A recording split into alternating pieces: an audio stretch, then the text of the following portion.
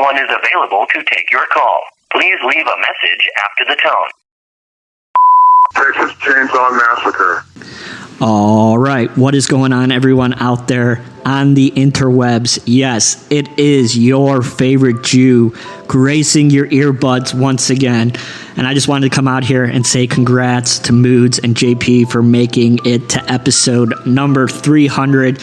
You know, when we started to do the show 13 or so years ago, the fact that I would even think we would have made it to episode 100 is crazy, but the fact that those two dudes have banged out 300 episodes now is absolutely incredible. And Tyler has been on there week after week crushing it with them now, so I just want to shout out Tyler as well for filling in and just absolutely crushing it on a weekly basis. So like I said, when we did the podcast, 13 years ago, I wouldn't even think in the year 2025, almost 2026, that the show would still be going on. And even though I'm not really part of the show anymore, I just want to thank everybody who has, reached out since I've left and commented how much they enjoyed my time on the show and appreciated the chemistry that me, Moodz, and JP had throughout the years. And, everybody's always saying to me, oh, please come back, please come back. Just want to get it out on the air now. That's probably not going to happen. I feel like, I'm at a different point in my life now than when I was on the show. And, things along the lines like that. It's just not going to work. But I really do appreciate that Moodz and JP are still out there kicking ass on a week-to-week basis, delivering some awesome 22 shots of Moodz and horror enjoyment. So again, congrats guys on episode 300. I hope everybody out there is doing well in the universe. I am still here. I am still kicking ass, and I still love everybody who still loves the show from back in the day.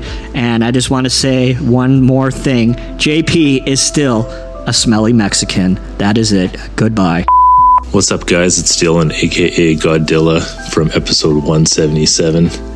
I just wanted to say congratulations on episode 300. That's incredible. You guys are the reason I started listening to podcasts in the first place. You guys have been crushing it since episode 1, and I can't wait to see what you guys do in the next 300 or more episodes. Again, congratulations. You guys are awesome. Hey guys, this is Chris, aka Critterbuster, and I've been a fan for a long time. Back in the early days, I was even part of that YouTube channel called Body Bags, back when JP and Moodz were a part of that. And I was actually on one of the episodes of the podcast, the most important and the best episode 291, The Critters franchise. Congratulations guys on reaching 300 episodes. You guys rock. Keep it up. Can't wait to do this again for episode 600. Yeah, you hear that? That's the sound of horror history. 22 shots locked, loaded and louder than ever. Moodz, JP, Tyler, episode 300. Let's fucking go. I load up the mic like a 22 gauge. 3 kings of horror tearing loose from the cage. I step to the mic like a killer with a plan. Moodz in the zone, got the blood on his hands. JP talk fast, got the box set truth. Dropping horror wisdom every time he hits the booth. Tyler Wild got that chaos spark. Laughing while he breaks down films in the dark. From slashers to found footage scares that bite. They dissect horror like a morgue at night. Retro cuts, deep talk, full send. Ain't no fake hype, just real dead friends. Podcast legend, yeah, the fucking name is lore. 22 shots, that's the blood in the gore. A 22 shot, click, clack, let it roll. Moodz, JP, dropping guts on the floor. 22 shots, my heads want more. Screaming out loud like a fucking chainsaw war. Ain't no PG talk, just the realest in the zone. Critics duck quick when the crew take the throne. Moodz got movies stacked wall to wall. From Full Speed to Romero, he collect them all. JP break it down with the knowledge and heat. Watch his step when he speaks, that critique's elite.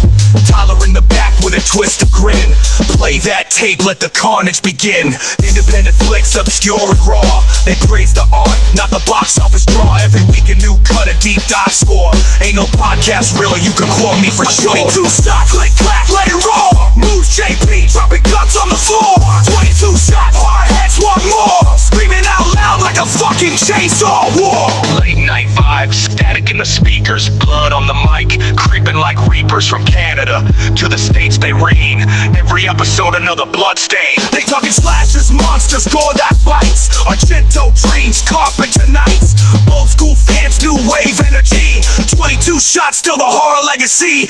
Years deep, no sellout, no shame. Respect the grind, remember the name. From the graveyard shift to the podcast lore, it's 22 shots forevermore. 22 shots, Moodz, JP, Tyler. 3 killers, 1 mic. Now that's horror. Yes, y'all, it's going down right now. Episode 300 of the 22 Shots of Moodz and Horror podcast is coming at you live and direct with the homie JP, also known as the Mexicans. And of course, we got Mr. No Fact Checks Tyler, also known as Mr. Saucedo in the house. And I be your host, the Toxic Offender, also known as Moodz. Yeah. What's going on, dudes? Happy to finally get this fucking bad boy out of the way. Episode 300. Holy shit, bro. I am super hyped after hearing that intro, man.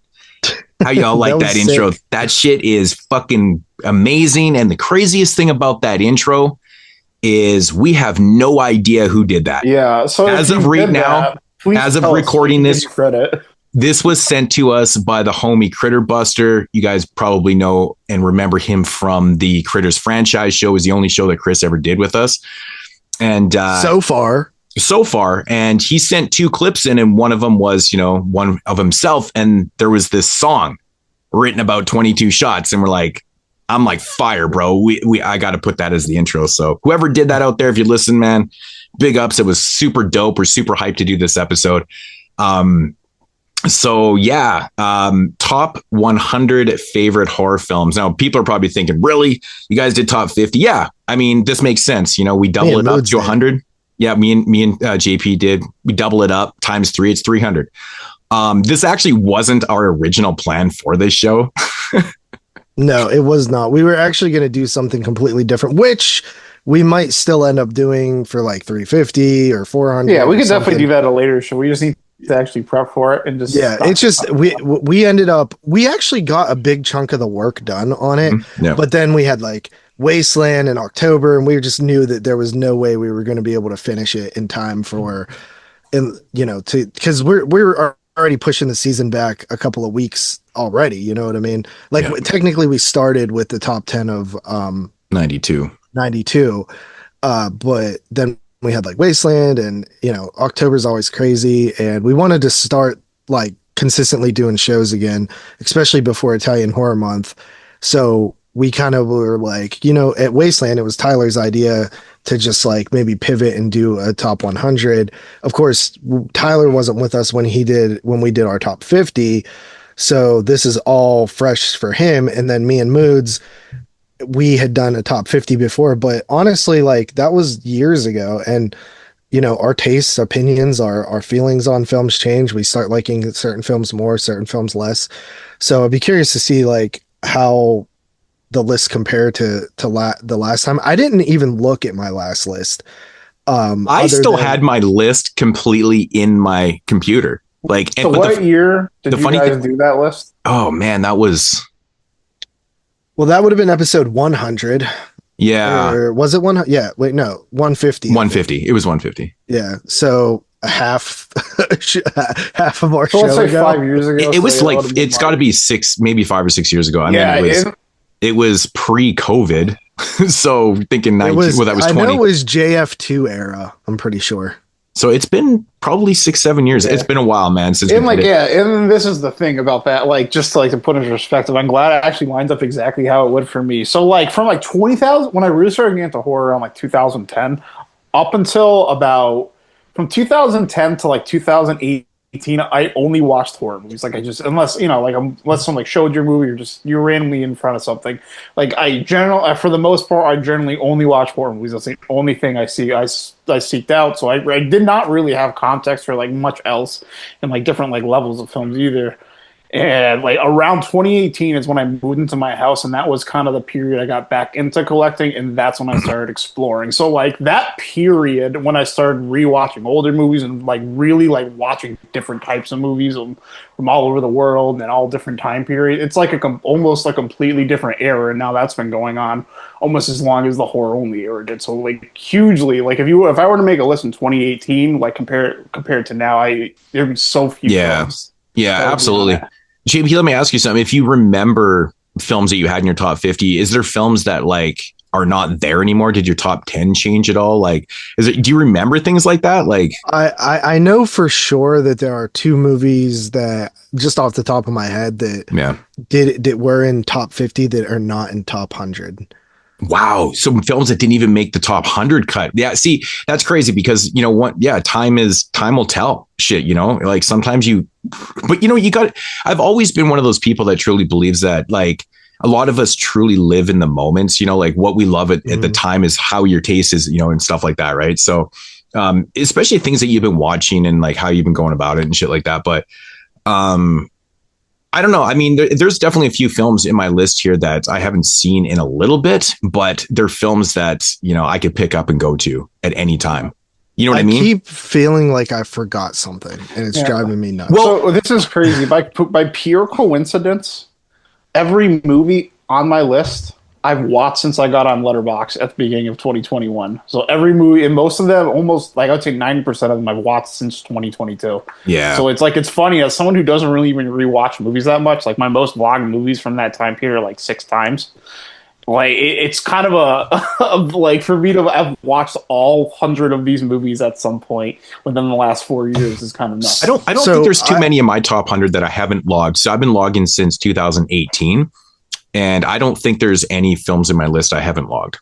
I would be surprised if there's any in mine, considering I have films dating back to 2012.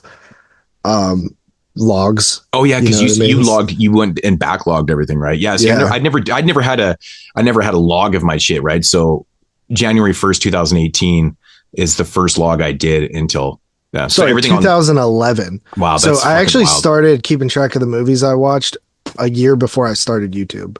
Yeah. So, but like, it's so crazy because back then I think I watched like 55 movies in a year that are horror or something, you know? So it's like just so different. Like my first couple years are super light, but I did this list a little bit different than the previous list, I think. I don't even know really because it's been so long.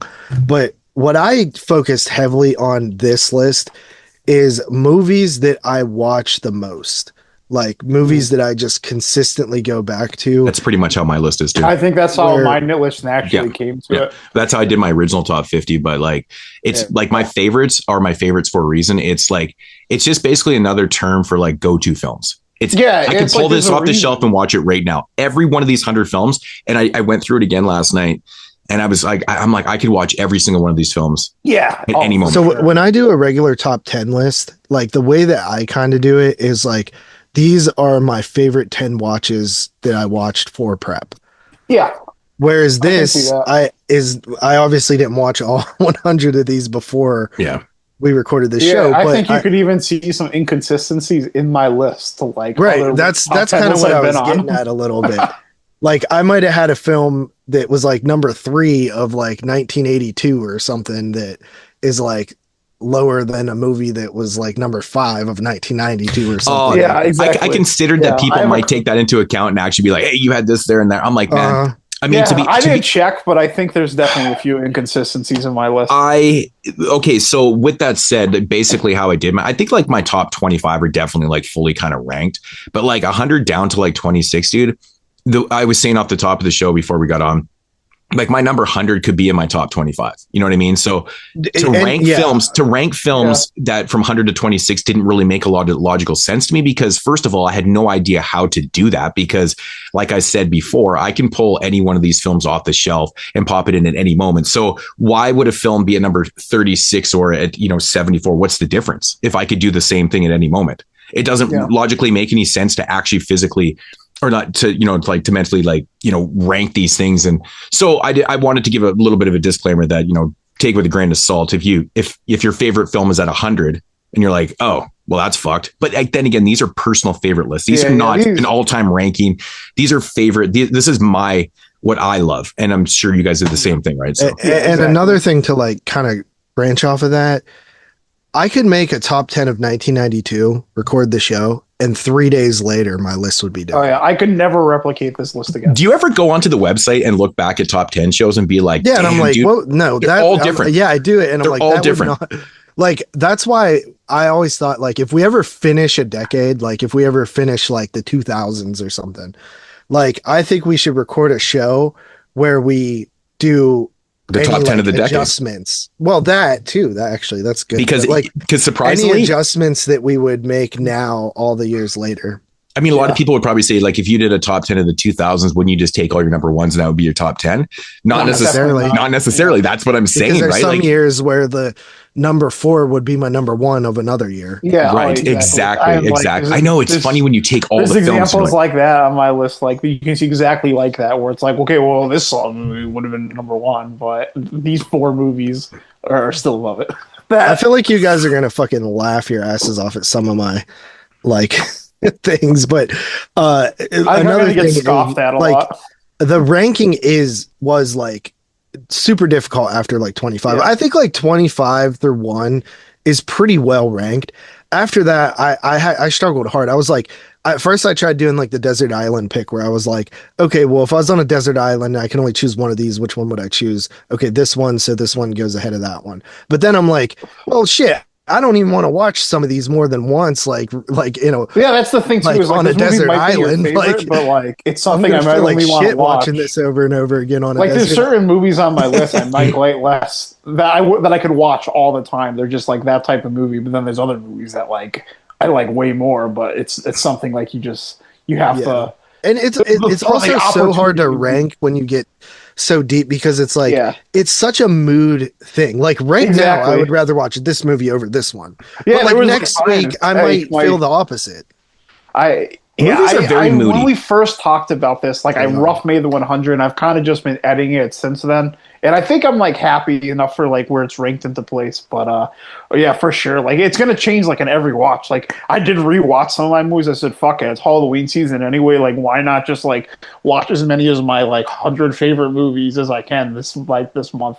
And like there's stuff that just it like there's movies that like swapped like 30 places after I watched them. Yeah, it's pretty wild. Yeah, but you know, so it is like a grain of salt list. Like right now, this is what I'm feeling is my favorite movies. Yeah. The top portion of the list is more solidified than the bottom portion. Yeah, I the would. second I half. would agree with that. Yeah, like I said, again, with the disclaimer, like, I mean, the way the films are listed in my bottom of my order is just like, it was literally like how I was thinking of them. And I did move things around, and then I was like, I can't rank this. I just realized it was a lost cause for myself, and it was causing me a literal headache. I was actually getting a headache doing it. And I was like, oh, I don't know if it was the 15 beers I drank while watching the Jays 7, but yeah, I don't know, man. I just got to a point where I was like, there's no point in overthinking this. I love all these movies. It doesn't matter if one's at 32 or one at 70, like, 76. I'm still going to watch it. They're all movies I love. And it's crazy to think because I could have done another 50. Like, there's a lot of movies I love.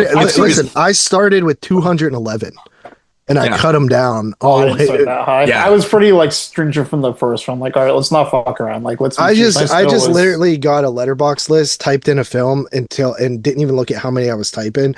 And when I finished, I was at 211. And I was like, well, that's not going to work. We should do a show one time where we do like a modern list where we just like, we list off maybe like top 50, like say 2000 post films, like all modern type films. That would be an interesting list to see. Because my list definitely leans heavier on older shit. That's what I'm saying. And I know our lists are probably going to be a little bit more, I don't want to use the term nostalgic because just older. The films are going to be older than 25 years. Funny. That's the thing that I found the biggest struggle with ranking it is it's very difficult to rank something maybe you've just seen for the first time in the last few years.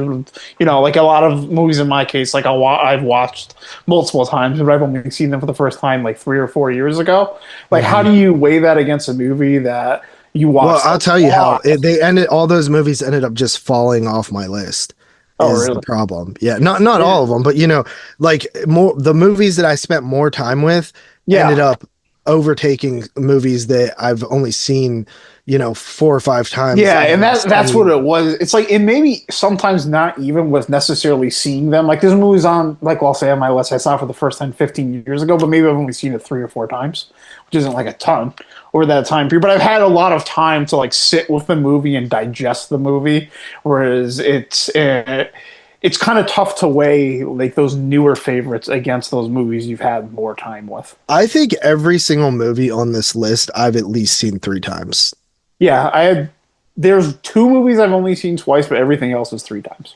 Oh, absolutely. Honestly, I would say the majority of my list, I've seen these movies over 5 times. I'm just one of those people like when I think of, if I'm just having one of those nights where I'm not doing any prep for this show or Sin Bin or 31 Days, or like we're always watching fucking movies for some type of prep.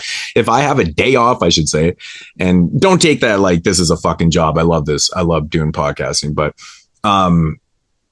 if I just have one of those days where I'm like, you know what, I'm going to watch a bunch of shit, I gravitate to like my favorite movies. You'll see that I rewatch shit all the time. Like I will pop in, The Beyond, or I'll pop in fucking, it doesn't matter. It doesn't even matter what it is. Right. I'll just go and throw it in. And I always gravitate to like my favorite movies. I don't just be like, oh, I haven't seen this one in a while, I'm going to check it out again. I never think like that. Like if I'm out at the cabin, I got that projection. I start to miss movies. I think that's the thing with me. I always bring up my favorite movies. Yeah, I always bring up my favorite shit because I want to watch them like that. Yeah, that's how I was picking movies that I was going to rewatch from this list. I was like, what movie do I just miss? Like, I feel like I haven't seen and just know in a while, and I just kept picking movies like that. Like, I had so much fun this summer doing. Actually, a lot of movies on this list that I've watched in the last 2 months, just from, like you said, just a lot of times, like sometimes I don't log movies that I didn't like finish or something, but I never do. Like actually. I'll throw on like some of these movies like at night, like if I'm trying to like go to sleep. Like a lot of these movies, if it's streaming somewhere, I'll like just play it and go to sleep to it. And that's like seriously that, like almost all these movies are just movies that I love to watch. Now, some of them are, seasonal, if you will, like that. Yeah, I'll watch more around a certain time. Yeah, that's a good point. Actually, maybe they've become a favorite because a certain season comes around every year. Right. And it's time. I know there is some weirdos out there that like can watch Christmas movies in the summertime, like willingly. Every once in a while, we end up watching like a seasonal film out of season because it's usually prep for some show that we're doing or something like that, and you just have to fit it in. But that's different though. But like for me to pop in Silent Night, Deadly Night in fucking June 23rd, I'm like, you know what I mean? It's like it just feels really wrong to me. It ain't the same. It just doesn't have the same appeal. July, so you could do Christmas in July. Yeah, exactly. Yeah, but even Halloween films, it's like I know there's a lot of people out there like, oh, I can watch any of the Halloween franchise films any time of the year and stuff. I'm like, I don't. I prefer to watch them in October. It's weird, like those type of films. I'm so similar, bro. I cannot stand watching Christmas movies out of season. Yeah, it's like weird. Christmas season to me starts like November. Like so November on, I'm good to watch Christmas movies. But dude, after October 31st, which is obviously Halloween, November 1st comes. It's like you watch all your fucking Halloween films, and it's like, well, I'm popping in Christmas Evil tomorrow. Yeah, it's like Italian movies and Christmas movies. Yeah, like... Italian Christmas movies. Which is funny because like the two don't even meld. Like there's what? Maybe 2 Italian Christmas films. It's so weird. Night Train Murders and like what's the other one? Like it's so weird. They don't make holiday films. Weird. Yeah. So so that's kind of how we came up with our list. I didn't take it overly seriously. I just threw together some shit that I was happy with. One thing I'd like to also add about mine, and this actually just really goes back to the fluidity of things and our favorites changing. I actually had to discover what my favorite horror movie was through the process of this list. I didn't know. Oh, I had shit. I just literally got like, what? Really? I had one that I thought it was. And one that I thought that was going to contend for it, and I watched them both, and it ended up being neither of them. So what you're saying? How did you get like Moodz? How did you decide Dawn of the Dead was your favorite? It's spoiler alert. Yeah, well, everybody my favorite knows. movie's Blue Velvet, so it's like I've always just been like my favorite movie's Blue Velvet. So it's like I've almost skipped that layer of being a horror movie. My horror movie scenes many times over the last it's really interesting. I don't really remember when it, for lack of a better word, dawned on me that Dawn of the Dead was my favorite movie, but it's probably from repeated watches and stuff. But honestly, I just, it was something that, again, what we talked about earlier was me always going back to it. There was something so right about that movie that it just always sucked me back in. And it was one of those things where, like, I had, a lot of VHS back in the day and stuff. And it was definitely those moments where it was like, I would just watch that and I would pop it in again. And then that's when I realized that, I watch my favorite movies. It's probably just because of repetitive watches. And there's something about the opening of that movie that literally gives me goosebumps, and like I get tingly all over every time. I know there's just something deep down inside of me that I just know that's my favorite movie. Yeah, it's for hard me, to explain. It was like I never really knew I never thought about it, and then I remember talking to someone around when I got on YouTube, and they were like, "What is your favorite horror movie?" And I was like, "Dude, I never really thought of it." And I started thinking about like the movies that I watched the most, and then also the ones that like impacted me the most. And that's when I like settled on Texas Chainsaw, because it was like constantly in my rotation. And also it was like one movie that like scared the shit out of me when I was growing up. And there's a few that have done that, but not ones that I watched as much as Texas Chainsaw. So I don't know. It just felt good after a while where I'm cool with that one. Do you think I was curious if it was going to change actually for this list. Do you think there's any first time listeners that are just like, these guys are giving away their favorite films? Probably. Yeah. But if you've listened, so come on guys, it's like revealing the ending of a movie that's like 56 or 60 years old. You're like, okay.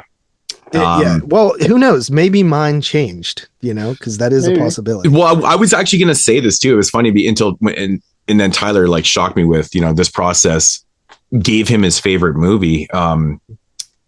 That, I felt like the last time we did this list, it was anticlimactic a little bit. So it's not overly anticlimactic anymore. Well, I think Tyler should go last then. Because Tyler, I don't know what it is, and either does the audience either. So that's kind of crazy. So yeah, like there was two. I was like, these are my 1 and 2, and then I watched them both. And after the second one, I actually slid past another movie, and then I just looked at the movie in the middle, and I was like, it's this one. It always reminds me of this comment I had when we used to do the top 10 Tuesdays. I remember doing a top 10 zombie list. And I said right off the hop, I'm like, well, for the people that follow me on the show and, my channel, this is probably going to be pretty anticlimactic. And of course, the comments were like, even though it was really anticlimactic, their number one it was still entertaining to watch. And I was like, yeah, I know it's kind of a funny one to do, but it is what it is, man. I mean, I'm assuming 98% of the people listening to this has probably heard the show and probably knows our favorite. I mean, we talk about it all the fucking time. We've covered the Dawn, we've covered Chainsaw, we've covered everything. You watch videos. I mean, there's weirdos out there like Tony. Tony doesn't watch fucking YouTube. It's so crazy. I don't know. I thought that was really weird, but so yeah. Anyways, yeah. I think Tyler should go last since he has the one that we don't know. Yeah. One last thing I'd like to add about my list is I want to make sure there is no funny business on this list. So there are no movies that do not have a horror tag on my list. There's exactly one exception. So you were going by IMDb for that?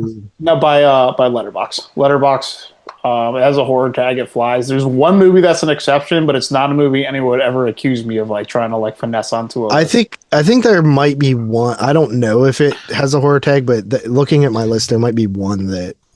Yeah, I mean, there's plenty of movies like I would accept, but it's just like I'm not going to have movies like Picnic at Hanging Rock and Woman in the Dunes that I glaze all the time. You know what's really interesting? I never even thought about that. Yeah, I mean, that's why I never even considered that an option. Arbitrary. I just put it as something. It was just something for me that I didn't want to like get into that territory. It was like, man, I love Wake and Fright. Oh, fucking, it's a horror. You know what I mean? Like, it's good for a list, but I'm not going to do that for like my top 100 horror movies. Yeah, so I just thought of one film that was on my list. I'm not going to say what it is, but I just actually punched it into Letterboxd, and it does have a horror tag, which is actually going to enrage JP. It's really funny, actually. I never thought of this because I always think that I just know if it's a horror film or not. You know what I mean? Like I just never really think twice about it. I'm like, if I consider it horror, then it's horror. I may have a cheat on here as well. So the movie that I'm cheating on, like no one would ever think like, oh. I think that there's definitely one film that might, yeah, but obviously everything on my list is got a horror tag. It's a horror tag, it's like galore in here. Okay, yeah, no, that's funny. I'm excited to start. I want to know what you guys have. So we did like a little weird thing before the show, and like we just kind of got discussing about like how we all know that our tastes are quite different. So me and Tyler were bantering before JP got on, and we're like, how many films do you think all three of us are going to have the same? And I said maybe 15 out of 100, and that's pretty fucking low considering just three people to have 85 different films. It's crazy. And then I said, me and Tyler would maybe have like 14 in common. And I said, me and JP, like 22 to 25. That's what I was kind of thinking. I'm guessing 30, just a random number that I feel like that me and you might have, but it might be less. It could be more, it could be less. That's the thing. That's the beauty about these lists. It just really, I think me and Tyler might have like 8. So we would have me and you. Yeah, that's what he said. He said you guys are going to have the least amount for sure. Yeah. I mean, I think that people that know me aren't going to be surprised at one of my titles, but yeah. All right. So before we get into these lists here, I just want to thank everybody that dropped us a line and left us a message, and you'll hear those throughout the show. So once I get all the clips and stuff like that, and then again, thank you for everybody for ever appearing on the show, and dropping the clips and stuff. We really, really appreciate that. We pretty much got really cool. Everybody that ever was on the show except for maybe a couple people, but just mad props to people. I'm just so taken back by people actually took the time to do that and shit like that. So it does mean a lot. It does mean a lot to us to have those messages and stuff. And it was just awesome to hear some voices that I hadn't heard in a while. Like Kyle sent one in, I think yesterday. And I was like, oh, there he is, man. And like Kyle, like for the old school fans of the show, Kyle, like, man, he did a fucking lot of shows with us. He even said in the thing, he was the first, wasn't he the second host, like after Jeremy, like the first full-time guy? I think so. Jeremy. But he said in his message, he wasn't sure what his first show was. Was it the Children of the Corn episode? That's what okay. So I was right. I immediately thought it was Children of the Corn because we always joke about how that was like one of the biggest and craziest franchises, right? That we had done at the time, like that, like nobody covers that, and we did it, and it was like the first show we'd ever done. It was wild. So yeah, but yeah. Anyways, thank you to everybody, and with that said, let's get into this top 100 favorite lists portion of the show. Yeah. Hey guys, it's Christian. I just wanted to congratulate you on hitting episode 300. That's awesome. Fucking milestone. You know what? I can't remember the first episode I was on. I mean, I was a late bloomer of the Exploding Heads crew. I was holding out for more money. You know how it is. Anyway, since my memory's shit, I decided to go to AI. So this is what Copilot has to say about the whole situation. Christian Luciani has appeared in over 100 episodes of 22 Shots of Moodz and Horror, primarily as co-host. Often referred to as Moodz, he's one of the founding members and central voices of the 22 Shots of Moodz and Horror podcast. The show began in 2013 and has released over 320 episodes as of 2025. Luciani has been a consistent presence throughout the podcast history, contributing reviews, commentary, and deep dives into horror cinema. There you have it. Who knew? Anyway, all the best, congratulations, and here's to even more episodes in the future. Take care, guys. Hey, what's up? 22 Shots of Moodz and Horror. And you folks listening, this is Dave Z. Just heard me on the last show. Here I am again. Okay, so episode 300. Wow. For real. Amazing. My podcast is not going to hit that, unfortunately, but I'm really happy that you guys are, because, I got nothing but love for y'all. And truth be told, I don't know what these guys are even doing on the show. I'm sure there was discussions earlier. I heard a couple of things on the show and even behind the scenes, but I didn't press him. I didn't press them to find out. I'm sure they'd probably tell me if I really did, but I didn't. So I love surprises, and I'm going to listen. So congrats again. Can't wait to listen. And talk to you guys later. Go Bills. and take the sabers with you. Peace. 1957. Hello, 22 Shots. This is Brandon Orlick of Exploding Heads Horror Movie Podcast. Well, formerly. Anyway, wanted to wish you guys a big congratulations on 300 episodes. Super impressive. Talking quietly. Don't want to wake Father up. It's late at night. I'm sorry to do this so last minute, but congrats on 300. That's a big accomplishment. JP, you asked me to recall the first guest spot I did with you guys, and honestly, I can't remember because there's been so many and they've all been a blast, but I remember it all started in about 2013-14 when I discovered you guys, joined the group page and started leaving voicemail messages for you and Moodz and Jeremy, and honestly, it's been a blast the whole time, and your passion and dedication to the podcast is fantastic, and congrats to you guys, seriously, well done. I'm looking forward to hopefully joining you guys at some point in the future for our best of show, because those were always such a blast. All right, guys, congrats, and I'll talk to you soon. 1, 2, 3, 4, 5, 6, 7, 8, 9. Alrighty, so let's get into these lists. 100 favorite horror films of all time. JP, do you want to start us off? Yeah, I could start us off. That would be fine with me. So, my number 100 kind of snuck in last minute. Obviously, there was a ton that I was going through. Because, like, I mean, let's be real. Like, it could have been easily 150, you know. But we had to cut it down to 100. And I thought about this film for a while, and I was like, dude, I really do love this movie, and it's grown on me a lot over the years. I used to have issues with it. It did make my top 10 in 1972, and it is The Last House on the Left, directed by Mr. Wesley Craven. Nice. His first film, in fact. So yeah, The Last House on the Left, I think that when watching that movie, I get the ick so bad. It is so 70s, and just like the culture at the time, like the vibes, like the way that Wes Craven sort of took what, you know, a lot of people talk about like post-Vietnam films and stuff like that. I think that Last House is one of the strongest case for that argument that there was something shifting in the early 70s with, you know, possibly a little earlier with, you know, Herschel Gordon Lewis's stuff where it was a little bit nasty, but to me that always felt like super cheesy, where this feels like raw and real. And although there is some musical choices that is a bit odd in this movie, I've definitely calmed down on it a little bit, where it's sort of like just juxtaposes the violence, you know what I mean? So it's like, I get it. But I think the most like, our next top 10 show is 2004. And one of the most important things to have ever come out in horror for me came out in 2004. And that's Bravo's 100 Scariest Movie Moments.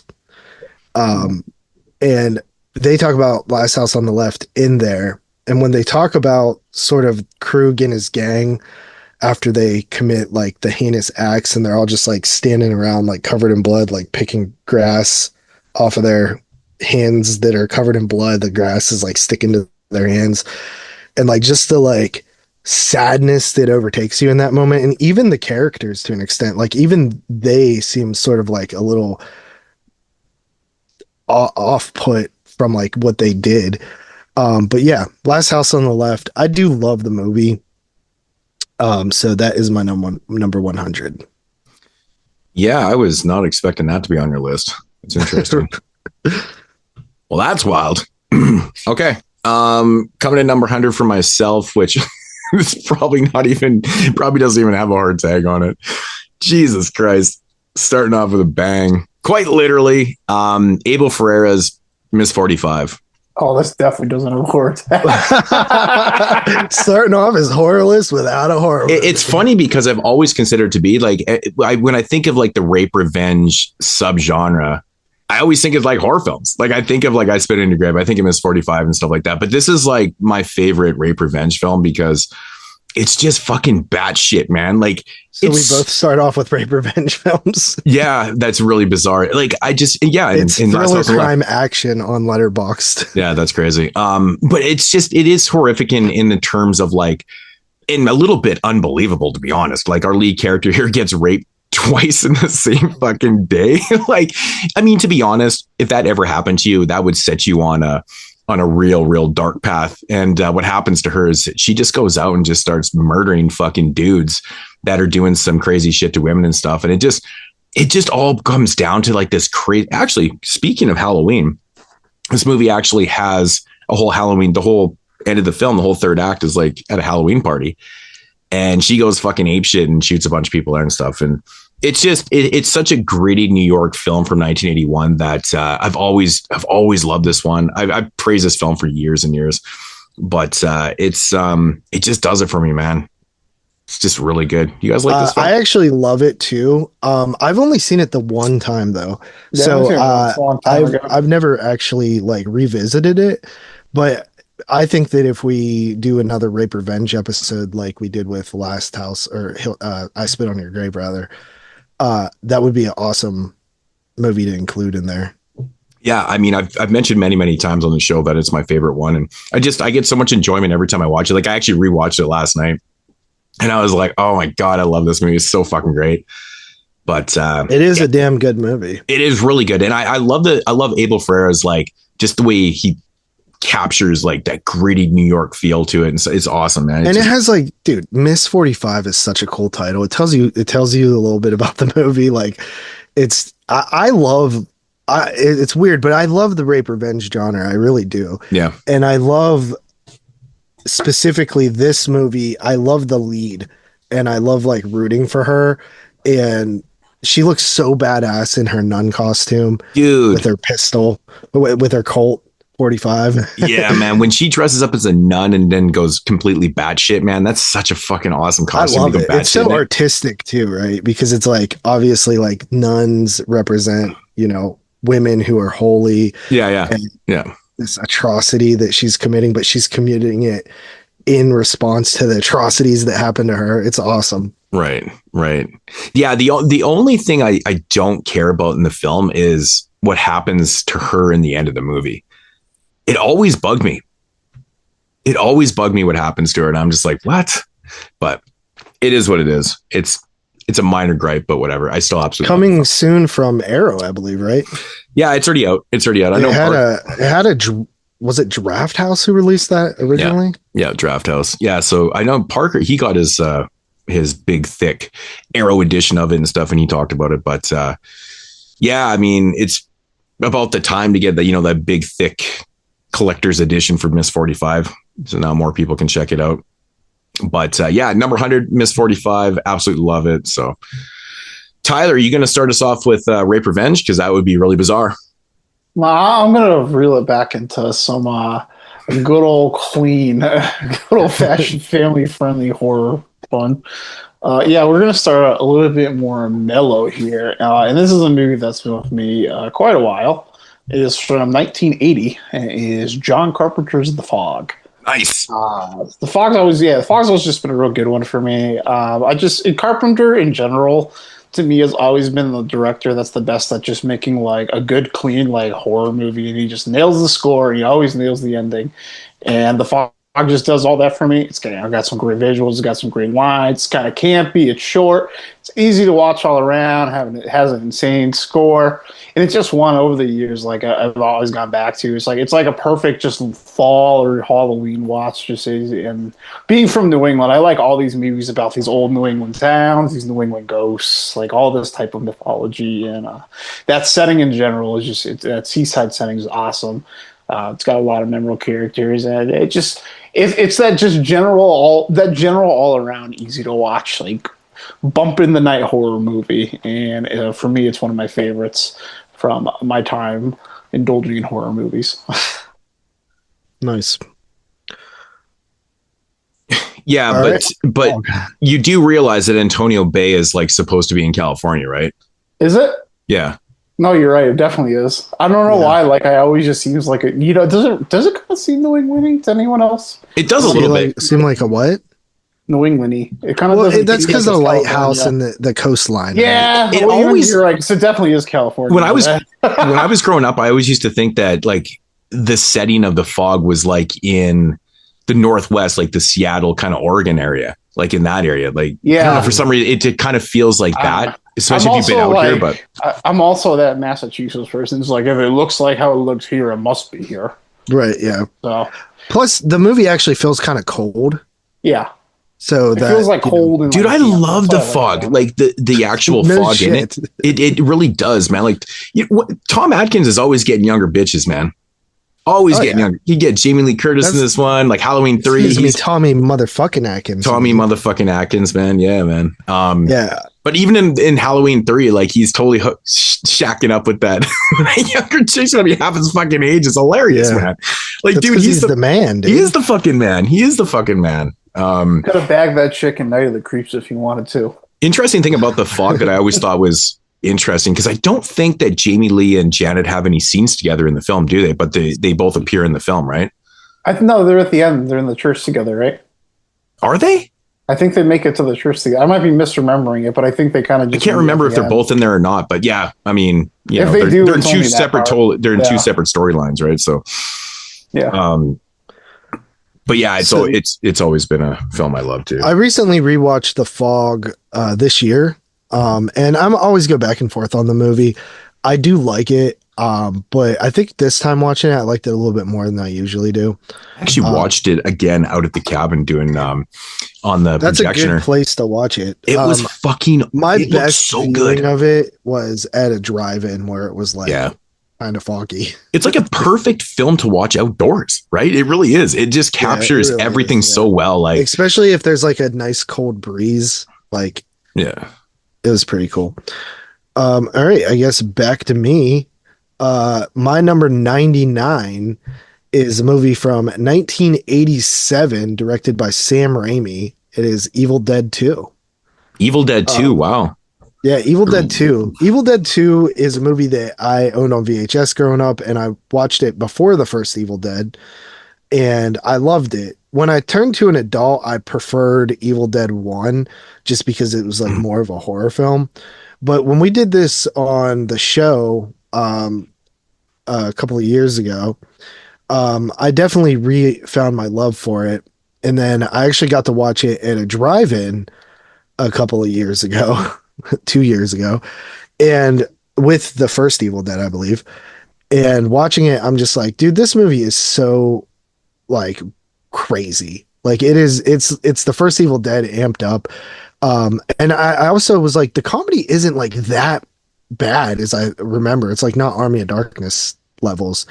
But it still has some comedy in there. But I remember as a kid, like whenever Ash is like thrown down in the basement and they start playing the tape recorder, and it's like, I had to bury Mary in the basement, and he's like, oh shit. And then the fucking Deadite pops up. It's scary as shit.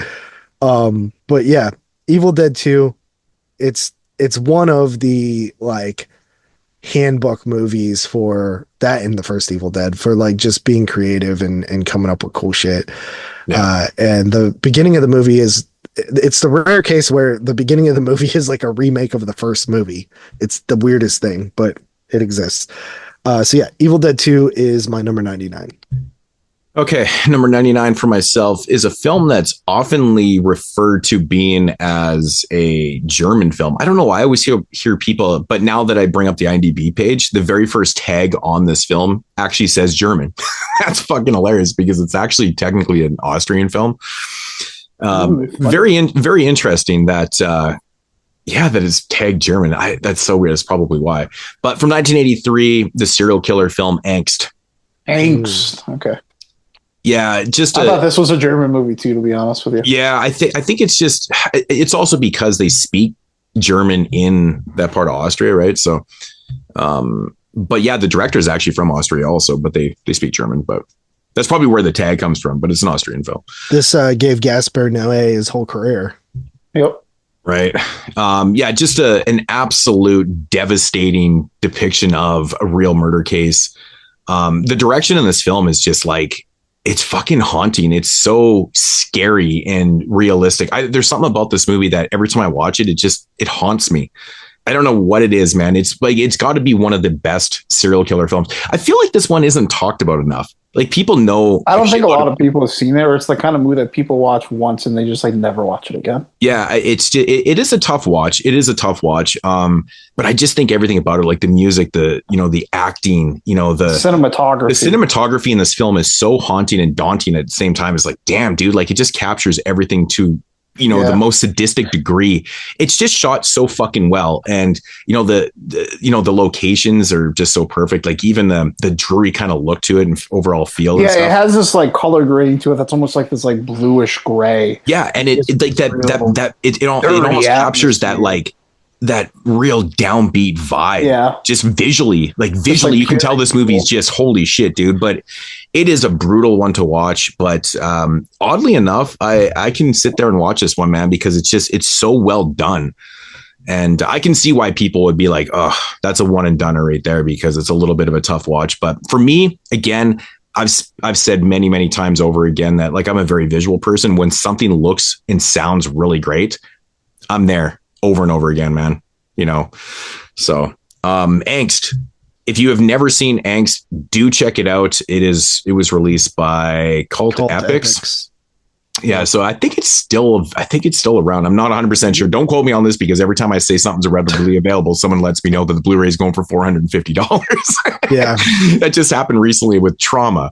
I had no idea. So, but if you can get your hands on a copy or whatever, I think it's actually streaming somewhere, isn't it?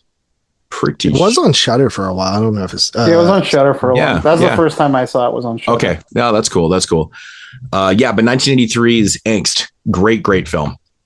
Nice choice.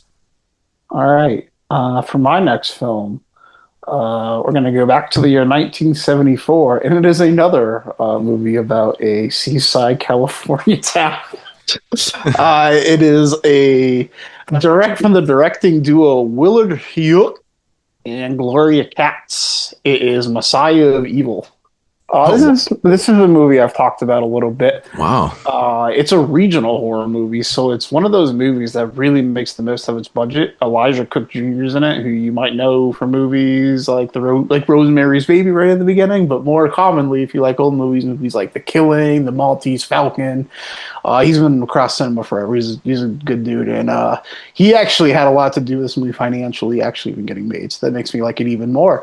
But it's really, I like this for the same reasons as I like The Fog. I think this movie is really just a less flashy version of it, and I think it has more quiet, like dreadful horror, which I like a little bit more, I think, as an adult.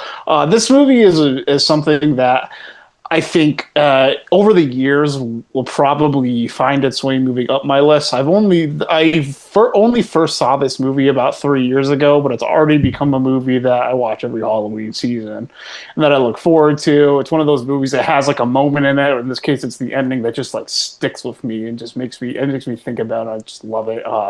It's got some great scenes, like the movie theater scenes and the performances. It's core done so simply and so effective. And a lot of those movies that just create this really dreary tone, it makes the most of what it has, and they do it for me. Ingenuity and good camera work and atmosphere is free.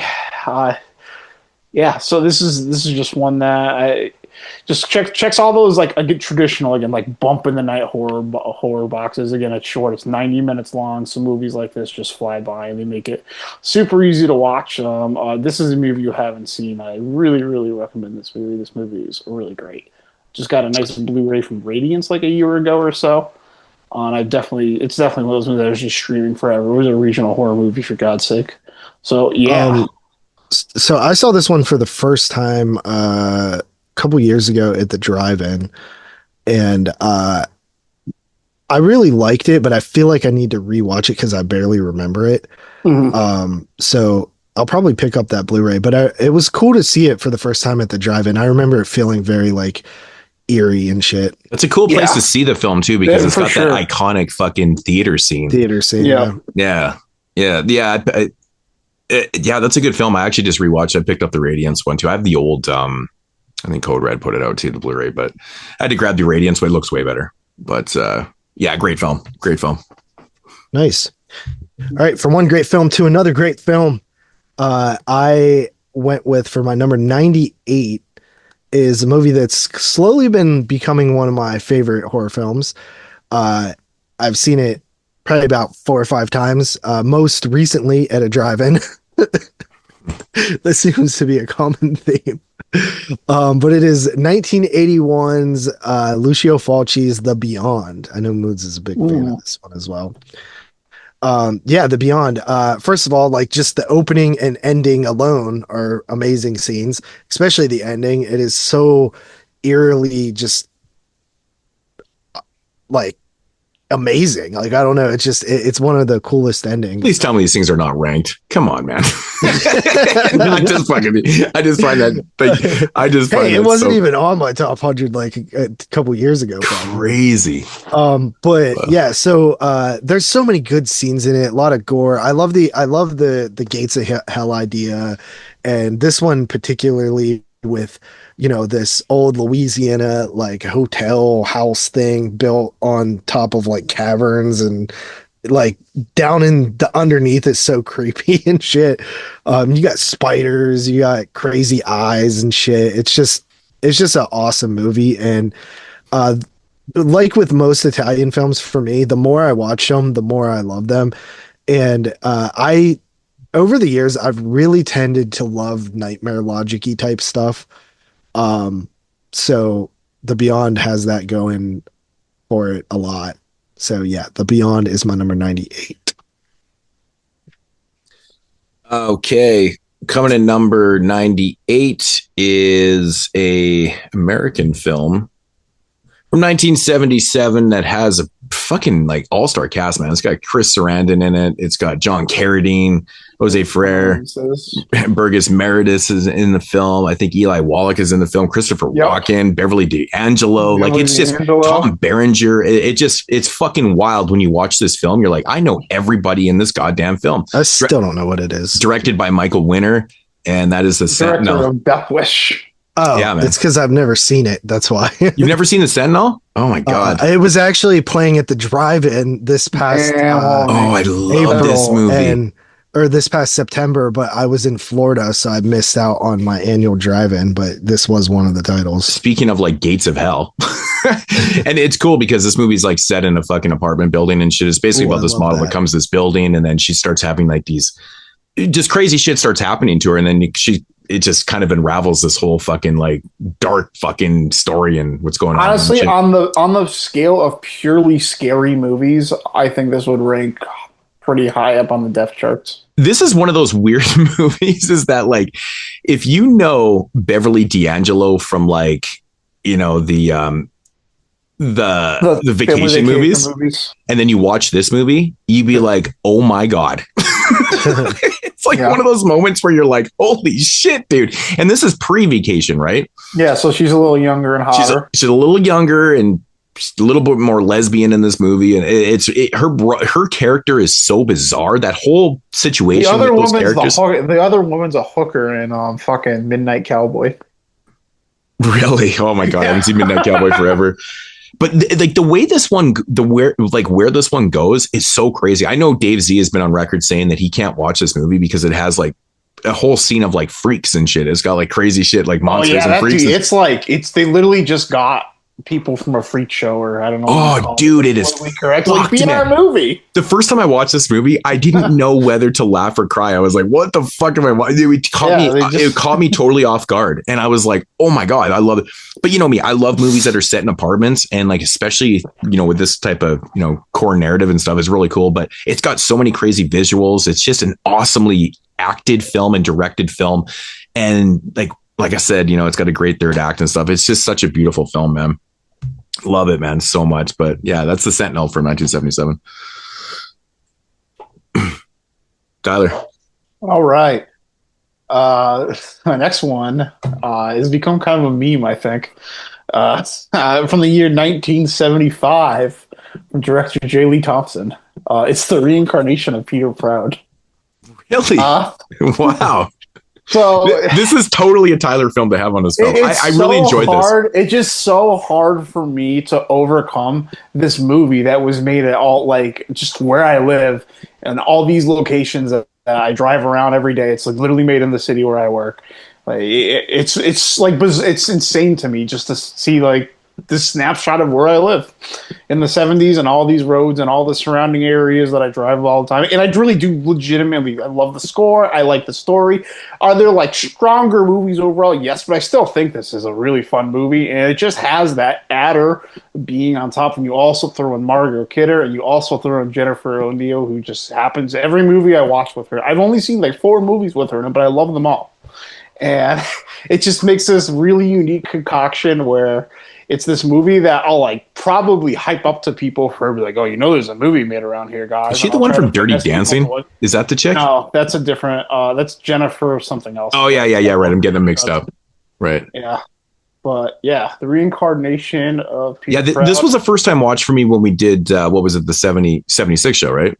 Or 75 show. 75 show. Yeah, so I watched it twice for that. I watched when I first got it. And then when I got it, I showed like 2 people right away. What number was it on your top 10 list? It was my number 10 movie. Okay. Yeah. So I remembered. Yeah. Spoiler alert, I don't have 9 more 1975 movies on my list. But, but yeah, for that reason, it's just a movie I'll watch like forever. So. That's cool, man. That's cool. Yeah. JP. Oh, yep. Okay, my number 97 is a movie that I would be surprised if it was on anybody else's list, but it is one that I heavily rotate during the October month, and it doesn't have anything to do with Halloween, but it has something to do with someone who I feel always feels associated with Halloween, even though they technically don't. And that is Stephen King. This movie is from the year 1990. It is Graveyard Shift. I absolutely fucking love this movie so much. It's one that I love to watch. It's such a simple movie. It's not like overly complicated. There's no like real deeper meanings in it or anything. It's just a fun movie. And I remember like I always associate it with October because it always played on AMC Fear Fest, and before like internet and streaming and where it's funny when we talk about streaming and stuff, because when we started this podcast, there were like 3 streaming things. It was like Netflix, Hulu, and like Shudder didn't even exist when we started this podcast. No. So it like, going back 15 or 20 years ago, like TV was still the primary way I consumed content other than physical media. And AMC's Fear Fest would often show a lot of Stephen King things, and Graveyard Shift was always on there as well. I remember literally being at work when I first started working in hotels as a housekeeper, and I would always keep the TV on Fear Fest while I cleaned rooms, like during October. And I remember like Graveyard Shift came on, and I ended up getting real behind because I kept like stopping and looking at the TV and watching it. And I was like, shit, dude, I'm like haven't done anything in the last hour. And but yeah, it's I like the setting. It's a main setting. This such a weird like set piece, this cotton mill or whatever the hell it is. Mm-hmm. It's like they're just producing cotton in this mill, and it's hot as hell, and there's like a monster in the sub basement, and that's basically the plot. But it's awesome. I know Moodz likes this movie a lot. It's funny that you bring up the whole Fear Fest thing. So I was just in Seattle a couple days ago, and I got up early in the morning, and the wife took the kid to the airplane museum. He loves airplanes, so he went and checked out like all the World War II and I and Vietnam stuff. He loves museums. But I didn't want to go. It's not really my cup of tea. So I stayed in the hotel room. I'm like, I'll be back in a few hours. So I turned on Fear Fest on AMC, and I watched fucking Thinner and Graveyard Shift in the morning. See? They were having a Stephen King-a-thon, and I watched, it was Graveyard Shift, and then I watched Thinner, and then she came home. And it was kind of funny because the next movie playing was Carrie. And I was like, oh, okay, cool. And then it starts and it's the fucking remake. I was like, oh, Which come one? on. The one with Chloe Moretz, whatever. Oh, no. Chloe Grace. Yeah, I actually like all 3 remakes. So I was like, but we were heading out anyways. We were heading down to go do some shit. So, but yeah, so I watch these early in the morning. Just rewatching Graveyard Shift is, it's always a blast, dude. The characters in that movie are so much fucking fun. I know. You got Andrew Divoff in it. You got Brad Dourif in it as well. Brad Dourif's character is so fun. He's like one of the greatest monologues in that film, man. Yeah, dude. Like, he's just the best in that. I could watch a whole movie just with him exterminating things. But yeah, Graveyard Shift. I absolutely love that one, dude. I was kind of shocked that I felt this strongly enough to put it on the list, but lately, over the last couple years, I think we reviewed it on the show a little while back or something. Why did we review that? I don't know. Is it just like a Patreon pick or something? I'm not sure. It was like me, you, and Dave, I think. But yeah, Graveyard Shift is dope, dude. Yeah, Stephen Mock is just like amazing in the movie too. Almost every line that he spits, you're just like, damn, man. Yeah, and his name is fucking Warwick. It's like, it is Warwick. Yeah, I know. Every time you think of the name Warwick, you think Warwick Davis for sure. Right. Yeah. So, all right. But yeah, even watching Thinner again, I was like, I just really enjoyed it. Like, it's never really been my favorite. I actually really like the book Thinner. It reads a lot better. Like, your imagination just it's just a better. Yeah, you can do a lot more with basically like thinning out. You know what I mean? Yeah.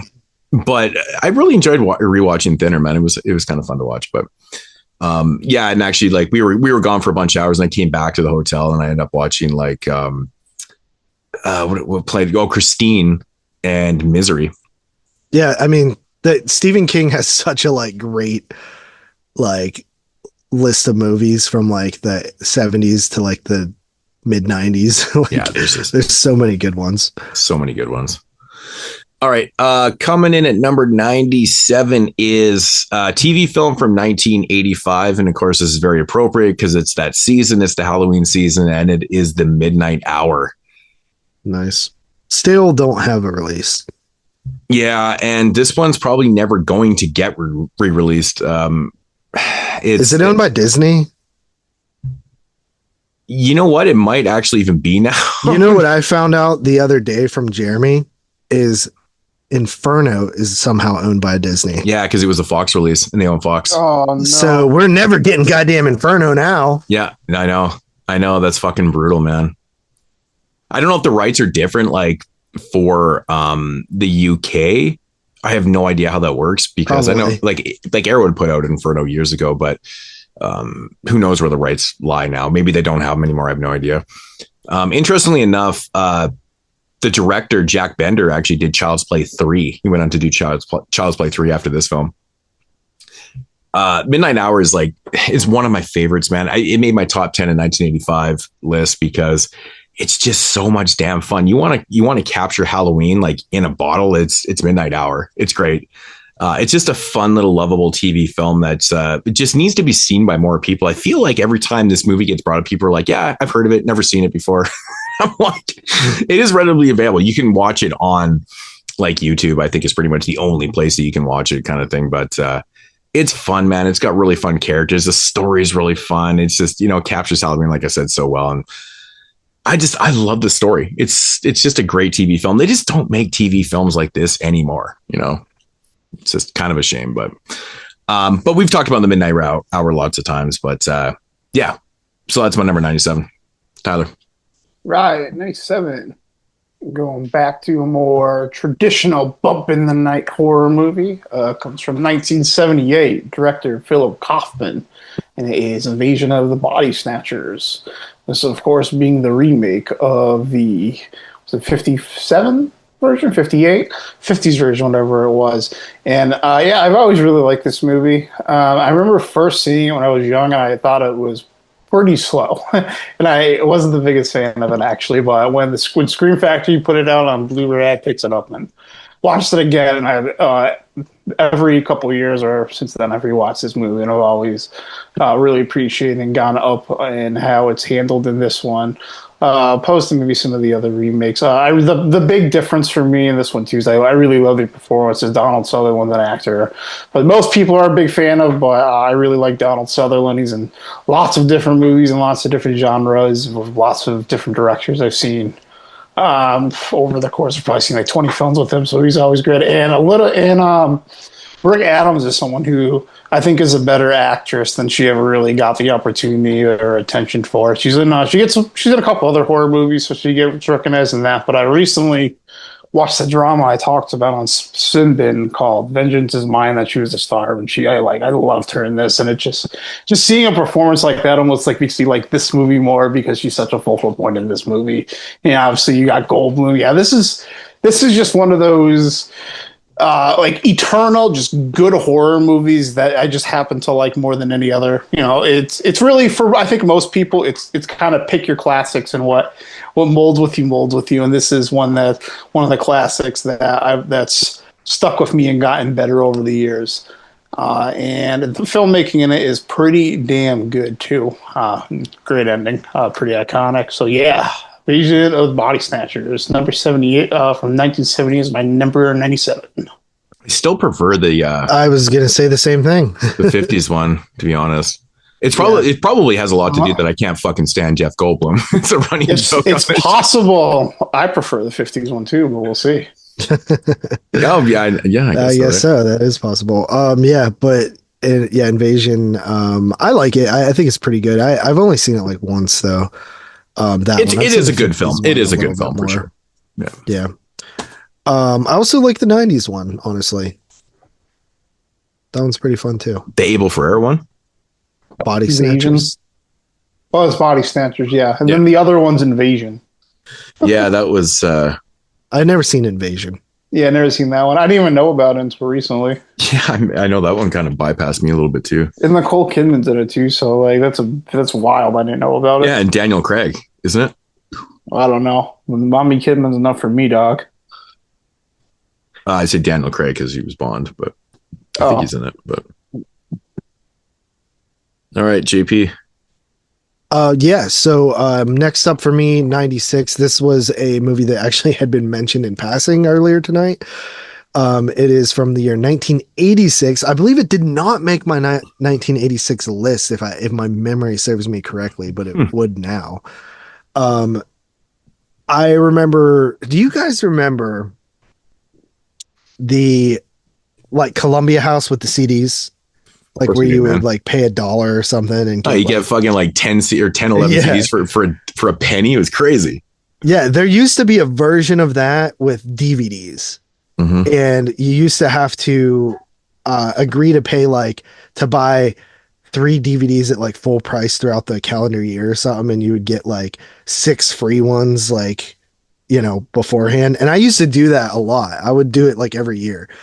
And one of the first times that I did this was back in like 2010 or something, was this movie, and it is Night of the Creeps, directed by Freddie Decker. Nice. Who actually, shockingly, I was looking at his filmography, he's only done 3 movies, which is crazy, because 2 of the movies are like all-time classics, right? Monster Squad and Night of the Creeps, and then he did RoboCop 3, and the weird thing, I forgot about this, but he wrote the fucking Predator, like the one from 2018, which is just so weird. Right. So weird, right? Like you almost feel like, is that you almost feel like, is that just like the same name but a different person? Yeah, is that a mistake? You're like, oh shit, it actually is the same guy. But yeah, Night of the Creeps, Tommy motherfucking Atkins up in here. I just love the whole vibe of this movie. You got zombies, you got like weird alien parasite things, you got like alien cookie monsters at the beginning of the movie, fraternities and pranks and shit. And honestly, the camaraderie between the 2 lead characters is so awesome, and it makes you like really like them. But yeah, this one has Tommy motherfucking Atkins. Yeah, this one has like grown on me so much over the years, and it's one that I actually feel like watching it right now. Like it's one of those movies you talk about it and you just like, I haven't watched that this year. Let me pop that one. I love it that it's like a love letter to like 50s kind of like. Yes. Yeah. I love that as well. But yeah, that is my number 96. Okay. Number 96 for myself. And I swear to the gods that I did not plan this. This is really weird. is Jack Bender's Child's Play 3. I just realized I had them back to back. The two films that he fucking directed are back to back. Child's Play 3, man, is a film that I've always praised, man. I love this movie. I love the setting of it. At the military base, I think it's fantastic. It's got like one of the most mean-spirited things where Chucky replaces the paintball cartridges with real bullets when they're supposed to go paintballing, and they end up shooting each other and shit. It's so brilliant to me. Always love this one. Child's Play 3 is fantastic. Chucky is like sadistic, man. Some of the lines that Brad Dourif that he spits in this one are just fantastic. But for me, like if I'm grabbing any film from the Child's Play franchise, man, I always gravitate to Child's Play 3. It's by far my favorite one. Yeah, I love Child's Play 3, man. Talked about it many times on this show. So that's number 96. Very nice, sir. Very nice. Right. 96. All right. Now we're going to finally do some traveling. From the coincidentally from the year 1996. We have who directed this movie? Of course, Herman Yau's Ebola syndrome. Nice. Ebola syndrome. For those of you who you guys read this before I was on the show, if I'm not mistaken. Yeah, we did it in Category 3, Volume 1. Yeah, so for those that know, Ebola syndrome is a Category 3 movie. Yeah, those Category 3 shows never do well. People are always like, man, I don't want to read movies. To me, this one is the one that's it hits the balance of being the most insane with the one I can take the most seriously. I also really like the Herman Yau's other movie, The Untold Story. But I think this one this one I think is a tad bit more violent and mean-spirited. And nasty. Yeah, it's like you could really go either way. I always have a habit of watching them together, and every time I think I just like the gap widens a little bit where I like Ebola Syndrome a little bit more, and the restoration on the Ebola Syndrome 4K is insane too. So it might even be one of the craziest narratives just of all time. The way this movie comes right out of the canon, it shows you exactly what it is, and just you see this insane, just like raping, like super violent beating scene right in the opening scene. It's just like Ebola Syndrome. It's so much fucking fun. This is another movie. Probably 4 years ago, I believe, was the first time I saw it. So it's a bit of a newer movie too, where this is about as high as I was willing to go with it, because I've only even watched it like 3 times since then. So yeah, Ebola Syndrome, 96. Nice. Yes. All right, my number 95 is a movie that I think I saw for the first time on this podcast, but I've seen it a handful of times since then. And one of the times was in the drive-in, actually, back in last year. So it is from the year 1988, directed by the homie Frankie Henenlot, and that is Brain Damage, which I actually have a signed copy here from the homie Henenlot when I met him. He's a very awesome guy. But yeah, Brain Damage. This movie is like oozes creativity, bro. Like Frank Henenlotter, I think this is his best movie. He does such a good job with the drug aspect of it and like the visuals, the blues. Elmer is a super cool character, and I absolutely love that little thing. Carly even bought like a little rubber Elmer that somebody made because it's so awesome for like $40 because it's really. Yeah, like it's like somebody made it. I just have so many jokes for this. I'm just not going to say them. A little rubber Elmer. Yeah. Shit. But yeah, I love just how like weird it is. Like Elmer like is injecting this hallucinogenic drug into dude, and it's just like it's badass, dude. I love this movie. Have you seen Brain Damage, Tyler? Yeah. Okay. Yeah, it's it forever just like keeps going up my list. Yeah, back in on the family video days when they would do the online sales, I would clean up on the arrows, and I think I scooped on one of these ones. Oh, really? Yeah, this would have been probably like 2019, something around then. Yeah. So, Brain Damage, love it. All right.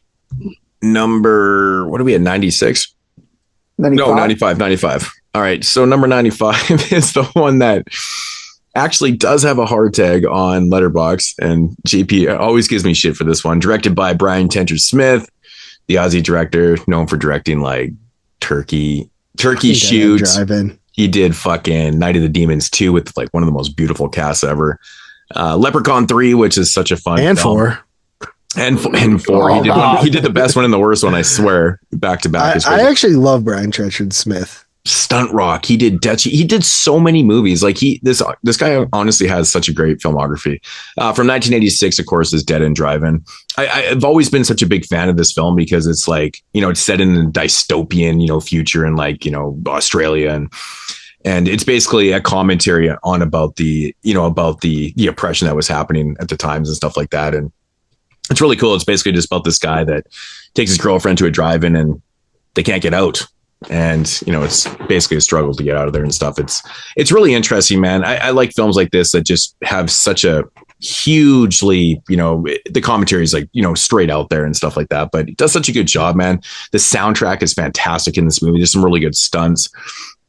Just a lot of really great sequences in this film. It really is. And, the girl that plays the love interest in the film, she actually was like a Miss Australia, Natalie McCurry. She ended up dying a few years back from, I think, cancer or something like that, which is kind of sad because she was so damn beautiful. But a film I always gravitate to. Love the soundtrack. Like the soundtrack is just so popping in it, man. It's crazy. It's so good. I'm shocked it has a horror tag. It does. So that was the one I checked right away. Maybe I should check Miss 45. Whatever. But I always consider those. But yeah, Dead End Drive-In, man. Again, made my top 10 list of 1986. So yeah, great film. All right, we're gonna go back as furthest we've gone so far. I got a Japanese movie for this one. It's from 1954. It is Ishiro Honda's Godzilla. This spot could very easily be Godzilla -1. But I think what edges this movie out a little bit more is I fucking love miniatures, and I think the editing and the way they're able to scope these really realistic, like terrifying action monster scenes is absolutely incredible in this movie, and it really stands out to me. It's got Takashi Samura as the scientist guy, who's like this giant iconic Japanese star, and starred in some of the most iconic, like the eternal movies ever made that transcend just Japanese movies, as an all invested Akira Kurosawa movie. So it's just so hyped to see him in this too. And I love that original Godzilla score, that like string just like it gets me so fucking hyped every time I hear it. And I'm just so excited like watching this movie when that score hits, you're about to see some shit. But yeah, this movie is just so much more impressive to me. And again, this is a movie I actually only saw after I saw -1. I was like, I feel like a pleb now. That is pretty crazy, bro. So I was like, I gotta, this I'm long overdue. So I watched it then, and then the 4K came out from Criterion last year, and I scooped that up and watched it again, and just like, this movie fucking rips, homie. So, and it just was a movie I felt I couldn't put too high on my list because it's so new to me still, but my list felt wrong without like squeezing this on there. So does it have a hard tag? Yes. I still want. A lot of Godzilla films don't.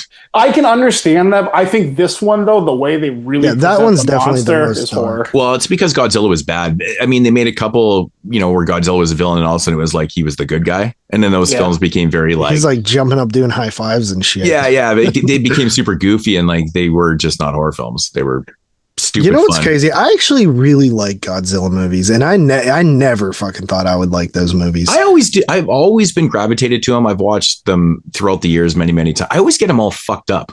Like I can never remember which ones are which especially titles. after like the first two. It's like I remember Godzilla, like, you know, I mean, fuck, dude, like the just the score in Godzilla. I've watched so many of them because of the fucking show. Like, because there's so many, like every year we pull the fucking Godzilla movie came out.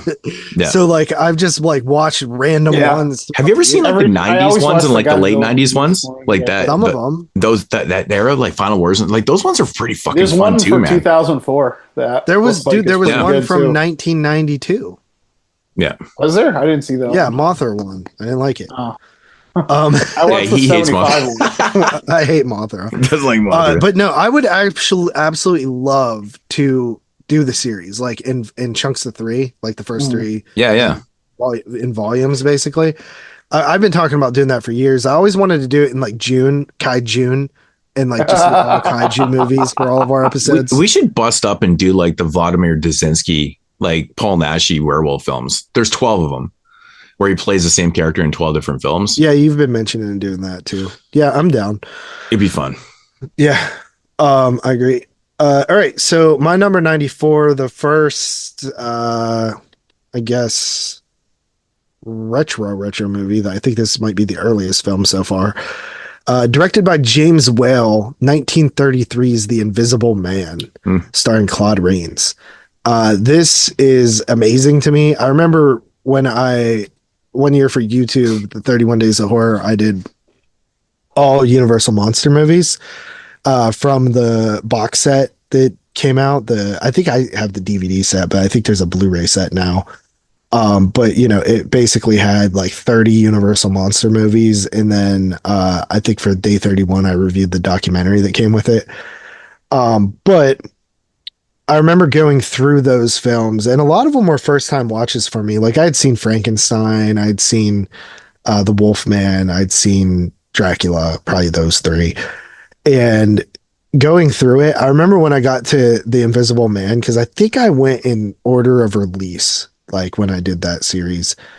When I got to The Invisible Man, it like blew my shitter out. I was like, dude, this movie's like kind of dark a little bit. Like The Invisible Man is like Freddy before Freddy. Like he's diabolical, man. He feels like the first troll to me. I love that scene where he like robs the bank and he throws the money. He's like, money.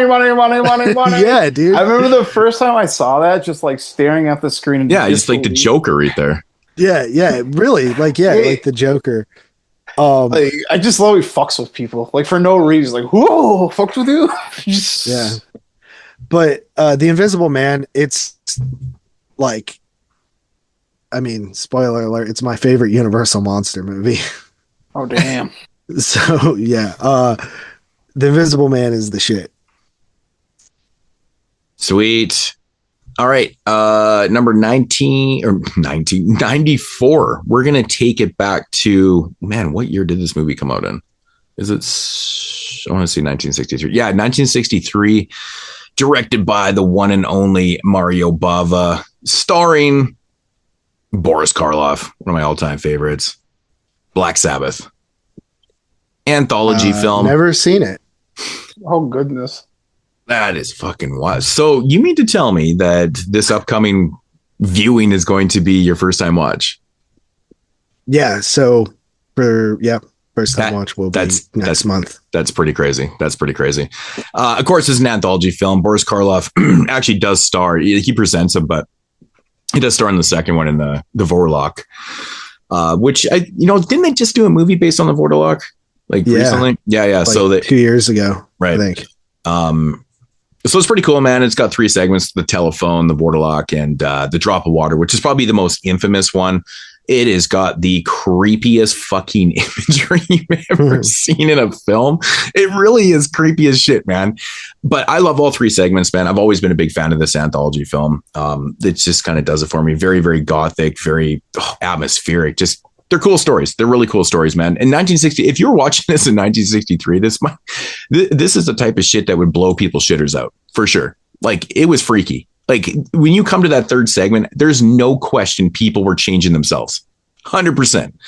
I can tell you. I've never seen this movie, but I remember watching Tales of the Uncanny, the documentary on anthology movies that Severin put out. Yeah. and they showed the scene of like that old person like laying in bed, and I was like, Jesus Christ. Yeah, what like was the that? corpse. Yeah, it's Scared fucking the shit out of me. It is. Dude. I was like, ever since then, I was like, dude, I need to see this movie. It's such a creepy design. It's such a creepy design. It's great. Always been a big fan of this one. So yeah, that's 94. Tyler. 94. We had our first repeat of the night. Whoa, really? Oh, our first real. My 1994 or my 94 film was also James Whale's 1933 film, The Invisible Man. Wait, what the fuck? Hold on, please. What are so the you odds? tell me we have the same number? Yeah, we both. That is had fucking we both had wild, 94. bro. That is fucking wild, man. What are the odds? What are the odds that our first repeat was on the same Invisible Man number? Yeah. So yeah. So yeah, we kind of just talked about the Invisible Man. Well, yeah, it's the same. It's exactly why I like it. He's like the original Troll. This is the big standouts for me. It's very short, fucking flies right by. It's kind of sad, and I love the look of him too. I think he's got the best look of any Universal monster movie. Have you seen any of the like sequels, like The Invisible Agent and shit? I mean, I've seen the first one, The Invisible Man, like Strikes Back or something, or Returns. I've seen one of them. Yeah, I've seen one of them. It wasn't that memorable to me. Yeah, they get kind of stupid. It's like The Invisible Agent, or like was it The Invisible Woman or something too? I don't know. I can't believe that there's a repeat and we're at number 94. It's the same number. And it's the same number. What the fuck are the chances of that, man? I got honey dicked on a top 100 list. I was actually going to ask before the show, like, where do you think we'll see our first repeat? And I was going to say like 80, like when we're in the top 80. But damn, 94 first repeat. Yeah. All right, and on the same number. That's insane. Yep. Wild. Hey guys and gals, this is Gregor Mortis from Land of the Creeps Horror Podcast, calling in for the 300 episode of 22 Shots of Moodz and Horror. What an accomplishment, dude. I gotta say, congratulations, man. I cannot believe that it's only 300. I feel like you guys are on like 3,000, but man, I've had the privilege and honor of being on a couple of the Italian horror months, like episode 245, the Poopy Avati. That's a fun one. And episode 271 with the zoology, where we did the crocodile movies. So I've had the privilege of being on a couple of times, but man, you guys have crushed it. The amount of hours of entertainment that you guys have given, the knowledge and the just everything that you guys have done with the amount of hosts and guests that you guys have had on. You're just crushing it. Cannot wait to see your next milestone. I guess would be 400 and then 500 and so on. Just keep doing what you're doing, man. We'll keep listening. Thank you so much for all the entertainment, man. The boutique labels should love you guys, man. How many Blu-rays, DVDs, and 4Ks have y'all had sold because of your shows, man? Millions probably, but congratulations once again. Cannot wait to hear your next episodes, and yeah, 300. Woohoo! All right, our first repeat director here coming in at my number 93. I have a repeat director too. My first repeat director. Okay.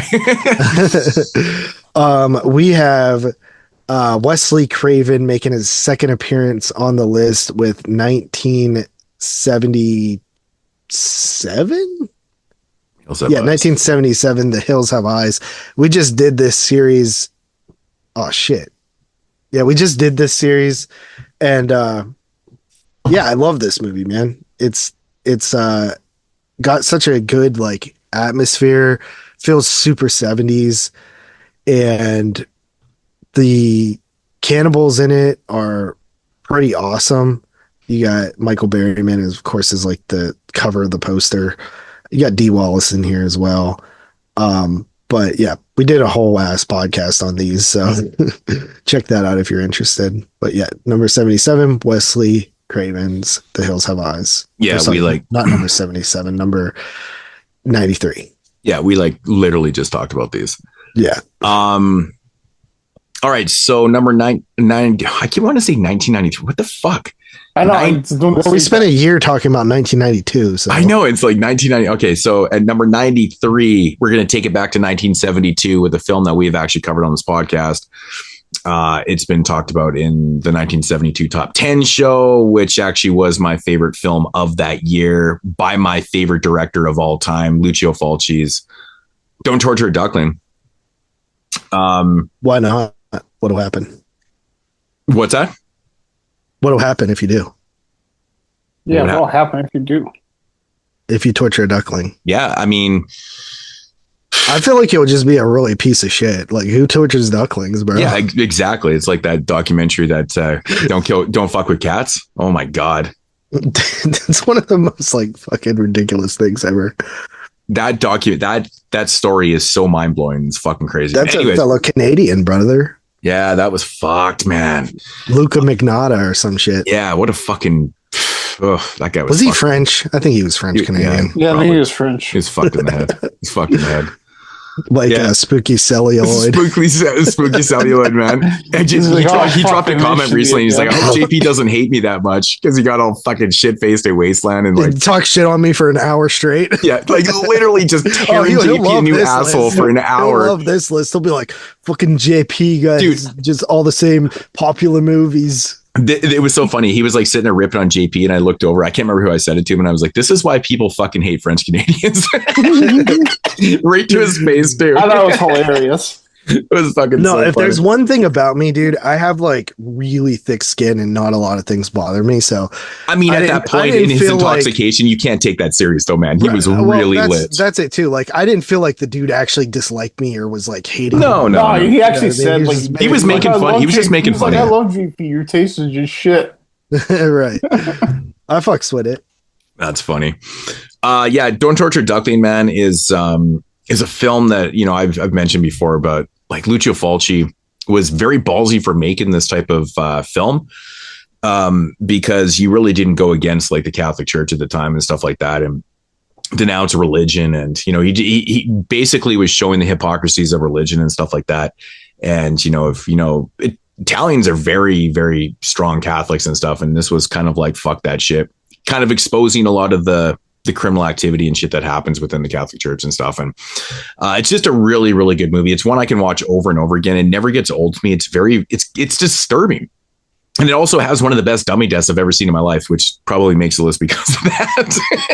And the most interesting thing is Fulci was Catholic, like even till when he died. You know, it doesn't matter that you are something. It doesn't mean that you still can't expose the hypocrisies within something, right? Yeah, he struggled with the faith a little bit from what I read, but 100%. I mean, it sucks, man. If you believe, if you're religious or whatever, and you see that there's these atrocities that are being committed and stuff like that, like, you know, there's obviously people that cover up this shit all the fucking time, but there's some people that just can't say nothing, you know? And I that's what I love about this movie. Fulci made something that, you know, he probably could have been very heavily prosecuted for, kind of like Ruggiero Diodato with Cannibal Holocaust, but that's a totally different type of mentality right there. Oh my God, that's ridiculous. But anyways, Don't Torture Duckling, great film.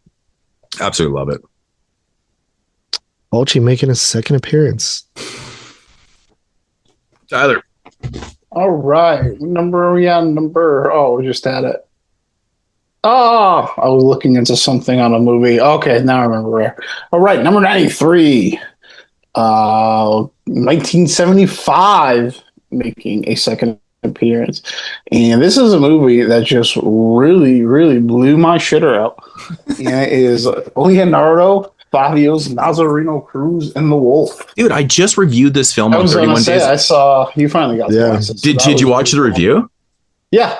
So I saw you clicked. I was like, yeah, Moodz finly watched. What did you think? What did you think of my sentiments on it? Yeah, it's about you're about like where I am with it. I think some of it. I think the thing with me about this movie is it's so much about the way this movie sounds and the way it's just like is like the camera moves that elevates it so much. I really love like that quality of this movie. Mm-hmm. But yeah, like that's the thing that's I guess a little misleading about. I know you mentioned this too. Was that if you're looking for a werewolf movie, like this is not your werewolf movie. No, it's really just like framework of it. But this is just I love folk movies, so this fits in right. This movie just blew me away when we watched for 75. I had it all the way up as my number 4, and I had a Jaws, like something a movie that's excellent that I watched my entire life. And I was so hyped when this got announced and that all the Han set, just because I was excited I would like get to own this movie and people would get to see and I would get to talk about this movie. But if you haven't seen this movie, I don't know how accessible it is outside of that box. It looks like you can rent it on Amazon, but this is like a fantastic Shakespearean tragedy werewolf folklore movie, and it was very big in Argentina, the country that it's from. Yeah, it is very much like a tragic love story. It's kind of funny, man. Like I mentioned, I don't know if I mentioned in this one or it's Cannibal. Yeah, well, you were. That's now it's going. You were like very like fascinated by the idea that like a movie where like love was like the horror. Yeah, it's such a fantastic idea, and I was like, wow, that's actually really kind of a different way of taking that angle. Like you think of a love story or whatever, but it's not what you think it is. And it's interesting because I've reviewed 2 kind of tragic love stories during this 31 days, which is Nazarene Cruise and the Wolf and Cannibal Mukbang. I know it sounds fucking stupid, but it's actually a really good film that's from 2025. It came out in 23, but it's official for 25. And it's like a tragic love story too. And it's not really what you think it would be. And I even said to myself, like, people aren't going to click on this. They're going to think it's some stupid low budget fucking bullshit, but it's actually pretty well done. And if you guys know anything about me, I'm not like into like love stories and shit like that, but if they're done well, like the tragedy in them, like, there's a lot to offer in these. They're 2 totally different films, but totally worth checking out if you're into that type of stuff. Yeah, but I actually only saw this movie for the first time last summer, but I watched it twice for 75, and then I watched it recently on its new transfer.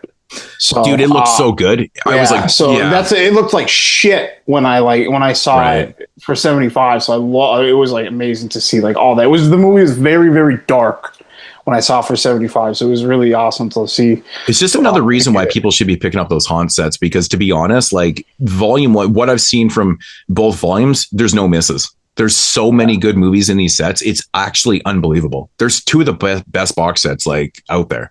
Yeah. So, but like I said, I'd only been in this movie for a year, so I didn't want to I didn't feel like I could put it too high on this list. And I think this is another movie, though, that could have some upward mobility over the next few years. Sweet. Awesome. All right. My number 92 is a film that has 4 films in the series, which is kind of nuts. And it's based on a novel from 1967, and the movie came out in 1968, which is pretty crazy. I'm talking about Roman Polanski's Rosemary's Baby. We recently reviewed this one last season, I believe, and we did the Apartment trilogy. I love apartment movies. Rosemary's Baby is the best, probably. It's like, it's so good. This movie is like filled with paranoia. I like watching it for the show last time, dude. Like when you're watching something critically, right? Like where you're like, okay, I have to review this. And it's like a really good movie that you always knew was good, but maybe you never watched it with review purposes. Yeah, maybe really looked under the hood. You look under the hood, bro, and you just see how much of a masterpiece it actually is. Still to this day, like the end, like what have you done to its eyes? Like that shit is haunting. Like it's scary. And we really talked deeply about like the end and like Rosemary's like character and stuff like that. And I had a lot of fun on that episode. That was a really good episode. And I think we got a lot of praise for those reviews too, because I think we kind of, well, I mean, we take everything we do serious, but like we really kind of dug on that one and stuff.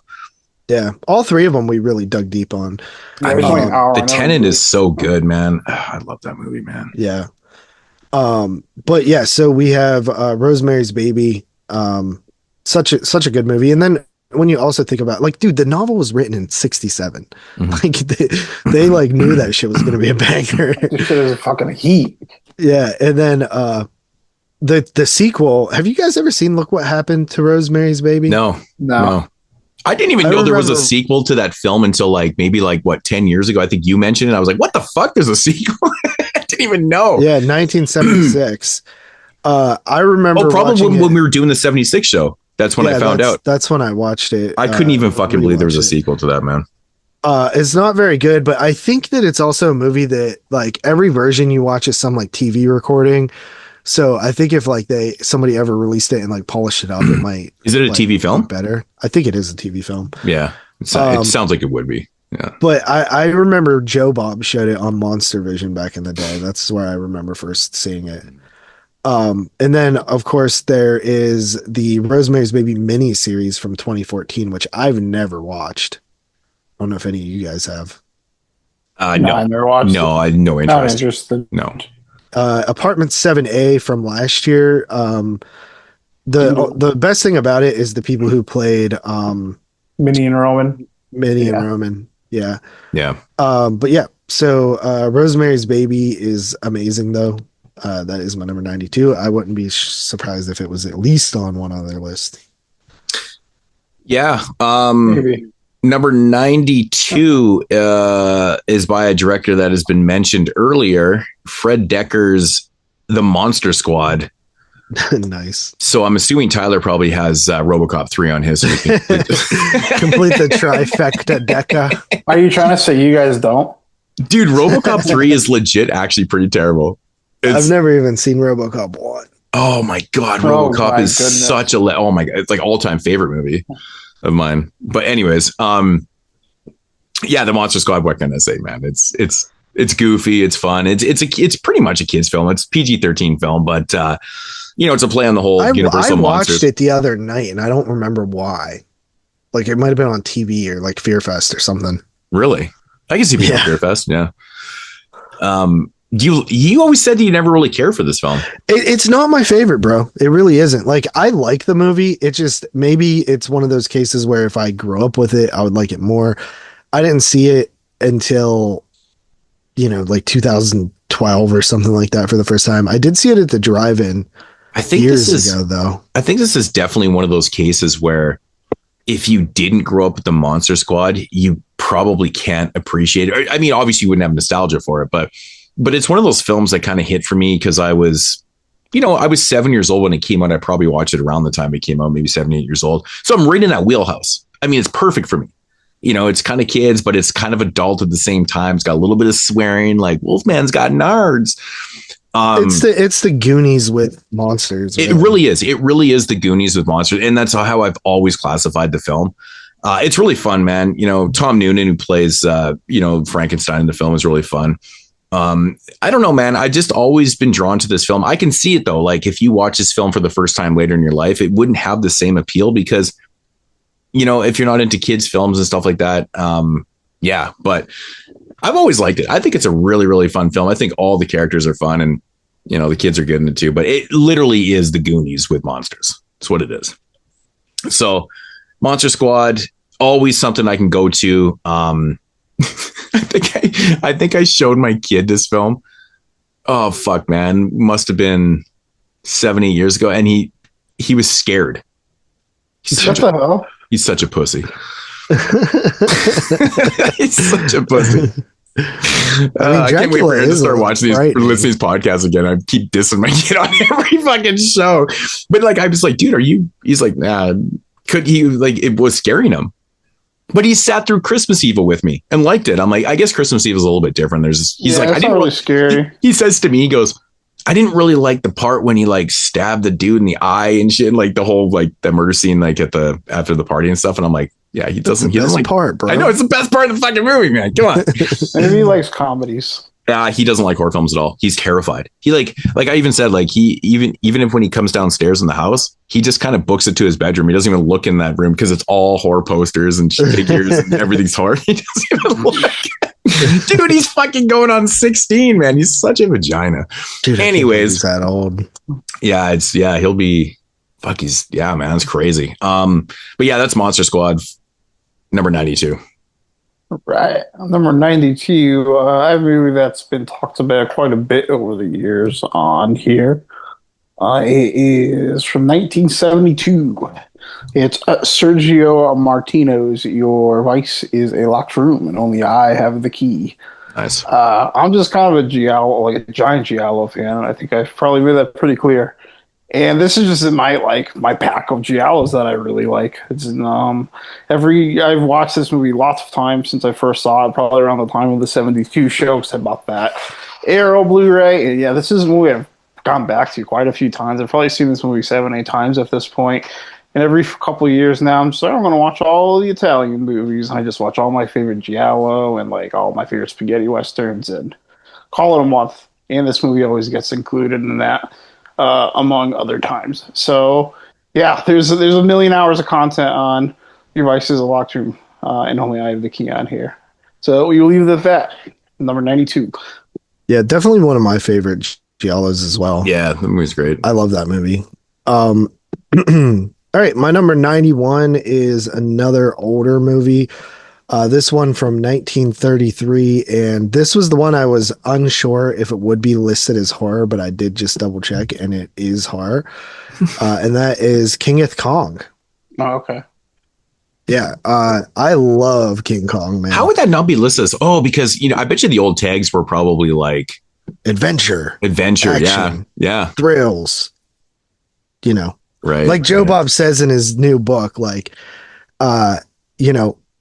violence and horror. When critics like the movie, it becomes adventure and thrills or something like that. Mm-hmm. Back then, like nobody, like if it was a horror film and people liked it, they switched like violence with adventure.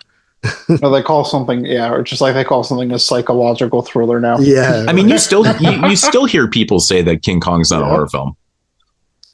Well, I think King Kong is such a damn masterpiece, dude. Like I remember seeing it in a theater a few years ago, and that like solidified it for me. Like seeing it on the big screen, knowing that it was made, almost 100 years ago or whatever, and seeing the like craftsmanship in the movie, like it's an epic.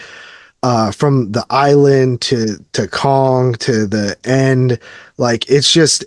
It's one of those movies that, sometimes you watch an old movie like from the 30s and you're like, that was a great movie for that time. Like, I feel like that way with Dracula, like where I'm like, Dracula is a great movie for that time.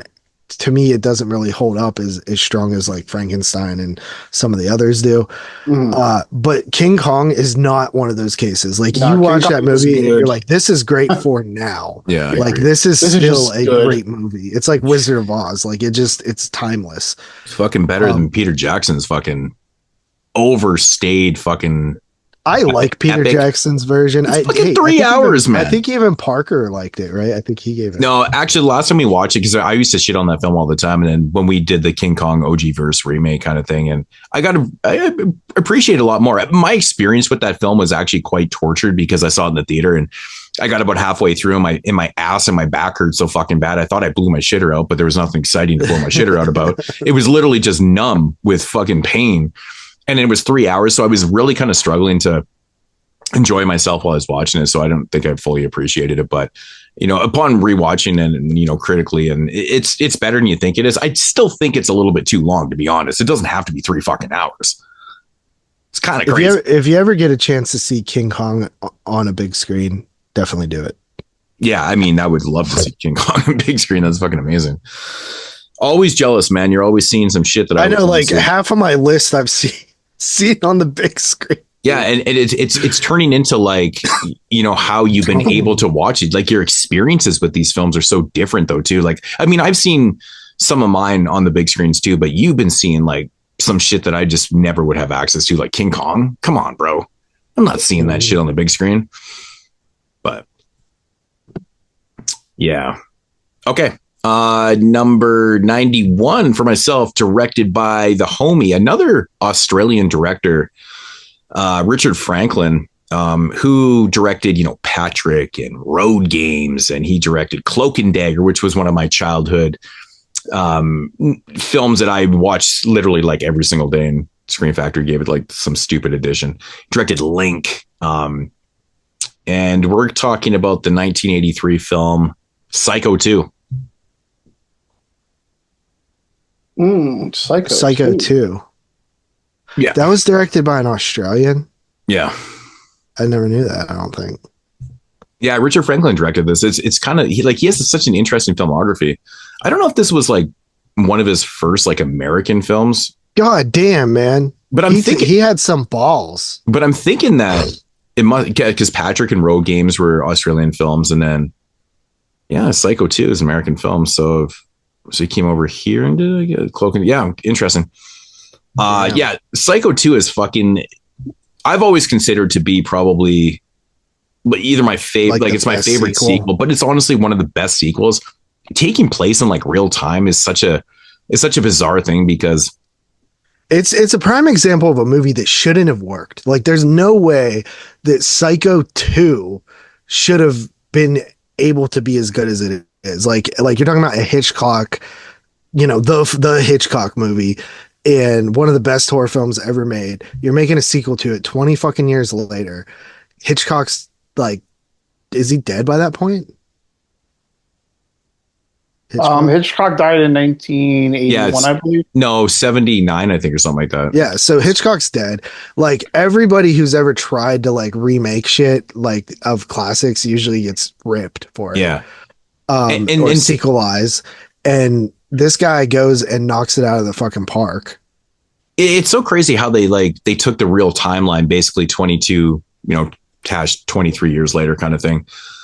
Narrative, and Norman Bates is he's able to get out of the psychiatric ward and resume a normal life and stuff like that. It's such an interesting premise because it's literally like in real time, so it just has that appeal to you're like, oh damn dude, he spent that long in the ward, what's gonna happen here? And the thing, and you also like it continues the idea that in Psycho, the first Psycho, when he dumps the car and it stops for a second and like you realize you want the car to sink, like you don't want him to get caught. Yeah. It like continues that idea, which, makes us like sympathize with the, villain essentially. But, in this movie, like he is trying to be rehabilitated and you like feel bad for him. He's trying until he uses a shovel. Which is one of the best fucking endings, dude. I love that ending. No, I love Psycho 2, man. Like Anthony Perkins, it's just such a tragedy that he died because like, I think that he would have been, honestly, man, if he was still going. Didn't his wife die in the Twin Towers too? Yeah, she did actually. Yeah. Yeah, I think that he would have had a major resurgence. I mean, he was obviously tapering off a little bit, but he was still doing stuff right up into the point that he passed away and stuff. But I think he would have been something special right through the 90s, 2000s, or whatever. But yeah, he was such a great actor. He pulled off this role so well. It's like he never missed a beat from Psycho. And he kind of upped the ante too. He got even more creepier and just like he was, kind of had that age thing going and stuff. And it's such a great film. It's shot so well. It's just, there's so many awesome reveals in it and kills and shit. It's such a fucking great movie, man. It's awesome. In fact, it's one franchise that we've actually never done. And we've had on the back burner for so many years to do. Yeah. We need to do it. We need to do it because I'm a big fan of like all the films, like even I need like a 2-month notice so I could watch all of Bates Motel beforehand because I never actually finished that show. Oh, I watched it all, man. I really, really loved Bates Motel. Like it's just a huge prequel. It's great. But that means we have to watch 98. Yeah, I know that's the one downfall. But then we get to watch that really weird TV film that came out too, Bates Motel. Or what's it called? Yeah, it's Bates Motel. Bates Motel. That came out in the early 90s or whatever it was. But which I've actually never seen. It's fucking strange. It only has that one little weird like multi-pack release. It's like, it's kind of like stuck on this weird release. Did they not put it on that Arrow box set? No, it doesn't have any other type of. I don't. As far as I know, it's not there as a special feature, but it's definitely not like its own thing for sure. True. But yeah, like part 3, like which Anthony Perkins actually directed himself, and I love that film too. It's got some of the greatest transitions. Like he really knew the character so well, and people kind of shit on Psycho 3. I don't know why, but it's a really good film. Anyways. Mm-hmm. But yeah, Psycho 2, number 91. Right. 91. All right, we got a maestro of horror striking the iron for the first time with this one. We got David Cronenberg getting on the board with his 1981 film Scanners. That's not even my top 10 Cronenbergs. I've always been a big fan of Scanners. I like Scanners. Scanners just has this really weird, like bizarre, like ethereal, like nightmare world that I've always really been into. The lead actor is so alien in this movie that it's almost because he's so bizarre. It's to the point where it adds to this like weird like dystopian like inhuman world, because nobody that's a human would fucking talk like that or react like the guy does in this movie, and it just adds this like really strange alien like layer of the movie for me. But beat for beat though, I think this movie's honestly really pretty good. I think the story's pretty good. I love it's got the iconic moments. It's got that great reveal. It's got my girl Jennifer O'Neill making her second appearance on this list. And Cronenberg definitely went on to make stronger work, and I'd say probably made stronger work before this as well. But this to me is that era where he's really starting to like find his footing and find his voice. And I think this movie is a cult classic for a reason. Great cast, and just it's great story beats, great score. This one it's a comfort movie at this point for me too. I guess it is a little bit longer than maybe it needs to be. Looking at the runtime here, but I like this movie. I watch it every few years for sure. I've probably watched it like 7 times. Probably could have cut down the facial expressions a little bit in the film. Yeah, people like doing all that fucking facial shit. On and on. Well, that's why it's a favorites list. I go back to Scanners a lot, and I think this movie is great. All right. This is a movie I would be surprised if it was on anybody else's list, but it is a Canadian film. And it is 1997's Cube, directed by Vincenzo Natali. Wow. I've always been a massive fan of Cube. It's one of those movies that back in like literally like 1997 or 98, I was at my aunt's house and we went to like the local mom and pop video store and we rented some movies. And I think I rented Children of the Corn 5 and my aunt picked Cube and I thought it looked so stupid. And then I ended up getting so invested in the movie. It's such a minimalist movie. It's literally about like 6 people who wake up in a room that's square or cube shape. And there's a door on all sides of the cube of the room. And inside each door is another fucking cube. And inside each door of that room is another cube. And it's just like a mind fucky movie where it seriously gives me anxiety watching it. Cause I'm just like, dude, like being trapped, no water, like have no real, like, I feel like it's the inspiration for Saw. I think it definitely probably has some influence for Saw. And yeah, you have it's such a cool movie too because it was made super cheap and they only had 2 or 1.5 cubes. Like they built 1.5 cubes. So like 1.5 rooms. So they would just change out the panels to make the color different. And that's another really aesthetically, it's like such an awesome design. And then like, as you like figure out how the cube works, like how the characters figure it out. And you're really waiting on some kind of answer to like, okay, like what is this? And you really never know until Cube Zero. And, yeah, it's such a cool movie. And I watched this one. I watched it a lot growing up, but even to this day, like it's still one I want to pop in every couple years because it's awesome. And it has a really good score too. Like this, like just this like eerie electronic-y like synthy thing. Nice. That's a good choice. Good choice. Okay, yeah, I figured you had that one. I always remember you talking about this like early in the podcast. Yeah. All right, so number 90 is a film from 1986 directed by Robert Harmon. Yeah, I always feel like he should have probably done more. He actually did a film in 2004 called Highwaymen. Have you guys ever seen that one? No, but it's got my name. 2004. Yeah, I just actually rewatched it for 2004. I like it. It's got such a stupid print. It's very similar to this film, which is The Hitcher. It's like road horror. So, but the Highwayman is a little bit different. But But yeah, The Hitcher, man. Oh, fuck, I absolutely love this movie. Rutger Hauer, one of my all-time favorites, man. One of the best villains ever, in my opinion, in this film. He's just so fucking scary and batshit. Jennifer Jason Leigh, she's my favorite actress of all time. I love her. C. Thomas Howell is fine in the film, but like, I mean, just the action sequences in this film and just the tension overall is just absolutely fucking mind-blowing. It's one of those movies that I caught late night TV channel surfing. Yeah. And forever didn't know the name of it. But I just loved it. Like, I remember the scene where he gets eating the French fries and there's a fucking finger in it and you're like, yo. Yeah. But like this movie, the fucking scene, what happens to like Jennifer Jason Leigh and shit is just crazy, man. Absolutely fucking bad shit. But like, it to me, it's a scary film. This is the one film that started my love for like road horror films. Yeah. You know, I love being on the road. And then I think I'd seen this one before. I'd seen Duel, and that's a really good film. But there's a lot of really good road horror films. That would be a fun list to do.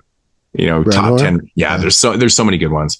But I just think it's an element like just riding the country and some shit goes wrong. And then you get into these battles and stuff. And yeah, The Hitcher's scary as shit, man. Rutger Hauer, rest in peace, fucking knocks out the park, man. It's an amazing film. But yeah, The Hitcher, number 90. All right. Number 90. We got Lucio Fulci hitting for the third time already. From the year 1977. It's The Psychic. Yeah. This movie was on my top 10 Italian list, as was Your Vice is a Locked Room. So I wasn't kidding that I like Giallo. So take that as you will. But yeah, it's just that comfort movie I go back to all the time. It's just the whole, this movie is just the whole vibe for my girl Jennifer O'Neill hitting for the third time already tonight. Maybe she has something to do with it. I don't know, but this movie just has a great score. It just has a great, like, simple plot that's easy to follow. It's got a cool, but it's every time like that, just fucking great. I love that someone wrote this. It's got that Fulci flair to it. It's got that Italian touch that, if you like Italian movies, you know exactly what I'm talking about. And it's just a fucking bop. It's just, it gets there for me. The Psychic, number 90. Nice. Third Fulci film. Good choice, man. I love The Psychic. It's great. All right. My number 89, coming to us from the year 1983. Into the 80s. And this is, I believe, the second appearance of one Jonathan Carpenter. I am talking about Christine. Yes. Christine is a movie that I actually just had on the other night. It was on either TV or like one of the streaming apps, like live feeds. This is one I've seen in the theater. I've saw this at the drive-in a couple of years ago. Probably even better. Yeah, it was, I think I went and seen this and The Car together. Nice. Oh, The Car's fun too, man. That's another good. Yeah. I would say it might have been like right around COVID time, I think, that when drive-in started opening back up. But yeah, Christine, I love the character of Arnie and like his sort of like arc, how he starts off like this nerdy dude and through Christine, he becomes more psychotic and kind of a douchebag. The opening is awesome too, like on the assembly line and shit. And then also, like, I always thought that the guy who sells him the car, like the backstory on his, it's like it could totally be a prequel. Like I want to know more about this story. They go into it like a lot in the book. It's actually, it's my favorite book by him. So I do like the movie, but it's hard for me to be like, not be a little disappointed because obviously they take up so much. So you have to fit into a 100-minute movie. Right. But yeah, this is another thing that's absolutely amazing about this movie is like, this is the era where Carpenter's like cinematography and like the look of the film, I think they were using like this like Kodak cameras or something, but they just look so good. Like all his movies from this era are just phenomenal, from the 70s on to, you know, basically even the effects of like Christine, like bringing herself back and stuff looks so fucking good. Like I literally just watched this on Sunday. No, it was Saturday. I think it would have been Saturday, but yeah, it's amazing. So good. Like you're right though. It looks amazing. Those Kodak cameras, second to none. Amazing. So, yep, that's my number 89. All right. So number 89 for myself is a film from 1985. Really like these years, apparently. Deemed as a kid's film, but I would probably say this is probably one of the scariest kids films ever made, and that is Return to Oz.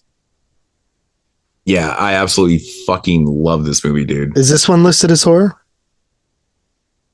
Ooh, go to the tape. I think it is, honestly. IMDb does not have it, but yeah, I don't know. I don't know how it is. This movie's scary as shit. Anyways, it made my top 10 Letterboxd 85 not. list.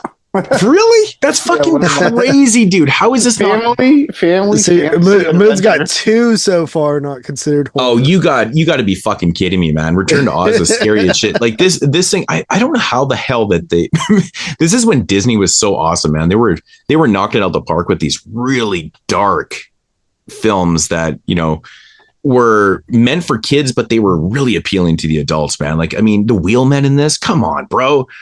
Like, there's so many. Perusa Balk is Dorothy. Yeah, she's awesome. Jack Pumpkinhead. Like, there's so many good. It's just like the way this film is. It's just dark. It's just scary. The witch. Like, everybody in this film is just like, I don't know, man. I don't know how they thought this was going to work for kids. Apparently, it didn't work for kids because this movie was a total flop. And it was probably a flop because it was too fucking scary for kids to see. I could see people being like, no, I saw that new Wizard of Oz movie and it's going to scare the shitter out of your kids. I'm surprised we have never got like a full blown Wizard of Oz horror movie because it's so ripe with possibility. Yeah, I think once all the characters go public domain, which I'm assuming they probably should be now. Like, it's probably getting close. It's got to be close, man. It's got to be somewhere around there. But it's probably just a matter of time before we see that shit. But this movie, every time I watch it, it just blows my mind that this was made for kids. It's just not a kids movie. It's, you know, aesthetically. 2035, bro. We got about 10 years. 2035. So would they give it 100 years on that? Yeah, I think they all are like 100 years. No, because like all the bunch of like the Disney, like the Mickey Mouse and stuff like that, those weren't 100 years, were they? I don't know. I don't think that was 100 years, but yeah, anyways, I think there's probably different rights for different characters. I have no idea how it really works, but 100 years is fucking. Oh wait, the book is already in public domain and has been since 1956. So the characters are a different entity. The movie is 2035. Okay, so what about the actual characters? Well, the characters, if they're in the book, would be public domain, but I think like the ruby slippers and stuff was only in the movie.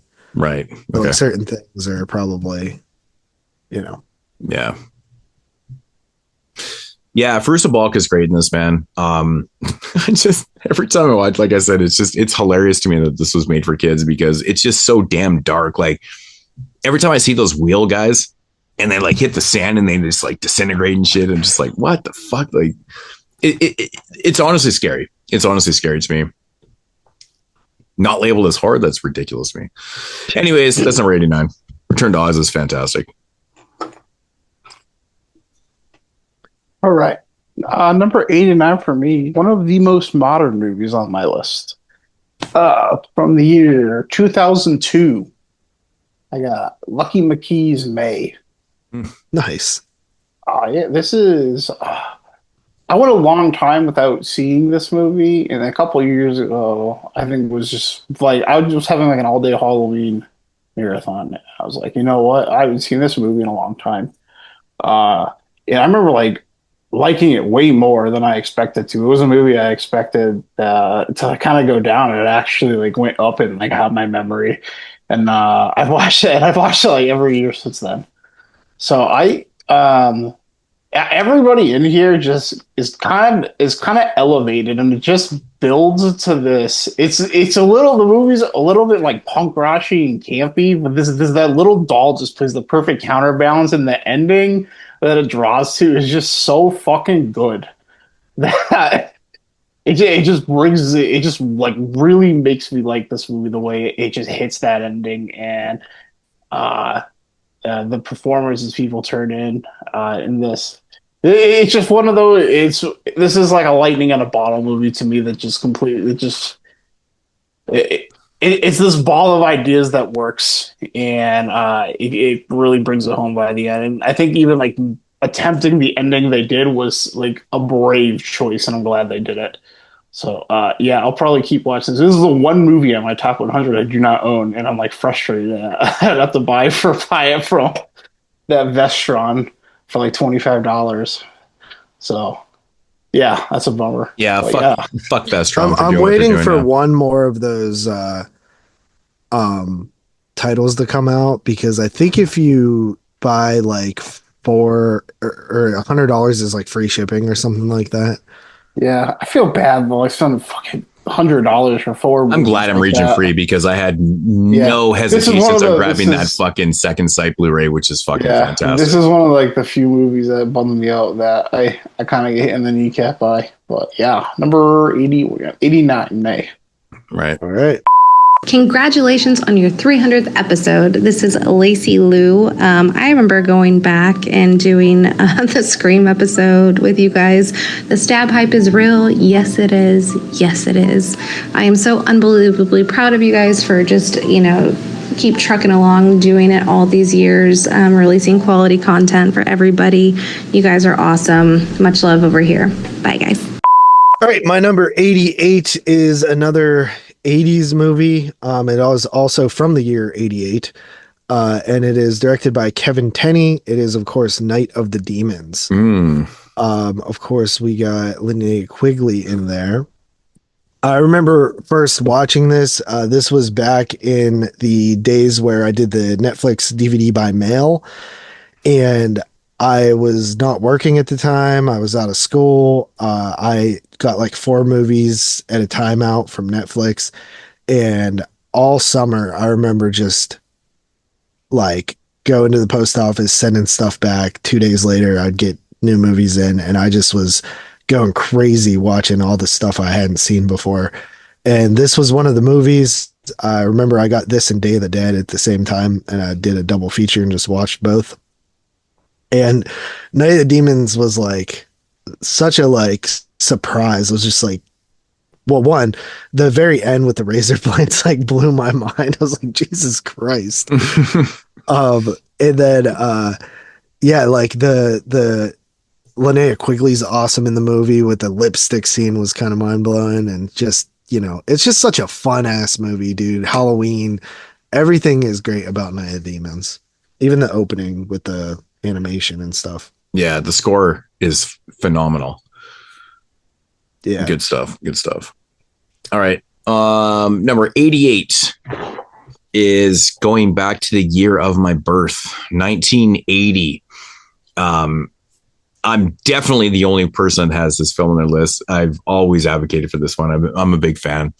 I like me some boat horror films. And this one always stands out to me. It's a personal favorite of mine, obviously. I watch it all the time, and that's Death Ship. It is... Ghost Ship's better. No, it's not. Ghost Ship is terrible. Death Ship is a fun film, man. Like, after, there's this accident on the ocean and stuff, these survivors, they board this huge ass ship. It just like appears out of like nowhere. And it turns out it's like a Nazi like torture ship kind of thing. And it's like all ghostly and shit. And so they kind of boarded their death. And it's super fun, man. I love the idea of like this kind of like Nazi death ship just like floating through the seas for like since World War II. And like, you got to remember, this is 1980s. So if it was abandoned in say 45, like, it's 35 years later, kind of roaming the roaming the seas and shit like that. I love that premise because it's like super creepy to me. But there's good kills, there's good atmosphere, there's a lot of really crazy shit that's going on. I like shit that to do with Nazis. I don't know what it is. You put Nazis with like boats and stuff. I'm like, yeah, fucking sign me up, man. You know what I mean? Like, I think Moodz just said he likes Nazis. No, I do not like Nazis. Actually, you guys see that picture, that beer that I got the other day? Moodz for the Nazi punks, fuck off. That Nazi punks, fuck off. That was the name of the beer. I had to get, and it actually was pretty good. It was pretty good. No, but like, I'm a big fan of like Nazi exploitation films and stuff like that. I don't know why. It is what it is, but Death Ship always hits with me, and it's always a good time. It's probably a really good driving film, to be honest. You know, has a good poster. Yeah, the poster art's fucking phenomenal, but that is something I should check out at the lake, you know, to watch it facing the lake and stuff. You're watching, you know, Death Ship, and yeah, that'd be pretty cool. But anyways, Death Ship for number 88. Right, number 88. Got a fun one here. Back to HBO days from 1995 from director Rusty Cundiff. We got Tales from the Hood. Nice. Tales from the Hood is my cat screams fire. Said shoot that motherfucker. He's a liar. Tales from the Hood is the ultimate don't judge a book by its cover horror movie, because this movie fucking rips. And it's like yes, it's campy, especially with the wraparound, but this movie overall is like way less like goofy than the it's full of commentary. It's just full of commentary. It is. It's very good. It's so ahead of its time, bro. Yeah, it really is. Yeah. But yeah, this is a movie like I've gone back to over and over. I was very excited when I got his Blu-ray. I bought it right away. I watched. That was a title that I had on my like needs a Blu-ray release like early when on YouTube where we made those lists. That was a title that I always put on my list. Sure. That was such a. I've liked this movie since the first time I saw it. It's just one of those things I've watched over and over. I've watched this with my girlfriend multiple times. So it's moved to that tier where I'm like rewatching like movies with them that we both like, and this is one too where every segment is good. There's like maybe some other ones that I might even like more than this one. I'm critical of the segment in some way, but I think they're all really good here. My favorite one's probably the senator one. Mine's the dolls. Yeah, you could. That's that one. That's the center one. Yeah. But yeah, I feel like this is one everybody could have a different favorite too, because they're all very good. I don't think like anyone's like overwhelmingly better. The Crazy K one has gone way up on my list. I think if I had to pick the least favorite one, it would be the second one. Is that the teacher? Yeah, that would probably be my least favorite. But I don't think like there's like a fucking insane difference. Though, man. Yeah, I don't think there's a huge difference. They're all good. They're all great compared to the best one. Is that David Allen Greer in that one? Is that yeah. But yeah, it's just super rewatchable movie. It's awesome. It's a great piece of the 90s. I really like this movie. Tales from the Hood. And the fucking soundtrack from top to bottom is just pure bangers, man. Such an amazing soundtrack. It's awesome. I have the VHS, DVD, and Blu-ray of that, man. And the CD soundtrack, of course. But love it. And a framed poster downstairs too in my movie room because I love that movie. Yeah. All right. My number 87 is from the year 1998, directed by Robert Rodriguez, and it is The Faculty. Got Josh Hartnett with his great hair. Dude, come on, man. You got Jordana Brewster. You got Clea Duvall. You got fucking Robert Patrick. You got Piper Laurie, Selma Hayek. There's so many. You got fucking Usher, bro. There's so many like familiar faces in this movie. I love it's a body snatcher movie, right? It's a invasion of the body snatchers, but with Scream characters. That's essentially the movie. It's got the floating heads cover. I think that I just have always gravitated towards this one. I remember renting it back in probably like 98, 99. And it's been a favorite on my rotation since then. I think me, Dave, and Jeremy actually did a commentary on this movie somewhere, probably in the vaults online somewhere. You can probably still see it. But it's one that I love. I think it's super fun. Got that cool remix of the Pink Floyd song in there. It also has like The Offspring on the soundtrack. It's just great shit. It's super 90s. But I remember this playing on TV a lot in the 2000s. Yeah, it definitely played a lot. But it also has fucking Danny Masterson in it. I forgot about that. I forgot. Oh, it does too, right? Yeah. Yeah, he's in like straight up prison. Oh, dude, that guy's straight up. I forgot who he is in that. He's just like one of the dudes that wants some scat in the bathroom. Oh, he's a random guy, filler character. Yeah. But yeah, I love the like these high school movies. It's, you know, perfect for my age, like when I grow up. So yeah, The Faculty makes the list at number 87. Cool. Number 87 is a film from 1982. And it is the third installment in the Friday the 13th franchise. Nice. Friday the 13th, part 3. Yeah, I love this movie, man. It's great. 3D. In 3D. You know, you want to hear something very strange? I've never actually seen this film in 3D. I could, because I think that, you know, you could just do the blue and red kind of thing, but I've done the blue and red thing, but I've never done the like true 3D. Yeah. This film's notorious, obviously, for Jason when he gets his mask and stuff like that. But I've always just been a really big fan of this one. I remember for years, people were always like, "Oh, you know, fucking what's the dude's name in the film? Shelley. Yeah, Shelley. And you know, he's so fucking annoying. Blah blah. I like him, man. He's that dorky fucking. Bro, he definitely has some autism. Yeah, probably it's a little bit autism. I can see why the chicks don't like him. Yeah, I mean, he's definitely not your typical attractive looking dude, though. You know, he's got the big fro. He's a little bit overweight and stuff. Like, I don't know. There's this, and he's a little bit obnoxious. He's obnoxious and stuff like that. But you know, I mean, I like him deep down because, you know, he's one of us. You know, he's a fan. He's a horror fan. But I've always been a big fan of this one, man. The thing that sucks me in every time I watch this film is the score. Mm-hmm. Like when the credits are rolling and the score rolls, I'm just like, oh shit, man. But it's, you know, it's got good kills and stuff, and it's iconic for when Jason gets his mask and shit like that. And it's just one I always go back to. If I'm not going back to part 6, I'm going back to part 3 constantly. These are my two like straight up go-to films for Friday the 13th, which isn't to say I don't have other ones that I watch and stuff like that for sure. But Friday 3 is just one I just have a blast watching. I really do. It's got a lot of beautiful girls in it too. But yeah, Friday 3 at 87. I'll say something just in case we don't get to talk about any Friday the 13th for the rest of the list. So me and Dave Z actually did a review of this year with Dave Parker for his YouTube thing. Oh, right.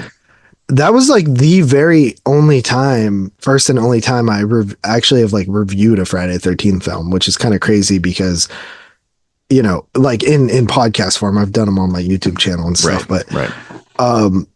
Yeah, you I've just did Jason actually, 10. Yeah. But I never actually like sat down and did a podcast review, but man, it made me really want to do them one day. But like I said, there's stipulations with me doing that franchise because it's my favorite. But yeah, Friday the 13th 3, dude, that one I used to never rank it high, but I kind of love that one now. Mm-hmm. Tyler. Oh, for me, up to where? Number 87. Okay. We got a classy one with 87 from the year 1976. I got Richard Donner's The Omen. This is a movie that it's one I saw like when I first got into horror, and I thought it was good, but it was nothing like I don't know. I thought it was like that anything more than like a good movie. It wasn't like anything that was like it struck me as like a favorite or anything.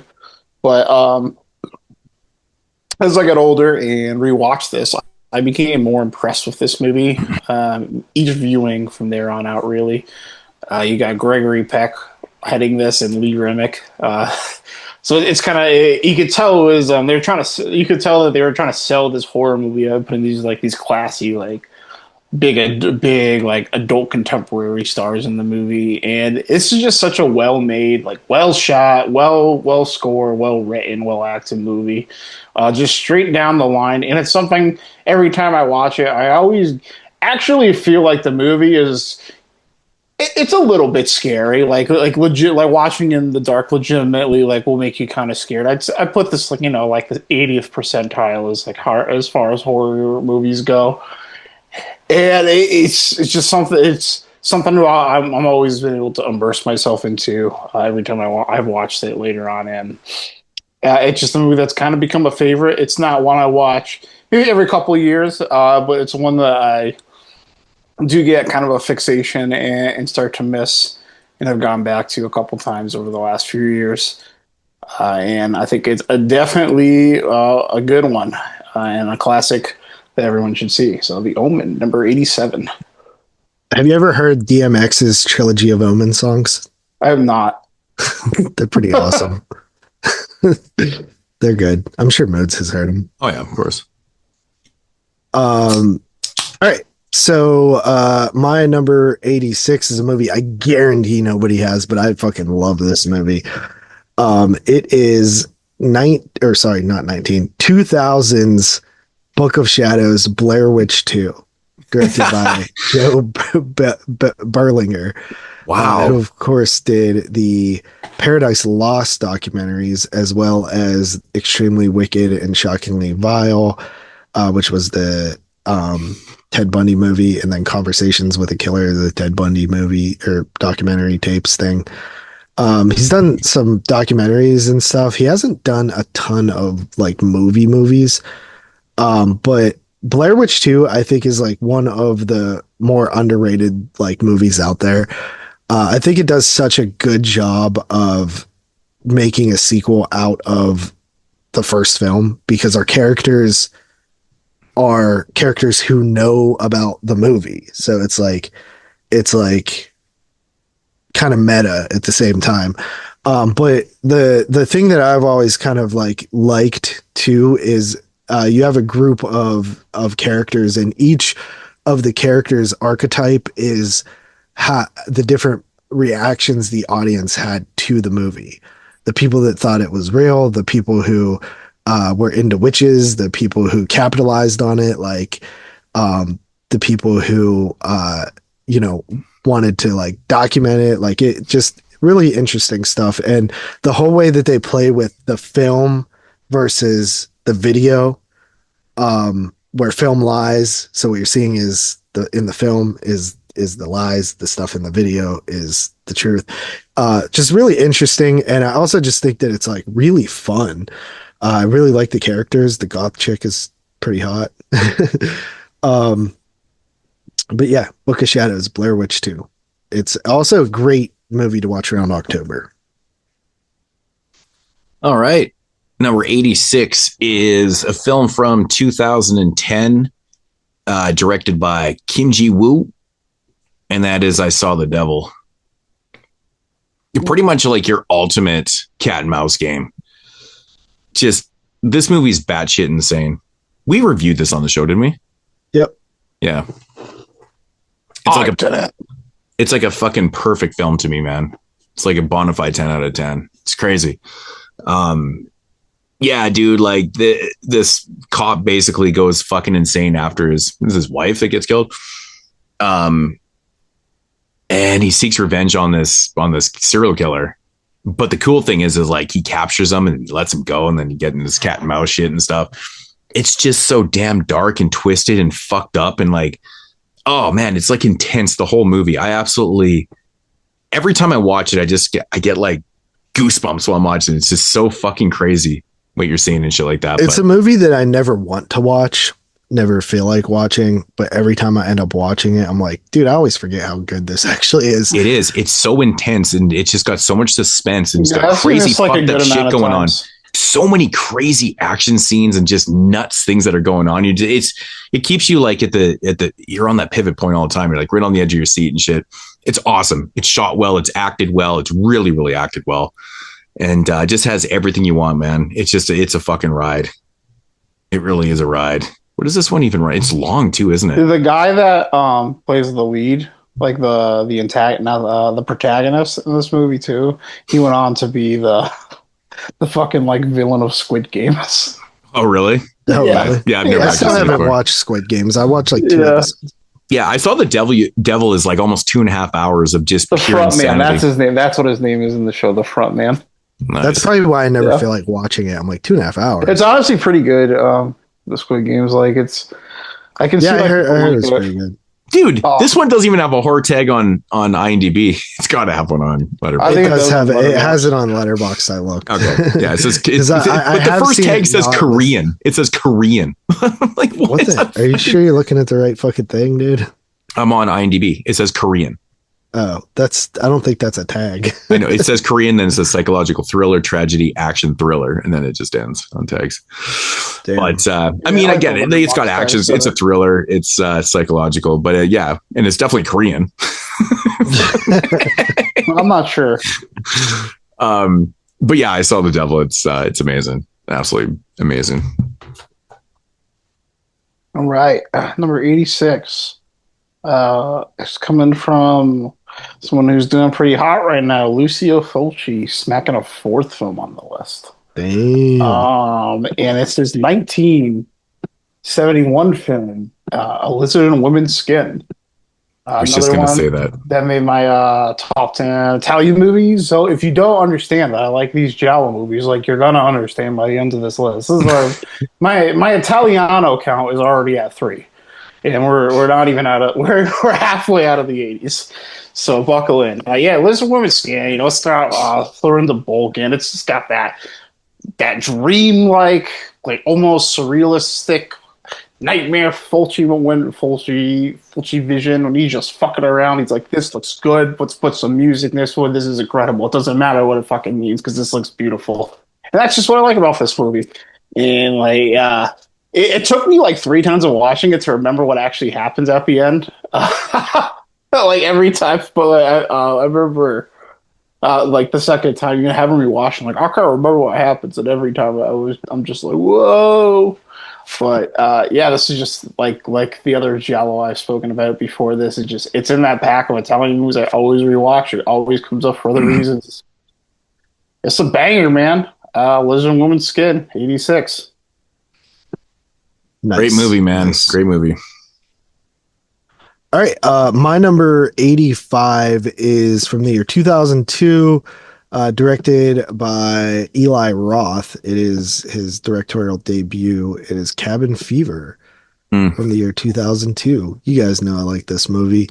Yeah, it's one of the rare movies that I've listened to every bit of special features that ever was made on the discs. I remember buying the DVD hella early, 2003 or something, and it's the first movie that I discovered special features on, where I watched the movie all the time and I really liked it, and I was like, what is an audio commentary? And then I clicked play and I'm like, oh, this is the director, and he's talking about Italian movies. He's talking about Italian horror movies and shit, which I didn't even know anything about. And yeah, so Cabin Fever, I think it's super fun. It's actually even funnier to me now with some of the dialogue and shit like that that's totally offensive and wouldn't pass today. But I think it's funny. I don't care. Yeah, it's actually quite a nasty movie too. It's all practical effects and it's gross. And I really appreciate that about the movie, because this was at a time where everybody started using CG, and there's tons of nasty leg shaving and finger banging scenes. But yeah. Jordan Ladd, Ryder Strong, Giuseppe Andrews plays a really ridiculous character. He's the cop. He's like, hey, it's the party, man. Winston, the partying deputy. Hey, Winston, did you come in? He's like, yeah, boss, still trying to find that underage drinking party. And he's at the party drinking. But yeah, Cabin Fever, had to have it.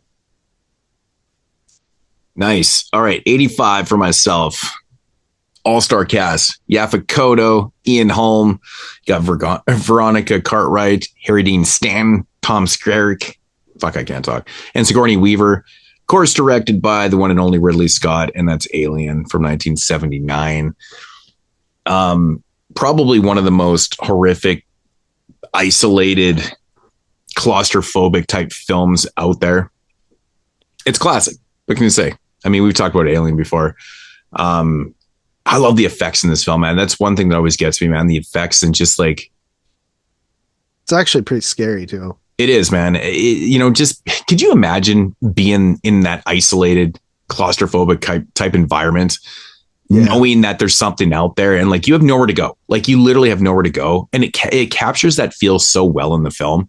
And then when shit starts going down, you're like, "Fuck me, man. That's ridiculous." It's scary because no one can hear you scream. Exactly, you're in space. Exactly, no one can hear you scream, and like you don't know what you're dealing with and shit like that. It's such a great idea. It's such a scary idea. This movie's acted so well. It's so atmospheric. It's so scary. It's like legitimately a scary film. There's no other film. Love how like blue collar it feels like. Yeah, these are space truck drivers, right? Yeah, you know what I mean. Like in Aliens, you got like Marines and shit. These are fucking space truck drivers, bro. Isn't it kind of crazy when you think about it? Like you take Alien, the whole idea of Alien from '79, and then you like, it's so scary and like it's just such a horror film, and then you compare it to like Resurrection. Like, it almost seems ridiculous that it went to those points and stuff like that. But even like, I mean, I know a lot of people love Aliens, but to me, it's just like it's like a totally different type of movie. It's like an action film to me. You know what I mean? Mm-hmm. So I would prefer to watch something like Alien because it's like legit and scary and shit. Love it. Such a great movie. Nice. Number 85. Okay, number 85. Okay, 1975, making another appearance on this list. What a banger of a year that was. And I guarantee this movie will be on JP's list. It's from directors Luigi Bozzoni and Mario Finelli. It's Footprints on the Moon, baby. Oh, yeah. So you're being sarcastic. The meme continues. Right when he said it's going to be on JP's list, I'm like, there's no fucking way this is on JP's list. The meme continues. I just fucking love Footprints on the Moon. I don't know what to tell you. And that's the same chick that was in A Woman in Lizard Skin. A Woman in Lizard Skin, yeah. I think this is the first bad movie to pop up. Dude, what's her name again? Oh, dude. Lorenzo Vulcan. Yeah, she's so sexy, man. She's Yeah, like I fucking sexy. love her. Yeah, she's so sexy. She's in, oh my god, she's in so many good movies too. She's in a lot of good Italian movies. But yeah, it's just so fucking mystical and dreamlike, and I just like fucking mystical dreamlike movies, and I like Italian movies when you put it together. It is what it is. Footprints on the Moon is fucking awesome, and it has lots of weird left field stuff in it, and a bunch of imagery that's just bizarre and might not even mean shit. But I just love this movie, and I'm just gonna keep watching this movie. I've watched it 3 times since we talked about it first on that Italian month, and it's in my Italian pack of movies now. So yeah, Footprints on the Moon, 85. All right, now moving on to an actual good movie. We have 1987, first appearance by one Dario Argento. We have Opera, which is also an Italian movie. To piggyback off Tyler's, Opera is one that I remember. I was working overnights, and damn, I was like hating that shift at that time. And then I started getting like used to it, and then I started liking the shift, and I was just like filling in because we had like somebody quit or something, but I ended up getting stuck on there for months, and it was like winter time. And I would get home at like 7 a.m, or I would get off at 7 a.m. I would get home at like 8 a.m. And I used to have all my mail sent to my job because like I couldn't get to the post office and stuff. So that night, that when I went in, I had packages, and Opera from, who put Opera out on Blue before Severin? It was like the Scorpion label.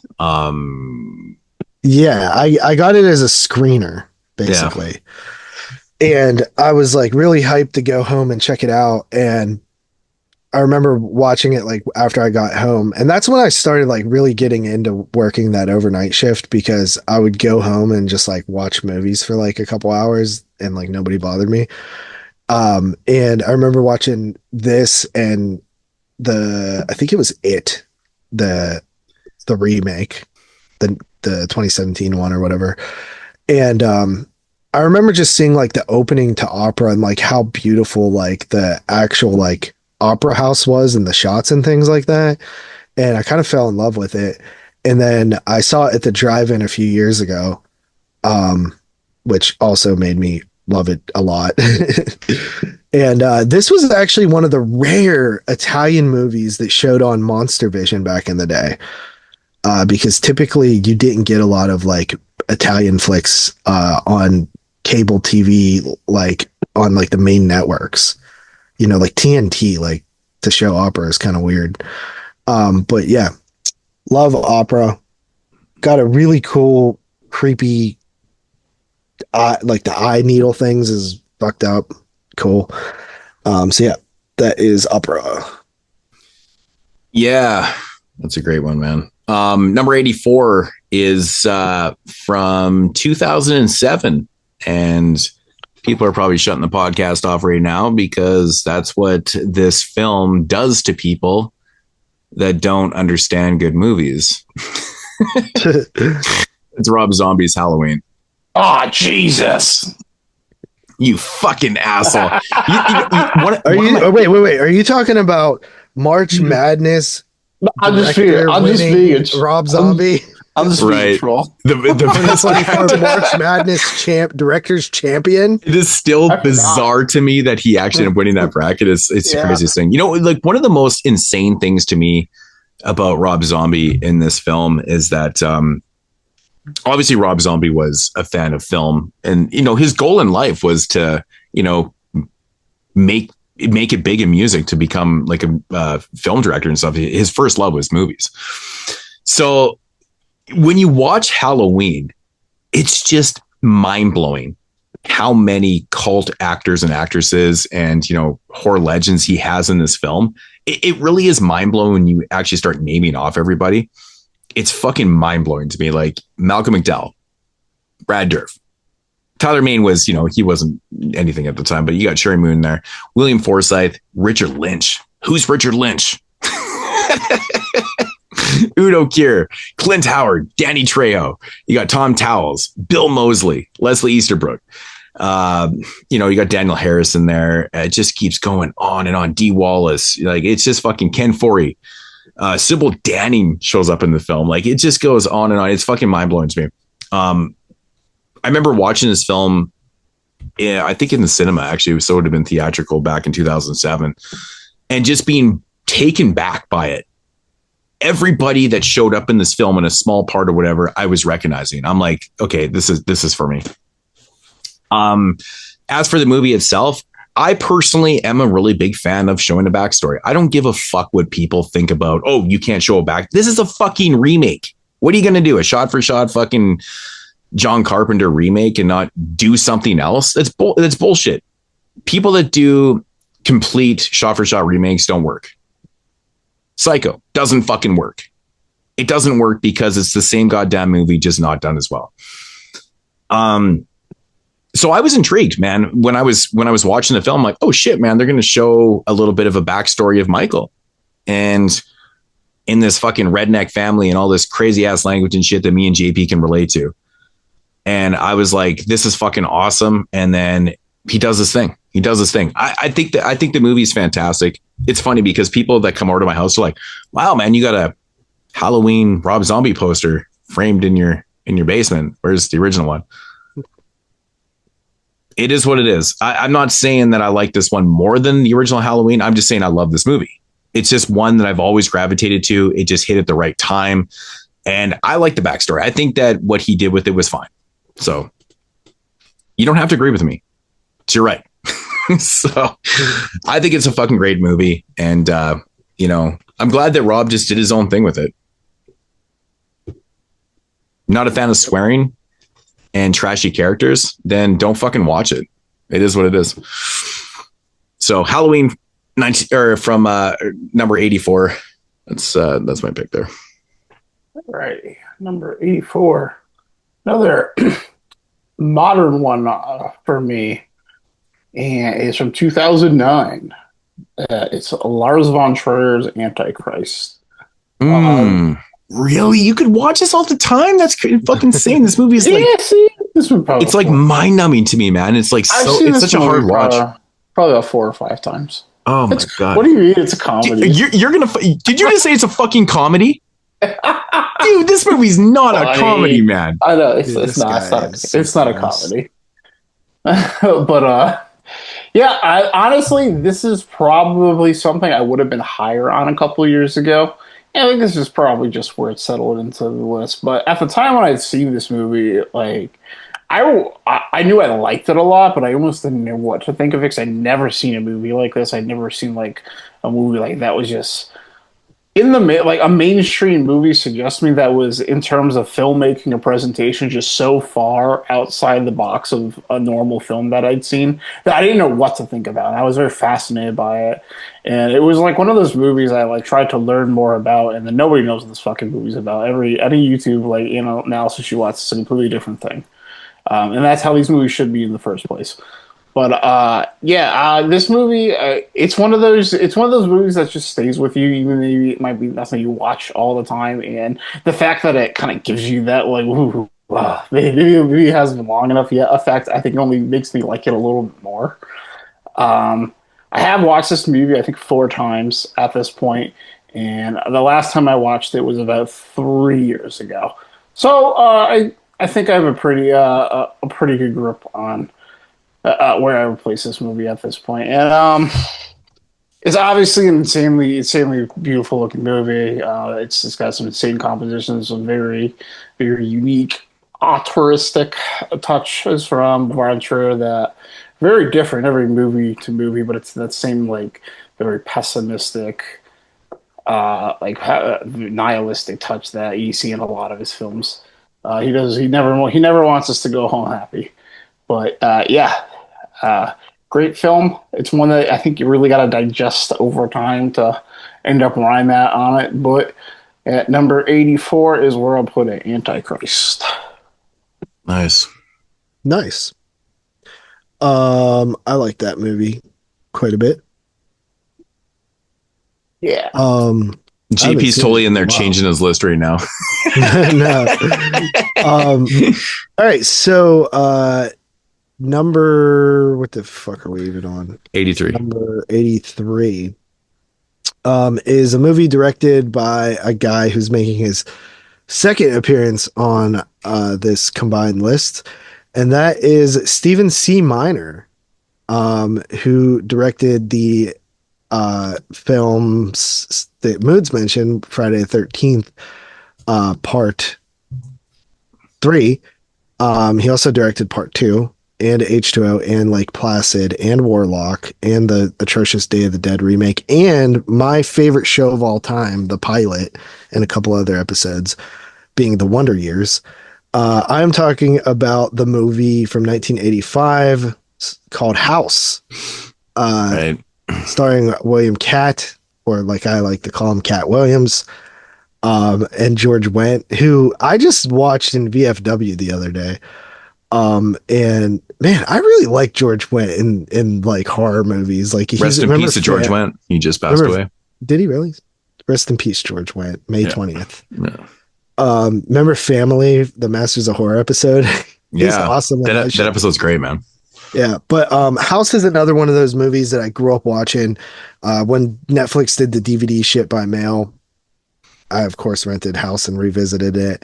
And I love this movie. It's so creative and it's very goofy, but like in the best like 80s way. And it's a haunted house movie that's done like so differently than like your typical like haunted house. Like there's all these creatures and like different like dimensions and shit like that. It's just so awesome.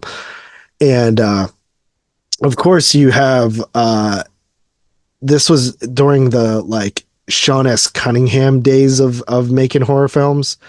I believe he was a producer on it. And does it have a Harry Manfredini score? Can't remember. Yes, it does. Yeah, it is. Yeah, it is for sure. Yeah. Yeah. And yeah, you got just an awesome 80s flick that, 85 is such a strong year, dude.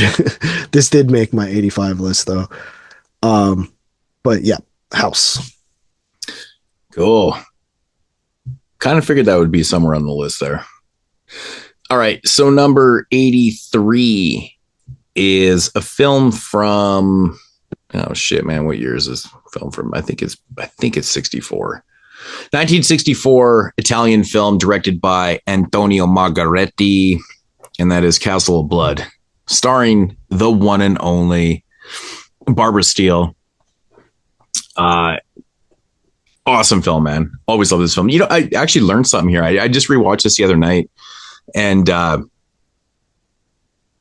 learned that Sergio Corbucci actually started directing this film, and then he lasted like a week, and then Antonio Margheriti took over. I thought that was really interesting because Corbucci definitely did not really do horror films, so I don't really know what happened there, why he did like a week and then Margheriti took over, but kind of an interesting thing.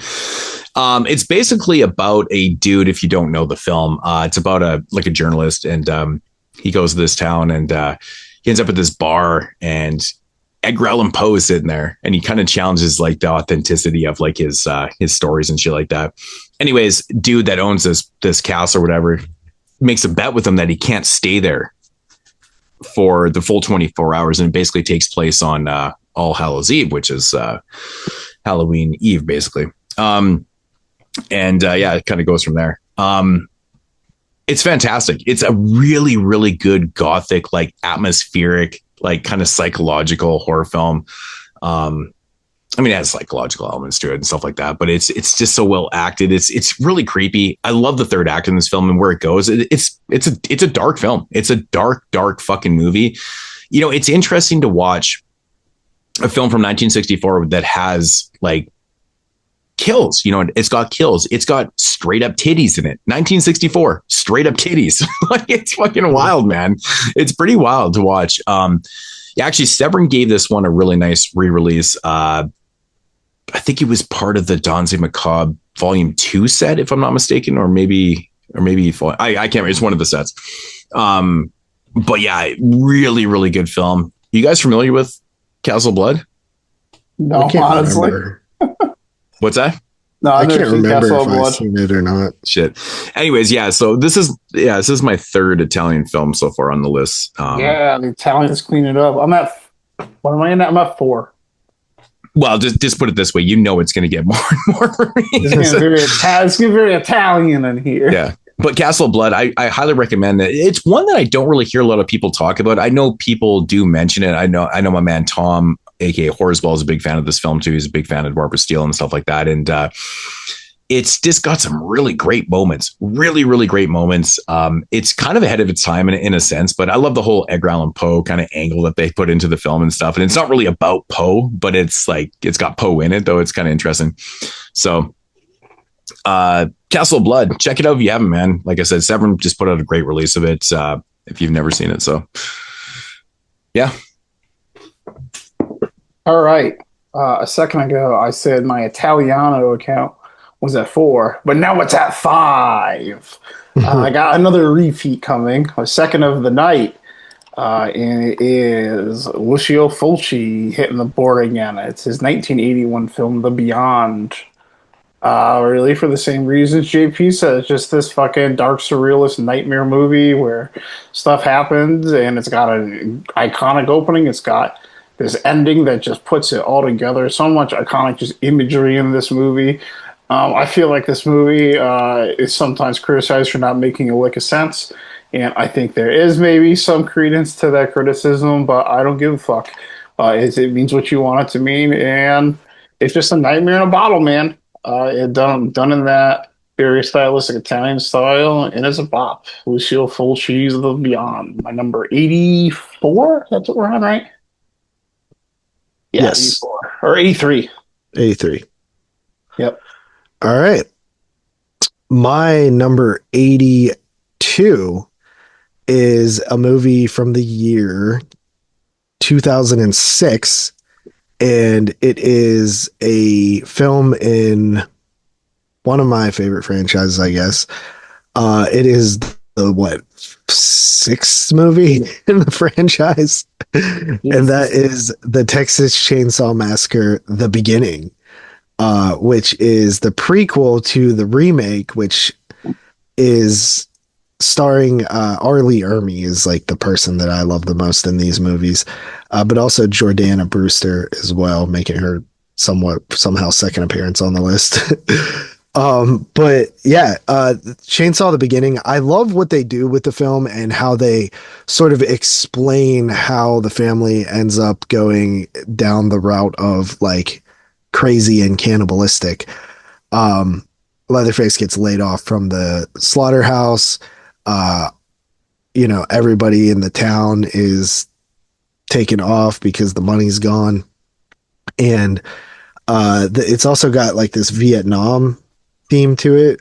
One of the characters is leaving, like running from the draft. But yeah, R. Lee Ermey steals the show. This is the R. Lee Ermey movie for sure. As Sheriff Hoyt. Oh wow, the remake. Actually, the prequel. The beginning. Wow.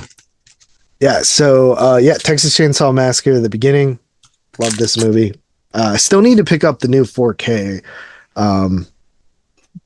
of that in the remake from Arrow. The covers just sucked so bad. I was like, I don't know, man. I'll hold off for a bit. Tyler, what was your pick? The Beyond. The Beyond. The Beyond. Yep.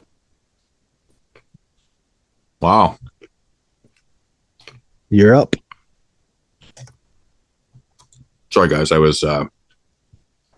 had to go feed my dog. Seems like you went to feed yourself. I just realized that I'm the only one home.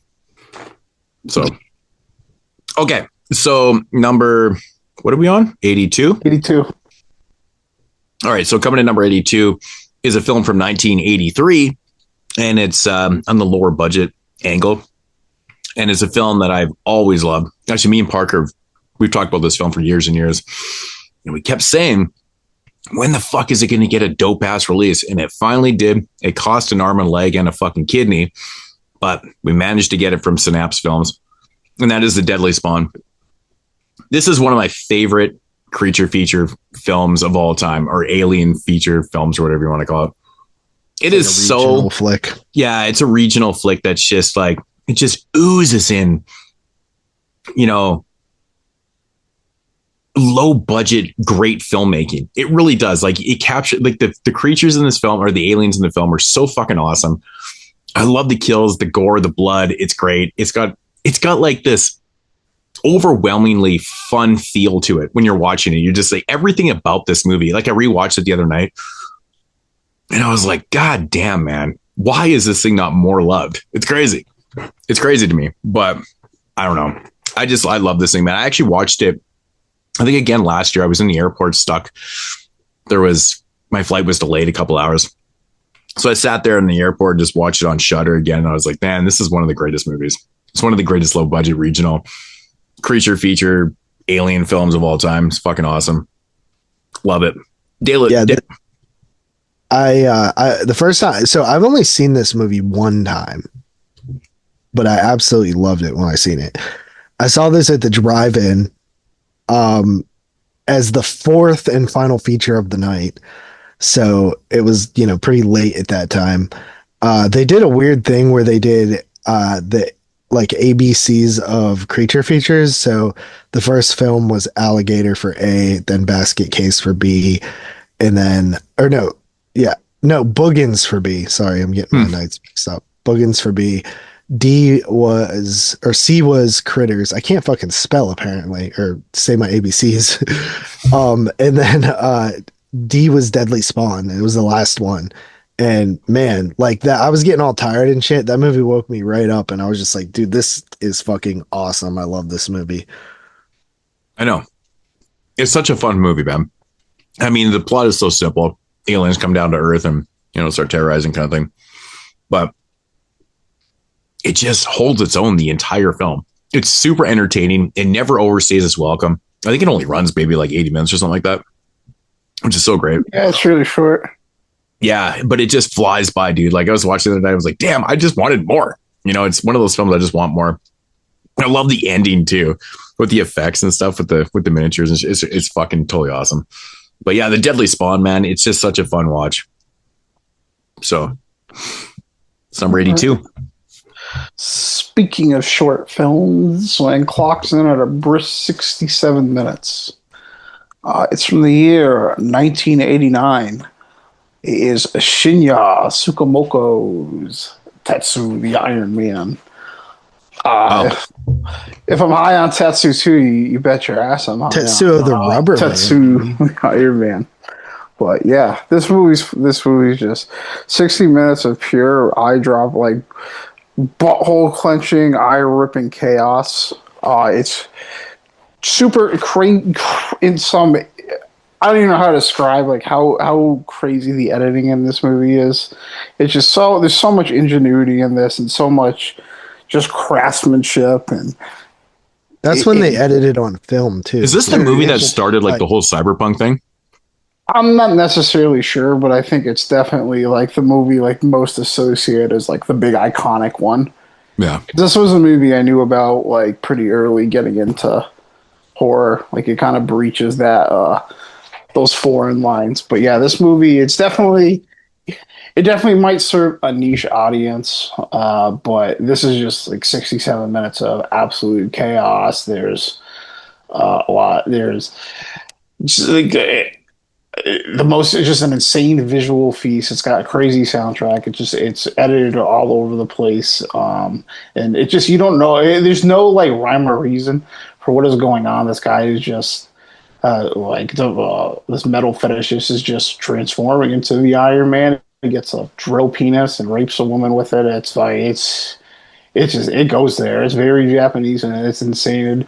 It's almost indescribable. Like you need to spend 67 minutes of your life watching this, even if you think it sucks. There's worse things you've probably done with an hour of your time.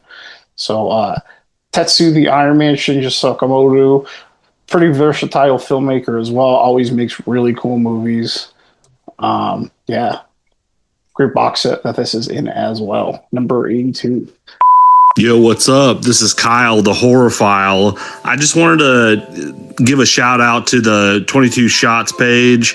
I was a regular for a little while on the page, like several years ago, and I don't remember my exact first episode that I was on. I do remember the Children of the Corn episode, which was fucking insane.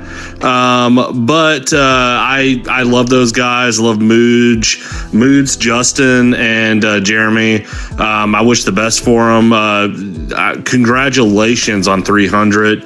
I am so stoked, and I look forward to doing an episode sometime soon with you guys, and just trying to catch up and see what you guys have been up to. I've been doing my own thing, and I hope to really get back with you guys sometime soon. But yeah, congratulations. You guys deserve it. You guys are fucking awesome. I still, from time to time, I'm able to listen to the podcast, and I love you guys. So congratulations, and I hope you guys are doing great.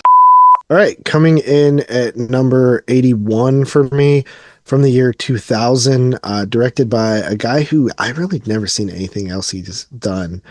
But this movie was like pretty amazing for the time period, and that is Ginger Snaps.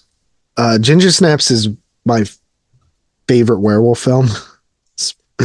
And I think that it was one of those like cool nights where it was like, I don't know, like 2006 or 7 or something. I think I was still in high school, and it was like a Saturday night or Friday night or something. And I was just flipping through the channels, stopped on IFC, and IFC was showing all 3 of these movies, the trilogy of Ginger Snaps. And I started watching the first one and instantly thought it was cool because it's about these 2 teen girls who are like taking pictures of themselves, like killed basically. And they're all angsty and talking about suicide and shit like that. And I was just like, at that age where I was like, these chicks are cool. And, so I watched it, and I think that like at a time, especially where werewolves weren't really popular, I mean, they haven't been popular in forever, but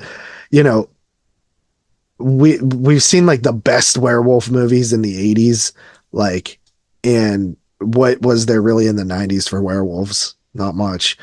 And then Ginger Snaps was such a good werewolf movie, and it also has like such cool parallels with like the coming of age and puberty and that whole thing, sex and stuff like that. But yeah, Ginger Snaps. Nice. 81. Nice. Good choice. All right, 81. Directed by Andrei Zalewski, and that is from 1981, Possession. Possession. Yeah, starring Sam Neill. I can never pronounce the girl's name. Isabel Adjani. Adjani, is it? Really? Adjani. And the director is Zulawski, whatever. Yeah, so this movie is like, I can see this one not being for everybody. It is. The first time I watched it, I was like so handcuffed by it because I was like completely taken back by the intensity of this relationship and like how much screaming and yelling and just fighting and just nastiness was going on with this couple. In a sense, it's kind of like a tragic, love story gone kind of wrong kind of thing. But it's like, it's just so much more. There's so many different, there's so much subtext to this film. There's so much commentaries that are going on in this one, but it gets so fucking weird and crazy. The performances, Sam Neill especially, man, is so damn good in this film. Like, to be that angry and just yelling all the time and just pulling off those performances, to me is so crazy to watch. Again, I could see people not really gravitating to this one because it's a lot to handle. There's a lot going on, and it's not like one of those A to B films where everything kind of seems what it is. It gets a little bit crazy. There's this really, really insanely intense scene in, I guess it's kind of like in a, where would you call that, Tyler? Like the subway station? I guess it is in the subway station. Yeah. Right. I was thinking, I was going to say culvert. I'm like, it's not in a fucking culvert. No, it should be in the subway. And it just goes absolutely batshit insane. But this whole movie is just like one of the most intense rides you could possibly ever watch in a film. And it has so much rewatchability to it because it gets you thinking to the point where you're like, I need to watch that. And then I swear every time I watch this film, I pick out new things and I discover new things and I think about different things. That's how good this movie is. It's like, it's the gift that just keeps on giving. You know what I mean? There's so much to offer. It's crazy. I think it's absolutely a beautiful film, and it's beautiful and mind fucking at the same time. But Possession from 1981 runs over 2 hours, but man, there's never like a dull moment in this movie. It's batshit intense. It's really, really intense, and it's mind provoking, man. It really is. It triggers so many things in your mind that you're just like, damn. Yeah, it's definitely one zone interpretation type of film. Yeah, like I said though, like there's so many elements, there's so many subtext, there's so many things that are going on that just when you think you have one thing figured out, there's another thing that's arising and stuff, and there's just so many things that are just kind of propelling itself towards your, it's knocking on your medulla, going, "Fuck, man, I'm gonna give you something else here." And there's not a lot of films that really do that to you, like for a whole 2 hour span, where it's just like, "Holy shit, dude." This is not a one-time watch. It's not a one-time watch. It's very intense. It's a very intense film, and it's it's one of those ones that, you know, if you feel like you didn't really get shit the first time, don't feel ashamed, because nobody gets everything the first time they watch this movie. Nobody gets everything the fifth time. Yeah, I've seen this movie so many times, and there's still things, like I said, I'm still discovering through this one. So. And like, there's not things necessarily to get either. It's just like how things like are, how you interpret things, and like something. Well, I think that's the thing. I think maybe it's how you, exactly how you interpret things, and like how you go about. Yeah, it's all about interpretation. It really is. It really is. So, but I just find like I always get something else out of it every time I watch it. It's just a batshit insane film. It's a batshit insane film, but it's definitely like you a lot of the time. Like I feel like when I watch this movie, I build on the ideas that I found the last time I watched it. Mm-hmm. Right.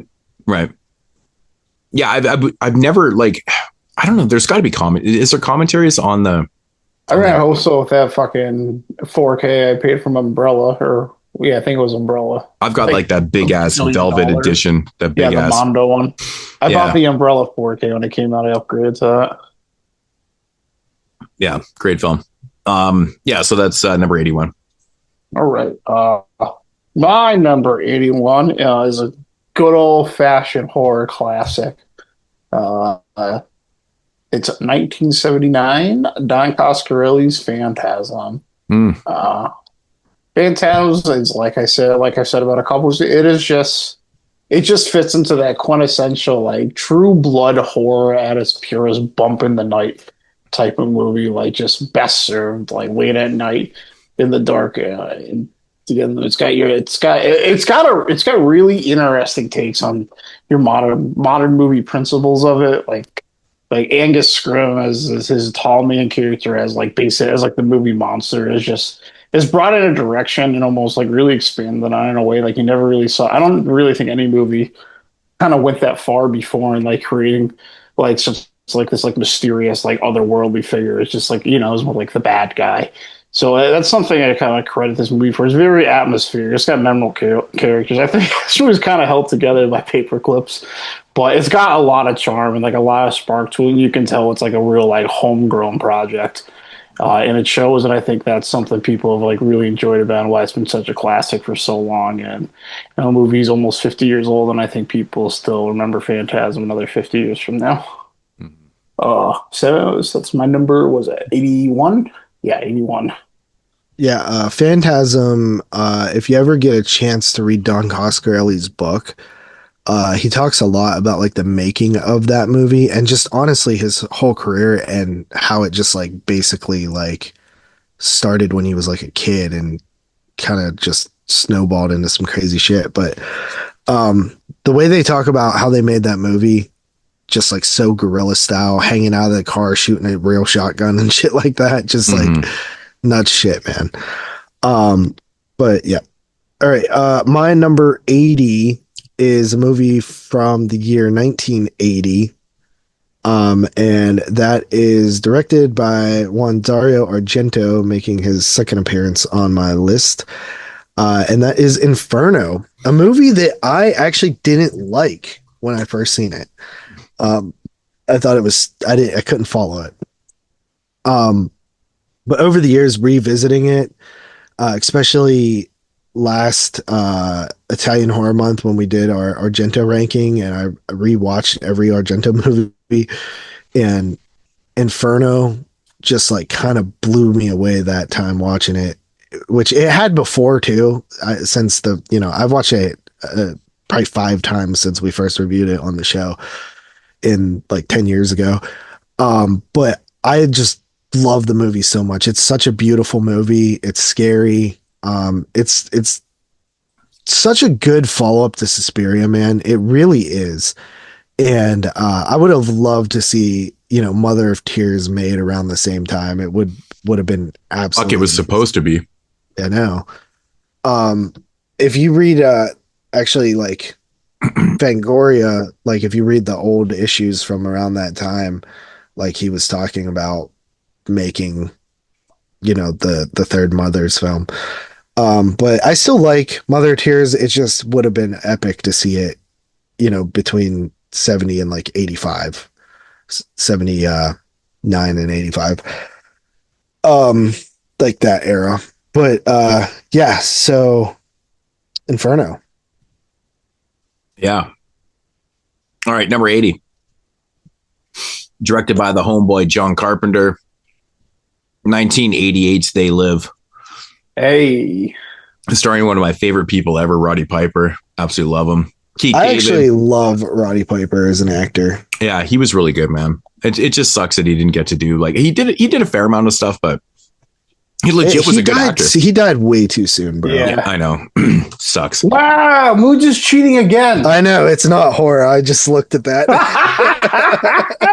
This doesn't have three now. How the fuck does this not have horror in it? Cheater. It does. It says on IMDb. It says B horror. Not on Letterboxd does it. No, Whatever. Letterboxd. We only use fucking IMDb anyways, man. Come on.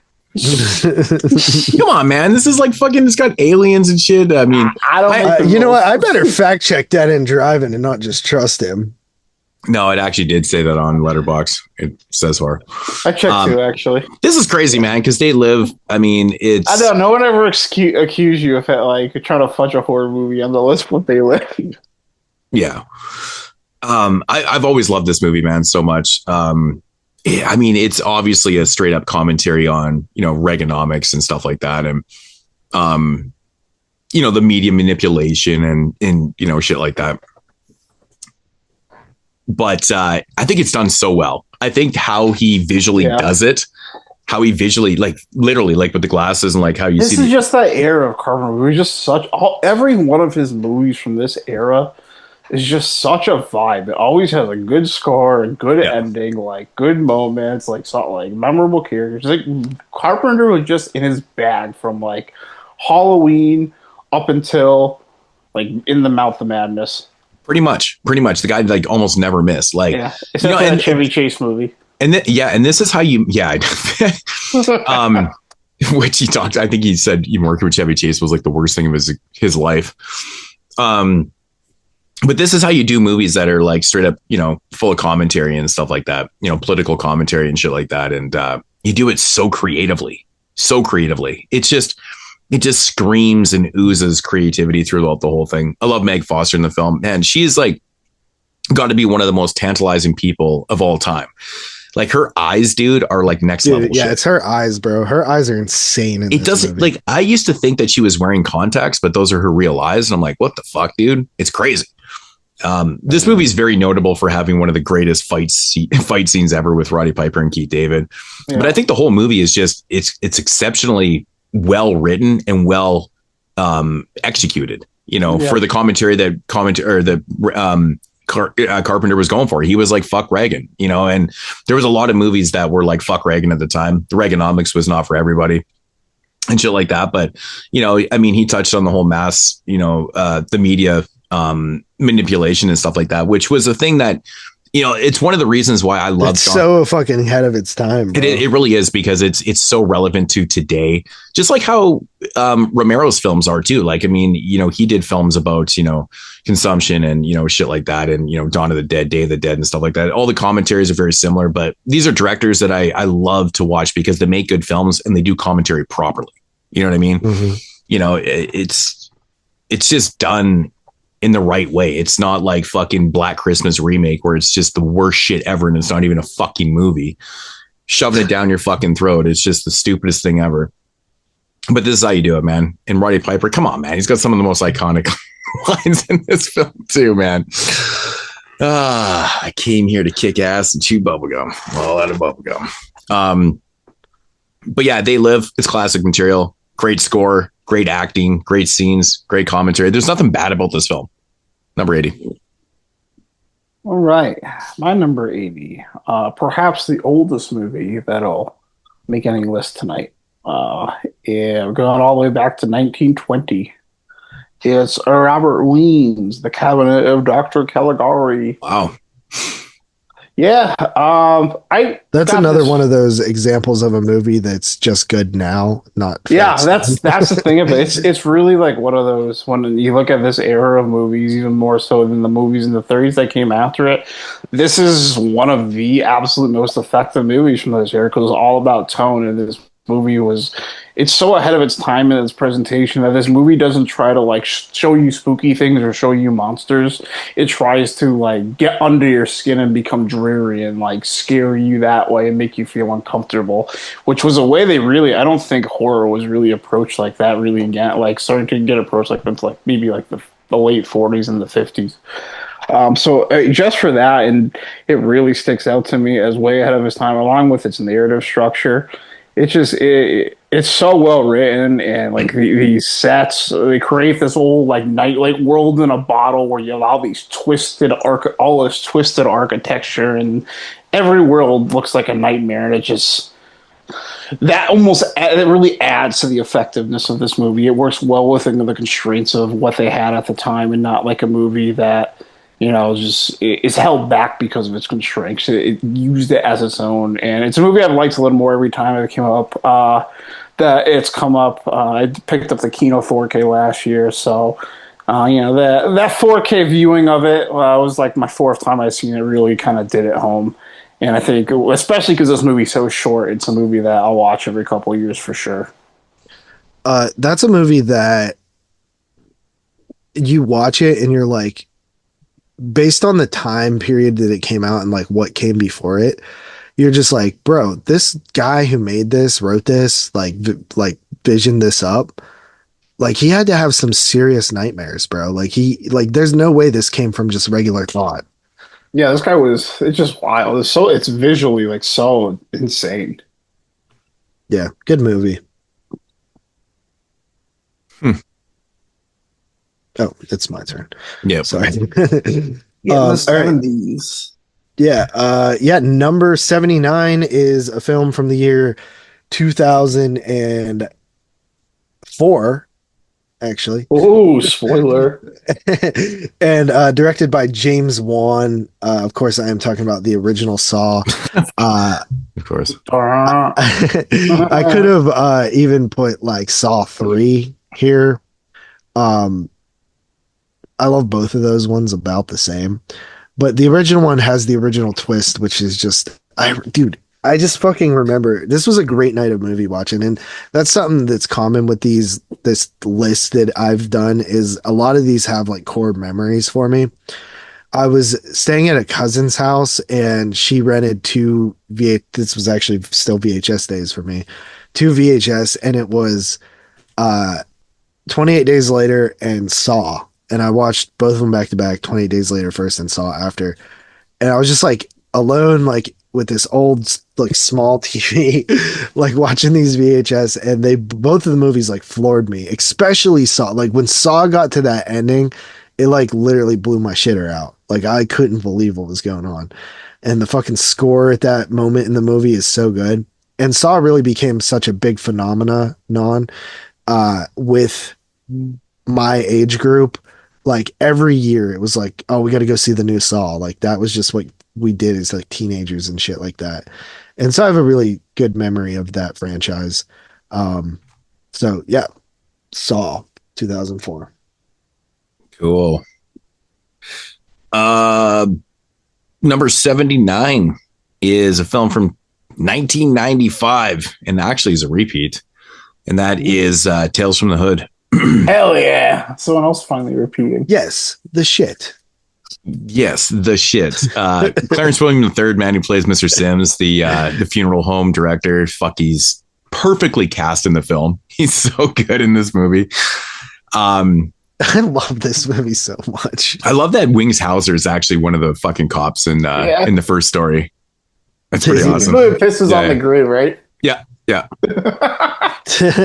Rest in peace. But I gotta say, man, my favorite story in the anthology is the KKK comeuppance one.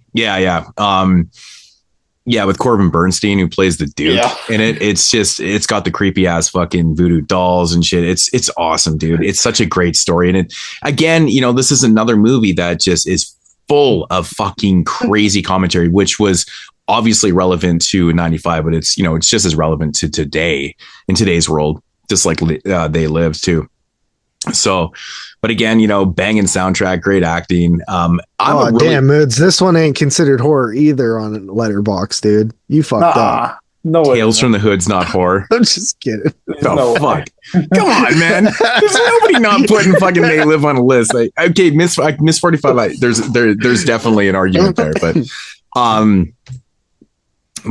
yeah, no, Tales from the Hood, man, banging fucking soundtrack.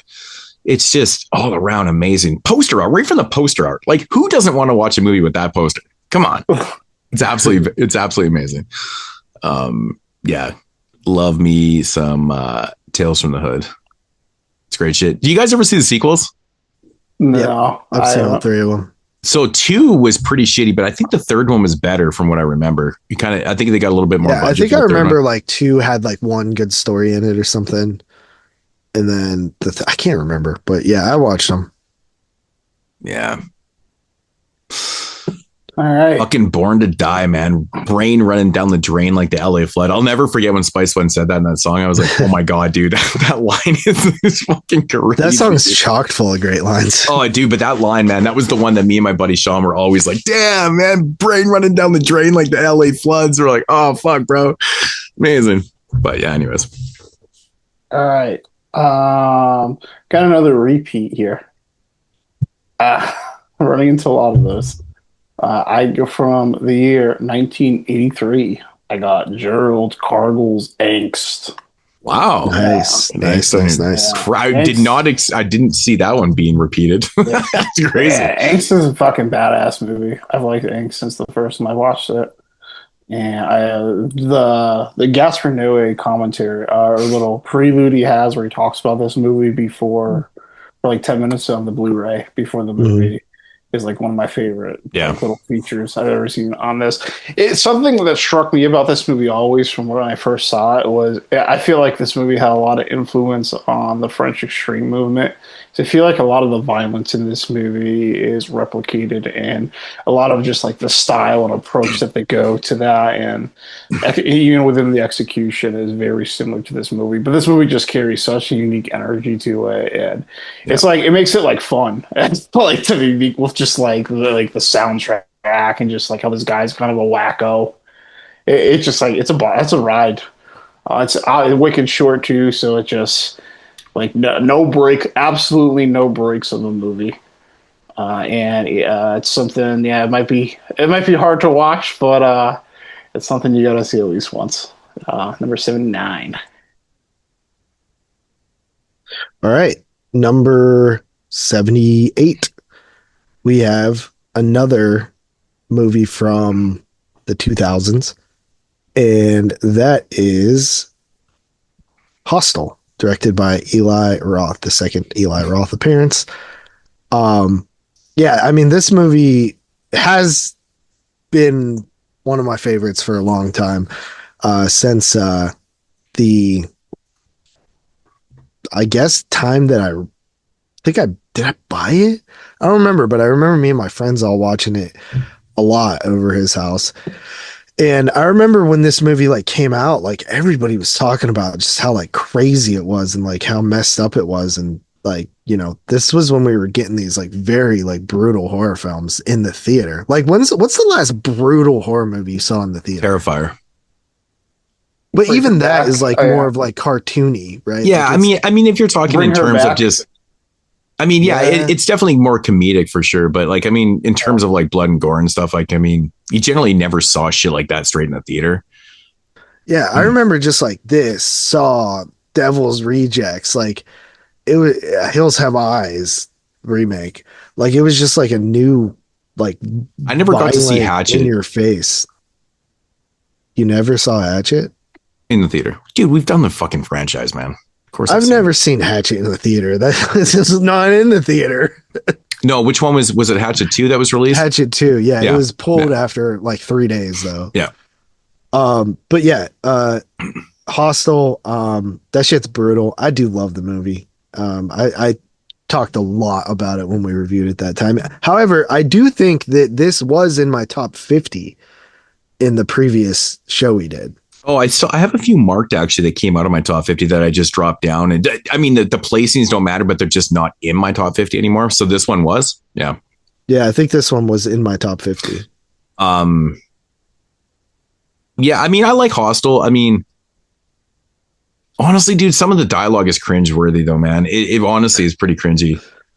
But the movie, like the idea in the movie itself, I really like. I really like the dude. I just rewatched Thanksgiving because Canadian Thanksgiving was like a week ago or whatever. So I watched Eli Roth Thanksgiving. Thanksgiving on Canadian Thanksgiving? Why not? What the fuck does it matter? It's a fucking American Thanksgiving. There's no Canadian Thanksgiving movies. Yeah, what is a Canadian Thanksgiving movie? I didn't say I was going to watch no Canadian Thanksgiving. I said I watched Eli Roth Thanksgiving. There is none. There is though. What's he supposed to watch? That's because we understand that Thanksgiving is completely wrong and racist. So we don't make fucking Thanksgiving movies. We don't celebrate. we don't celebrate American Thanksgiving because it's totally fucking wrong. And we make it delicious. Yeah. Well, our Thanksgiving dinner was fucking outrageously awesome. So, yeah, I'll fucking do the food and shit. But anyways, yeah, I watched Eli Roth's Thanksgiving again. I hadn't seen it since the theater.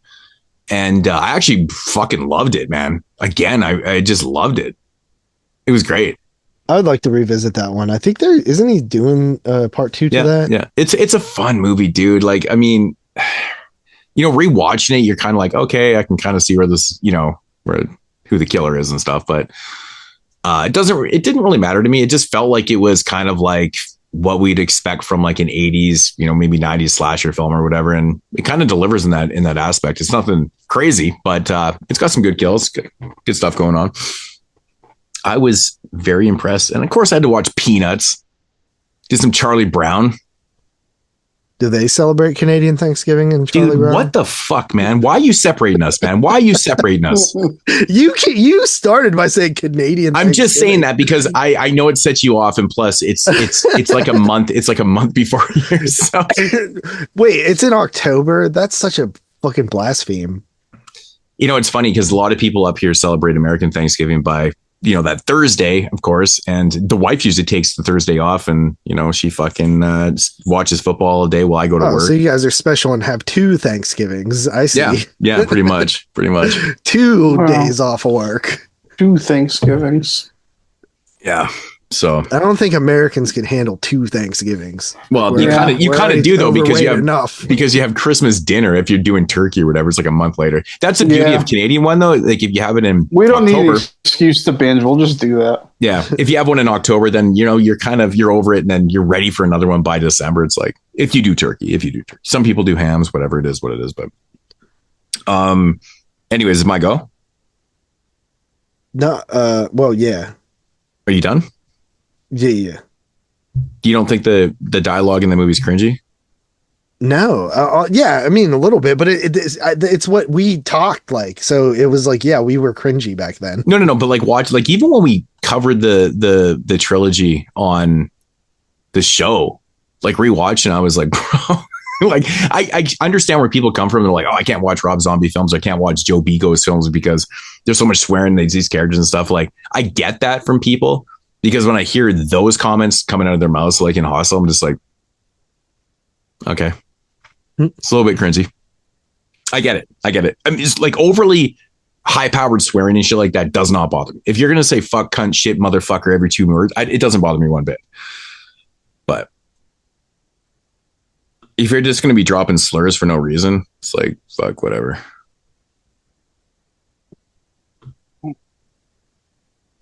Anyways, my go? Okay.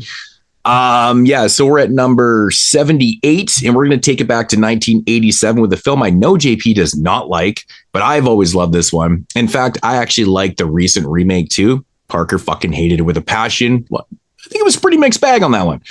But that's Street Trash. I've always loved this movie, man. I remember watching this movie for the first time. I think it was probably in the early 90s.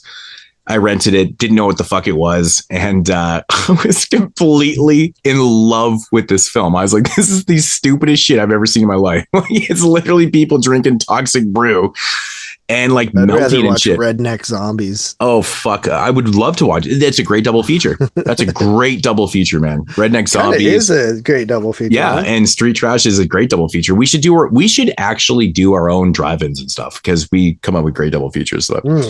But that would be a fun double feature because it's ridiculous and stupid and fun. But I don't really get the unappeal in it. I don't know why people don't really like this film. It's stupid. It's like there's great melt effects in it and stuff. I think for me it was like very overhyped. For like years I always heard such good things about it, and the cover always looked awesome, and I think I just was expecting something better. So I've only seen it one time, and it was last year. So your displacement with the film is due to the fact that you figured that it was overhyped. See, I guess like it's so interesting how we have such different views on things, because when I saw it, I didn't know what the fuck it was. I just randomly rented it. Like I was just renting horror films. It was in the horror film section. I'm just renting shit. I'm like, that looks fucking sweet. I'm going to rent that one, 5 for 5 or whatever the fuck it was. And was like totally taken back. I'm like, dude, these guys are melting. They're drinking beer or hooch or whatever the fuck it is. And they're melting. I'm like, this is amazing. It always stuck with me. I was like, great. And then when Synapse put out the Blu-ray, oh fuck, man, it must have been 15 years ago now. Shit floored me, man. It looked great. It's awesome. But yeah, Street Trash, fun ass film, number 78. Tyler. All right. Number 78. We're going to go to 1972 from a film from one of my favorite filmmakers. This was his lone horror effort. It is Robert Altman's Images. Wow. Yeah, this is like a late phase David Lynch movie before he was David Lynch. It's kind of like It's kind of like his Woman in Hiding short before it existed, and it's almost like the same concept that like he really explored in Inland Empire. And when I first had watched this movie, I really was just enamored by the cinematography. It's just use of music and just almost like things happening. But I took the most simple interpretation you could. I just wasn't really like capable of analyzing movies that well back then. This was probably like 2018, something around there. And I just took the most baseline, whoa, she's crazy. And then I saw way more Robert Altman movies and just more movies in general, and learned more about like surrealism and saw more movies similar to this. And this is just like a really cool, I guess she's crazy, but like mental breakdown, like self-examination piece where there's so much to unpack here between she has like these competing like images of these two lovers and what the camera means and like what her husband means. It's wild. This movie is something like three people could watch and completely different dissections of it. And those are the kind of movies too that tend to creep their way up over time. And it's been a couple years since I watched it, but I actually watched it like this week, and it kind of reinvigorated those to me. And I saw this movie almost in a more curious light than I ever had. It's a real well-made movie. It's really interesting, and falls. Robert Altman made one other movie that was kind of similar to this, but I wish he would have maybe explored this avenue more, because it's unlike a lot of his other work.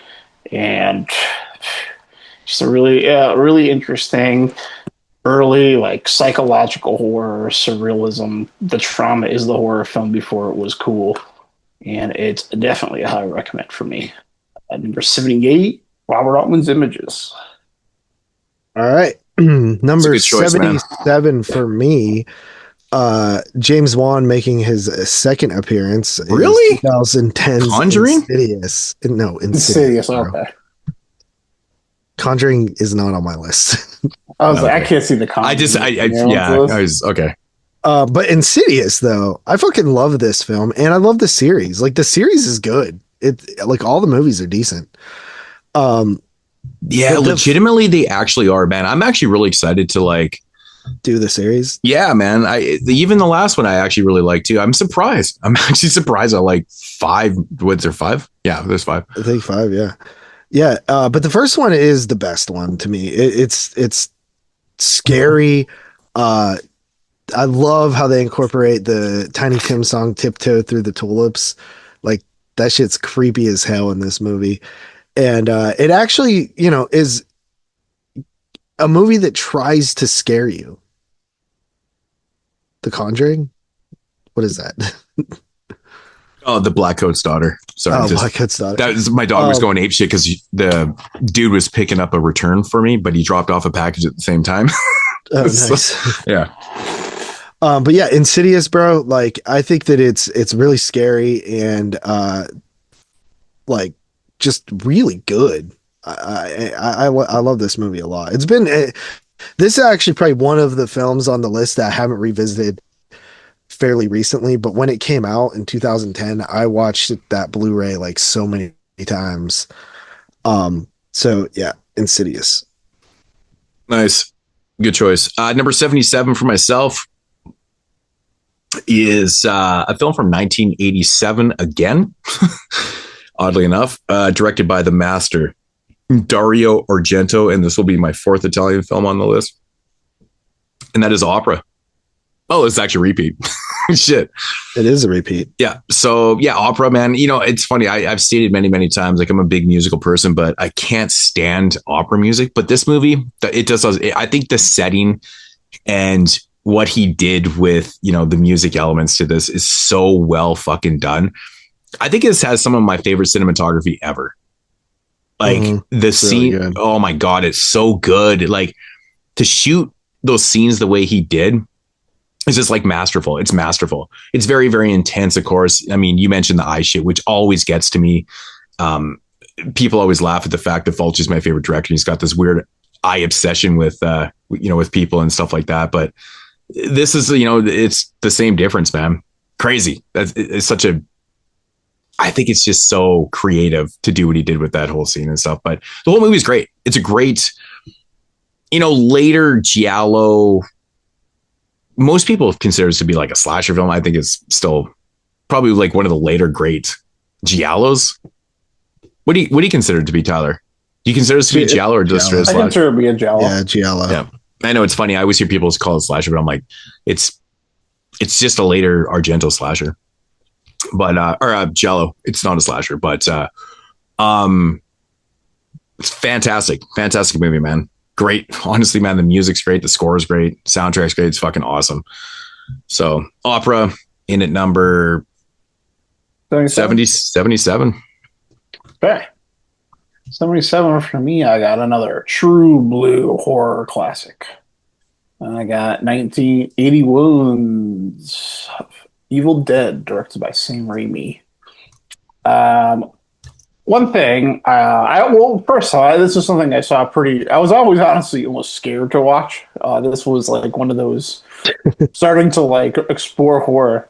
And this movie just seems so fucking scary to me. I mean, it is pretty scary. Like there was one I was like, all right, I'm finally going to do it. I'm going to watch Evil Dead. And yeah, for like very early in my horror days, like I might even call this my favorite horror movie. I loved this movie, and it really like set off a spiral of diving deeper into these classics. Not that I wasn't going to anyway, but this is one of those first early movies to like really hit with me. The things I most appreciate about it now really is just the ingenuity and the camera work. This movie is just really tight, and there's just so much random horror shit that they just threw at the wall, knowing like you can just do whatever you want in this. And then like again, back to the camera work. Most people obviously talk about like they're running through the woods and the POV spirit shots, but one thing that I really noticed about this now is just how it's handled close quarters with the talent. There's this part where Ash's sister like rolling and she first runs back into the cabin where there's this incredible shot where the camera just completely follows her in, and as they're all freaking out having this conversation, the camera is just circling them, like filming from this like almost like eye level just circling shot, and it's really effective and like really chaotic. And there's just simple things like that in this movie that are really smart and really good filmmaking that get overlooked that I think really elevate it. And yeah, man, this is just a bucket list, like every movie everyone's got to see. Level 1 horror classics, but you know it holds up. Short runtime, great for a late night watch. Number 77. All right, and number 76 for myself here is the 1980 classic Ruggero Deodato's Cannibal Holocaust. Yeah, this is a movie that I think when I first watched it, I thought it was like good, but I had some issues with it. And over the years, watching it more and more, I fully get the movie and I love what it's saying and the style and the way that it was done, found footage style. Super cool. The animal stuff does bug me a little bit. There is the animal cruelty free version on the Grindhouse disc. I don't think I've ever actually watched that version though. But as much as I hate the animal cruelty, man, I've never watched the free version. Yeah, I get it. Yeah, me either. I always watch it. Yeah, I always watch it too. Okay, yeah, but Cannibal Holocaust. Yeah, we've discussed that one in great length. Yeah, so if you guys want to know more about that, check out the show. Yeah, so number 76 is a film from 1988, and it's directed by Rennie Harlan. That is Nightmare on Elm Street 4, The Dream Master. Dream. Fucking love it, man. Tuesday night, she does the opening credits song, right? Mm-hmm. It's pretty cool. I'm running from this. I mean, when I was younger watching part 4, which, Dream Masters has always been like my jam, but like watching part 4 was so disheartening when you first watch it when you're younger, because you're like, I love Joey and Kincaid, and they fucking die like right away. And you're like, motherfucker, what the fuck? Like, Kincaid was the shit, man. Dude, they could have made a whole fucking series just out of that dude. He was awesome. So, it was always hard to get over the fact that they killed off a couple of the main characters from the, Dream Warriors right away in part 4 and stuff like that. But I really kill off the third one after that. Yeah. But this movie's great, dude. I really like this movie, man. I honestly, the whole third act, like the whole montage and like, the music, the soundtrack's really good. Vinnie Vincent Invasion does songs on here and stuff like that. It's fucking awesome, man. Once Played in Kiss. I think the soundtrack's banging, but Freddy's amping his shit up, man. He became super comedic in Dream Warriors, and he's pretty comedic here. But this was actually Robert Englund's favorite performance for Freddy. Yeah, honestly, dude, I don't know why people shit on this film, man. I think it's really good. I think a lot of people are disheartened by where they go with, the main characters. They kill them off and stuff, and they're just like, I think a lot of people just kind of lose interest in the film. I don't really know what it is. I actually love the resurrection of Freddy in this one with the dog pissing on the ground. And the dog pissing on the ground is still one of the most bizarre things ever. But that's another thing that people like hate on. They're like, oh, that makes no sense. Like the dog. I'm like, dude, it's a dream. Like that's what Kincaid is dreaming. Exactly. Like, he's seeing that happen. It doesn't really matter what the catalyst for Freddy coming back was. Exactly. He dreamed him coming back. Anything can happen in dreams, and that's the whole point of it, right? And just the fact that they came up with the idea that the dog would piss on the grave and Freddy would come back is it's pretty bizarre, but I think it's awesome. But yeah, this Freddy's back. Freddy's back. Yeah, you got Fat Boys in here too, right? Fat Boys do a track and stuff. But honestly, man, the kills are really good in this one. I just have a lot of fun with this. Every time I watch it, I don't know how many times I've done 3, 4, 5. I know people shit on part 5 so much, but if you watch 3, 4, and 5, like just, back to back and shit, it's like, it's a great little trilogy, man. It's good shit. It's like the Dream trilogy. Yeah. The Dream Master, the Dream Child. Yeah. It's good, man. It's good stuff. It's, Dream Warriors. I'll always defend anything. Like, eventually when we do the Nightmare on Elm Street franchise, we'll dive heavily into it. It's going to be quite a recording for that, because we're going to have to probably do every film individually, because I'm sure we know enough about these films. It's going to go on way too long to just do one sitting. But anyways, Nightmare on Elm Street 4, I think, is a little bit underrated, overly hated a little bit too much, but it's one of my favorites. I go back to it all the fucking time, and I love it. So it's number 76. All right. Number 76. You guys are starting to name some Italian movies and catch up to me. So I'm going to increase my lead. We're going to go to the year 1970 with Dario Argento's The Bird, with the crystal Kevin Dillon's hair and the blah remake.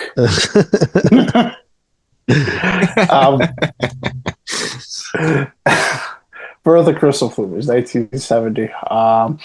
The third Dario Argento film on here. Like I said, man, I like the fucking giallos, so expect some giallos. This is one I've just gone back to a lot of times. It was my first Argento movie I saw after like the big two. When I was like, all right, I saw some other movies by this guy, and I got to this one and just like made my way through his filmography. And this is one I've watched like. I've been watching this movie for like 15 years now, and it's like it just holds up. I like the characters, I like the little gotcha kind of cheaty twists, and just like that black love killer woman in peril shit.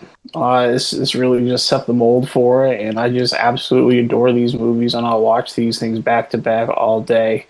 And Dario, I think, was the best at making them. 76, Bird with the Crystal Plumage. Alrighty. My number 75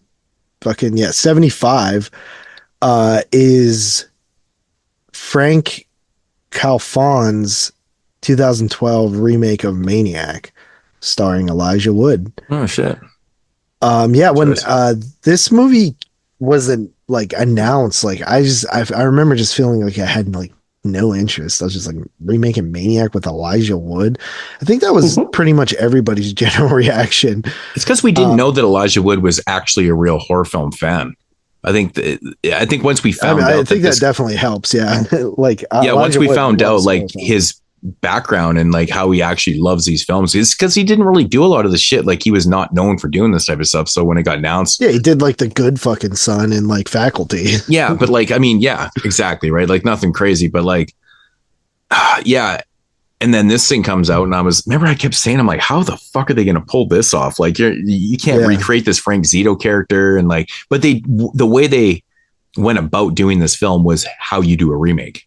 It's amazing. I like one of my favorite moments in the movie. Well, first of all, I love the cat and mouse like subway sequence that ends with, a scalping and the head holding it in like the mirror of the car is like the poster of the original Maniac. Like that is the fucking coolest shout out, bro.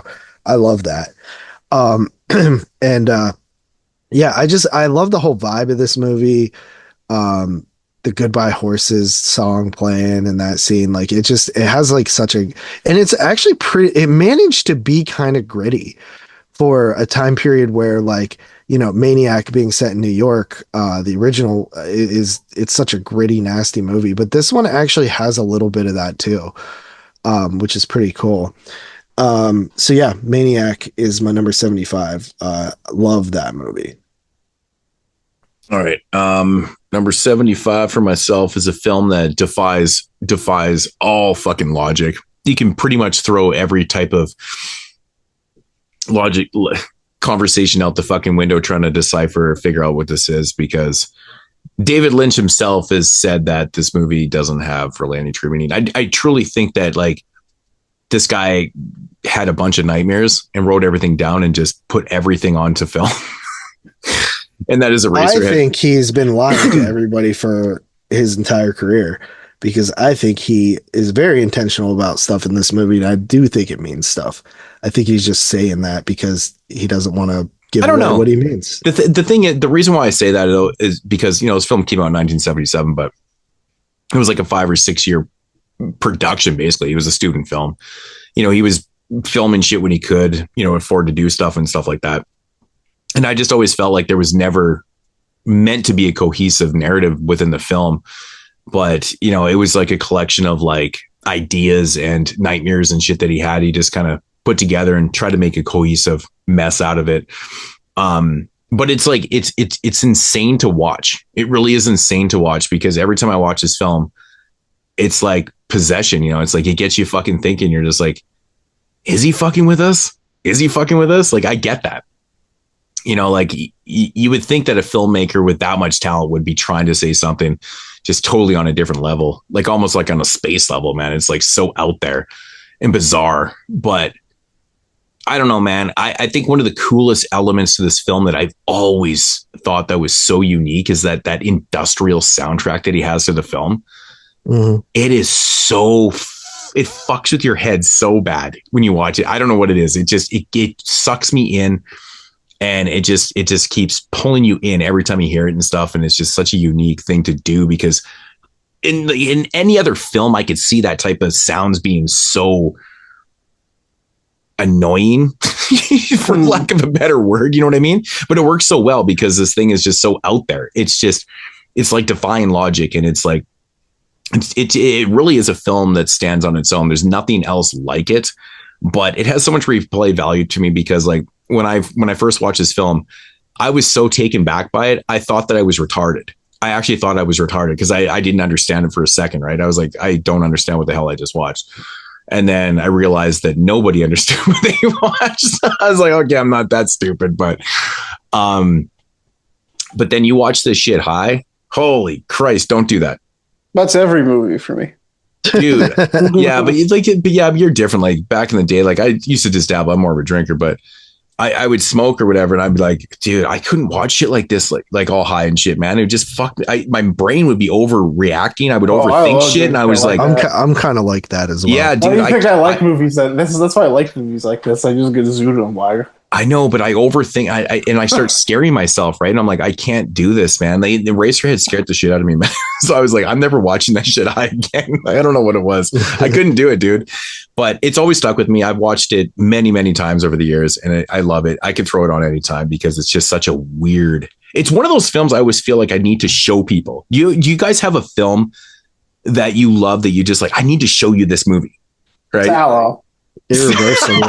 Oh yeah, because Sallow is a comedy, right? I forgot about that. I think so. Which one, JP? I was joking. I said Irreversible.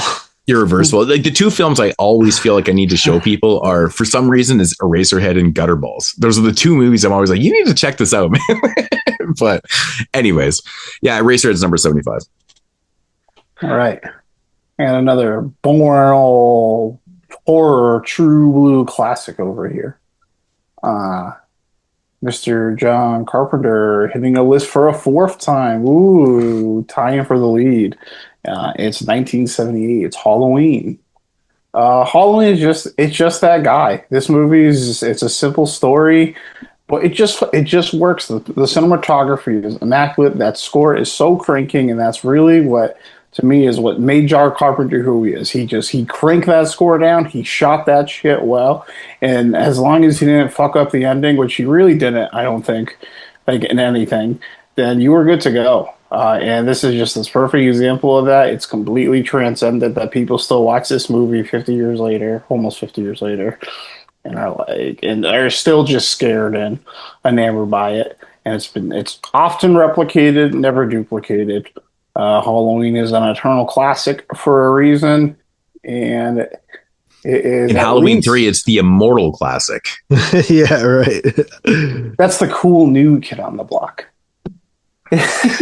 No, he's referencing in the movie where they say tonight, the immortal classic, Halloween. When Tom Atkins is in the bar. And he's like, yo, man, you got a different channel. Oh, and the bartender changes. Okay. He changes the channel. You're crossing movies and confusing me. Yeah, I said in Halloween 3, they refer to it as the immortal classic. Yeah, it is the immortal classic. It's just a beast. Halloween will be here long after I am. It's the only movie that I can think of that has like this weird like fan base that has like this overpowering and bearing ownership to. Yeah. It really is the only movie that people get so goddamn butthurt about if you say one bad thing about it. There's no other movie. There's really no other movie. It's Halloween. Right, JP? Yeah. It's fucking true. Right. It's fucking true, man.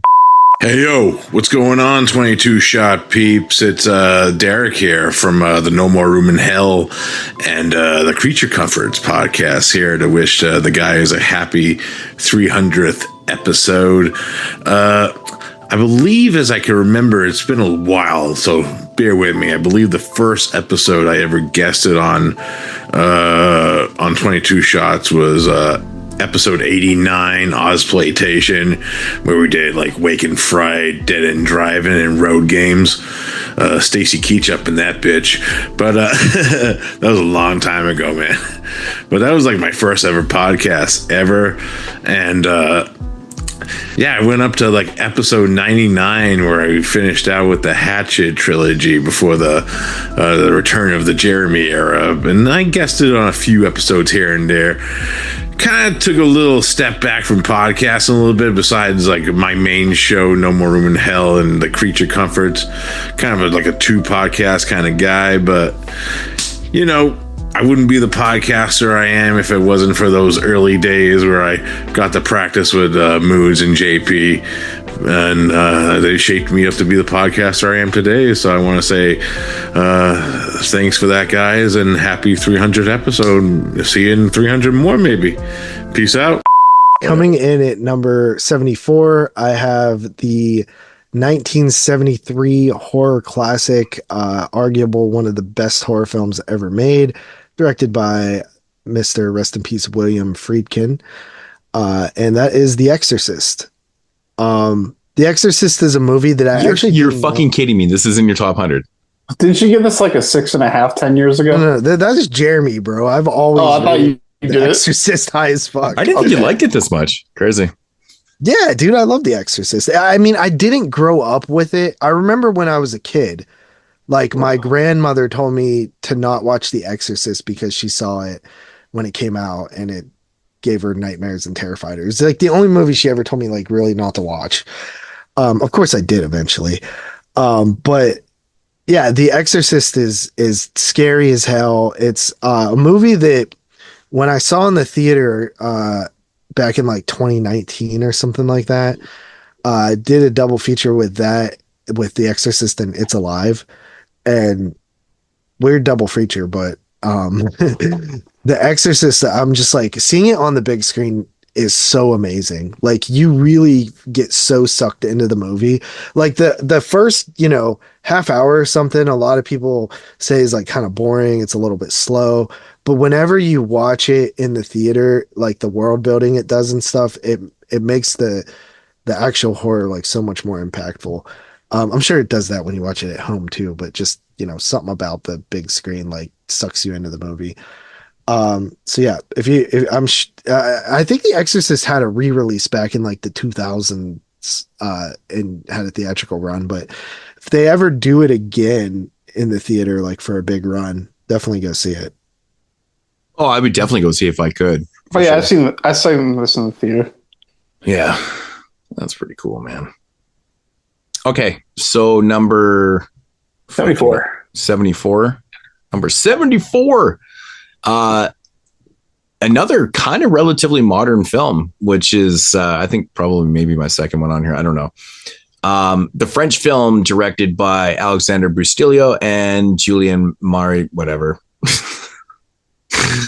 Inside. The Christmas masterpiece. Well, it takes place on Christmas Eve.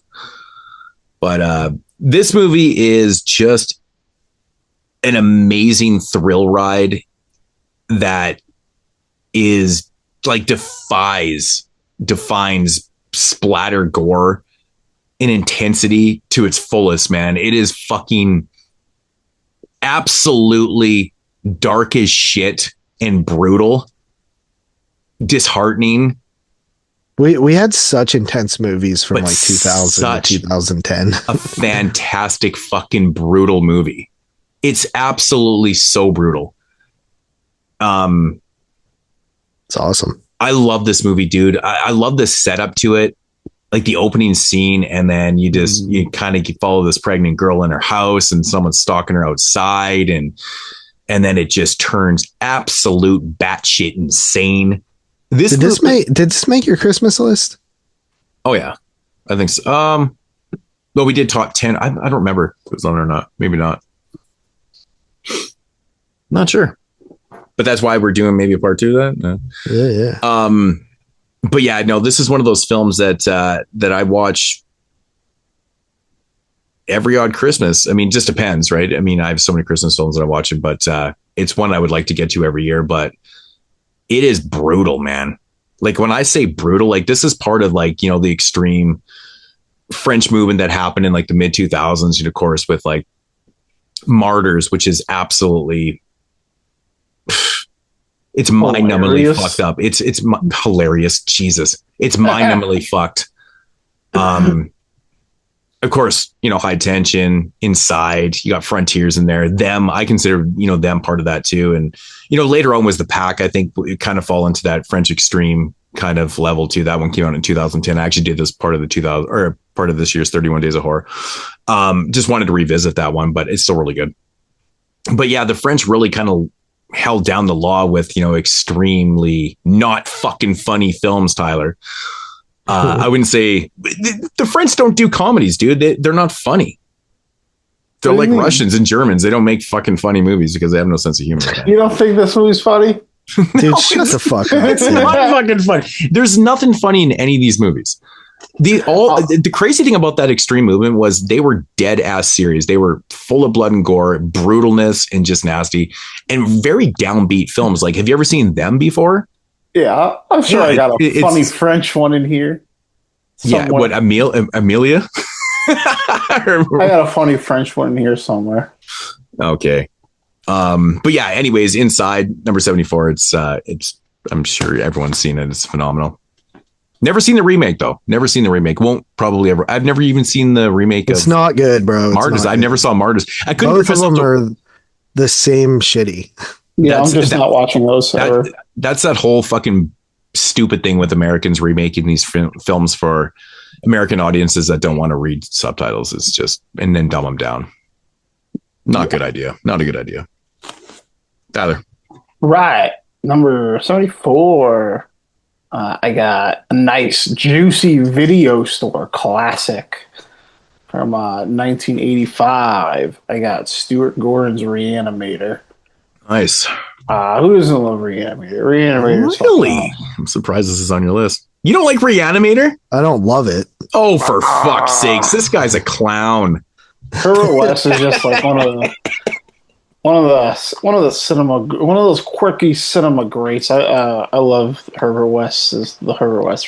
That's another fucking. I've seen that movie like 3 times on the big screen. Like everybody's always fucking showing Reanimator. Oh, dude, I've never gone to see this on the big screen, but yeah, this movie's fucking. It's gory, it's sleazy, it's got lots of fucking great one-liners, and I don't give a fuck if they ripped off the Psycho score. It makes the movie better. So. They can use it all they want. It's fine. Is it Richard Band? It's Empire. So I think Richard Band's probably associated with it. Yeah, he was good at ripping off shit. Yeah, like Brian Yuzna is the producer, right? Yeah, I think Band did it. I'm pretty sure he did the score for that. I'm not mistaken.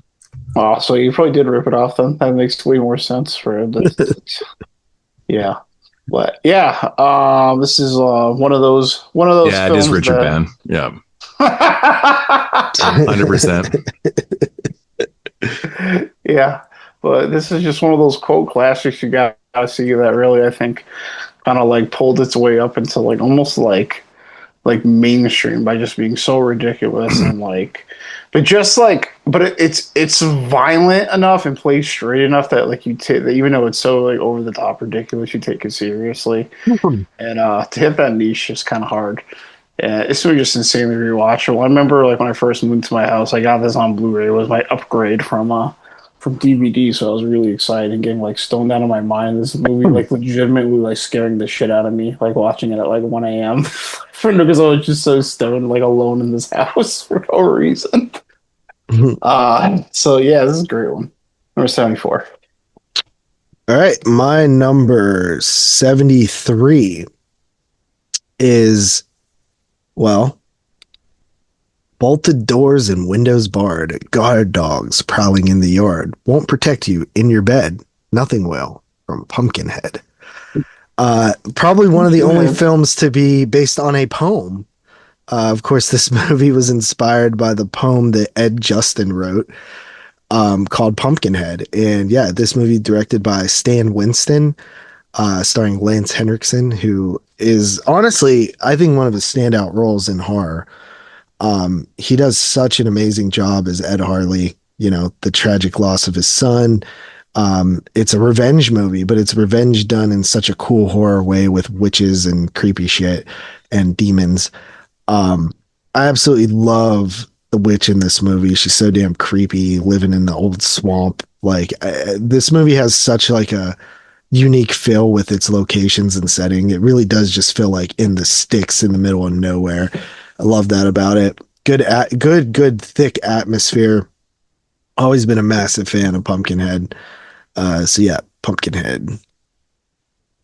Cool, man. That's a good choice. Number 73, taking it back to 1987 once again. I'm going to reveal apparently my whole top 10 1987 list. Jeez. So I just realized so many films. Starring the one and only, well, kind of, but Michael St. Michaels. And that is, I think, in my opinion, this is probably like my favorite poster art of all time. And that is The Video Dead. Nice. Very good video. Very good poster art. I love The Video Dead, man. I love the idea of like zombies coming out of your TV and shit like that. It's just such an awesome idea. I'm surprised it actually took that long, but you know, it's still 1987. And I'm surprised that like no one's ever really done that since. You know what I mean? Can't believe no one's actually taken this idea and be like, oh, zombies outside too. Maybe it's been done. I haven't seen everything, but yeah, The Video Dead, man, it's super low budget. Yeah, some of the acting is a little bit suspect and stuff, but it doesn't really matter to me. It's just, it feels like, I'm assuming this is probably like a regional film. Kind of feels like it, but yeah, it's just awesome, man. It's got great effects, man. It's got, you know, awesome atmosphere. The soundtrack's really good in it too. And that's something that I'll repeat myself over and over again, because it's one of the things that I love about movies is good soundtracks and of course atmosphere and shit like that. I wouldn't say it's overly shot the greatest, even edited that great, but it's just something I can sit there and watch over and over and over again, which I have. I still think to this day, the greatest Scream Factory release that they ever did was the double feature of The Video Dead and Terror Vision. Which is kind of funny because that was a release that probably had some of the most special features that they ever put on it, and it was a double feature. It's like it's such a random thing that they did, but they did. And to this day, I'm still really shocked that they had never released them solo. You know, like maybe just kind of capitalize and put them out on 4K, you know, whatever. Even though The Video Dead, I believe, was probably shot on like 8mm or something like that. I think some people think it was shot on video, but it's actually not shot on video. I think it's like 8mm, maybe, or maybe it's, I don't know. Do you guys know what it was shot on? I have no idea. I don't think it was 8mm. Yeah, it's. I think it's probably 16mm actually. Yeah, it's 16mm. Yeah, so it's shot on 16, probably very low quality 16mm, but yeah, it still works. But it's a great film. It's awesome. It's a great party film. So, The Video Dead, number 73. I've honestly back in the day I did show this like to people with the Terror Vision double feature. Was kind of a party movie. Yeah, I could see it being, yeah, for sure. Yeah. All right, number 73. Interesting. So this is a film I'm sure you guys recall a long years ago, me like glazing all the time. So you might be surprised to see as low as number 73. And it's from the year 1972. It is Brian De Palma's Sisters. Oh yeah, I remember you glazing the hell out of this movie. Yeah, I knew this was going to be somewhere on your list. So this is. So when I talk about this like period of like transition, like when I like really like just left the like horror only and like started like really watching different types of movies, this movie was really like the biggest gateway into that. I bought this during a Criterion sale before it was like into Criterion, like because it was a horror movie, and I had just seen so few movies at the time that I felt were like this like enthralling and well written and just like so uniquely made. It's funny, like I actually watched this last weekend and I don't think this movie was that well made. But it's just, this movie just like I watched it over and over when I first got it, and I just thought this movie was fucking it, man. And I still like I will love this movie forever for like being that movie that really transitioned me into this other like gateway movies. And it still is just like it's a great thriller. It's a good thriller horror movie. It's got, that paranoia, that voyeurism element to it. It's got some of the best De Palma split screen use, and it's got a great, like, just out of the pocket, like, kill scene in it. It's got some fun characters, and it's a good film. But it meant a lot to me for what it did. So I'll find a spot on this list somewhere. Awesome. All right. My number 72 is a repeat. Is this my first repeat? I think so.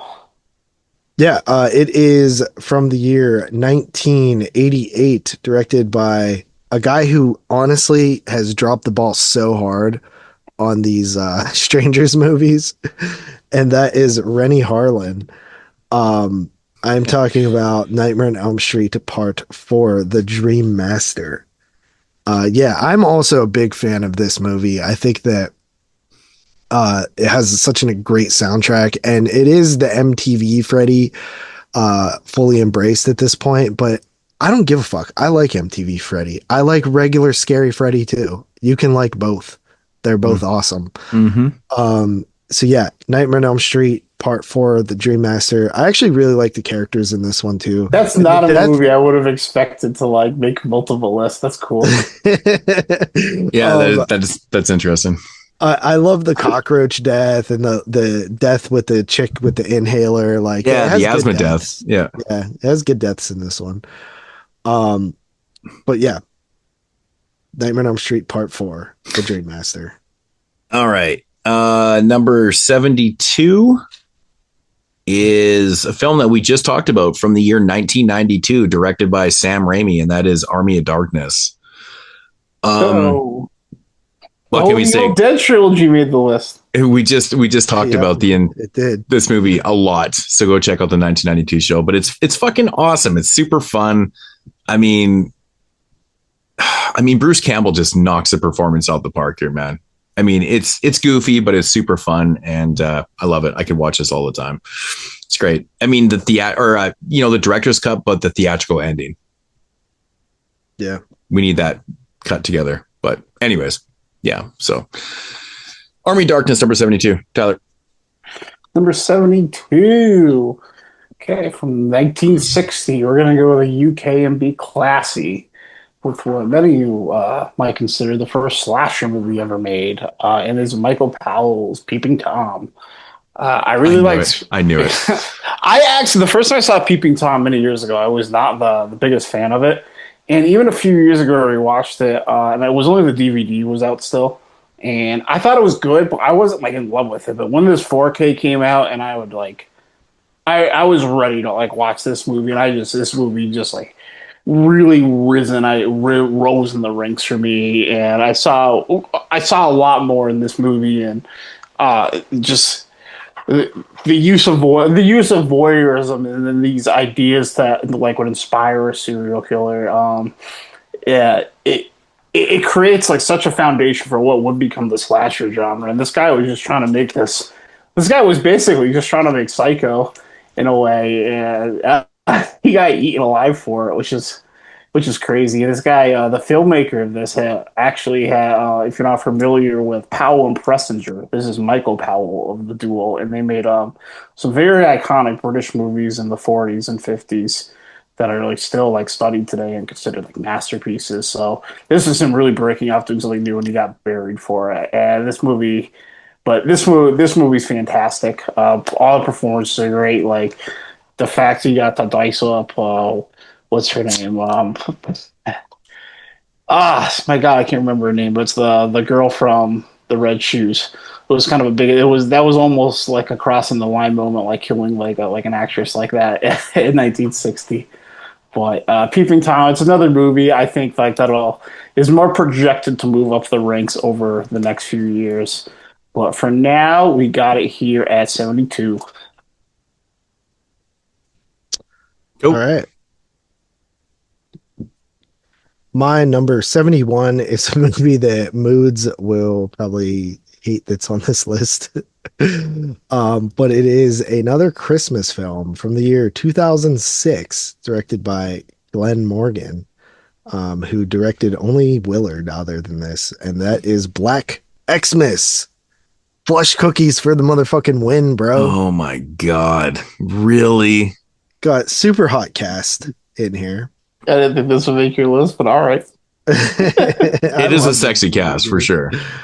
Yeah. But yeah, this is a really fun movie to me. It's a movie that I remember watching over and over again with my friends in his basement, drinking beer, trying to bring chicks over and all kind of fun stuff like that. We had a lot of fun with this one.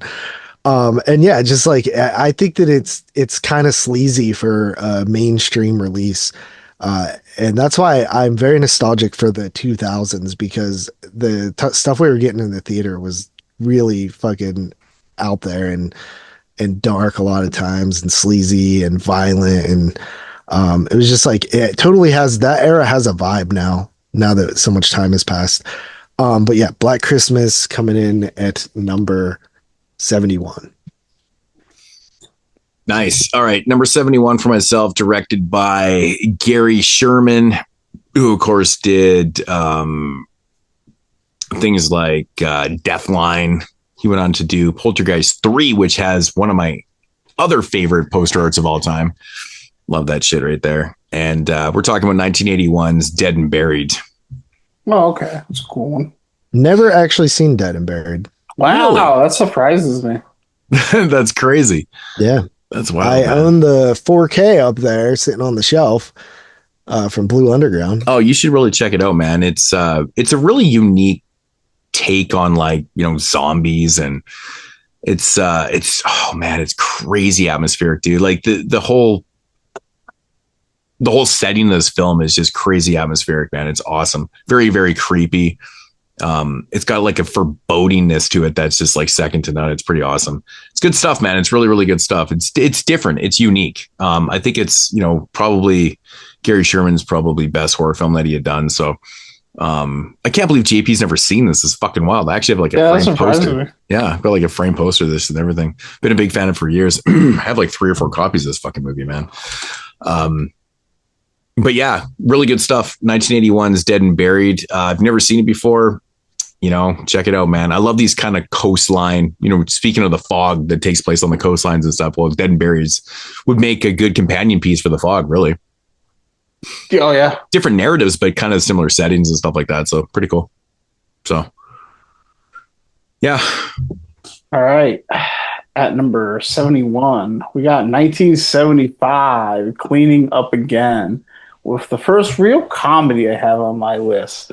And of course, it's Pier Pasolini's Salò, or the 120 Days. Fucking comedy. Dude, come on. I don't know what to say. Like I've said. How will you just say it's not a comedy? It's a black comedy. It really is. It's fucking hilarious. I've said what I've said about Salò. I think that's just a way of justifying everything that's happening in the film to make it a comedy, but I don't think it was intended to be a comedy. It's so bleak that it's funny. That's what he's going for. You don't make Nazis eat shit and butt fuck each other because you don't want the people to laugh. It's ridiculous. Yeah, this might not. Yeah, I watched it like twice in the past year. And those were 2 reinvigorating watches for me. So maybe it might not be a movie I'm going to watch all the time, but this will be one that over years I will watch probably many times, and I'll always be happy to discuss this movie with people. And that will also be my 7th Italiano movie on the list. What movie was it? It was Salò. Oh God.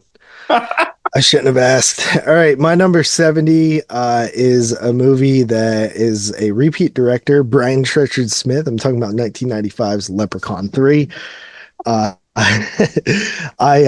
guys know I love the Leprechaun movies, and Leprechaun 3 is the best Leprechaun movie. I love the Vegas setting. It's awesome. So yeah, Leprechaun 3. Leprechaun 3. Of course it was coming. Trenchard Smith is going to make a couple appearances too. Yeah. All right. So my number 70 and my 5th Italian entry into here, directed by the one and only Umberto Lenzi. And that is, of course, Nightmare City. Oh, God. Second bad movie to appear on the list. No, it's fucking awesome. Dude, you're on crack, bro. Straight up crack. It's so funny. I walked past Nightmare City when I came back from the bathroom because it's sitting on a shelf out in the hallway. Nice. Also known as City the Walking Dead, which is very close to City the Living Dead, which kind of always bugged me. But yeah, no, this one's fun, man. It's just like, I mean, a lot of people could say that this is kind of like the whole film's kind of like a big cop out. But, you know, like I've always said that, like, I don't want to ruin if people haven't seen it, so I won't even go there. But have heard people say that before. But it's fun though, man. It's like, it's kind of like an infection film, really. I think it's more of like an infection film, but it's considered to be like a zombie film. But it's fun. It's got fast moving zombies. It's got craziness. It's got so much action. There's great dummy deaths in it. The score is fucking phenomenal. Actually, the score is amazing in this movie. Yeah, by Kiprani does the music in this one. Really good stuff. But I honestly don't understand your hate for this film. Like, I really don't get it. Like, if you like other Italian zombie / infection films and stuff, like, I just don't get it, bro. Whatever. I love it. This is a film I could throw on any time of the day. It's awesome. Nightmare City, Umberto Lenzi. Number 70. All right. Number 70 comes from a maestro of horror. In the year 1987, John Carpenter retaining his spot as the highest here with his 5th movie, and the 3rd for me, it's Prince of Darkness. Nice. Prince of Darkness is just one. It's just Carpenter, like I've been saying, he's just excellent at making these just like true blood horror movies, and this is a real cool cosmic horror movie. There's not an overwhelming amount of these, and even less though are done well. I love the music in this one. I love this might be my favorite ending in any Carpenter movie.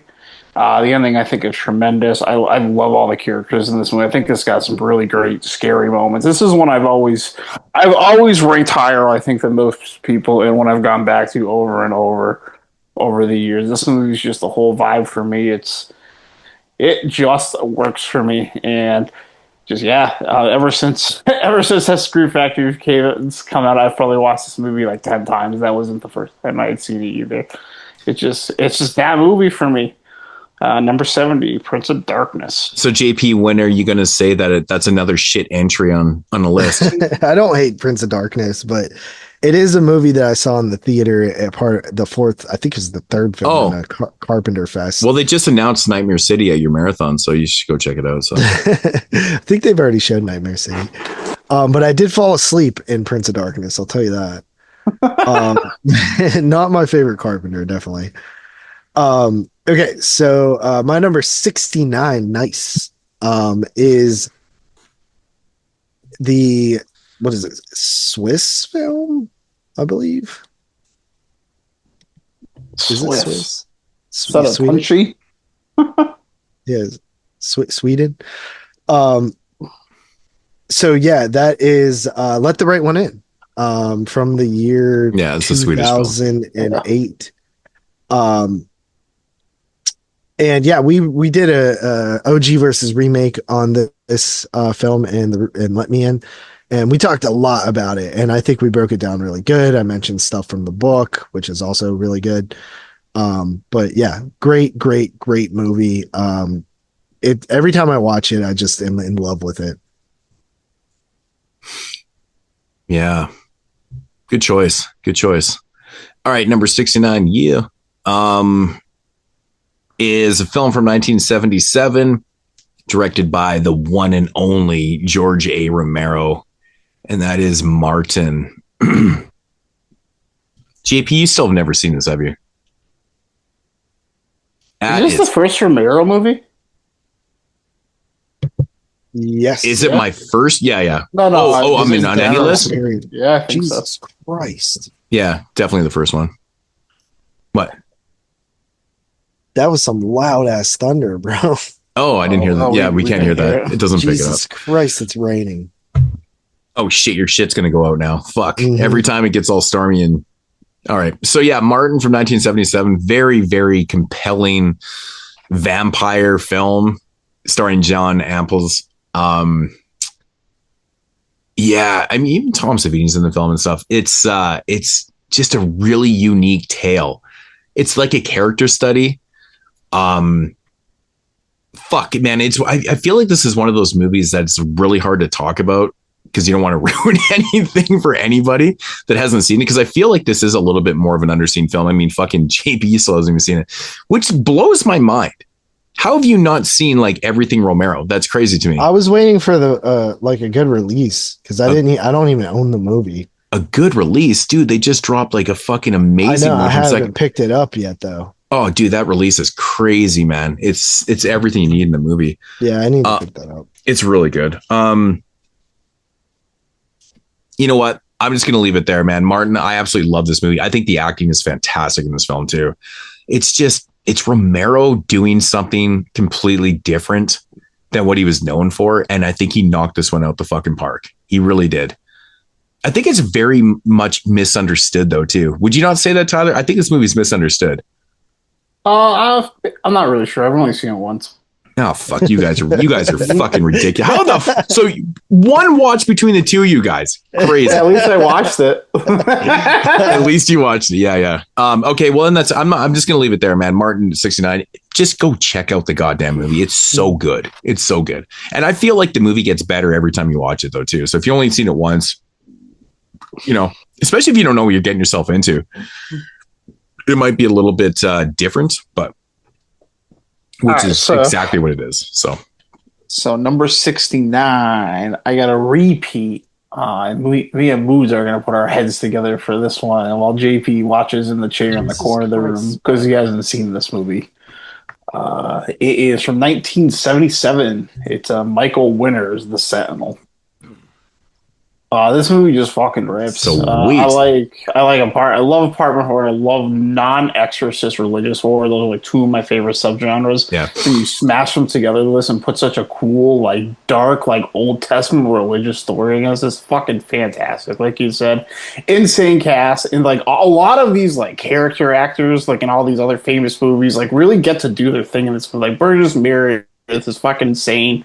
They have this crazy birthday party for a cat that just like fits it all well. Dude, so bizarre. Movie's just fucking awesome, and I think it's legitimately like pretty scary. So if you haven't seen The Sentinel, you're fucking up. It's only gonna be, I think, like 92 minutes of your life. This show's gonna turn into how many movies can we list that JP has not seen? That's fucking funny to me, man. That's 2 in a row. What the fuck, bro? At least I've seen everything named so far. All right. Coming in at number 8 for me is my cheat of the night. And that is It Chapter 1 and 2, kind of. You know what I mean? They just feel like such a same movie. Did you just pick 2 films for... So you're doing the best of 101? It's just like it's just I'll take it because honestly, it's like Kill Bill. I think if I'm really trying to maximize the experience of watching this movie, you just settle in, you watch this like 4.5 hour epic. I mean, it is true. Do you ever just watch Kill Bill Part 2 and not Part 1? No, like I never do that. No, every time I watch them like at the same time. I don't like watch one today and one. But in Kill Bill's defense, though, that movie was shot as it was one movie. Yeah, they literally made them cut it into 2. Right. I feel like they would even do that in this. Like if they would have been able to. Yeah. Yeah, and that's the thing. Like this was designed as 2 films, like from the start. You know what I mean? It's one story that they knew they weren't going to fit in one movie. So ideally, if they would have released it as like one long cut, that would be kind of cool. But this movie, like when I first seen it, I liked it a lot. But I've revisited this, both of them. If we're really going to be super strict about it, it would just be the first chapter is fine. It's the better of the 2 anyway. But what like over time of revisiting it, like I went back to the theater and saw it when they replayed it and stuff like that before the second one, and I I've really grown to love these two movies. Like, they are awesome, dude. And I'm really super excited for Welcome to Derry that comes out next week or something. Which is like the HBO show, which each episode is like an hour, so it's like, or a little over an hour, so it's like a whole ass another movie or another two movies. So I'm really looking forward to that, because in the book, there's so much backstory of different events that happened in Derry, that there really is a lot of more story that you could tell. So I'm super excited. I love these two movies, but primarily chapter 1 is the better movie. Cool. Where the fuck am I? Oh yeah. So number 68. We're gonna take it back to, what year did this one come out? 1989. Directed by Scott Spiegel, who just recently passed away. So rest in peace to Scott Spiegel.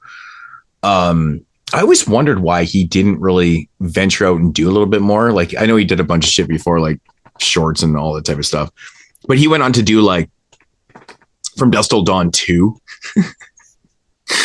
and Hostel Part 3. So, but we're talking about Intruder, the grocery store slasher film. It's fucking awesome, man. It's got Sam Raimi in it. Ted Raimi, of course. It's good shit, man. This movie has some insane fucking kills. Insane kills. One of my favorite settings, man. Every time I watch this film, I always love it when they're in the food aisle, especially the cereal aisle. And I love looking at those products. I don't know about you guys. I know I'm weird like that, but I'm always like, man, those products haven't even changed in since the 80s. It's crazy. But I love seeing like the cereals and all the different products and stuff like that. But yeah, what really sells it for me, man, is the setting. There's not really a lot of slasher films set in grocery stores and stuff like that. I know there was one that was starring Steve Guttenberg. It was like in like a bodega or a corner store or something like that. I think it was called Cornered, actually. It was called Cornered. But not a lot set in grocery stores or like supermarkets or, whatever it is. This is one of them. Good kills. Just a really, really fun film. Love this one. One of my all-time favorite slasher films. Another one released by Synapse Films. Giving them mad love because I'm rocking the Duke right now. So, yeah. Intruder, man. 68. You guys have seen that film, right? Yeah, I've seen it once, a couple of times. So that's actually the first film that was in my top 50 before that isn't in my top 50 anymore. Oh wow! All the way took till 68 for that. I think I had a couple already. Oh, actually, no, it's my second one. I had Street Trash in my top 50, and that was at 78. So from the fallers. So there's two of them. They're falling. But yeah. All right. Yeah, again, one of the more modern movies on my list from 2001. It is Alejandro Amenabar's The Others. Really? This is a movie I think he tried to sell that to us the other week. The Others? Seriously? Wow. Yeah. This is a movie for, I think, probably a few months I've been trying to like hype up a little bit. I think this movie is fucking great. This one... I think it's. I'm gonna be honest. It is a good movie, as I expected so far. This is like the first like really out there choice for me. Really? No, I like The Others too, but I've never like as a favorite, like as a go-to favorite film. Like this is a movie I've seen. I saw when this movie first came out. I saw previews for it, and I thought this looked so fucking scary. You gotta remember, I was 10 years old. So I thought this movie looked terrifying, and I really wanted to see it. And then it was rated PG-13, so I got to go see it. And I'm expecting just this terrifying fucking ghost movie, and it's just not that at all. And I remember thinking, like when I was 10, like this movie sucks, and not liking it. 10-year-old you sounded smarter than 30-year-old you. Well, this movie is just not a movie for 10-year-olds. And over the years, I watched it more, and I think most recently watching it on 4K. Last Halloween, I watched it on 4K, and it's just like it really just solidified what I was already thinking about this movie. I think The cinematography in this movie is absolutely, it doesn't seem like it's in this house, but there's actually way more just like big landscape stuff than you think, and all these like smoky, like atmospheric, dreary shots that like it sets combined with the sound design, it really sets the tone of this movie and captures the atmosphere. I think what they do with the screenwriting is very good. It maybe doesn't seem like as novel now, but 25 years ago, I think this was a pretty good writing twist on the haunted house genre. I don't know if there's been a haunted house movie that I would consider stronger than this since this has come out. I think Insidious, I think it's better than Insidious, but I think this is one of the strong. I really genuinely feel this is one of the strongest haunted house movies ever made, and I think this movie over time is going to be looked at even more favorably, and one I'm definitely going to keep watching. So that is number 68. Right. Number 67, a movie that I fucking love. I've seen it at the drive-in. I think I've seen it at the theater too, if I'm not mistaken. And that is 1984's Silent Night, Deadly Night, which is another Christmas film. I do love my Christmas horror, and Silent Night, Deadly Night is a really dope one. It's like, I think when you think of Christmas horror films, like it could be the picture of Christmas horror films because it's like actually got a killer Santa Claus in it, which is pretty dope. And it's, the poster's iconic, Santa with the axe going down the chimney. And it's also kind of darker than you might expect, like with the opening and stuff like that. It's such an easy watch too. I love watching this during Christmas season, but yeah, Silent Night, Deadly Night had to make the list. 67. Cool. Number 67, directed by the one and only Peter Jackson, and that is 1996's The Frighteners. One of my all-time favorite movies, man. I remember seeing this theatrical when it came out in 96 with my high school girlfriend at the time, and I think everybody, I went and saw with her, and I think there was two other people. Everyone hated it but me. It was so weird, and she became actually a fan of it after. But I don't know what the fuck was going on the night. But of course, starring my boy Michael J. Fox, Canadian legend, one of my favorite actors of all time, Jeffrey Combs, who's tied with my favorite actor with Vincent Price. Dee Wallace is in the film. We got Jake Busey, who plays the killer in the film and stuff like that. But the thing I like about this movie, it's very groundbreaking in terms of like the effects that they did. It was very, very early kind of CG, but it really did work. They use like this brand new technology that actually still holds up to this day. When you watch the film, you're like, damn, it still looks really fucking good. But it's the performances, man. Jake Busey's he's insanely macabre in this film. It's fantastic. Michael J. Fox is always likable in everything that he ever did. Like, he's got to be one of the most likable actors of all time. Like, he just pulls off this character so fucking well. But this movie itself is a little bit more darker than you think it is too. Like, there's a lot of carnage and kills and blood in this film than you would actually think it to be. But it's just all around just such a fucking blast. Great dialogue. The dialogue in the film is fantastic in here. Jeffrey Combs' character is like like the most spaced out, ridiculous character of all time, but it's super fun. He's super fun, and he sells it so well as this like very like he's almost like autistic. Yeah. I listened to a panel that it was him, Dee Wallace, and Jake Busey talking about this movie. Yeah. And I guess for like the hair, like his haircut in the movie, he was like, as a joke, he was like showing Peter Jackson pictures of a young Hitler. And he was like, oh yeah, that one. I like that one. Yeah, I believe that actually. And I've always said that because he totally has like the Hitler hair in this, man. It's so funny. I mean, obviously they didn't go the extra step and put the little stash in there too, but it totally screams Hitler for sure. And of course our Lee Emery's in the film too, briefly in a few parts and stuff, and playing, what do you expect him to play? It's fucking fantastic. But yeah, the casting is great. Performances are all around great. The effects are awesome. The story is it's really fucking fun. And yeah, man, I've always loved this one. I've always loved this film. It's my favorite film of 1996.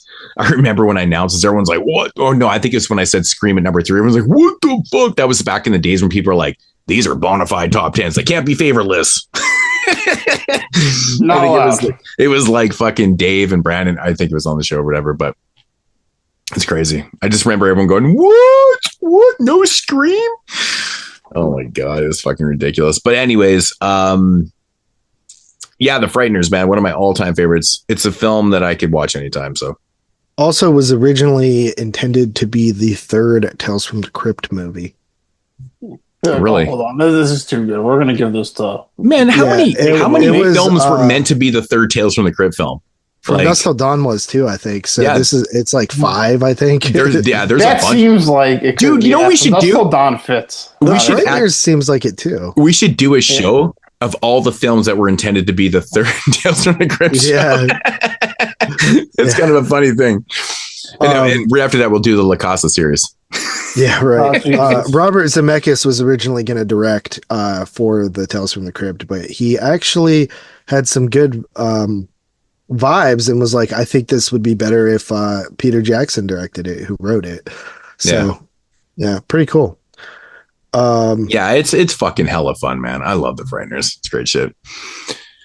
Good, Tyler. All right, Tyler. Number 60, you were 67, right? Yeah, 67. Yep. Okay, we just talked about this movie plenty last show, so I didn't really need to talk about it again. It is from 1992, Bernard Rose's Candyman. Candyman, just one of those iconic bump in the night horror classic ghosts, and like I said in that show, it's aged very well with me. Been with me for quite a bit. Nice. Candyman. All right, so my number 66 is Mario Lemieux. Mario Lemieux. 2009, directed by Rob Zombie, making his second appearance, I believe. We have Halloween 2. So this movie came so far up for me. This is the primary reason why whenever we do the Blumhouse trilogy, I just want to redo the whole Halloween series, because one, my opinions have changed so much on the films, but specifically, I feel like I did not get to do Halloween 2 justice for how I feel about it now. I want to talk about Halloween 2 because of course you didn't do it justice then about how you feel about it now. It doesn't even make any fucking sense, bro. I see what you're saying, though. I see what you're saying. Yeah, like I feel so much differently about the movie, and I think that it's actually amazing. I think that it's the most creative in the Halloween series outside of the first and third one. It has such a interesting idea. It's like the slasher hangover, right? It's like what happens to people after a slasher event. It is very accurate though, because there's never anybody in a hospital and the lights are never on. It's super accurate though.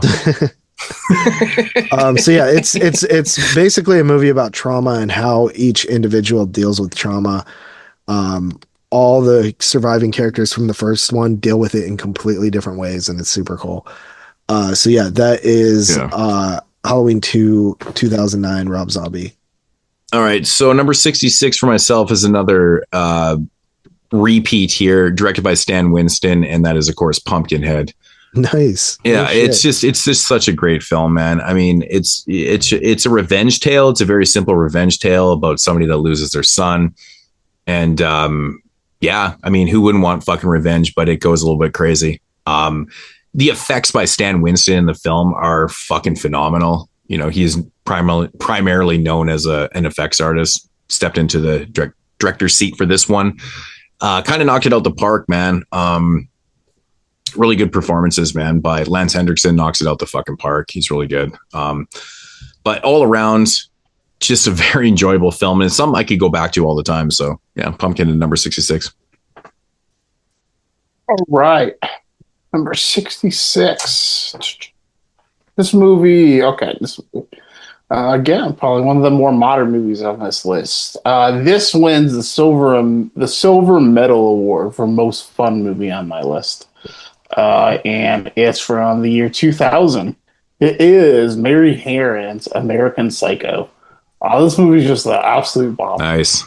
It's like you just get to like be an absolute like shithead serial killer, like nutso for an hour and a half, and you're just watching it through his eyes, having a good time, being a terrible person with him. That's how I watch this movie. It's got so many like awesome one-liners. Everyone plays it completely serious, like the facial expressions, like they're just the little quips and jokes. This movie is just awesome. The musical cues are so phenomenal. The musical cues are just this movie's so much fun. I've been watching this movie for a long time as well, and one that I'm always looking forward to watch. Really easy movie to watch with someone. I think most people just end up liking this movie anyway, even though it's violent, as perverse as it is. It's just that movie. So yeah, 1966 American Psycho. Fun fact about that movie. That was the first ever Blu-ray that I bought.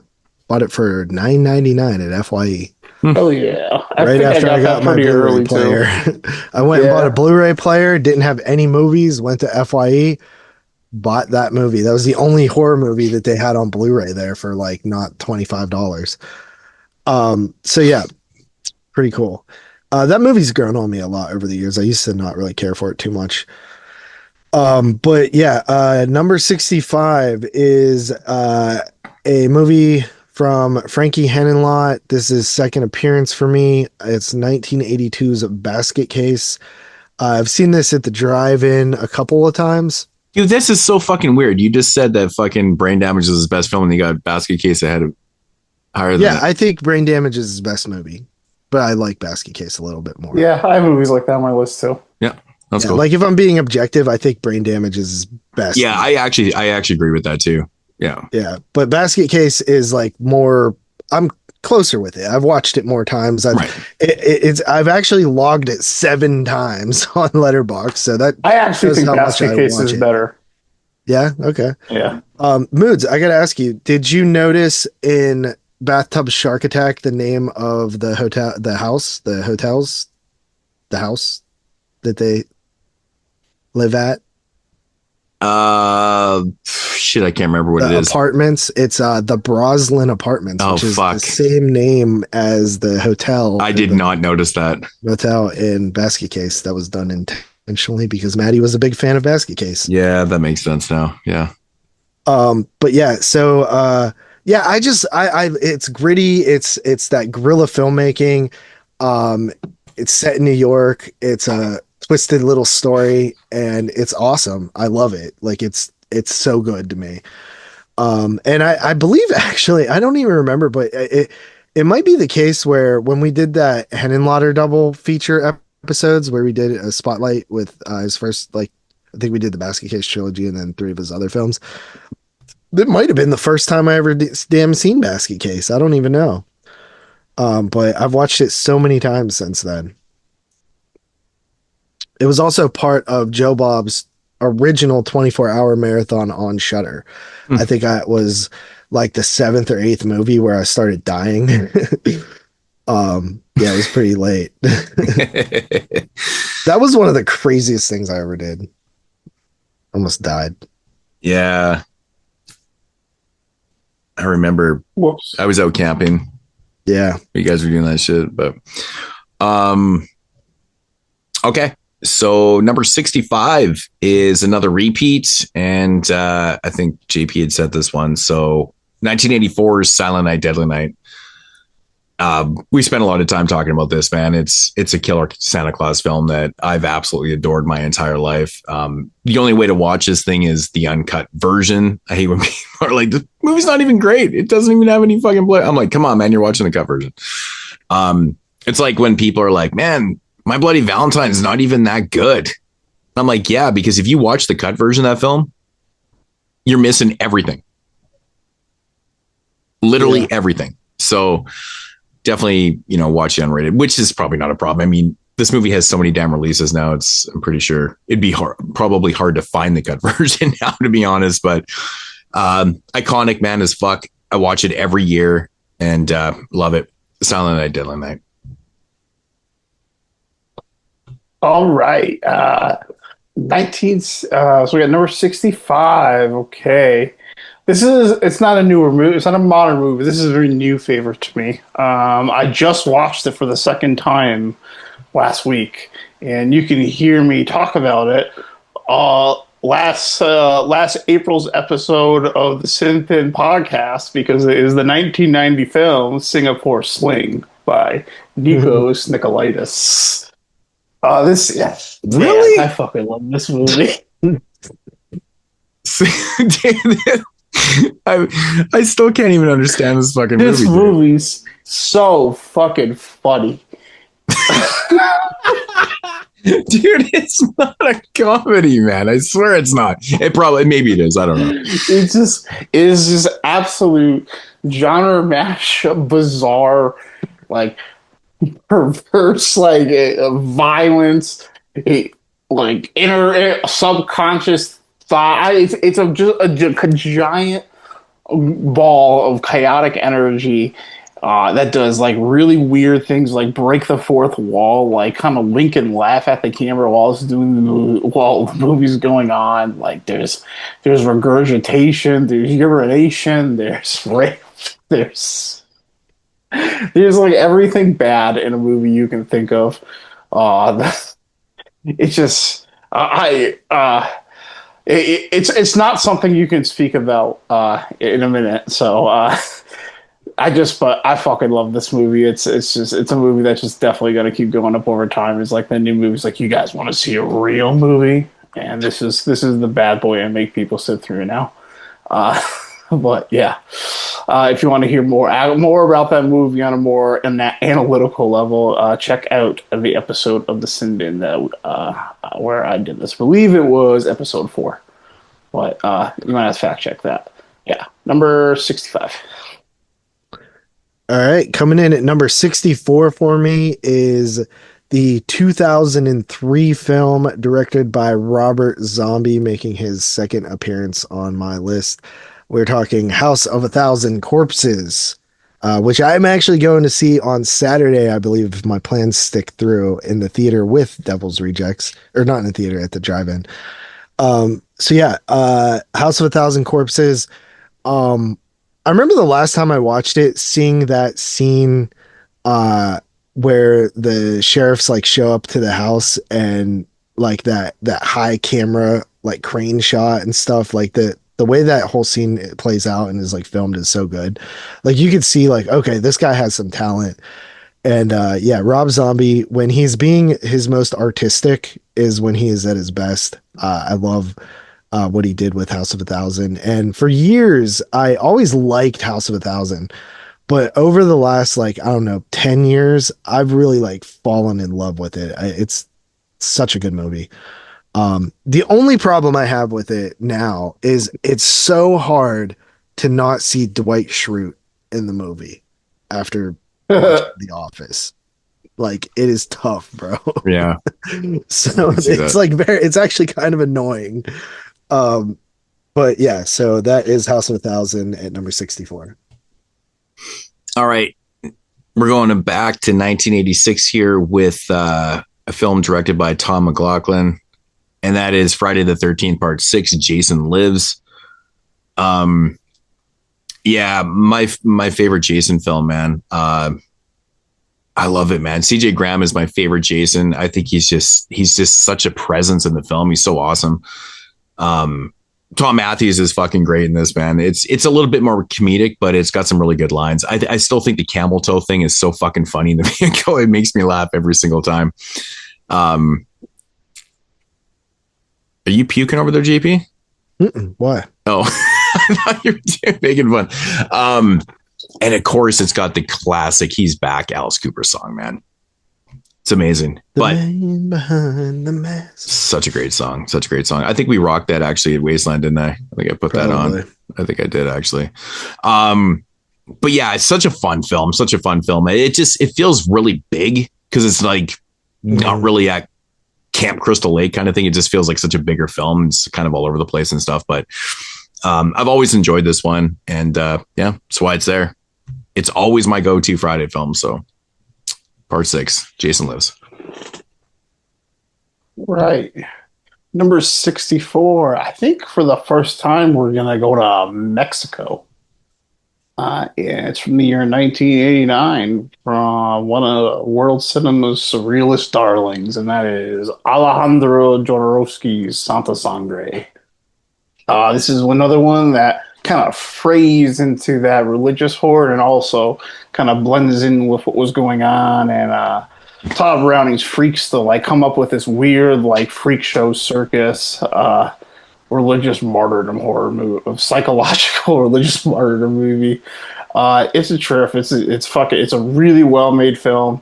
It's got a lot of sleaze. It's got a lot of violence. It's shot exceptionally well, and it kind of falls into like if this movie came out today, it'd be an A24 movie. It falls into that when that today we're like the trauma is the horror. The trauma is the horror before it was cool.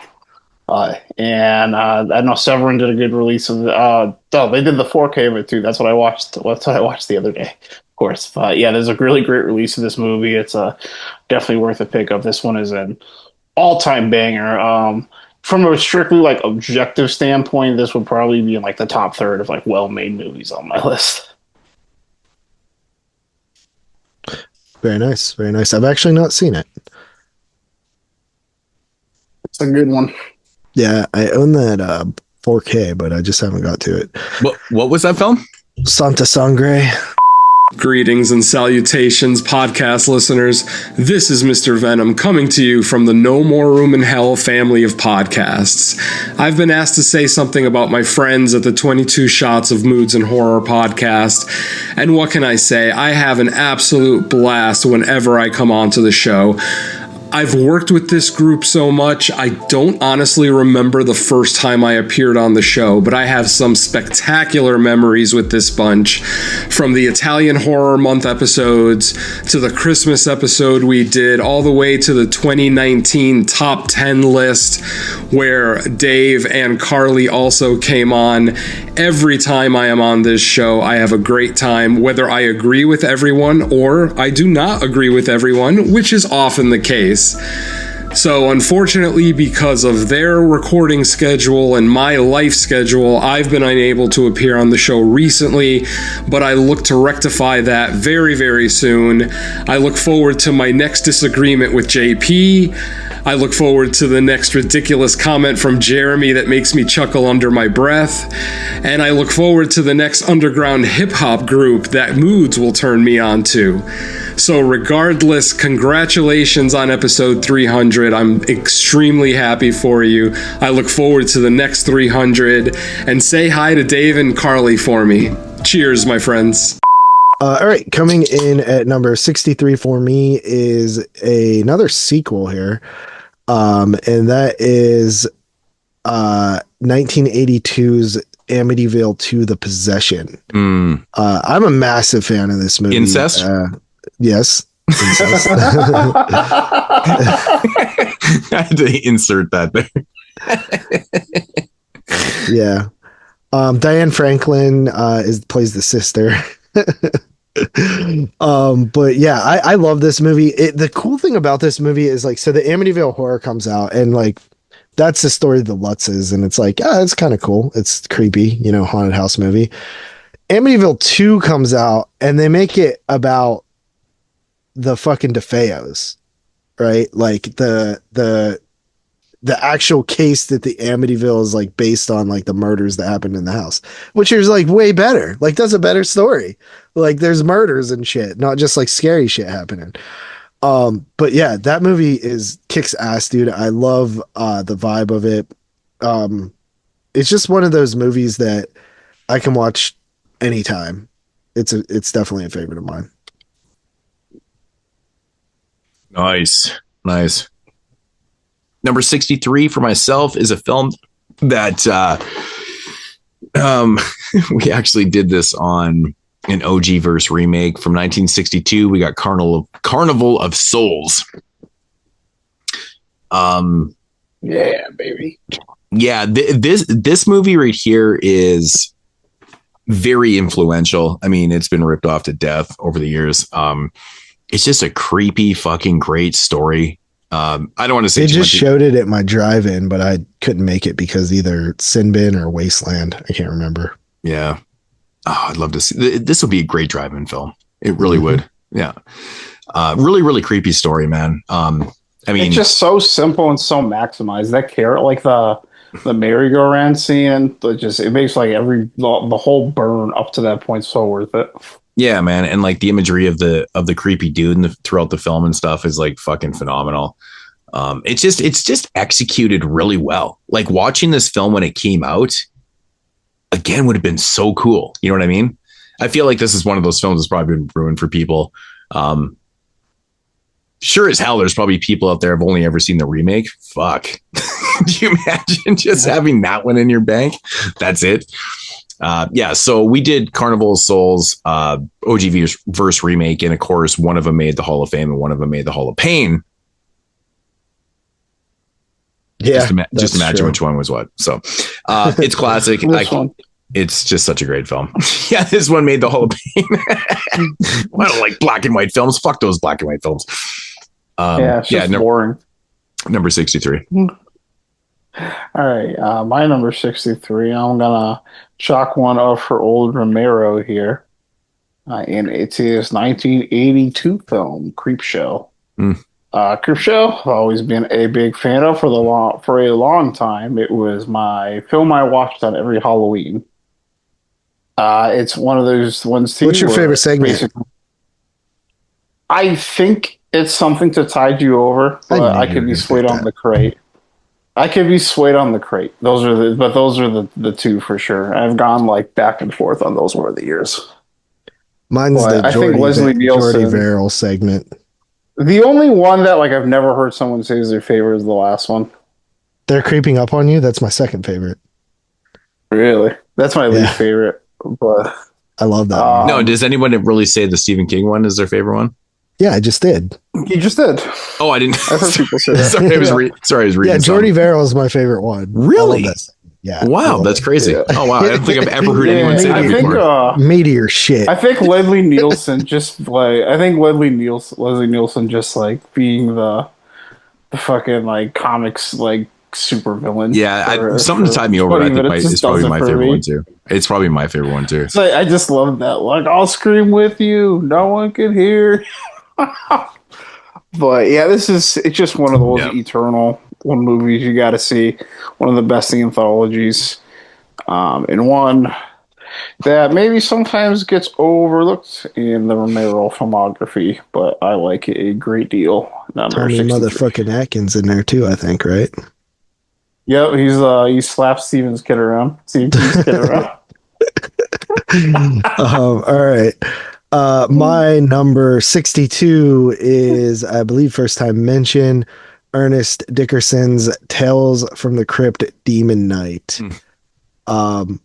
Big fan of Demon Knight. It's awesome. William Sadler's awesome. Billy Zane, Dick Miller's in there. Great cast. It's sort of one of those like siege films that I love.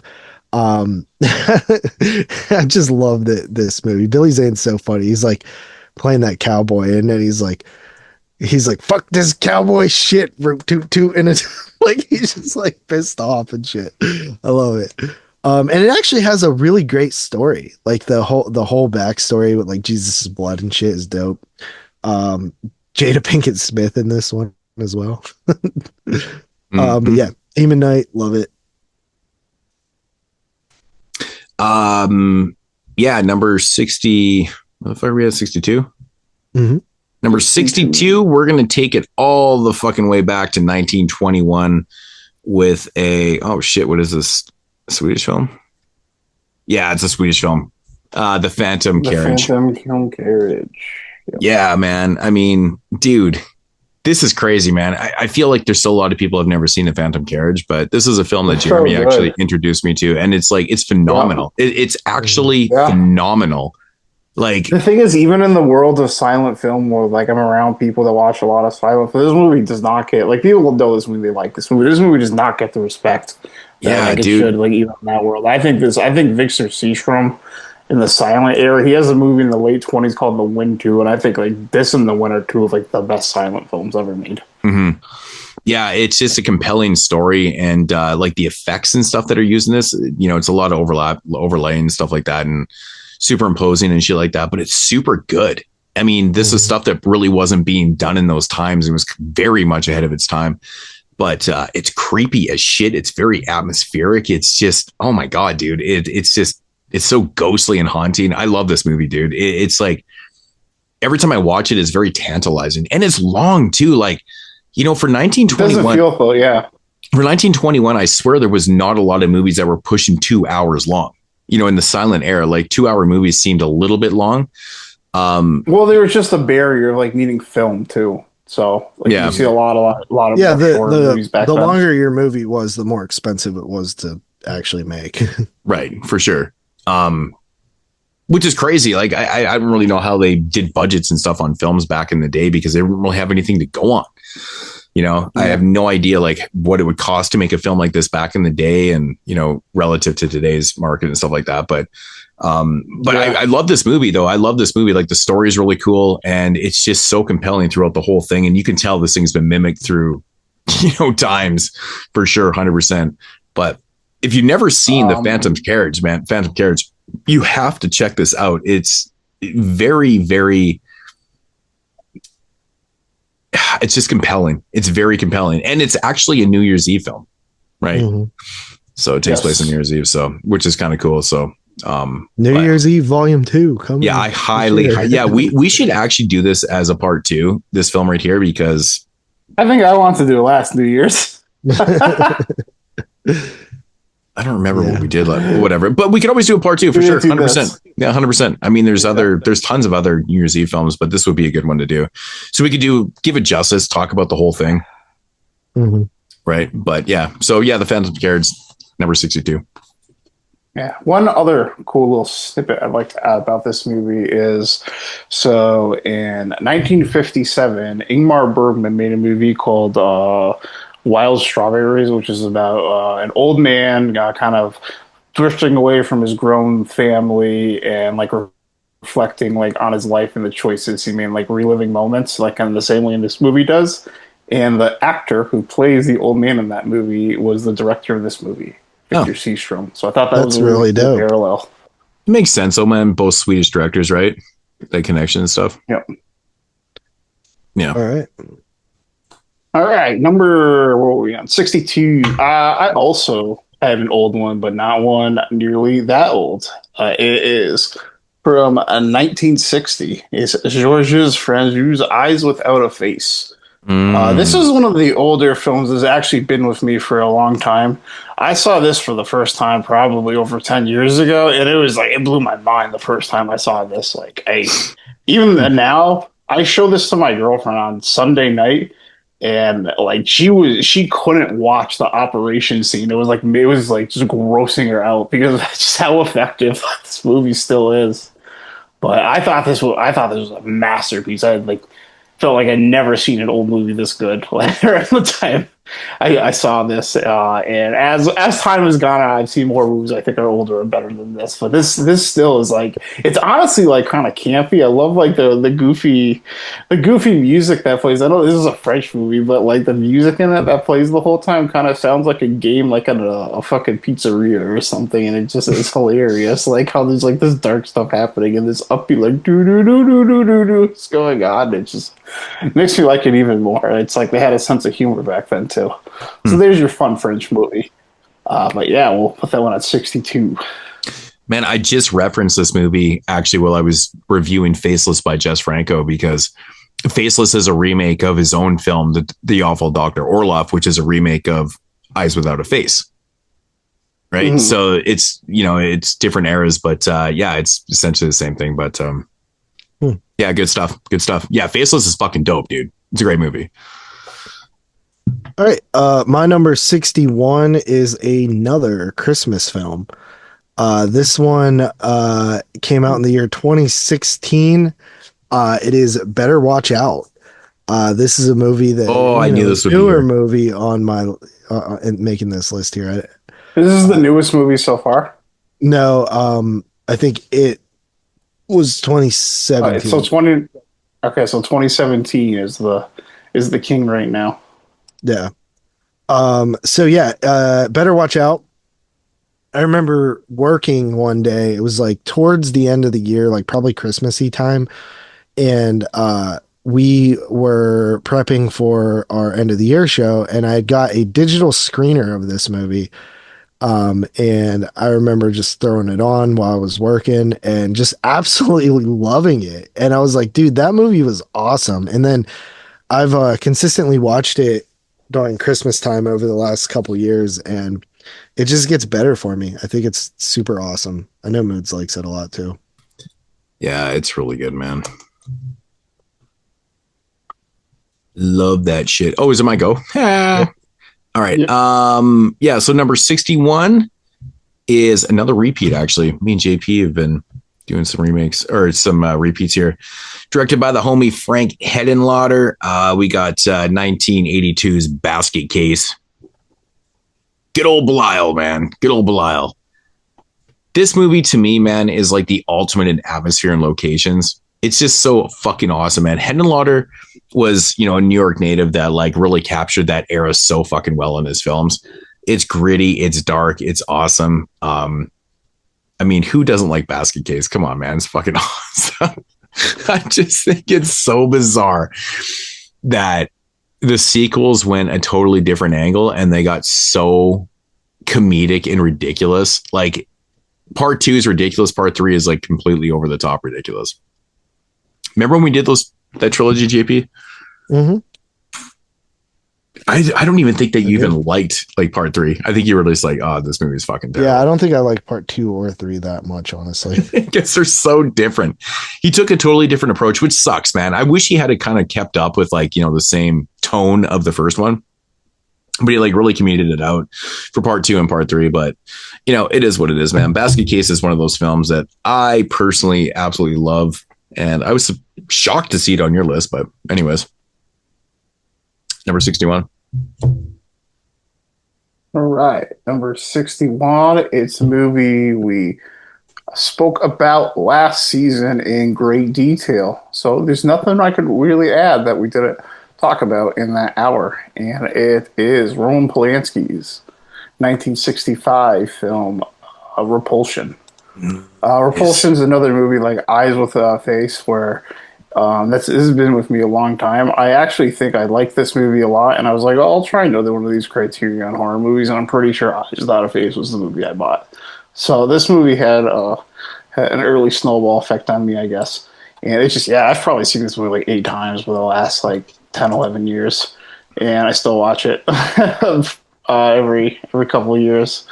So yeah, Repulsion 61. Nice. If you want an in-depth review on that, check out the show again. Yes, sir. Number 60 for me, another remake here.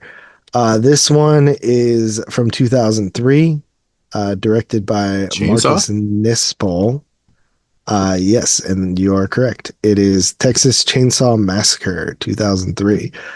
I like this one slightly more than the beginning.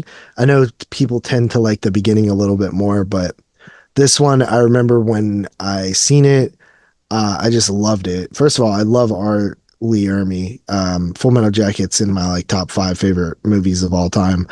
And I've always been a big fan of that dude. I like him in every role I've ever seen him in.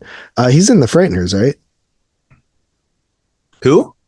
R. Lee Ermey. R. Lee Ermey, he's in the Frighteners. He's in The Frighteners. Yeah, he plays he's like the dead fucking army dude. Yeah, I literally like him in everything I've ever seen. I love this chainsaw. I think that it is, a good remake. Like it takes the idea of the first one and creates like a new family, but the family, like Sheriff Hoyt feels like he would fit right in with previous family members. And I like he steals the show. I mean, like you could take Leatherface out of this movie and I would still love it just as much because R. Lee Ermey like kicks ass. He's Leatherface to me is never the character I like the most in the Chainsaw movies, the good ones at least. It's always like, the cook or Chop Top or in this case, R. Lee Ermey as Sheriff Hoyt. But yeah, number 60, Texas Chainsaw Massacre 03. All right, so number 60 for myself, taking it back to 1987. Again, another 87 film. Jesus Christ. And that is Gary P. Cohen's Video Violence, my all-time favorite shot on video film. Shout out to Maddie, rest in peace, but I know she loved this film. Yeah, man, I'm a big fucking fan of video violence. It's like literally everything I love, man. It's like it's shot on video. It has that, that feel to it, of course, but it's got great effects. It's got the one of the most iconic, like, in cult cinema history soundtracks. That Casio fucking soundtrack is like amazing to me. It's so good. But this thing is set in like a movie store. It's great, man. It's like it's just meant for fucking horror film fans. It was destined to be a cult film. It's really good, man. It's really good stuff. Tyler, have you actually ever seen Video Violence before? Yeah, I picked up at Wasteland last year, and I think I 2-pack and watched them both. It was a good time. Yeah, they're fun, right? They're fun. Yeah. I didn't really love the second one, but I did like the first one. Yeah, the second one is definitely a couple steps down, It's but decent. I still enjoy it. But I think the first one is just like, it's like lightning in a bottle, man. Like the way they captured the whole shot on video thing with what they were doing, it's just so unique. I remember thinking it was pretty funny too.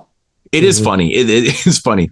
But like even the effects are really good. Like it's actually pretty good for what it is and stuff. It's just shocking. And they promoted this stuff with great artwork so well, and like just the whole title, Video Violence, everything about it is just such a great package. But I mean, if I ever recommend a shot on video film to somebody, like for real, because there's lots of shot on video films I love, but if I'm legitimately recommending something, I always say go check out Video Violence. You probably like it. So number 60. Yeah. All right. My number 60 is another repeat. And it's one we actually just talked about a couple picks ago, so we don't need to go into detail. And it is Herc Harvey's 1962 film, Carnival of Souls, which we also did our OG verse remake on. And it's a banger, Hall of Famer. So check out that little show. What was that one? Sorry. Carnival of Souls. Okay. Sorry. Okay. Nice. All right. My number 59 here is the 2019 film Ari Aster's Midsommar. Yeah, Midsommar 2019. Really? Yeah, mid-lamer. I think it's the first film actually on your list I actually don't like, so that's crazy. I love this movie, and honestly, when I went back to the theater when they released the longer cut, like the same year, or I think it was the same year, and I saw like the longer cut, I loved it even more because I felt like it really helped the movie with like the issues that I had with it. And I think it expanded upon the relationship a lot more. And Florence Pugh is honestly just absolutely amazing in this movie. Like from the start of her performance, when she finds out about her parents and stuff, it's brutal. And the way that it's shot, and it's just, it also has like one of the cooler depictions of like hallucination, like psychedelics. From what I've heard from people who've done a lot of psychedelics, it's probably one of the better depictions of it. But yeah, love Midsommar. It's one of my favorite modern films for sure. What year did that one come out in? 2019. So that's got to be the newest film listed so far. Yeah, that's the newest one. So 2017 was 1921 is the oldest, and then, or no, 1920. 1920 and 1920. And then yeah, because I had 21, you had 20. Yeah. Okay. All right. So number 59 for myself is, in my opinion, a Canadian classic. Rest in peace to my good friend Ryan Nicholson. Honestly, was a good friend of mine. Miss him every day. And 2008's Gutterballs. JP's favorite killer of all time, the BBK killer, bowling bag killer. Don't say it. Anyways, yeah, it's just it's an absolute fucking insane film. I think at one time this film actually had the world record for the most F-bombs in a film, which is like, I don't know if that's something you actually want in a film, but it did at one point, I'm pretty sure. But if you know anything about Ryan Nicholson films, you know what you're going to get is some low budget filmmaking. But the cool thing about this film is it's set in a bowling alley, which I'd actually bowled in once before. It was in Surrey, BC, and it's now since been closed down. It's not there anymore. But pretty cool to set a slasher film in a bowling alley. The kills are fucking phenomenal and crazy kills, like Death by 69, the famous, which people ask me all the time what movie that's from my gory intro, where the face is being demolished in the ball shiner. It's from Gutterballs. Yeah, really good stuff. It's got it's got a really nasty rape scene in it. It's if you ever watch the penetration edition, you know, and you understand what that is, it's pretty vile. It involves a bowling pin and a vagina. I'll just put it that way. It's pretty nasty. I've always been a big fan of this. It's just a good time. More films need to be set in bowling alleys, man. Because I used to be an avid bowler. I bowled like 5 days a week for a long time, and this shit just like, when Ryan put out this film, I was like, oh my God, this is like my shit. This is my shit.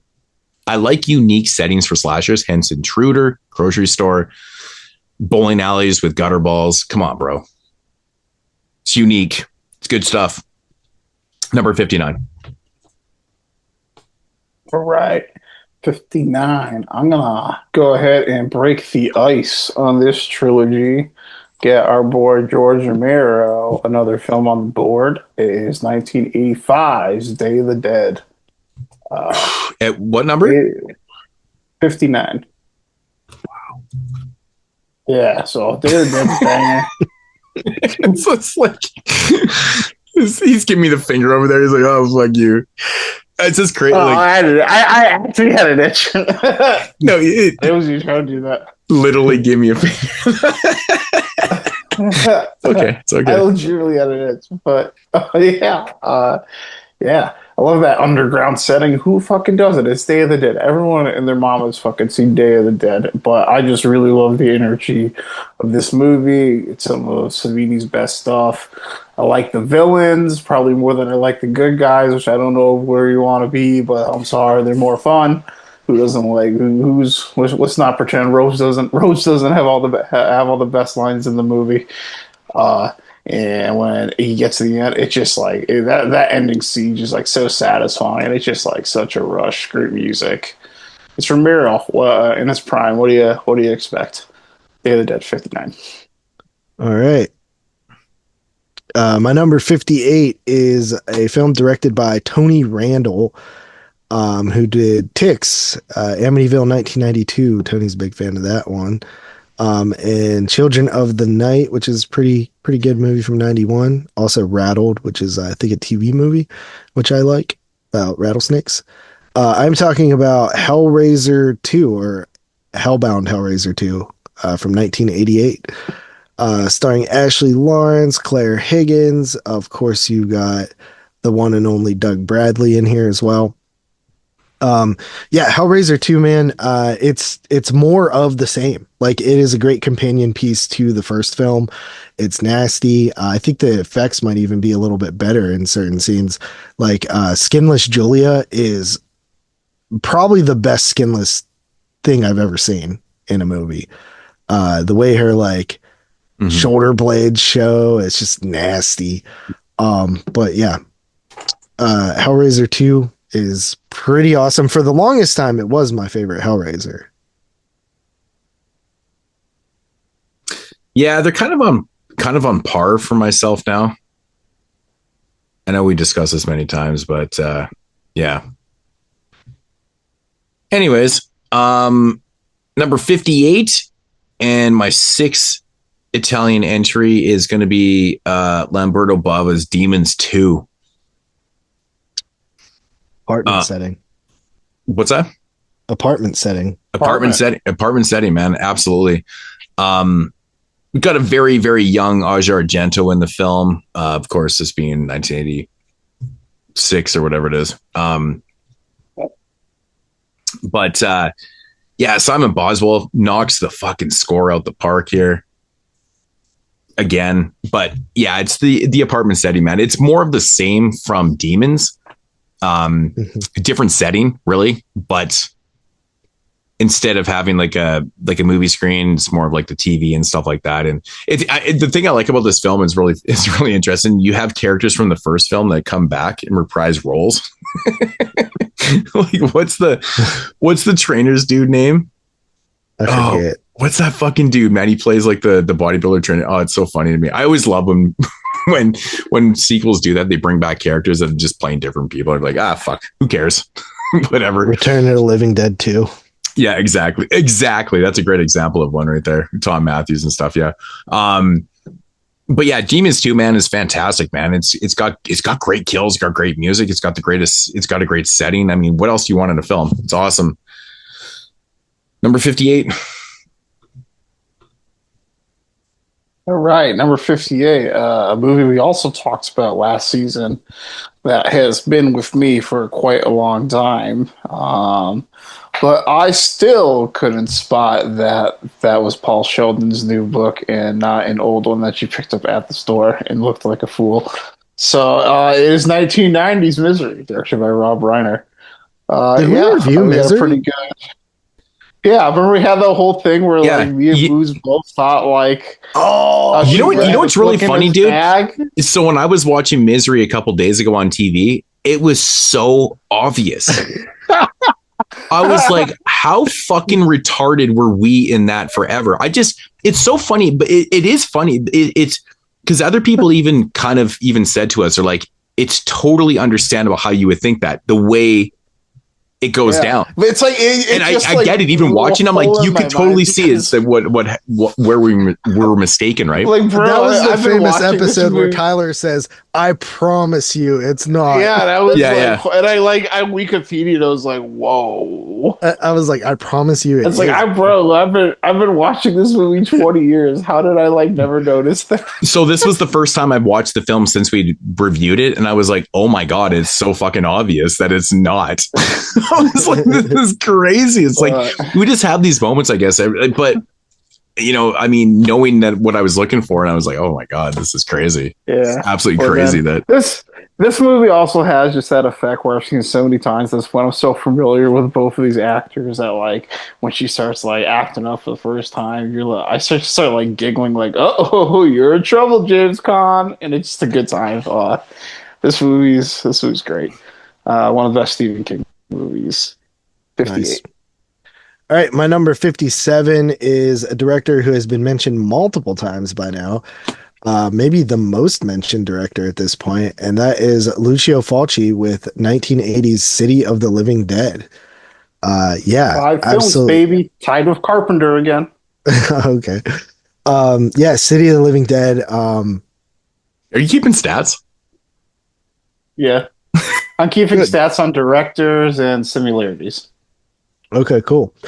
I assume what we me and Moodz have 4 together by this point. Are you keeping stats on the Italian films that are being mentioned? No, I should have done an Italian counter. That would be pretty funny. But you and Moodz have 4, me and Moodz have 4, and me and JP have 2. Okay. Yeah, so City of the Living Dead, this one has such great gore and atmosphere, dude. Love it. When we did the Gates of Hell trilogy, I think I was a little down on The Beyond and House by the Cemetery, both of which have come way up for me, but City of the Living Dead I even loved back then, I think. So yeah, it's the perfect atmospheric movie too. It's great for this time of year, the fall. It just feels super fall-like, and the gore and just the soundtrack and everything. I just love it. Yep. Okay, number 57. We're going to take it back to 2002 with a film directed by Lucky McKee, and that's May. Oh, this is actually a repeat. Oh, repeat. It is a repeat. Yeah, phenomenal character study of an insane outcast that just loses her fucking mind and decides that she's going to build a companion. Really cool cast in this too. Yeah, I mean, honestly, man, Angela Bettis I think this is her best performance of all time. I think it's hands down. It definitely is. I don't Yeah, think she's for a sure. bad. I don't think she's a bad. I don't think she's a bad actress, but I don't think she's a great actress. But she's just very, very well. I think she's good in a lot of stuff. I don't think that she was good in Carrie, but this role was like I thought made she for her, was, bro. I thought she was really bad in the Toolbox Murders, but there's like nothing for her to do there anyway. I can't even remember her performance in that. But you got Anna Faris in this film, Jeremy Sisto, James Duvall's in this. Like, there's a lot of recognizable faces. Yeah, it's a really cool cast. Yeah, it's a good film, really good film. But these type of character studies that are just fuck. I think Lucky McKee's best film, hands down. So yeah, May from number 57. All right, my number 57, and it's my first remake and second film from this director. Is this? No, you had fucking Invasion of the Body Snatchers. Oh, you're right. Oh no, I'm so silly. This is my second remake. Okay, my second remake and only second time for this director is David Cronenberg's The Fly from 1986. Yeah, great performances. I guess Jeff Goldblum, so he might. He's really good in this, though, man. I think he really fits the role, dude. And I think him and Gina Davis have fantastic chemistry in this movie. And what really makes this movie good is like I legitimately care about the characters and it really gets me to buy into it, where it's a much more tragic story that ends up having a way more tragic and bigger impact on me than something like maybe the original does, which didn't have the same expansion. Now, so the effects are great. It's nice pitch black ending is, just what the doctor ordered. So, Cronenberg's my guy. He's been on the list twice so far for me, and you might not be surprised if that trajectory continues. So number 57, The Fly. Yeah, The Fly is one of those movies that it was a good idea to remake the way they did it. You're having modern sensibilities and the different changes in tones of movies. You can be a lot more graphic and violent than you could in the 50s. And then also technology just has improved so much that you can have these great special effects and stuff like that. It's why so many great remakes of the 80s were 50s movies. But all right, my number 56 is a film directed by Anthony Perkins, and that is Psycho 3 from the year 1986. Wow. Psycho 3 is an awesome movie to me. What's that? I see. Oh, I thought you said something. Psycho 3, it continues the story that we left off in Psycho 2, and I think a lot of people sometimes have issues with the way that Norman is Anthony Perkins does his performance in this movie, but I love it. I think it makes perfect sense for what's happened to the character by this point. And I think that Jesus Christ, this scared the shit out of me. I think that the first three, the three psychos are such a good continuous story. I love Psycho 3. I think it's awesome. Sweet. Good choice, man. Interesting. I never expected that to be on there. So number 56 for myself, we're going to take it back to the glorious year of 1985. Fuck, the 80s are just represented by the maestro himself, Dario Argento, and we got Phenomena. Starring Jennifer Connelly, who is one of my all-time favorite crushes, Dario Nicolodi, fucking Donald Pleasance. Shit, dude. Great cast. Monkey with a razor blade. Monkey with a razor blade. Tons of bugs. Yeah, it's definitely a different type of piece for Argento to be tackling. He wasn't really doing a lot of things like this, but it's different. It's different. It's like a giallo with a lot of supernatural elements. Yeah, it's like a supernatural giallo. Yeah. It's really different for him at this time and stuff. But I praise him for doing something like this. It's totally unique. Simon Boswell's score in this film is phenomenal, for lack of a better word. The music is phenomenal. It really is. It really is. It still has some of the most gross shit I've ever seen in a film. Like towards the end, you guys don't know what I'm talking about too. That shit makes me fucking gag like a motherfucker. Oh my God. It's insane. But I love this movie. Like, I was never the biggest fan of this. Like, I liked it, but I was never like a go-to film for me. And, you know, when I was younger, and then I started watching it throughout the years, and especially probably in the last 15, 20 years is when I've really gained an appreciation for it. And it's really rose up to, you know, the heights where it's in my top favorite 100 films now. Great film. Phenomena. I'm sure everyone's seen it that's listening to this. So nice. If not, you suck. Oh, that was my seventh Italian film. 7. I think I'm also at 7. I'll do a recount in a second. Okay. Number 56 is my second film from this director, and I believe my second Stephen King movie. It is Brian De Palma's 1976 film, Carrie. Carrie is just one of those eternal horror classics that I've always just vibed with. It's got that De Palma touch to it, where it's kind of got that like almost like teenage like poppy quirk that he has with some of the cinematography. With high school students, got that sleazy signature shot of it. Like it started the movie to his at the beginning, where he just shows women naked in the shower because he's Brian De Palma and he can do whatever the fuck he wants. And yeah, it's just, you know, I think this is one of the best Stephen King movies. This one I think I like a little bit more than Misery that we just talked about, because it's got a little bit more of those, that like poppy, like fun horror vibe to it, where that movie's a little bit like a little tonal. So, but they're all, you know, all these movies are kind of in the same tier and could go anywhere depending on the day. But yeah, Carrie's been with me a long time, probably like with most people, I've seen an uncountable amount of times. And it's here 56. All right. My number 55 is a movie from the year 1987. And that is, I think, one of the best gateway horror films, and that is The Gate. Oh, good choice. Canadian film. The Gate. Canadian film. I remember the first time I saw this movie, this was back in the 90s, and my grandmother worked taking care of like an elderly guy. And she took me to work, and it was just like this old couple's house. And there was like they were like very rich, but they had like this one room that had like a big TV that was like on the floor. Like, you know, one of those old TV models that were like giant and it was like on the floor.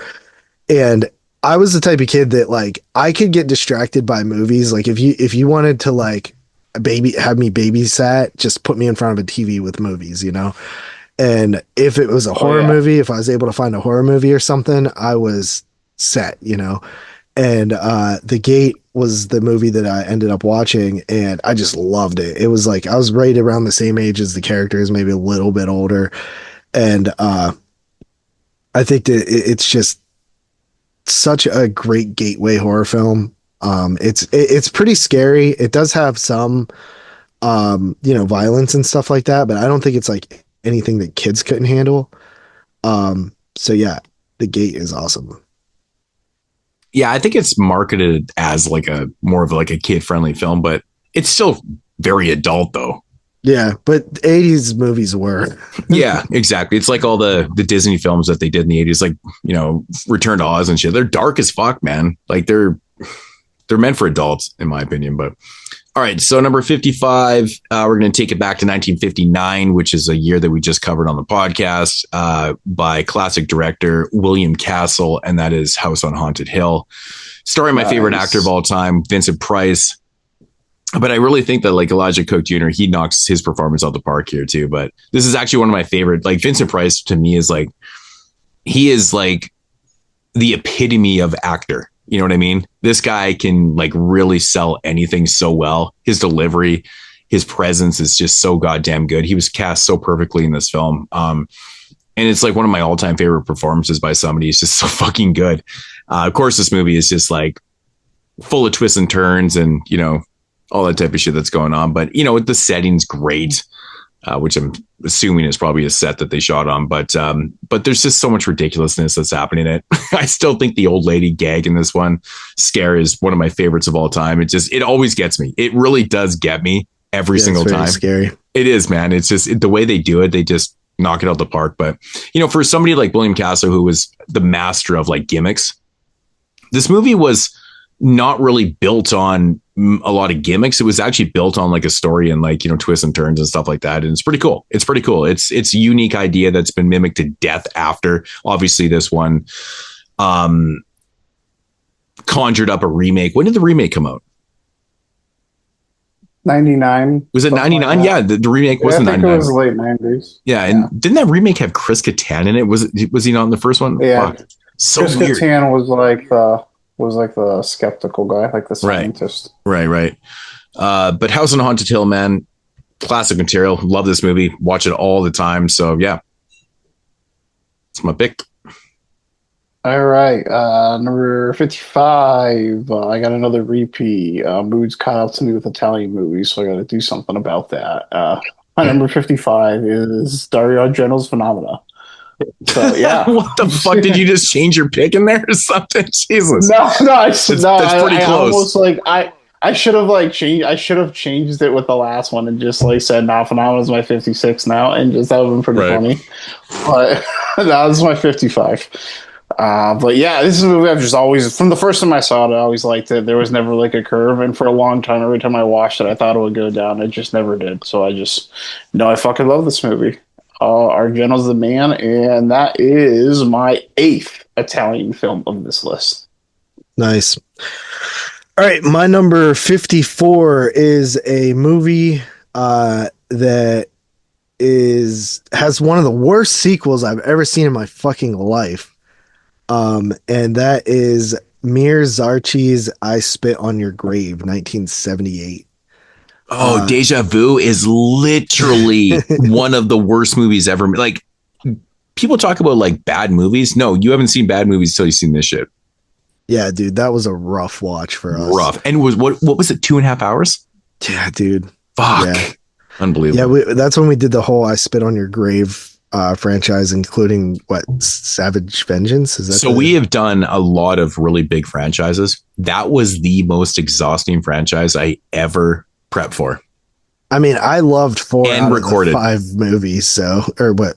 No. 4 out of the 6. It's not that I didn't like. I mean, it's just a lot of rape. Yeah, yeah, it's a lot of rape, and the remakes are fine. Like they're totally watchable films and stuff. And even Savage Vengeance is fine or whatever. But that remake, Savage Vengeance, is pretty rough too, dude. It's got the worst fucking rapes. It's like the dry, or it's the clothed rape. Yeah, it's that shit, man. But anyways, yeah, of course, I Spit on Your Grave, starring Camille Keaton. I think it's like the ultimate. It's called Day of the Woman. This is a big drive-in exploitation classic film. It has a lot of great historical context to it as well. Joe Bob famously shredded Siskel and Ebert mainly Ebert in his commentary of the old, I think, Anchor Bay DVD, because Roger Ebert loves Last House on the Left, but shredded I Spit on Your Grave, and Joe Bob just didn't understand that mentality. So yeah, but I Spit on Your Grave, we did a really good review on it, me, you, and Dave. So if you guys ever want to go back and listen to that episode, I highly recommend that episode. Yeah, I think the conversations there were really good for sure. Okay, so number 54, we're going to take it back to 1988, directed by Bill Heisman. Flesh Eater. So if you don't know who Bill Heisman is, he's the original zombie in Night of the Living Dead, Romero's 68 classic. So he decided that he's going to, direct his own film in 1988. And it's a Halloween film. It's a Halloween film, basically. But it kind of turns into like his version of like Night of the Living Dead. It's honestly fun as fuck. This movie is amazing. the first time I watched this film, which I don't remember, it was like years and years ago, and I was just like, what the fuck? I'm like, did I just watch someone try to remake Night of the Living Dead? It was like so bizarre to me. And I'm like, and I knew who Bill Heinzman was and stuff. And I'm like, okay, that's really crazy. But this movie is so much damn fun. It's the epitome of 80s. It's regional. It's very regional. It's very sleazy and exploitive. And, but it goes into like the straight Night of the Living Dead territory to the point where you're just like, oh God, but it's awesome. There's great kills. There's actually some pretty crazy shit, man, that happens in this film too, with like certain deaths and stuff. And I'm like, okay, we're doing that. I like it. But if you're looking for a Halloween film that you've never seen before, which I'm sure people listening to this have probably seen this now. I mean, Vinegar Syndrome gave this one a really, really great release. We were rocking the old Shriek Show DVD, I think years ago, but yeah, it's got its love, and it's awesome. It's definitely one of those annual watches for me. I have it on my private Letterboxd October watch list kind of thing, which I'll get to. Hopefully. Fuck, we're so busy this month. I haven't been watching anything the last few days, but anyways, Flesh Eater, man, it's a phenomenal film. I think it's great. It's awesome shit. So yeah, check it out. All right. Number 54, I got another one from my boy Davey Cronenberg. And it is his 1979 film, The Brood.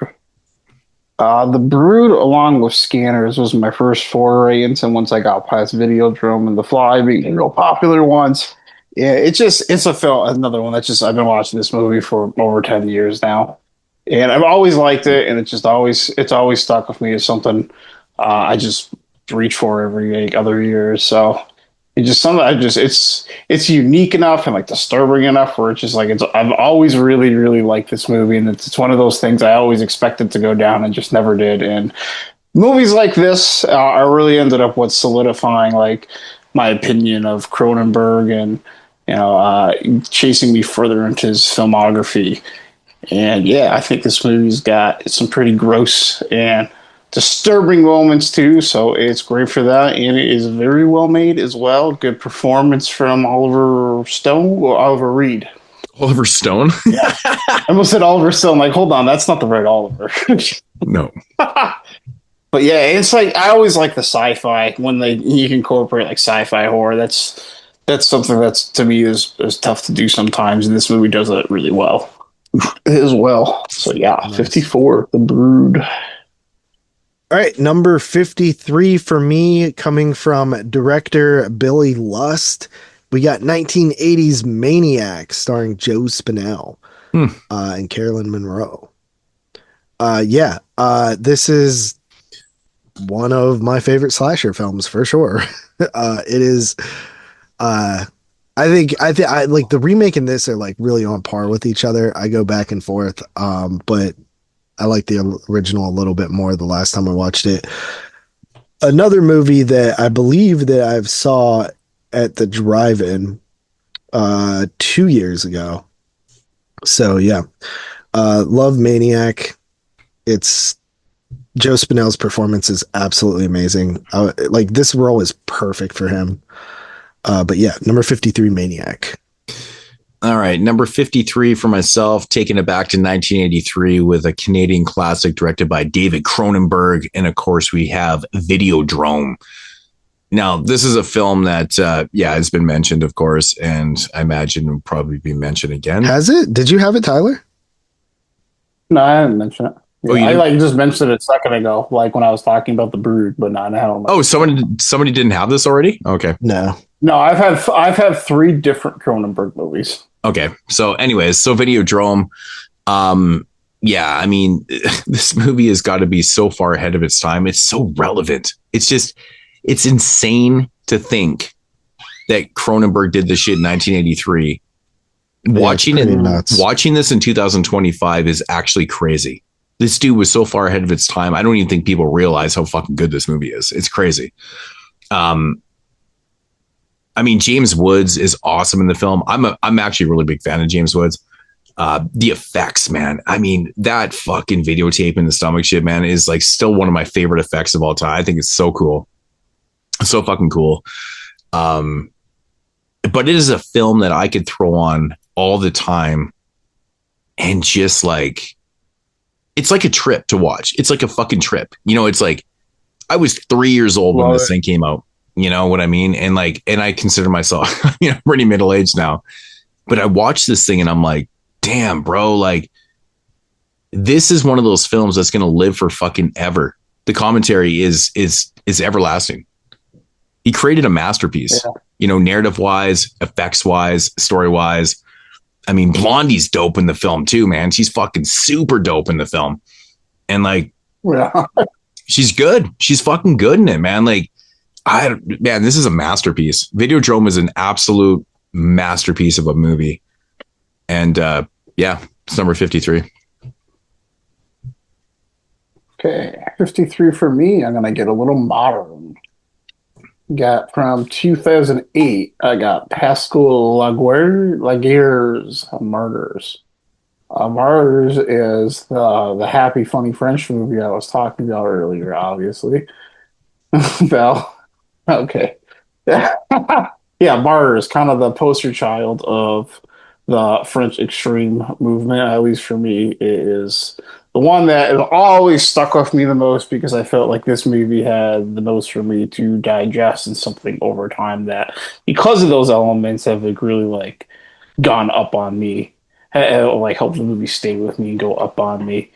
It's obviously I don't really have a hard time like watching this movie now. Not that it's not pretty vicious, especially even just like the woman beating stuff. It's like it's played so straight with like this like soft, sad music playing while it's going on. It's like it's awful, but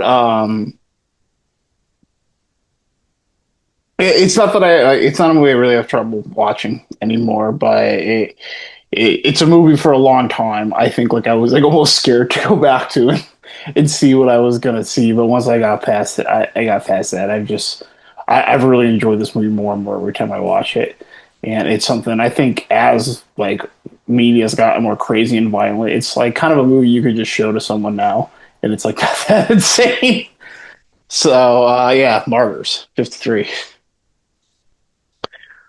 All right. My number 52 is, I think, the first three-peat that we've had. We haven't had a three-peat yet. Okay. So first three-peat is a movie that I absolutely fucking love, and that is Rusty Cundiff's Tales from the Hood from the year 1995. Not the three-peat, first three-peat I expected, but I'm glad that it was on all three lists. Because I think this anthology is perfect. I think all the segments are good and the wraparound's good. So it's one of the rare anthologies that have good throughout the entire thing. And I actually genuinely love all four segments and the wraparound. Clarence Williams III is hilarious as the mortician. I love the setup to the movie, and the twist ending is just like perfect for the sort of like EC Comics style anthology. So yeah, number 52 is the first three-peat with Tales from the Hood. Oh, the first three-peat. Tyler, what was your last pick? Sorry. My last pick was, what was my last pick? Oh, I forgot. Martyrs. Which one? It was Martyrs. Right. All right. So taking it back to 1988 and my eighth Italian pick, directed by Lucio Fulci and Bruno Mattei, which is Zombie 3. Nice. Zombie 3 is an absolute blast for me. Every time I watch this film, I just want to restart it. It's so much damn fucking fun, man. A lot of people are like, oh, it's not a Fulci film, it's a Bruno Mattei film. No, Bruno Mattei has been on record saying that he only did maybe like 30% of it. And it was all shit that Fulci already had planned out. He just shot those scenes. So it's like a 70-30 thing. So, I mean, he says all the time, before he passed away, that it's Fulci's film, which does make a lot of sense, given what's happening in the film. It's a sequel in name only to Zombie 2. It really is. It has nothing to do with Zombie. Which is a sequel in name only to Dawn of the Dead, which is a sequel in name only to Night of the Living Dead. But then again, Zombie 4 and Zombie 5 are all different too. Like the zombie, we've actually covered this entire franchise, so it's like last Italian Horror Month. Yep. Very, very fun films. Maybe not Killing Bird's not really the greatest, but it's still watchable, but it is what it is. But Zombie 3 is such a fucking fun time, dude. The music in this film, I even have the vinyl. I love the soundtrack to this movie so much, but it's just great stuff, dude. It's fun. It's like, just turn your brain off shit, man. You know, whatever. Zombie 3, number 52. Okay, number 52 for me. I got a bit of a spice one in here. You say spice one? He did say spice. I got a spicy one in the chamber here. We are gonna go to the Japanese Golden Age. I have Kanito Shindo's 1968 film Kuroneko.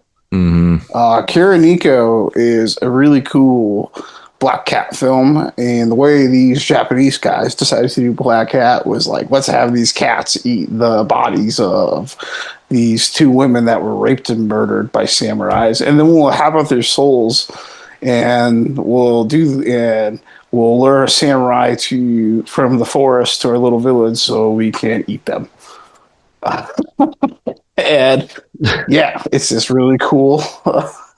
It's just so like all these like samurais like keep turning up like their throats ripped out by cats, and they're like, what the fuck is going on? This is really cool Black Cat like samurai mythological ghost story. This was my number 9 of 1968. This would be like my number like 2 from 1968. Man, that's a list I would love to redo, man.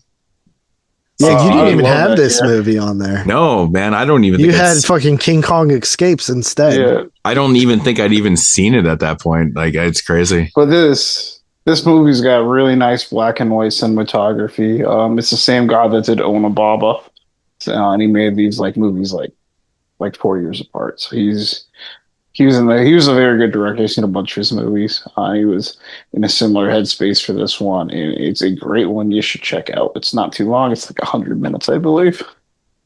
I mean, I just recently reviewed Frankenstein's Bloody Terror, and that was Paul Naschy's film that started off the Daninsky films from '68, which I never got to see for that show either. I've been waiting for a re-release of that for fucking so long, and Kino put it out. Actually, okay, JP. So I actually watched the film, get this, in 3D. I watched it with the blue and red glasses because I put on the 2D and it was shot in 3D. Like it was shot in like 70 millimeter 3D. So the 2D seemed a little fuzzy to me. I was like, oh, okay. So I put on the glasses. I'm like, okay, well, that looks a little bit better. And yeah, it was fun. But that's the first time I've ever watched a fucking 3D blue and red glasses film at my house ever. So never done it before, which is interesting. So does Tyler, you said it would have been your number 2, so Hour of the Wolf would not have it would have been above Hour of the Wolf? Oh fuck, I forgot. Hour of the Wolf's that year too. Probably like my number 3. So it's always not on his list. All right. So, films are forgotten. Films are forgotten, dude. We only have 100. Yeah. All right. So my number 51 is another repeat. We have Ridley Scott's Alien here from 1979. People are probably thinking we're so fucking crazy. You got Alien in the 50s, you got fucking this film in the 70s and 80s. I'm like, oh, come on, dude. These are not like, come on, ranking this shit is ridiculous. Yeah, honestly, Alien has like come up a lot for me over the years. Like the very first time I seen it, I bought like this slim pack triple feature of Alien 1, 2, and 3 back in like 2009 or something like that. I'd never seen it before. And I watched the whole trilogy and I was like, yeah, it was good. But, you know, not my favorite. But over the years, dude, I love Alien. Seeing it in the theater twice, I think, on the big screen, the space, Sigourney Weaver is awesome in it. Everybody's awesome in it, honestly. The alien effects are, I still think probably to this day, like the best. It just looks so good and creepy, scary. I love like the pitch blackness of the space. It's just awesome.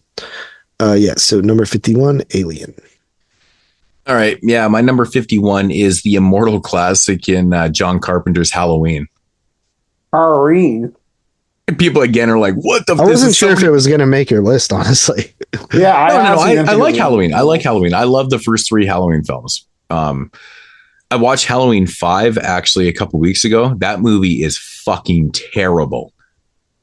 Like, I like it. Really fucking bad. It's bad.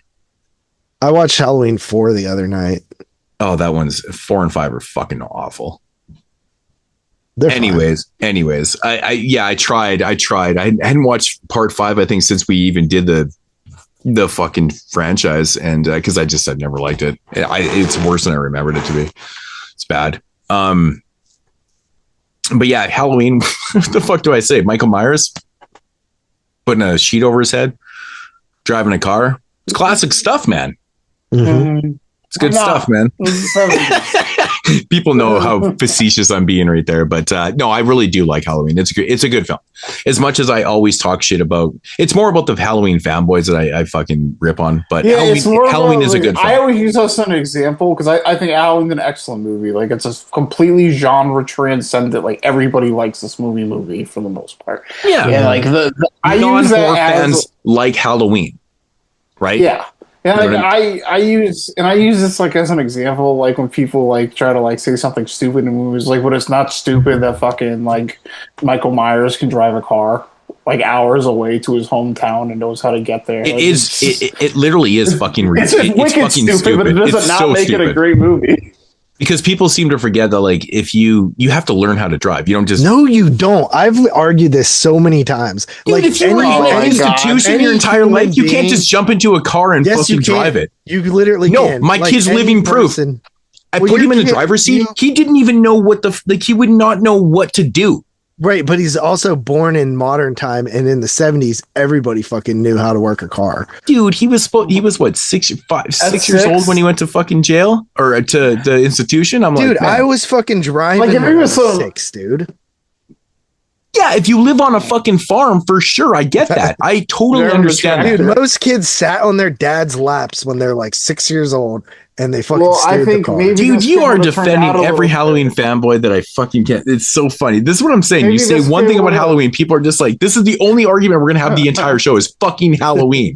No, Christ. it's just like, kid would've bro, turned like out a little anybody better can if he drive. sat on his dad's lap more. I don't believe that, man. I've seen people are fucking not smart. Dude. Like, they can't do shit, man. I mean, but Michael's kind of smart. That's the thing. Not smart enough to not get institutionalized. All right. That was all part of the plan, bro. Anyways, Halloween's good. I always enjoy it, man. It's it's your quintessential Halloween film. Obviously, it's good. Right. These are minor quarries that I always have with the film. I just think they're always fun to bring up because people trip dicks over them, and it makes me laugh. To be honest, I think it's ridiculous. But anyways, Halloween number 51. Number 51, the first place loser of the top 50. And actually, my most modern film so far. And if you would have told me when this movie came out that it would be like my number 51 8 years later, I'd say you're out of your fucking mind. But here we are. It is from 2017. Jordan Peele's Get Out. Wow. I've just watched this movie. I've just watched this movie so many times at this point, and it's a ton of fun. I like this movie. It's such an easy watch. It's wicked fun. It's pretty funny. Like, I love all the old white people like ribs. That's what the funniest part to me is, just like these like old white people like when you fully know what's going on in the movie, like in the shows of like these younger like black people just asking like they're like, it's just fucking hilarious to me. Like after seeing the film so many times, and it's just one of those things. I've watched this over and over. It's just a ton of fun. But one thing that would have made the movie better is if Bradley Whitford's character, that's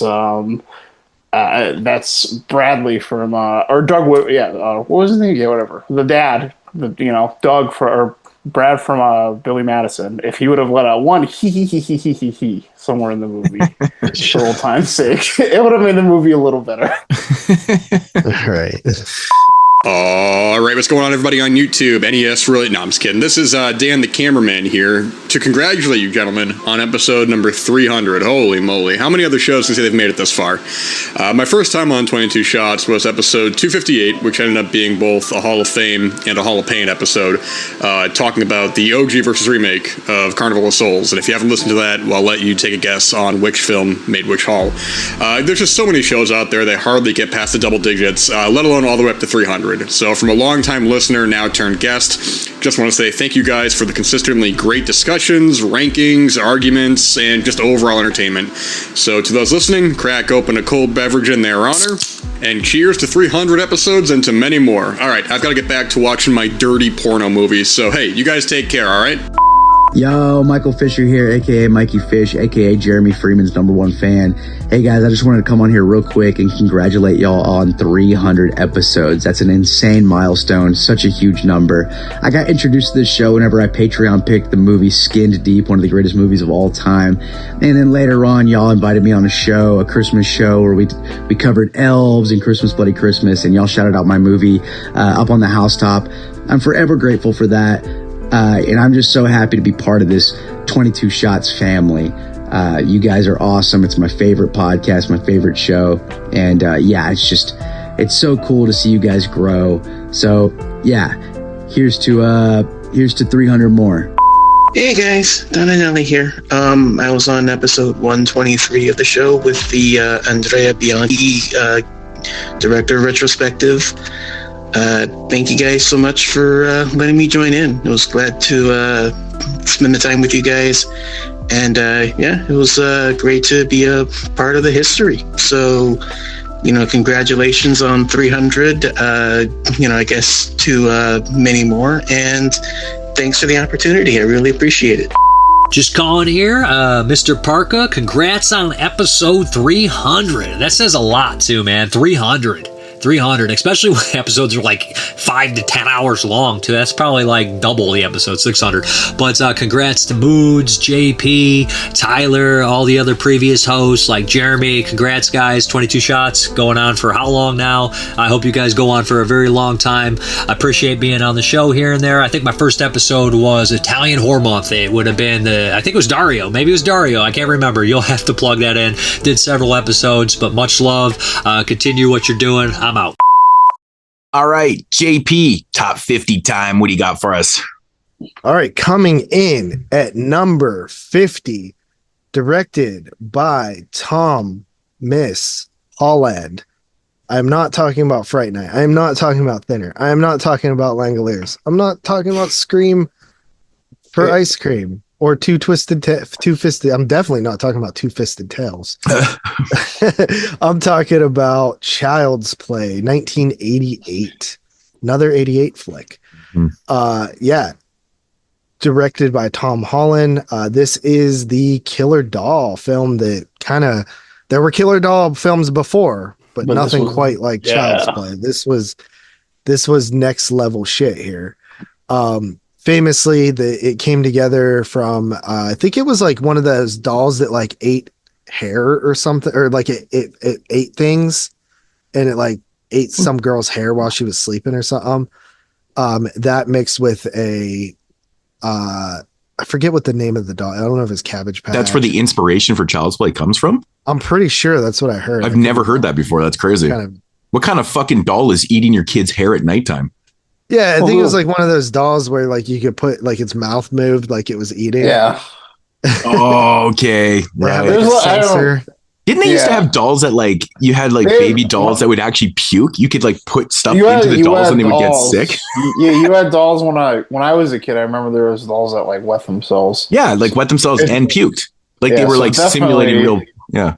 Yeah, so it's definitely not out of the realm of possibility. Like you could feed your doll. You change their diaper. That is bizarre. Yeah.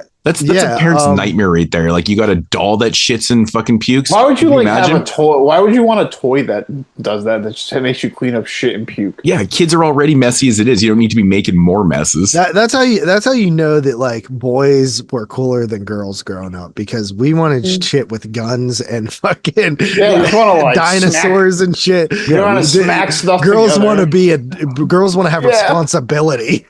Yeah, man, we had rubber wrestlers, the WWF wrestlers, the GI Joes. You boys go smack your action figures against each other. Girls, take care of this baby. Yeah, right. Maybe I'm wrong on that. I know it was inspired by like the consumerism of like Cabbage Patch dolls when they came out, and like how people were going nuts for them and stuff. I love this movie. It has a nice Chicago like wintertime feel to it. It's actually quite scary. Like Chucky is like that scene where she's about to throw him in the fire and he's like, "You fucking bitch, you mother." Like, he's just like, it is sketch, you know. But also written by Don Mancini. Of course, we know Don Mancini went on to pretty much like run the franchise after that. Wrote all the Child's Play films. And did he direct any of them? Yeah, he directed Seed, Curse, and Cult. Yeah.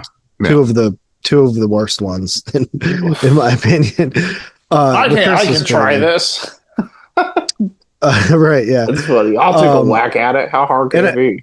Of course, Chucky is one of the horror icons. I mean, he just had a TV show that ran 3 seasons. So, yeah, pretty popular character. The original Child's Play, saw that one at the drive-in a few years ago as well. Very good atmospheric night on that night. It was nice and windy. I think that was the night that I saw the fog, maybe too. Can't remember for sure. But yeah, Child's Play, super great film. My number 50. Cool, man. Also Jeremy's favorite horror film. But prefers Child's Play 3. Yeah. Not his favorite Child's Play, though. It's still one of the weirdest things ever. I still can't wrap my head around that. All right. Every couple of years, I'll go back and listen to just that part. It's actually bizarre when you think of it. Okay. Yeah. All right. So number 50 for myself is going to be my 9th entry from Italy. And it is, of course, Andre Bianchi's Burial Ground.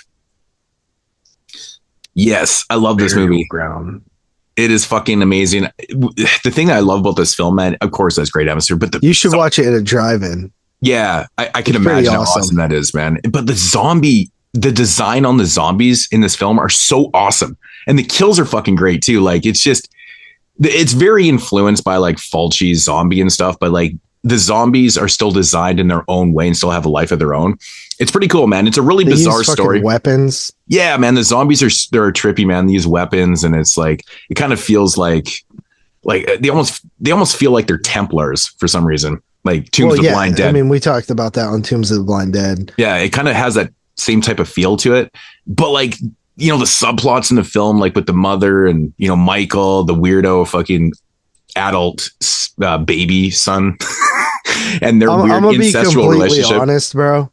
This was not on my list, and it's honestly just one of those cases where I think I forgot about it, because I didn't even think about that movie until you mentioned it just now. Well, I mean, it happens though, because remember when we did our top 50 list, I actually forgot to put Nightmare on Elm Street in my top 50 list.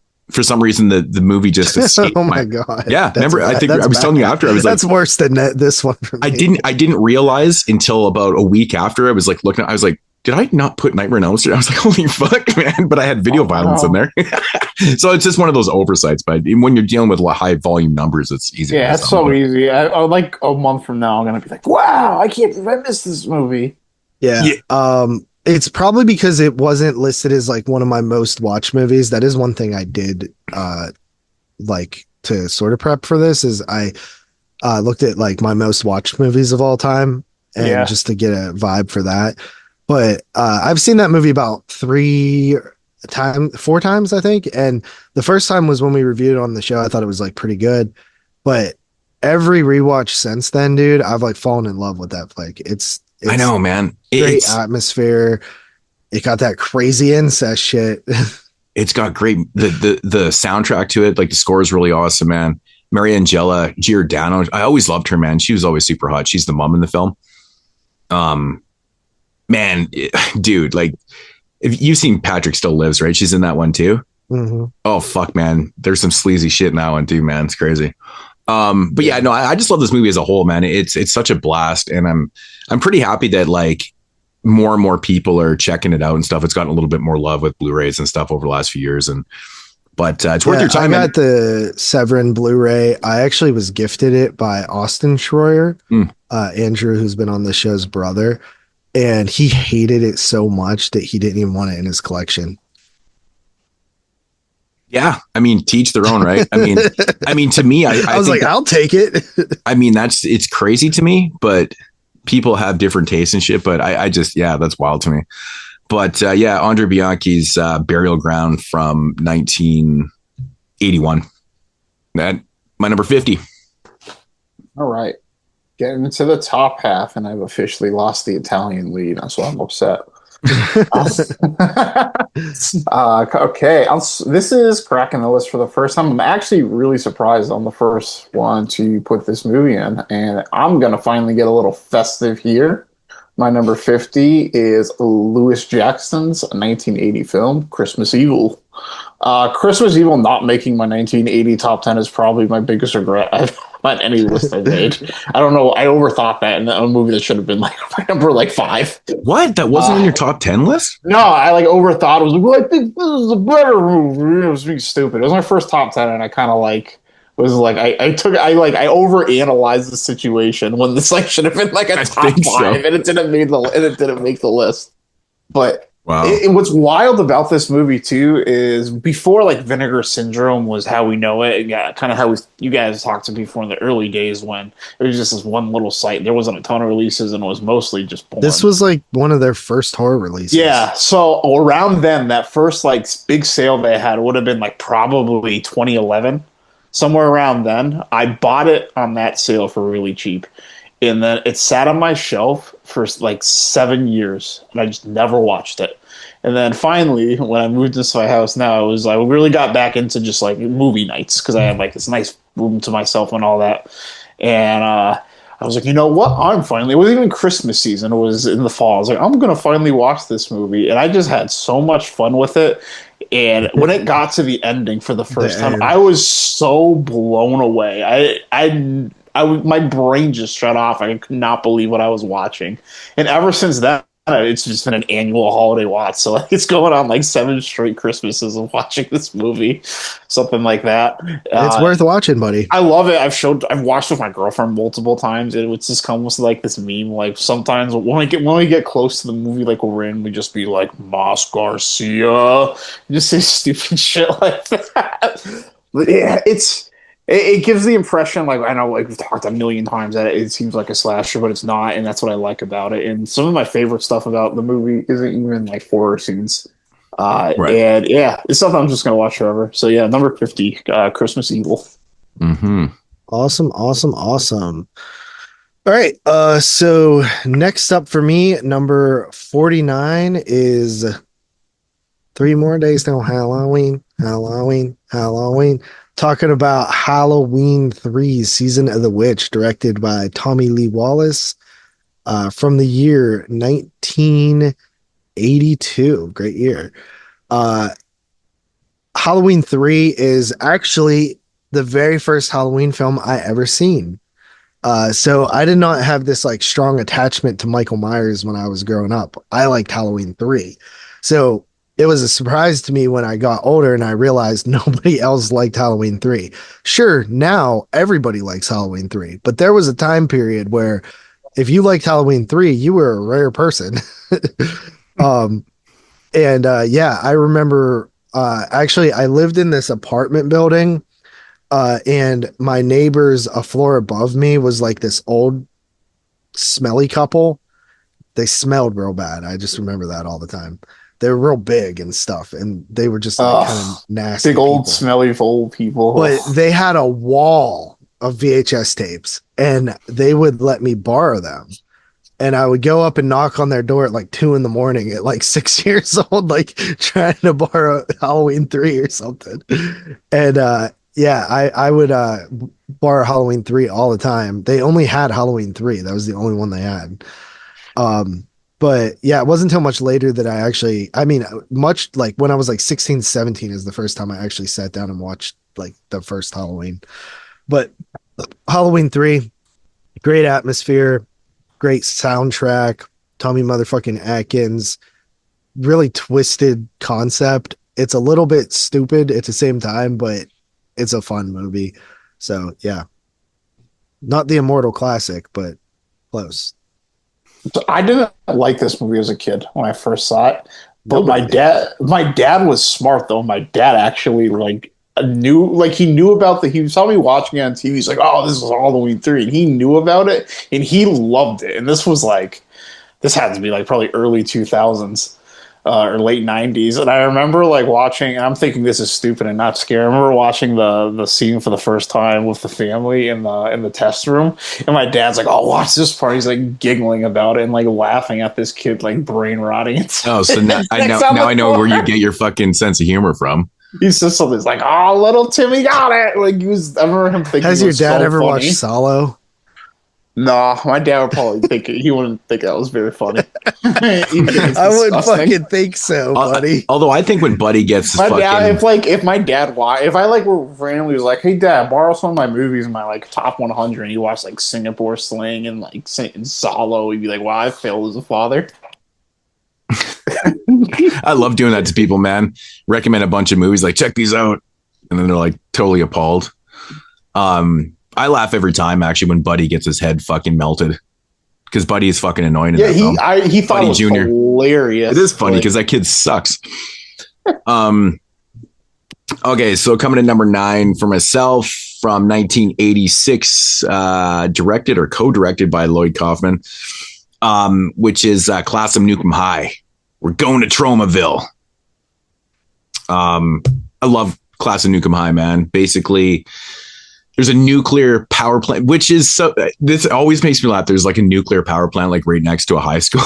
It just doesn't seem like that should be located there, but I guess only in Tromaville. But anyways, there's like a nuclear disaster that happens there. And anyways, the water ends up getting tainted after someone dies and stuff, and then turns all these people into like cretins and crazies and shit. And oh my God, man, I absolutely love Class of Nukem High. It's one of my favorite movies, obviously. It's one of those things, man. It's like right from the opening credits, the song just sucks you right in, man. It's so good. The humor is fucking outrageous. It's stupid. It's offensive. It's awesome. It's everything that you want in a film. I actually just got hashtag Shakespeare shitstorm in the mail a couple days ago. I've been hearing from everybody. It is Lloyd, some of his best work he's ever done. I can't wait to fucking watch it, man. It's gonna be awesome. Even Parker, he just talked about it and said he absolutely loved it. And actually, every review I've said this, it's like mind-blowingly fucking hilarious.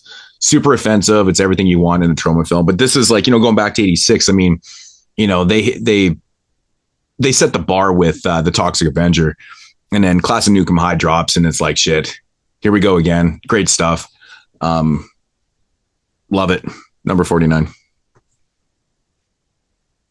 Nice. Yeah. I've only seen that movie once. I remember liking it. Not my favorite trauma film. Man, you probably saw that shit when you didn't even like trauma. You would like it now. Probably. It probably was when we It's definitely one of the better trauma movies, I'd say. Well, it's all the in-house made films by Lloyd are generally all pretty good. Like, he doesn't really have any shit movies himself. This was his best era. Trauma gets a bad rap from a lot of the films that they distribute, even though they've distributed a lot of great films, but they've distributed a lot of shitty films. And I think people kind of get it twisted. They just think those are all made in-house and like, oh, Trauma fucking sucks. I'm like, I mean, Toxic Avenger, fucking Class of Nukem High, Romeo and Juliet, Poultrygeist. I mean, there's a long list. Terror Firmer. There's some fucking good films out there, man. Return to Nukem High. It's good. And then, of course, the new one apparently is like the best work he's done in a long time. So looking forward to checking that shit out. But I love me some Trauma. I mean, I guess they also did produce Father's Day also for Astron 6. That's actually an in-house film too. Yeah. Yeah. So. Yeah, that's true. I didn't even think about that. But usually that's why she called that the best Trauma movie. Funny enough. Your turn, Tidbit. All right.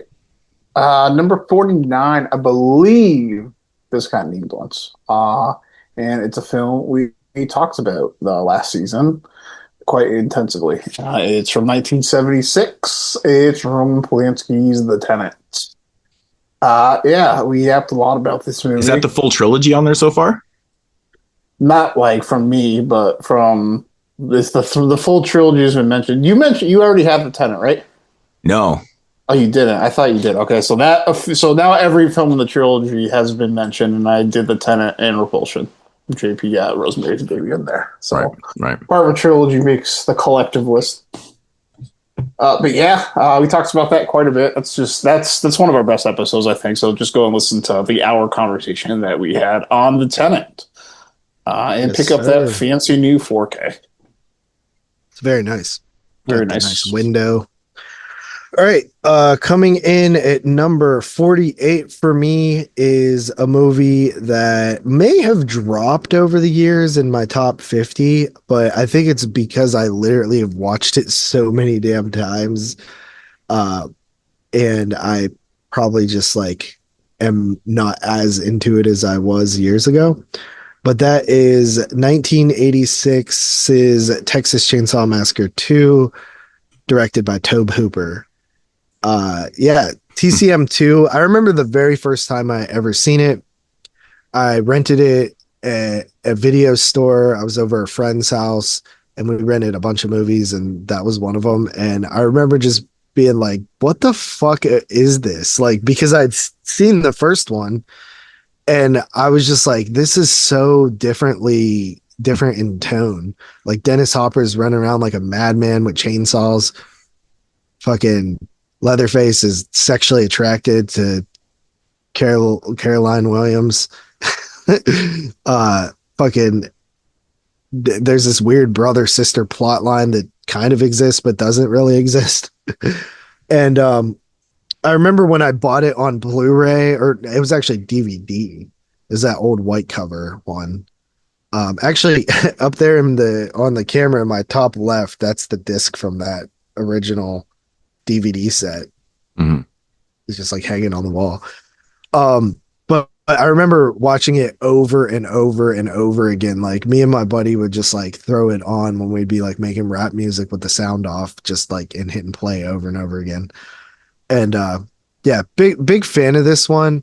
I'm not sure why it dropped. So I think it was much higher on my last list. I think it's just I haven't watched it as much as I used to. So it's not freshly in my super high rotation right now, but still love it. I think it's awesome. Go. Alrighty. Number 48 and the 10th entry from Italy. Oh no. From 1989, directed by the one and only Michele Soavi, and we have The Church. The Church. Of course, got a very AKA young... Demons 3. AKA Demons 3. Oh my god, I think this one has a bunch of different titles. Got a young Aja Argento, plays Lodi in the film.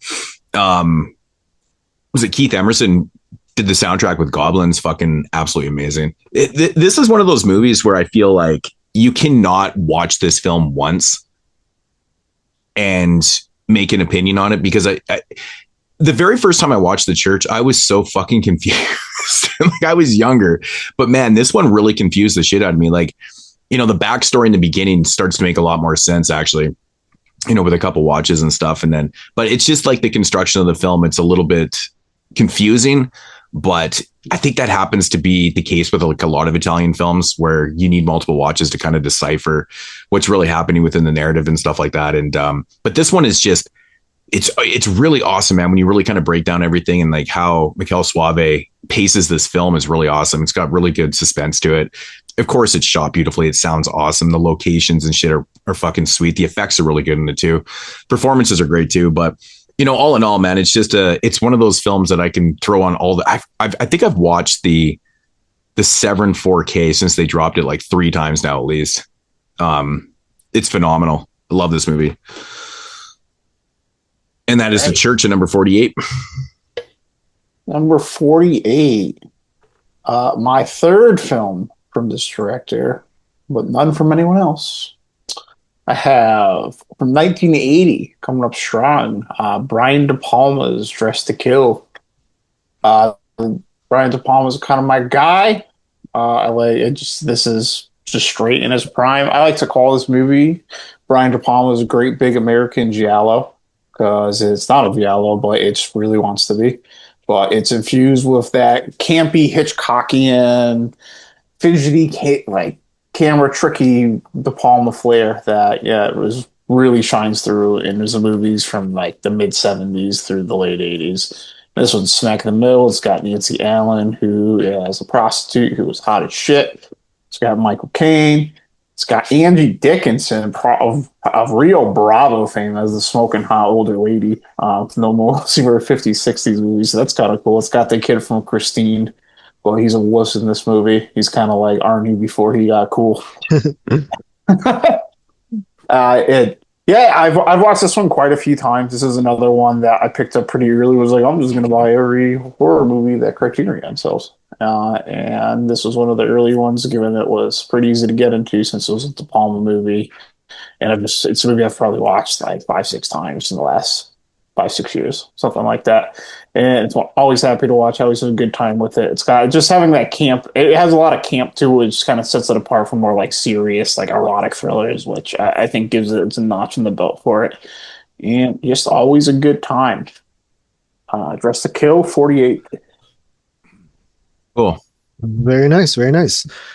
My number 47 is a movie that has appeared once before. It is 1986's Friday the 13th Part 6, Jason Lives. And yeah, this is directed by Tom McLaughlin, who also did Sometimes They Come Back. I actually met him once. Pretty cool dude. Very nice. But yeah, this is like the Friday the 13th film that I always feel like stepped the game up in their budget, and it just feels like more glossy and polished, and it feels like it was actually directed by a guy who like was going to make it in the studio system. It just felt like somebody who would go on to direct like bigger movies. Unfortunately, he really didn't. But he always has Friday the 13th. I mean, he did do a bunch of like TV movies like She's Too Young, the movie about syphilis that aired on Lifetime back in 2004. And Cyber Seduction, His Secret Life, a movie that aired in 2005 about a kid who gets addicted to porn, but it's on Lifetime, so it's like really hard to like showcase that he's watching porn. Cyber Seduction sounds like it should be starring like Sybil Danning. Is it not? But yeah, I've actually seen both those movies on. Oh my god, that's crazy, dude! I watched a lot of Lifetime back then, man. Me and my grandma would watch Lifetime movies all the time. That like 98 to like 2005 era. Man, you should go back and rewatch some of those, man, and see how bad they really are now. No, I still like them. Really? Yeah. One Dark Night he also directed. This is one of my favorite looks for Jason. Got the utility belt and shit like that. There is definitely some comedy in there, but I think it has such a great opening in the cemetery. You got an RV flipping over. This is like one of the rare Friday the 13th films that actually features kids at camp. Yeah. Which adds a little bit of a threat level to it. And yeah, I think that this one also is the first Friday the 13th to really like make the town of Crystal Lake feel more involved. Because you got like the sheriff's station and the cemetery and stuff like that. But yeah, big fan of Friday the 13th Part 6, Jason Lives. For a while, actually, it was my favorite Friday the 13th. Like growing up, it was always the one that I wanted to rent. It's funny because mine always growing up was Part 4. And then I've gravitated to like 6 and 3. I think 4 is probably like my third one now. It's weird how tastes just kind of change. But I always like Part 6 though. I always loved Part 6. All right, so number 47. I'm not really too sure why this is there, but sometimes rankings are just for dummies, right? Directed by Michael Dougherty, 2007's Trick or Treat. I mean, we've reviewed this on the podcast. Everyone's probably seen this film multiple times. it's a perfect anthology. It's, you know, kind of the one that kicked off interweaving stories and connecting all the dots and stuff like that, and kind of set the bar like really fucking high for like future anthologies and stuff like that. It's people have tried to like, you know, kind of duplicate this style of filmmaking, but it's never really matched up to what he accomplished with Trick or Treat. The stories are all great. It's casted really well too. Like Anna Paquin's really good in the film. Dylan Baker is like one of my favorites in the entire film. I think he's so good. Brian Cox is here, and it's just really good stuff, man. Good effects and stuff. And what's the fat kid's name? It's in this one from fucking Bad Santa. I don't know his name. Yeah, well, he's the kid that I always just call him Thurman Merman. Thurman Merman, yeah. He's Connor Levins. I think is that the fucking kid? I don't know. But yeah, I mean, there's not really a whole lot more to say about it that we haven't said before. It's a perfect anthology. It's absolutely amazing. What's your guys' favorite segment in it? I don't remember it. I'd probably say the werewolf. I like the one with the bus. I love the bus one too, man. That is creepy ass shit to me. Love the bus one. Yeah, but I think I usually favor the ghost stories. But I do love the one where, you know, the principal, I think he's Brian Cox. He's a principal, not Brian Cox, but Dylan Baker. Dylan Baker. Yeah, with the fat kid and stuff like that. Like, and I like the way they intertwine with Sam and shit like that. I love those angles. It's pretty cool, man. I've actually met him before, Quinn Lord. He's obviously a lot older. I met him 2 or 3 years ago, maybe 4 years ago or something like that. And I asked him about, like, you know, if he actually had memories of making Trick or Treat. And he's like, honestly, man, he's like, I remember being really hot in a costume.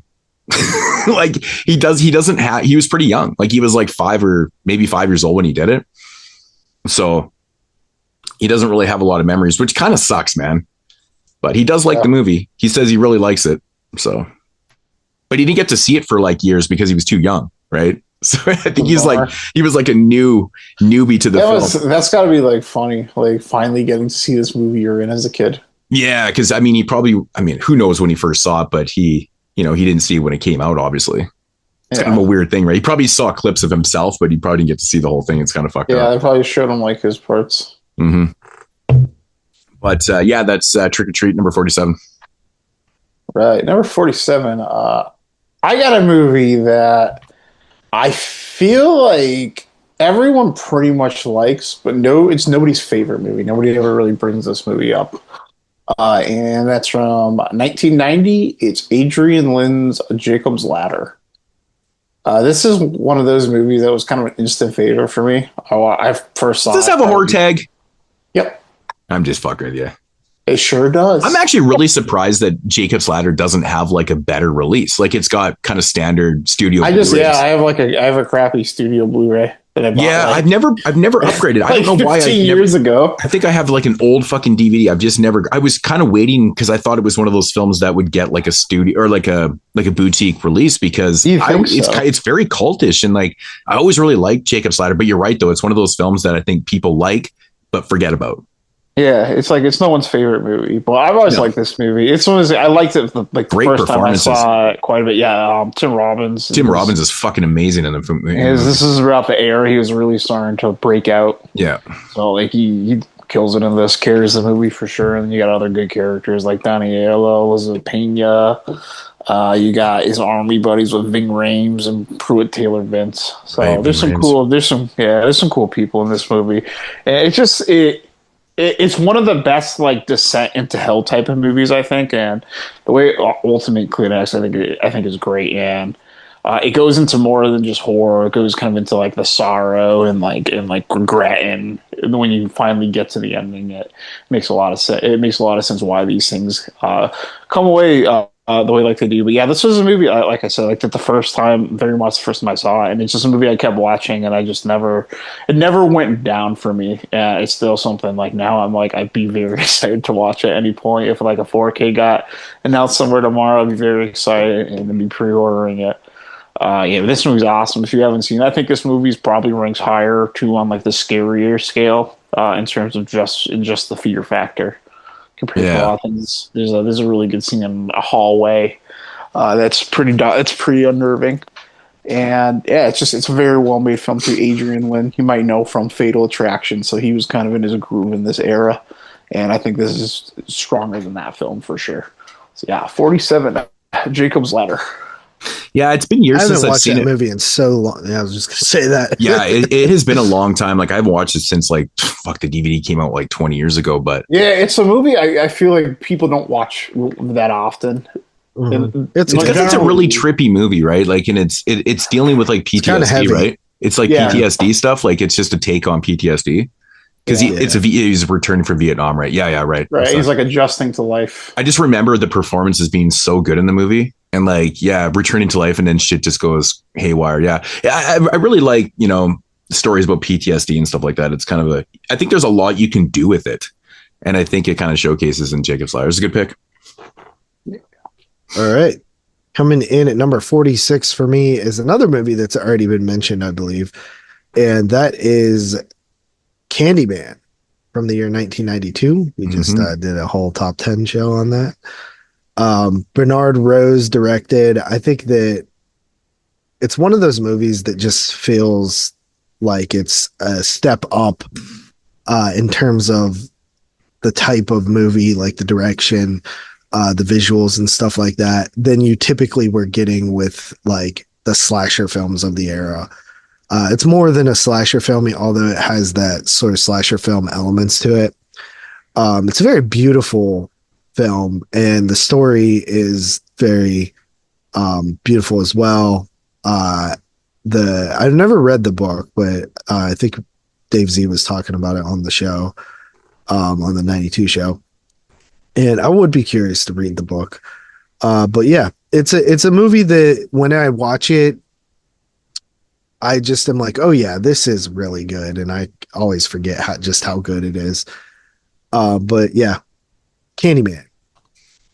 All right, number 46 and my 11th Italian entry. Damn, I'm never. Tyler, you're getting crushed. I'm getting crushed. Coming from the maestro himself, Mario Bava, 1964's Blood and Black Lace. Okay, that's surprisingly the second Bava film. It's just incredibly beautiful. It's kind of the film that like separated, the early Italian cinema into like a totally different category.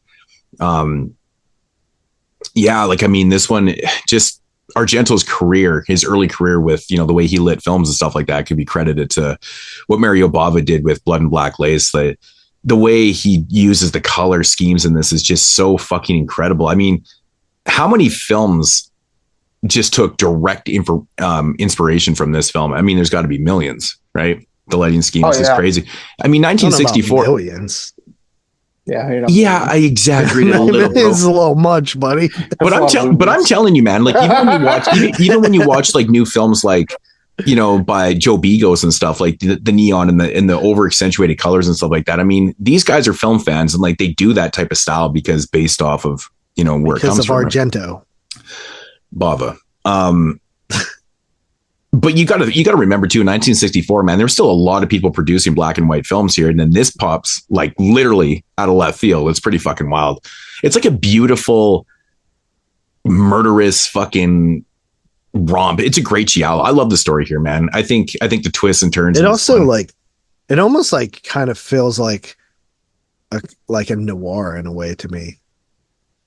I mean, it's such an early, it's not Bava's first giallo. It is a noir, really. I mean, in a sense, but it's giallo. But I mean, it's like it doesn't really have a Dunes man character. Yeah, no, it's just like some of the tropes style just feels kind of noirish to me. Yeah, a little bit. I mean, it's also the way it's shot though too, right? A lot of film noirs are shot a certain way, and they have those kind of soundtracks and stuff like that. I wouldn't say this one sounds like a noir. It may look like one. It still hadn't developed the full this tropes doesn't of sound giallo. like a noir at all. No, and it hadn't really fully developed like the full on tropes of straight giallos and stuff like that. I mean, by the early 70s and stuff, now they'd gotten a lot harder. The kills were a lot more brutal, a lot more sleazier and stuff like that too. This one seems a little bit more tame in those aspects, but this is still a blueprint for what we get to see, especially with Argento and that's and the big thing like about Fulci's early giallos too are heavily influenced by Bava. I mean, who wasn't influenced by Bava? Bava was such a ahead of his time with the films that he was doing. Godfather. Yeah, like it's crazy to think that, like, I mean, fuck, you can't. No major film director can ever be. Well, like, the thing is too is there's a lot of Italian filmmakers that aren't horror directors that I'm fans of in this era. Yeah. That I've watched a lot of their films, and none of them are like Bava. Like none of them have a style like Bava. Yeah. Yeah, he was different. He created a whole league of his own. It's pretty wild, actually. So, but Blood and Black Lace it's just like I said, it's a beautiful film because, you know, it circles around models being picked off and stuff like that, and just looks beautiful. You're killing beautiful women and stuff. I absolutely love those type of things. So, great film, Blood and Black Lace, number 46. Hey, number 46. I choked on this one enough on the last episode. So I'm going to spare you guys that. I'm sure you just listened to that one. And if you didn't go back and watch 92, to no one's surprise, my number 46 from 1992 is David Lynch's Twin Peaks Fire Walk With Me. David Lynch is one of my GOAT filmmakers. This one listed as horror? Yeah. Absolutely. It is. Yeah. Yeah. This is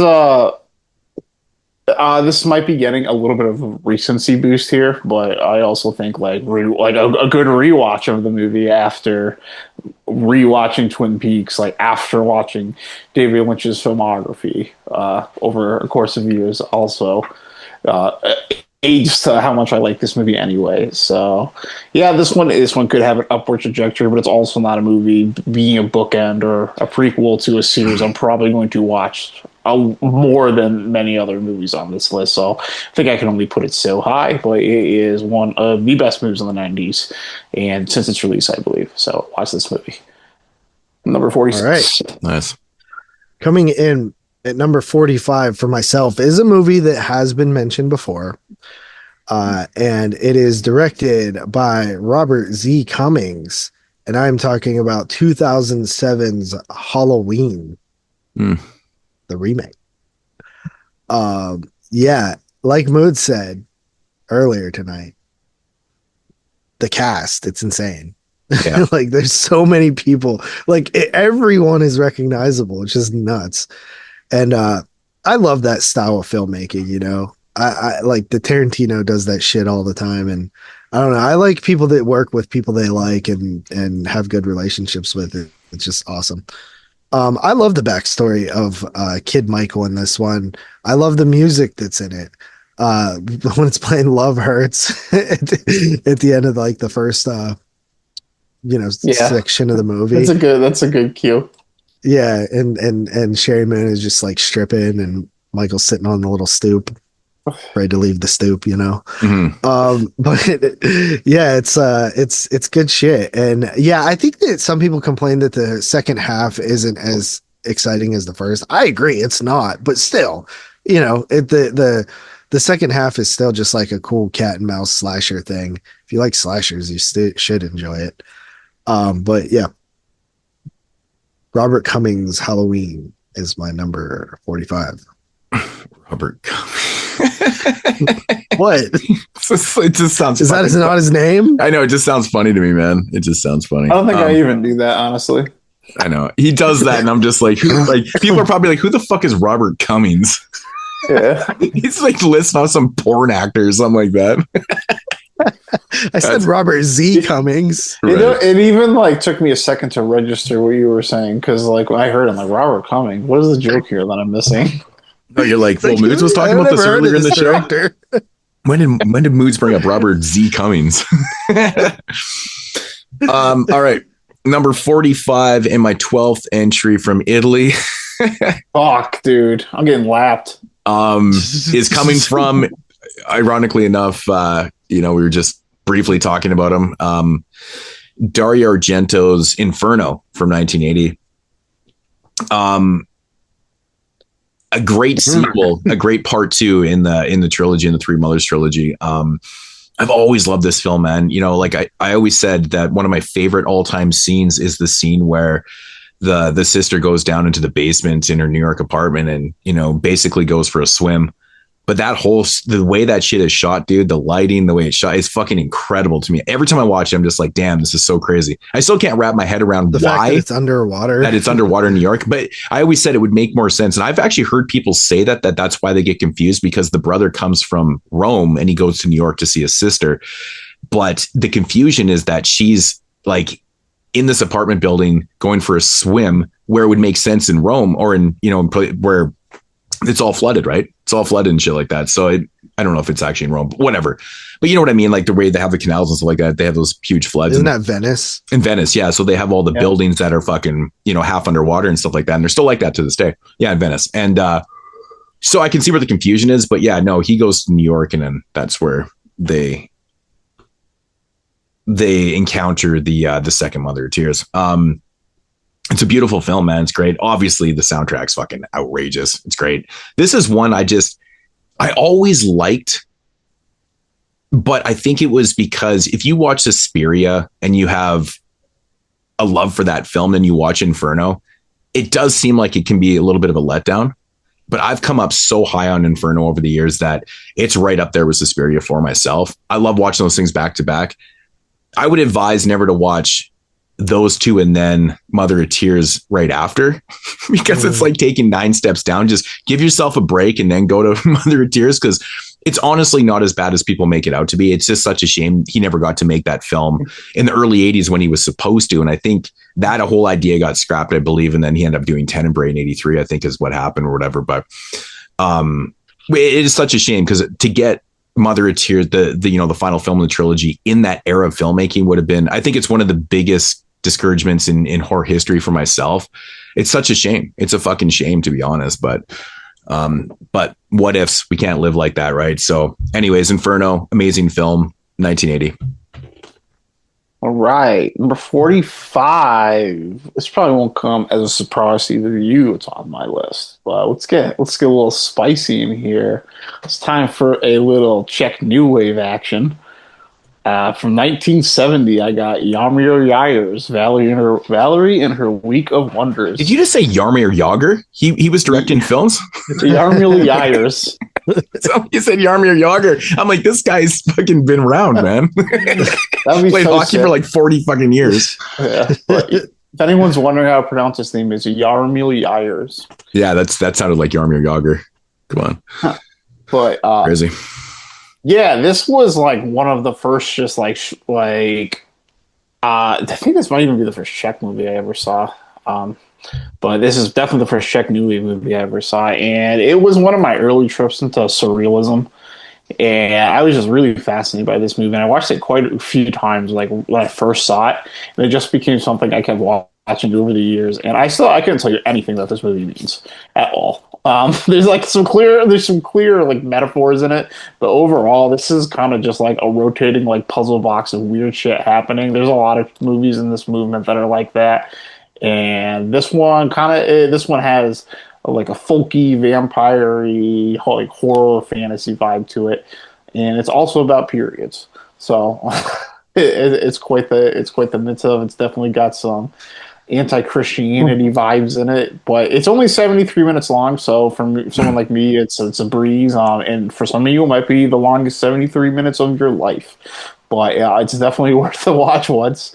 This movie's a complete vibe, but it's very much an acquired taste or a special interest. And this movie definitely draws some divisive line between the three of us, but it is my number 45. I like it. All right. The decisiveness comes from JP. Just move on from that one.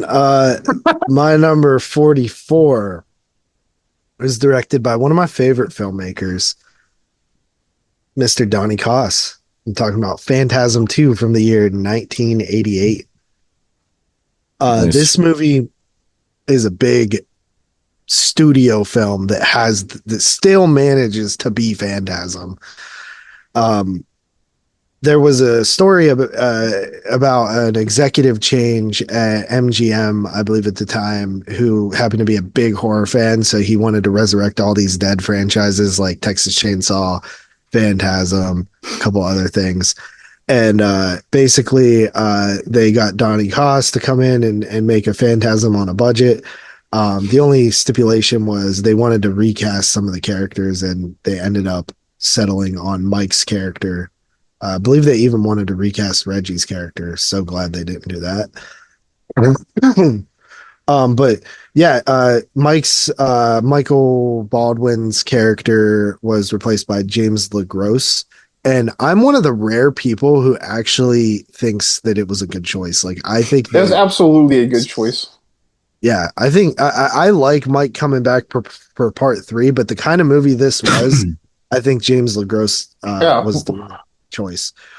I love how it's a big mishmash of genres. You know, there's all kind of themes in there. It's like kind of a road horror film.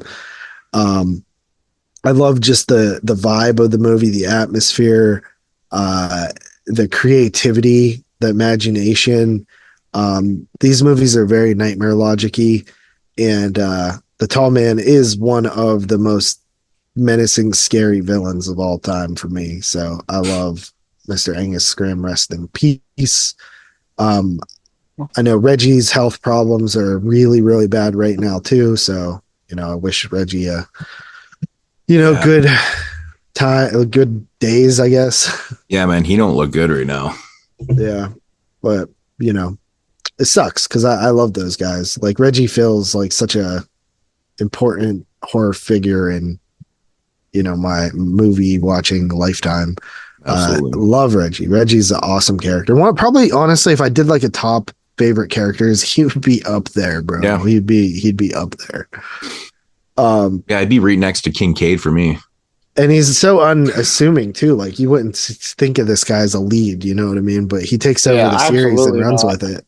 Yeah. And I love him for that. But yeah, number 44, Phantasm 2. Okay. Number 44 is we're heading back to Tromaville. 1984 is The Toxic Avenger. Yes, the original Toxic Avenger. I still haven't even seen the remake yet.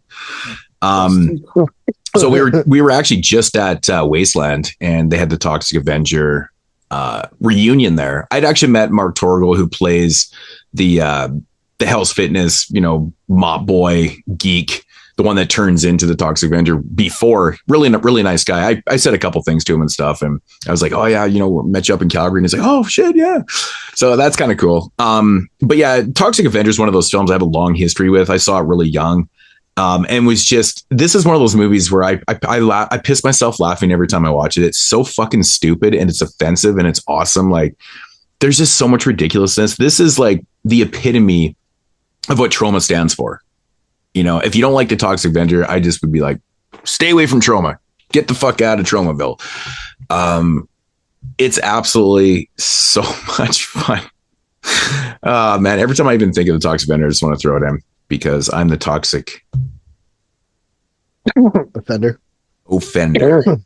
That's where it comes from. But yeah, so 1984 is this kind of the big one that really kind of put trauma right on the map. I mean, they were around for probably a good 10 years before this or whatever, but this is the big one. Turned into the mascot, and yeah, it's everything you want in a film, man. I always liked that Laurie Kaufman never really got away from this type of humor. You know, it's interesting because a lot of people watch Lloyd's films and be like, oh yeah, I know they're stupid and they're offensive and stuff like that. But he always has something to say in it, man. He's always got social commentary in his films, which I always appreciate. And he's always trying to say something, you know, and, but he just does it in a different way. I love that about him. So The Toxic Avenger, 1984 at number 44. Okay, number 44. I got one that is a repeat and one we actually just talked about moments ago. It's from 1964. It's Mario Bava's Blood and Black Lace. I'm getting my Italiano count back up to 9. Yeah, he's changing his list to keep up with me. I mean, I'm burnt. I'm burnt at this point. You got a pretty good lead on me.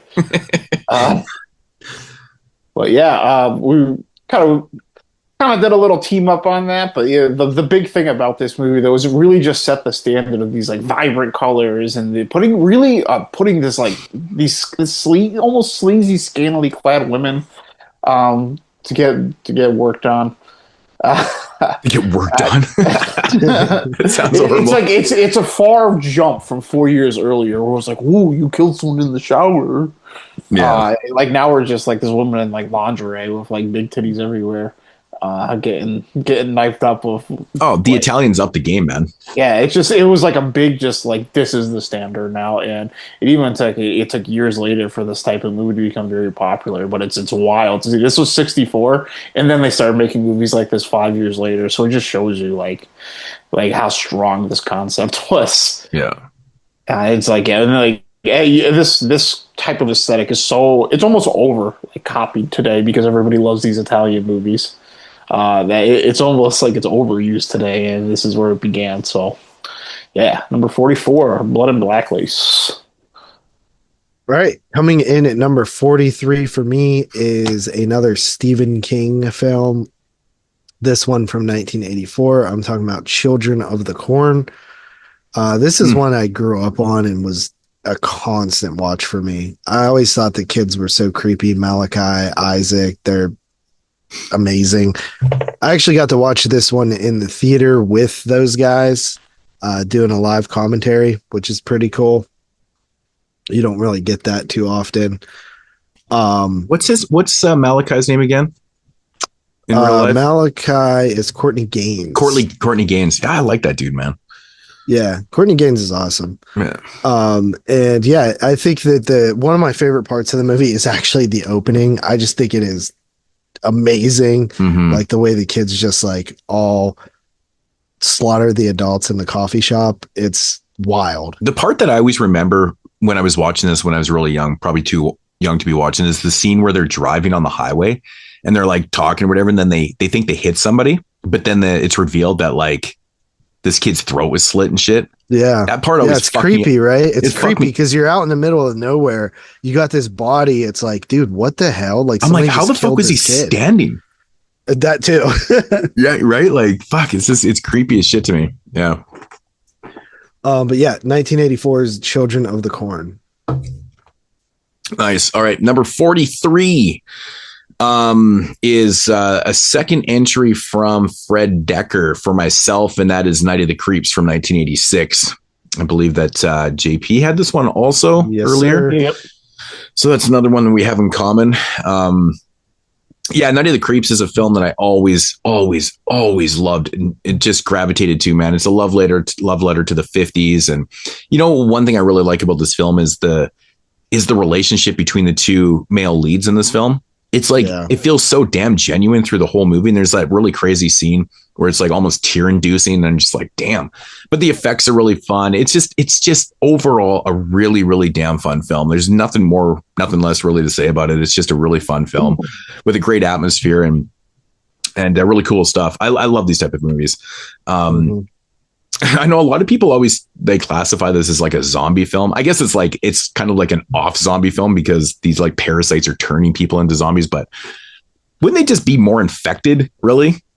I mean, honestly, the parasite thing is like a pretty accurate zombie depiction considering we actually have it in nature. Yeah. Like there are parasites that go into snails and shit and like literally turn them into zombies. Yeah. It is pretty fucking wild. But yeah, Night of the Creeps, man. Fantastic film. Tommy motherfucking Atkins. I mean, how can you go wrong with this shit? It's great. Number 43. All right, number 43. We're going to go to 1980. It is from director Peter Medak.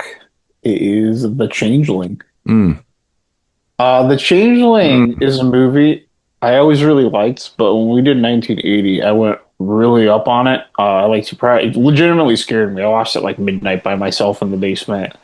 In the dark, man. I watched, and there's a part of that at some point, I was like, I want to get a drink of water. And I was almost like, had that like little kid, like, you know what? I don't want to get up and go into that dark room right now. But this movie, I think it's just a great haunted house movie. I think it really does something different with it. But it's still all the classic things like the seances and like the apparitions, and they're all just done so well. George C. Scott is insane in this movie, and it's one of those grief movies also before it was the hot topic. And he puts in a tremendous performance in this and really carries the movie. After we had done that show, I put the 4K at Wasteland, and then last year this ended up being my final like Halloween watch, where this was the last movie I watched on Halloween night to close out the season, and it was a blast.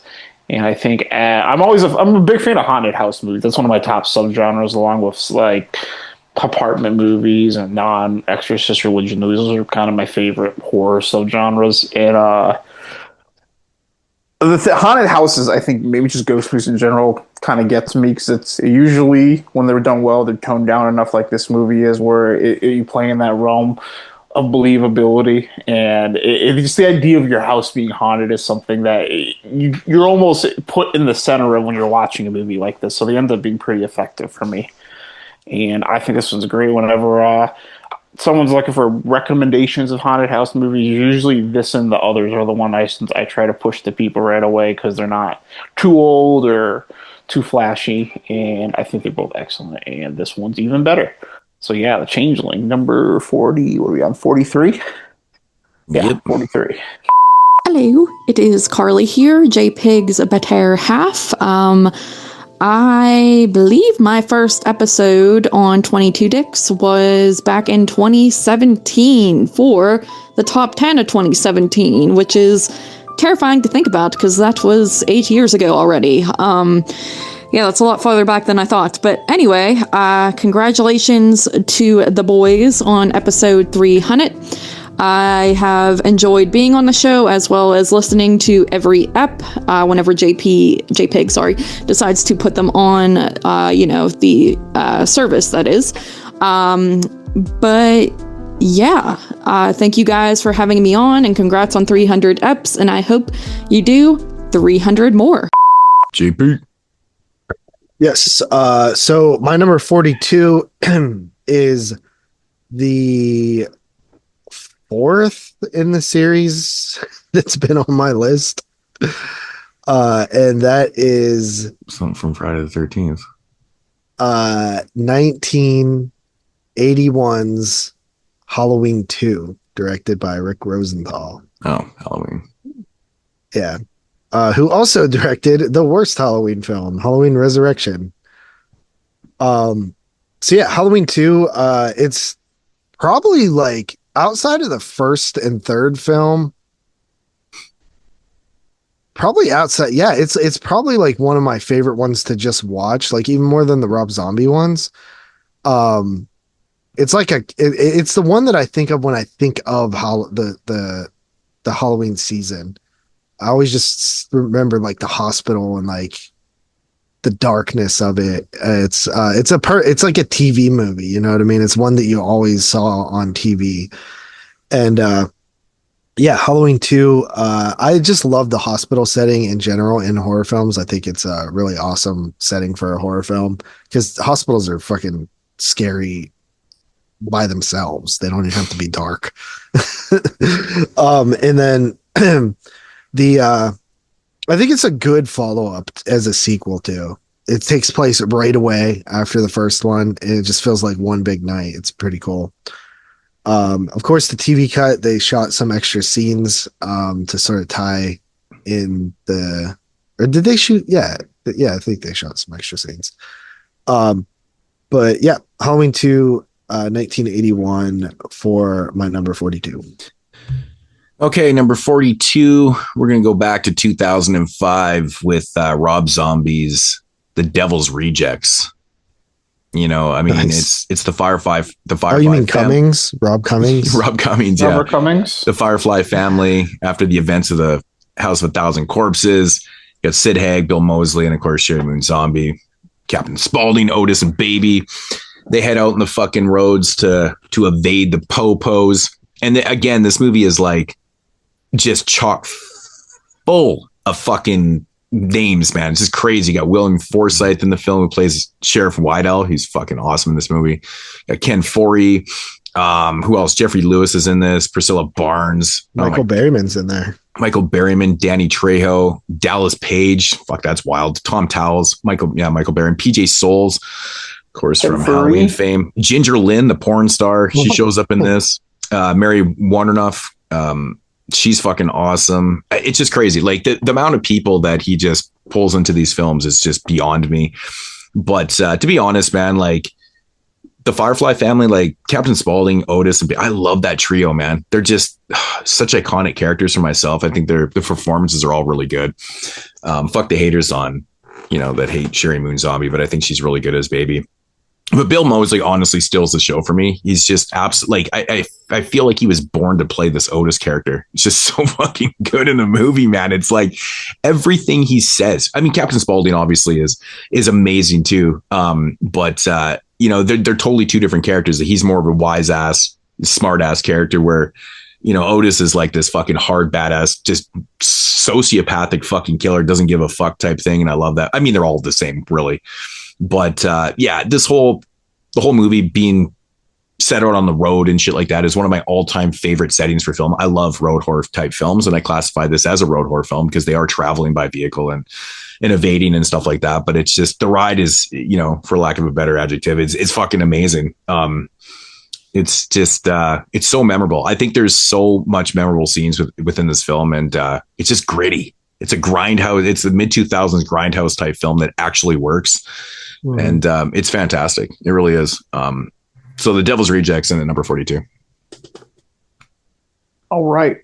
Number 42. I'm going to bump my Italiano count back up to 10. We're getting somewhere. Going back to 1980 hitting right now. A film that we've talked about before, and I'm sure is no surprise. It is Ruggero Deodato's Cannibal Holocaust. We've talked about this film quite a lot between even the last and the time I've been here. So just go listen to any of those shows, whether it be the Italian show last year or the 1980 show. But yeah, Cannibal Holocaust fucking rips. Nice. Yeah, that was on my list. Coming in at number 41, we have a film directed by Richard Franklin. It is a movie that we mentioned already. I believe Moodz had it on his list, and I'm talking about Psycho 2 from the year 1983. Nice. Anthony Perkins just absolutely kills this role, returning as the character, the titular Norman Bates, and he is got a different role this time because the first film, he's basically playing a guy who's afraid of his mother. In this movie, he's playing a guy who was his mother, who's also afraid of his mother. So, and he's trying to, he's rehabilitated and stuff. And yeah, I love the way the story goes in this one. And I think that's like one of the cool things about the Psycho movies. I had Psycho 3 earlier on my list. I remember, picking up like the DVD in like the book edition of Psycho, and then I bought like a triple pack of Psycho 2, 3, and 4 at FYE. And this was when I like first started getting into like YouTube collecting and stuff, and I watched all 4 of them back to back to back to back. And I was just like, dude, this story is awesome. Like the story, the 3 movies, the first 3 and then the prequel, like this is just a really awesome story that they created out of this one story from 1960. So yeah, Psycho 2, I think it's one of the best sequels ever. Agreed. Number 41, and we're going to go back to Italy for my 13th entry. I thought he was catching up. And it's coming from the maestro himself, Dario Argento, once again. And it is 1982's Tenebrae. Tenebrae. Ooh, that's a new one. Tenebrae is an absolute masterpiece. It has some of the best kills. Like the way the kills are shot in this film are just, it's like second to none, man. It's great. I think the story in this and the reveals and shit are so well done. It's like, it's one of like the quintessential, like stylized giallos of all time. It really is. Like the more I watch this film, the more I love it. The soundtrack is fucking amazing. It's like just crazy good. Yeah, but I think the one thing that people really remember from this film is probably the crazy kills. Dario Nicolodi. You got fucking John Saxon in the film. The cast is really great. Who does the fucking? I think it's just Simonetti that does. I thought maybe it was under Goblin, but it actually just is Simonetti. Yeah, it's Simonetti. It's just Simonetti that gets credit for it. But I think there was a couple other people that were involved in it. But yeah, I mean, it's Tenebrae, man. I mean, style, like when you talk about like stylized giallos, this is. It is like almost second to none, man. This one always captures my attention. Like it's just, I mean, we've talked about this film many, many times, but the fucking kills, dude. Like I think honestly, it has some of the best shot kills of all time. Like, I mean, right next to Suspiria, right up there, in my opinion. Those are some of the best shot kills. These are definitely the angry Argento years. Yeah, I mean. Yeah, you can tell though, man. I mean, he definitely had a hatred for, Nicolotti because she would always die. Yeah, he would kill her off in some pretty fucking brutal ways, man. Pretty brutal ways, which is pretty awesome. But anyways, yeah, I mean, we've fully reviewed this film before, so yeah, Tenebrae, beautiful film. Number 41. All right. Number 41. I'm going to go ahead and crack the ice on the Netherlands here. Number 41 is from 1988. It is George Sluizier's The Vanishing. You can catch me talking about this movie on Exploding Heads, episode 271. But this is one of the most intense, really realism horror movies that you'll ever see. It's an abduction movie, as the title might suggest.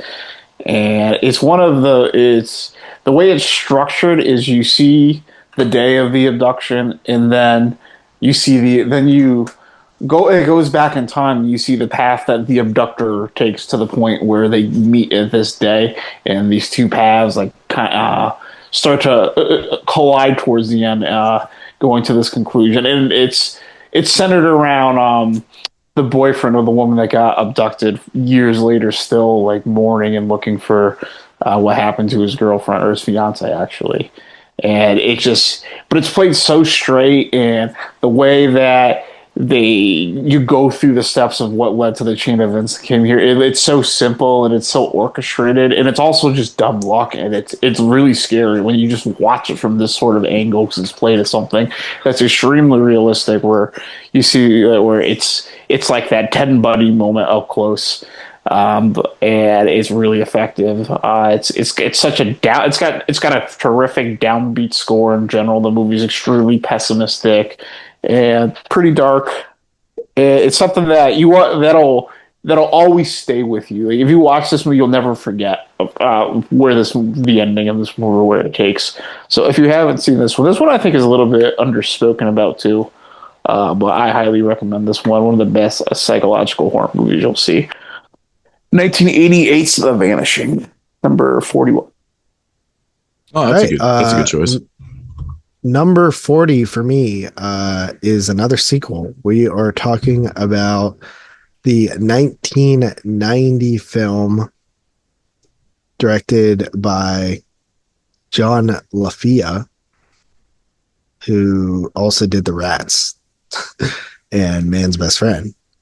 And that film is Child's Play 2. Chucky's Back, Jack. So yeah, this is a pretty good follow-up. It still has Alex Vincent in it. And this time it has Christine Elise in it as Kyle, who I really love. Like, I love her in this movie. Brad Dourif returns as Chucky, of course. And I think for me, the best part of this movie is the final act. I mean, it has such a good final act in the big toy factory. And it's just like every time they think they've defeated the Chuckster, he comes back even grosser than before, pissed off because he can't a day droit de Bella on the little kid. So yeah, that is Child's Play 2. This was my go-to Child's Play growing up. I always watched this one. This one was on TV a shit ton. I saw this way more than any other Child's Play growing up. I remember sitting in a bar in like 1998 watching this shit. That's fucking awesome. That's such a Like on the 1998 thing to happen. In a bar? Yeah, I can see that happening. Yeah, I'm just sitting at the end of the bar where they had a TV. It was like Halloween season, fucking watching Child's Play 2. Hell yeah. What the fuck? At like 7 years old. All right.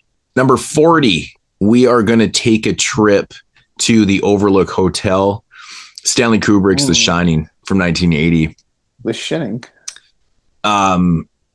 Yeah, dude, this is a movie that I could fucking, it's crazy, man. It's probably one of the longest movies besides like Dawn of the Dead extended cut that I can pop on anytime. Like, it's a 2.5 hour film that I feel like just rips by. The story's so engaging. I mean, the way this film is shot is like, it's so incredible, man. It captures this like isolation, scary vibe through the whole thing so fucking well.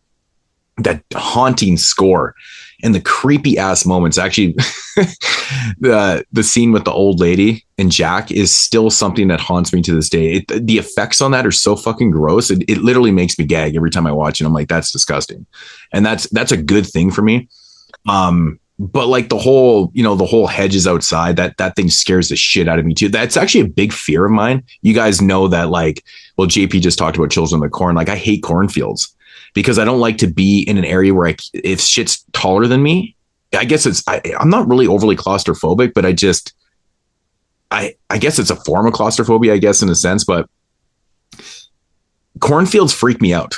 I don't know what it is about cornfields. They're just too tall. And it's like, those hedges, those nicely clipped hedge mazes and shit, that shit scares the shit out of me. Do you have a lot of cornfields? Oh yeah. Yeah. Yeah, we actually have a lot too. Yeah, there's something, it's probably because of Children of the Corn. I have no idea. Maybe it's just the whole idea of going into he who rose behind, what's the saying? He who walks behind the rose. He who walks behind the rose. Remember, for a long time, people thought it was rose, like the flower. Yeah. Yeah. And it's even more confusing because like in part 6, there's like a flower growing up from a rose growing up from like the cornfield. I thought it was he who walks behind the roads. Oh, that's crazy. I thought they were saying rose. And I was like, what the fuck? I'm like, where are the roses? But then when you actually see it written, you're like, it's rose, the corn rose. Cornfield rose. I'm like, that's crazy. Yeah, I mean, The Shining is a fucking masterpiece in my opinion, man. I'm not going to get into the whole debate on, Kubrick doing his own thing, taking the source material. And so I have no problem with that, to be honest. I know Stephen King didn't like it at the time. I know he's come around on it and stuff like that. But I mean, I feel like sometimes when you do an adaptation of a book, you can take liberties and do it yourself. What you feel like is going to work and stuff. And I'm kind of glad. I'm kind of glad that Kubrick did his own thing. And because, we wouldn't have got this film if he hadn't have. But have you guys ever seen the Stephen King one, the TV miniseries that he did like in the 2000s? No, I just bought it from Scream Factory though. Yeah. So I'd be interested in watching it. It's actually quite interesting to watch because it is to a T to the book. It's so different than Kubrick's version. I mean, there's elements that are the same, but it's so different. And, I like the book's ending better. Yeah. And you might actually get some satisfaction out of watching the TV miniseries. It's different. It's kind of cool. I mean, we've talked about The Shining. Actually, we've actually never reviewed it. Yeah, we've actually never reviewed The Shining. I just thought of that actually, but it always gets brought up on the podcast. Maybe we do The Shining, the remake, and Doctor Sleep. I think we actually had that plan, or not planned, but I think we talked about doing The Shining and Doctor Sleep. But yeah, you could winter. Yeah, you could do the TV remake too. But anyways, The Shining in at number 40. All right. Number 40. We're going to go to 1997. I got a Japanese movie, and it is from my boy, Kiyoshi Kurosawa, the second best Kurosawa director from Japan. It is his film Cure. Cure. I was so excited when this movie got a Blu-ray like 2-3 years ago because I watched this movie on some dog shit transfer for years, and I finally we got this pristine Blu-ray, and I've watched it like fucking like 4 times since it came out. I love this movie. This movie is fucking awesome. It's kind of like this sort of crime noir story where a detective is investigating a string of murders with similar circumstances where the victim kills someone. They remember doing it, but they didn't want to do it, and they don't know why they did it, and they're always hysteric, and there's like some crazy fall for it. And at the end of it, they carve and in all the cases they carve an X in the victim's necks. So it's pretty grim, and you get the side from you know who's responsible pretty early, but it's like fun. You start to like see it go along, and it becomes more of like maybe the movie starts to become a little bit supernatural, at least suggested that it's supernatural. It maybe gets a little bit into hypnosis. It's a real fucking cool movie, and it's a good slow burn, and it builds to the point that's just kind of fucking awesome, and then it just tops it off with a pitch black ending. And I don't think I even understood the ending until I finished it like 3 times, but I like this movie quite a bit now. And I know Pulse is usually the more popular movie by this director, but in my opinion, this movie absolutely obliterates Pulse, and people need to check this one out if they have not seen it. Nice. All right. Coming in at number 39 for myself, film from the year 1991. This is number 40. Oh, no, you're on 39. Just kidding. I'm last. I'll shut up. Directed by Jack Bender, who directed The Midnight Hour. I'm talking about Child's Play 3. Yeah, there you go. Child's Play 3. Moodz had it on his list, actually. Yep. And yeah, this one, so this was not my favorite one. Part 2 was my favorite one growing up. And I still like them really closely together. Hence why I literally have them right next to each other on my list. But Child's Play 3, after we did the 91 show, like overtook Part 2 for me, because I'm just like, this movie is so cool. It's set at a military academy, which is like one of the most unique settings for a horror film. And it's just so damn mean-spirited at times, with like Chucky switching the bullets and shit like that from the paint ones to the real ones. It's just so twisted, and only like Chucky would do some shit like that. Some great iconic lines in there with Chucky's gonna be a bro and shit, which is hilarious. Yeah, I love the carnival setting at the end. It's good shit. And this is the best Chucky looks throughout the entire series, like in terms of his animatronics. Yeah, they are literally the best. It's wild what they did with this movie. I think the opening scene in this film with the toy factory owner scene is like, I love that shit, man. It just gives me goosebumps even thinking about it, man. I remember watching this shit when it first came out. It was like on the movie channel and shit, and that whole scene, man, fucking great, dude. So great. Yeah, he fucks his ass up. All right, number 39. We're gonna take it back to 1982, directed by Juan Piquer Simon, and it's a film called Pieces, starring the one and only Christopher George. Absolutely love Christopher George. That guy was on such a heater, and then he just like died. It's crazy. He must have did like 7 or 8 crazy films in a row. His wife actually was in this film, Linda Day George, also. Juan Piquer Simon, he's actually done some pretty interesting films. Have you guys ever seen the film that he did called Extraterrestrial Visitors? Severn just put it out. It's like a total ripoff of E.T. Nope. Oh my God, you have to see this movie. It's fucking bizarre, man. It's so bizarre. Of course, he went on to do like Slugs in '88. I'm actually wearing a Slug shirt underneath my hoodie right now. The Riff and stuff like that, Cthulhu Mansion. But this is like his standout one, man. A lot of people consider this one to be like an American Giallo. It's basically about somebody that's killing off fucking people, making a human puzzle.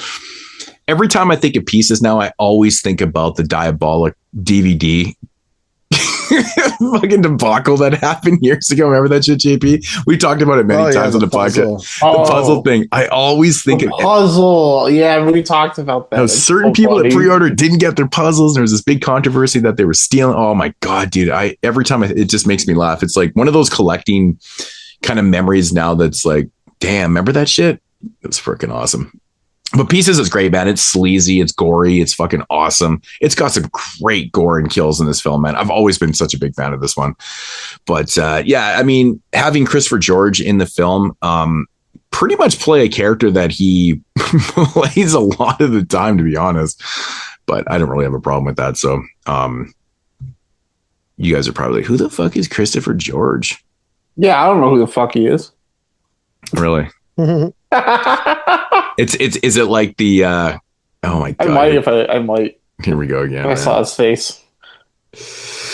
Yeah, no, it was kind of sad actually, like, because he just kind of like, I guess he had some type of scar tissue on his heart and stuff like that and just kind of died out one day. But he was like in The Exterminators, in City of the Living Dead, Graduation Day, Enter the Ninja, Mortuary Pieces. Like this was a run of like a couple years. He was just in all those films. It's fucking wild. He was in Day of the Animals, which he's great in that film. He was in Grizzly.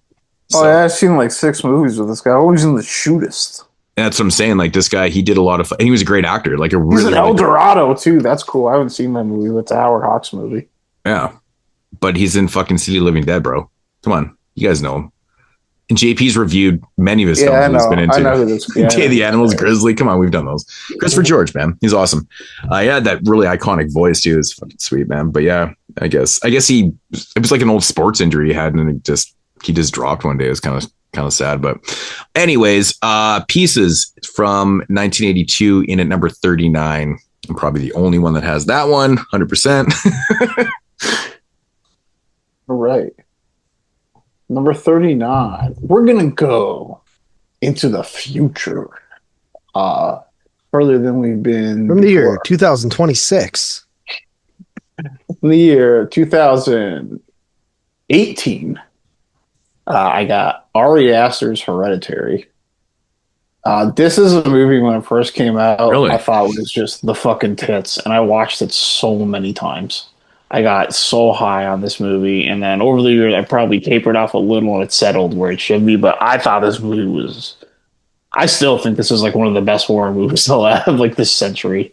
Like, but this movie's fucking so good. I got to see this in the theater. Said something like, "I'll always remember," where everyone probably did but I remember the first time I saw that scene, and I didn't think it was funny, and the theater's dead quiet, but I could not stop laughing. I was trying so hard to keep from, I was biting my lip, trying to keep it quiet, but people around me could definitely hear me. And then this started this chain reaction of other awkward laughing that traveled around the theater. Movies, bro. Bro, how in the fuck did you? Bad. Dude, when I was watching it in the theater, I literally went, "Oh." I was like, "What the fuck?" That's how everyone reacted. But I'd be like, "Get this fucking loser out of here!" Because it's not really funny, dude. It's not funny. I didn't think it was funny, but that's just my reaction to seeing kids get smoked in movies. Because this is the guy that goes to a funeral and starts busting out laughing, standing over the coffin. But yeah, I just think this is a really well-crafted movie. And I remember when it first came out, I would say this was like the modern Rosemary's Baby. And now I feel stupid for saying that because it's not really even like Rosemary's Baby at all in terms of execution either. No. But it's like a different movie that I don't know, maybe we'll get mentioned later, or maybe it won't, or maybe I'll keep it a secret. But yeah, Ari Aster's Hereditary, even though this movie is not very old, I've probably seen this movie in the ballpark of 10 times. So God damn. I feel pretty confident with I'll be watching this movie for a long time, because even now, the idea of let's watch Hereditary, it gets me hyped up. So Hereditary is kind of a banger for me. 39. Wow. All right. Coming in at number 38 for me is another repeat. I'm on a repeat train lately. We have from the director of such films as Damani 2 and Delirium and A Blade in the Dark and Macabre. I'm talking about Lamberto Bava's Demons. This is a movie that it gets better the more times you see it. This actually was another film that took place that was shown during the 24-hour Joe Bob marathon that I almost died in doing a live stream for. This was, I think, another late one. Like I remember that night getting to like Daughters of Darkness was like the fucking 7th movie or something, and it was at like 5 a.m, and it almost killed me. It almost killed me, bro. This movie is awesome. It's set in a movie theater. I like Suave and his metallic mask. You got Greta in there. It's just a really dope, gory blast. You know what I mean? This was the 10th movie he showed. So this was towards the end. That'll wake you up. Pieces was actually the 13th and final movie he showed, Moodz. Oh, really? Crazy. Yeah. Well, that's interesting. Yeah. Just name 2 movies he showed in that 24-hour marathon. It's crazy. Yeah. Did you already have this movie? Or did you just have Demons too? I just had Demons too. Oh, okay. So my bad. I was gonna say, repeat then. I was gonna say, like, damn, did I miss that? I'm surprised. Like, Moodz would have this slow.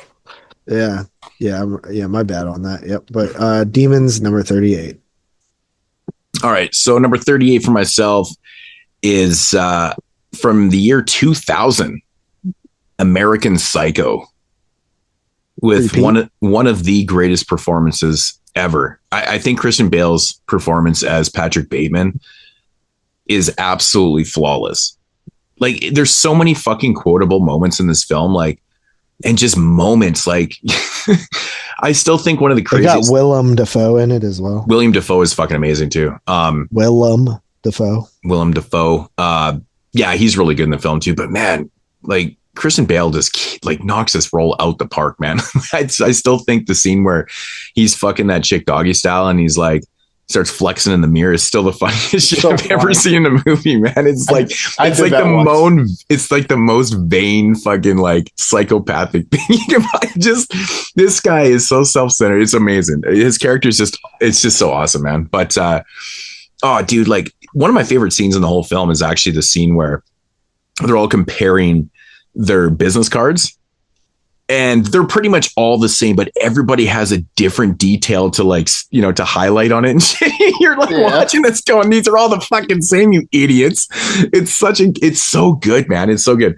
And I think that it's just, you know, the whole film, like, the whole idea, is it real? Is it not real? Kind of thing. It's executed perfectly, in my opinion.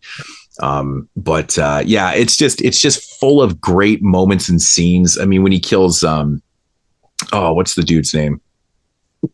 Jared Leto. When he kills Jared Leto in the film, I fucking love that scene, man. You got Charlie 78 in this film too. Another real big point to this film is the music cues. The soundtrack is fucking He's amazing. So fucking goofy with like his music cues. It's so funny. I love it too, man, because like this film, like they never tell you what year. But it just makes me fucking die. Like when he's talking to the girl and he just like turns around, he's holding the Phil Collins CD. I bust out laughing. Yeah, man. I love the fact that they never tell you specifically what year this movie's taking place, but you can figure it out by, you know, the soundtrack, because he's playing the hits of the time and stuff like that. I think it's like 87 or 88, something like that. It's in one of those 2 years. I can't quite remember exactly, but just figuring it out by the hits and stuff like that. But yeah, the soundtrack choices are just hilarious to me. Like, this guy's a total sociopath, and he's like rocking Phil Collins and Huey Lewis in the News and shit. Like, it's fucking like, this is so amazing, man. I love that shit. It goes so outside the box, because like when you think of like serial killers and guys that are just sociopathic and stuff like that, you think of like, you know, the whole Hannibal Lecter thing, like where, you know, they listen to like old opera music and stuff. I always associate like that type of like Pavarotti and you know, all that old fucking shit as being like serial killer music. But this movie does the polar opposite, flips the script on it. 80s pop hits, man. The soundtrack's amazing. But yeah, it's honestly really, really well done. You know, the wardrobes in the film, the aesthetic of the film is really, really good. And it's just a mind fuck. It's a psychological horror film that gets you thinking. And the more I watch it, man, the more I love it. You know, it's always been like a late night viewing for me because it's just like a comfort film because his performance is just so subdued and just like perfect. I love it. It's great. American Psycho, number 38. All right. Number 38. We were just pretty modern. So, you know, let's bring it back a little bit. We're going to go all the way back to 1964 with my second film from this director. And that, of course, is Mr. Kenito Shindo. And this is his film, Onababa. Onababa is fucking dope. So, Onababa, speaking of soundtracks, no, the soundtrack is not as good as American Psycho's soundtrack. But this movie has the sickest drum solo, like the sickest drum beat you'll ever hear. And that's the soundtrack of the movie. I can hear it in my head right now, and it's like pumping me up. It's something like it would be insane to like see like a sports team like come out to this just like drum line, and it just plays the whole movie. But this movie also, like his other film Kuroneko, is about two women that that trap and kill samurai, and then loot them to basically sustain their living. It's you know, olden time movies, like basically the Japanese version of a Western. And so this guy obviously has some beef with samurai. It's pretty cool. So you get another folklore film, and in this particular film, one of them has I believe they're called Hunyum masks. I don't know how to pronounce it, but you know if you've seen it, like the Japanese mask that looks like a demon. And they take that from them, and one of the women puts it on, and it won't come off from her face. And this movie is pretty intense, and it kind of just goes down this psychological rabbit hole from here, and it just becomes this rich folklore movie. There's so many like sweet shots of like them running through like the long grass. It's black and white. It rips by. This movie is really, really good. Even if old Japanese movies are not your forte, this is a movie I think most people would still probably like and be like appreciate. This is like a very strong horror 60s movie.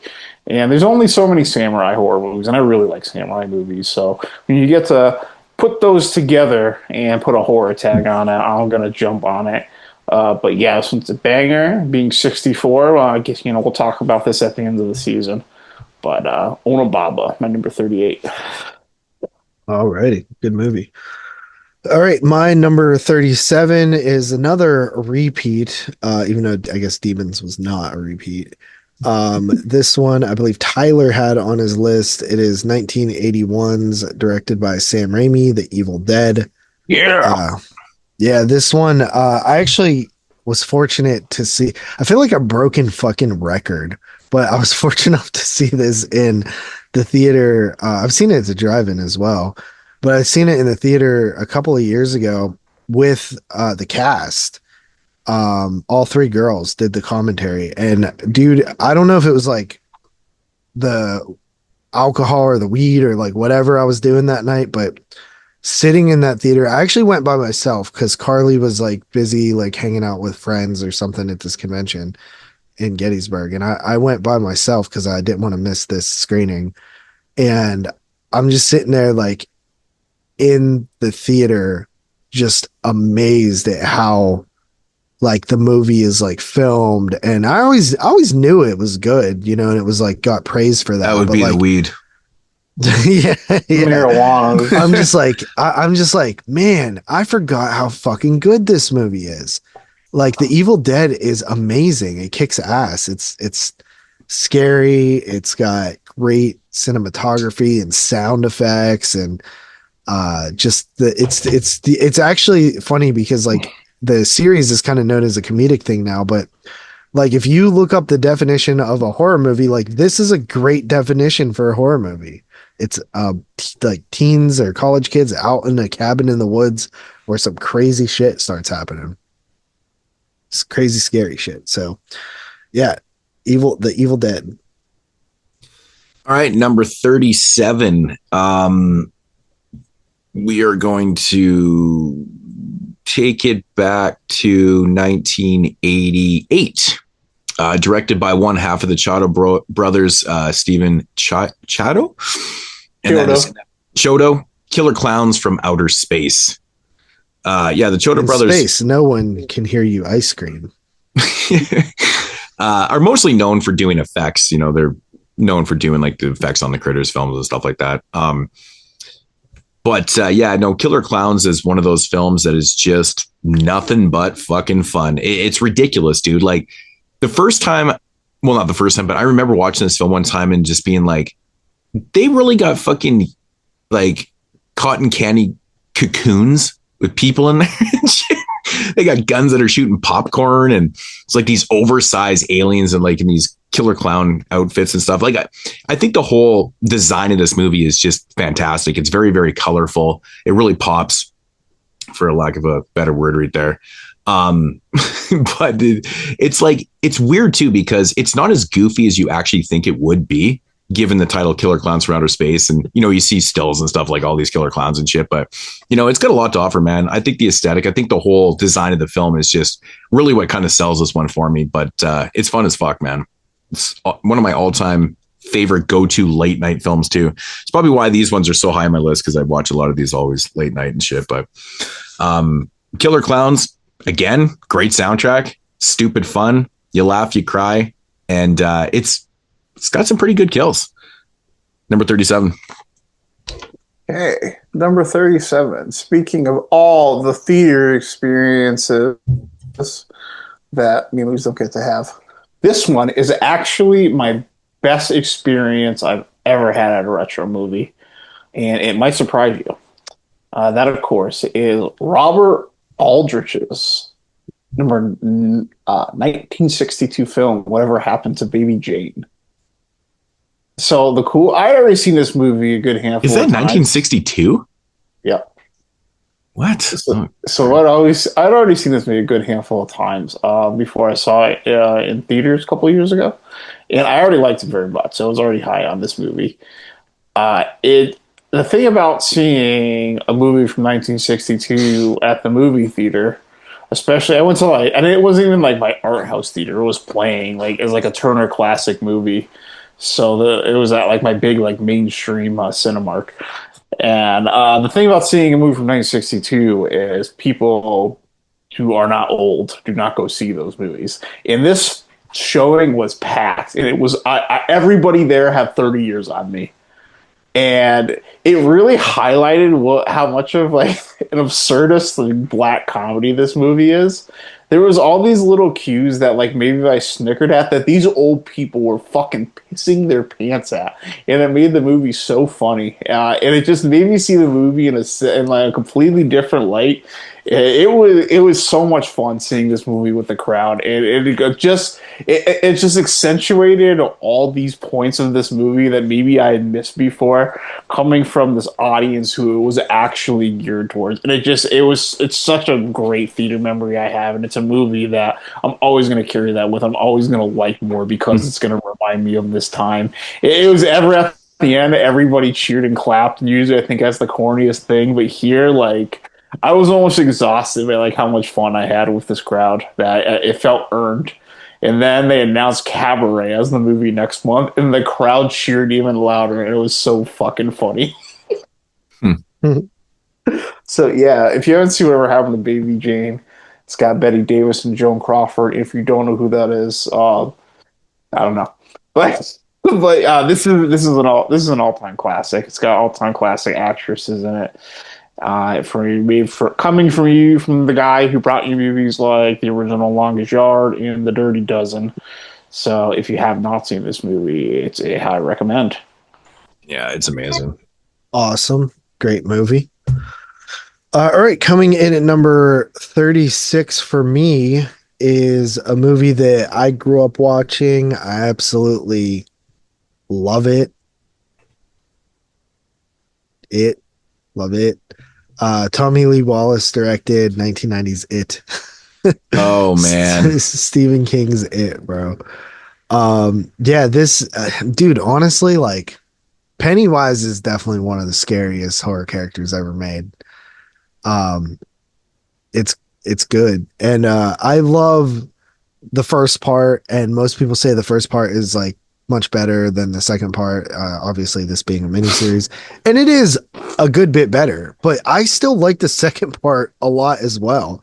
Like the only blemish is like the ending is kind of like a little anticlimactic, but it kind of made sense for the book, like the giant spider thing.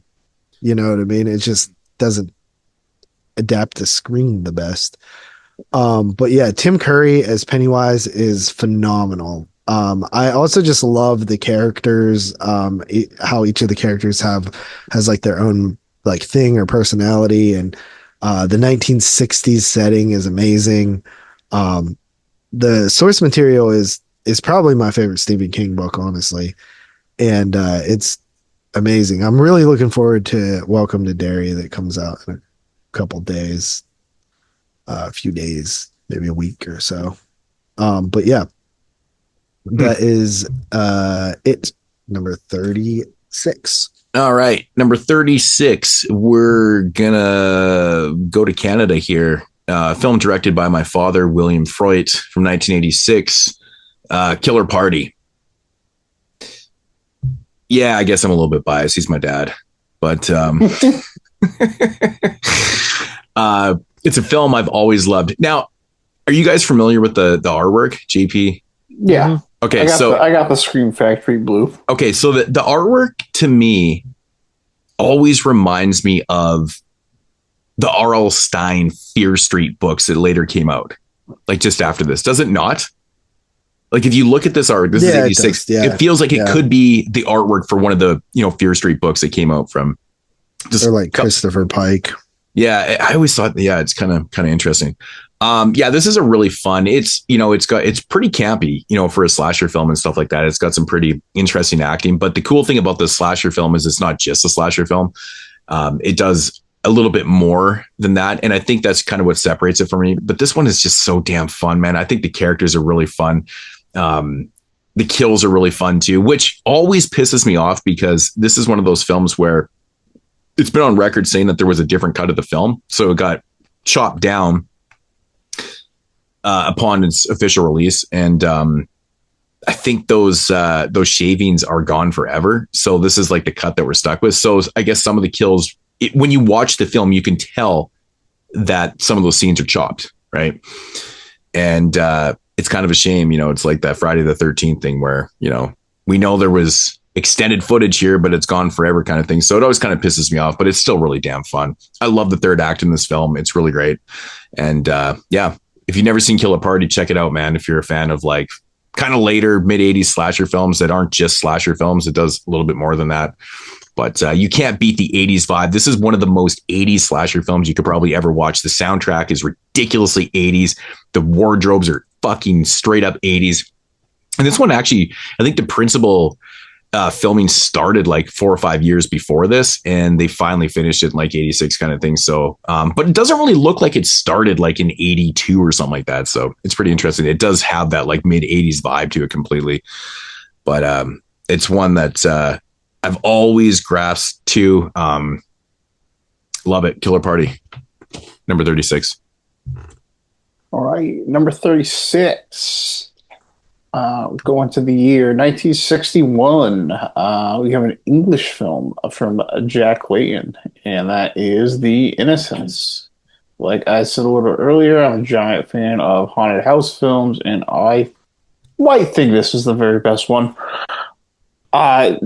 This is one of those movies where the black and white cinematography is not something that takes away from it or a barrier. It leads into it, and it just makes it better. And what really stands out about this movie, being from 1961, is the haunting is focused on the children, and there's actually bad things that happen to children in this movie, which is really kind of crazy by comparison. This movie doesn't really have any like big like jump scares on it, like those more of like the modern like cliches of haunted house movies. It does more of the like seeing something in the distance or like seeing like a shadowy figure, and It's just, this movie is pretty scary. I think this movie is pretty scary too, in terms of just actual fear factor, especially for something as old as it is. The performances are great.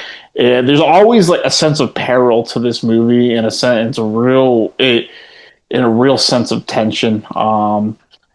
This is like right at the top, my favorite haunted house movies. I usually don't recommend this to people right away because no person is gonna just watch the '60s British haunted house movie at my recommendation. So you recommend, and they're gonna watch the remake. There's a remake of this movie. Oh God. Yeah, it's from the 90s, right? I think it came out like 99, maybe. I might be mistaken on that, but it's like later. This is such a time, and it's got like a big cast. I think it's got like a big cast in it too. Because the thing about this too, and I'm sure a lot of people know this, but this is adapted from Turn to the Screw, and that story has been adapted lots of times. Oh yeah. I actually had a version of this movie on my 59 list. This is my number 10 by John Frankenheimer. Now that I remember, like a baby version of this movie, but this movie kind of makes that version obsolete. For the most part, the adaptions of Turn to the Screw are very bad. Actually, now that I remember, there's the movie The Turning with Finn Wolfhard a few years ago that I thought it was absolutely atrocious, like almost unwatchable. It wasn't that good.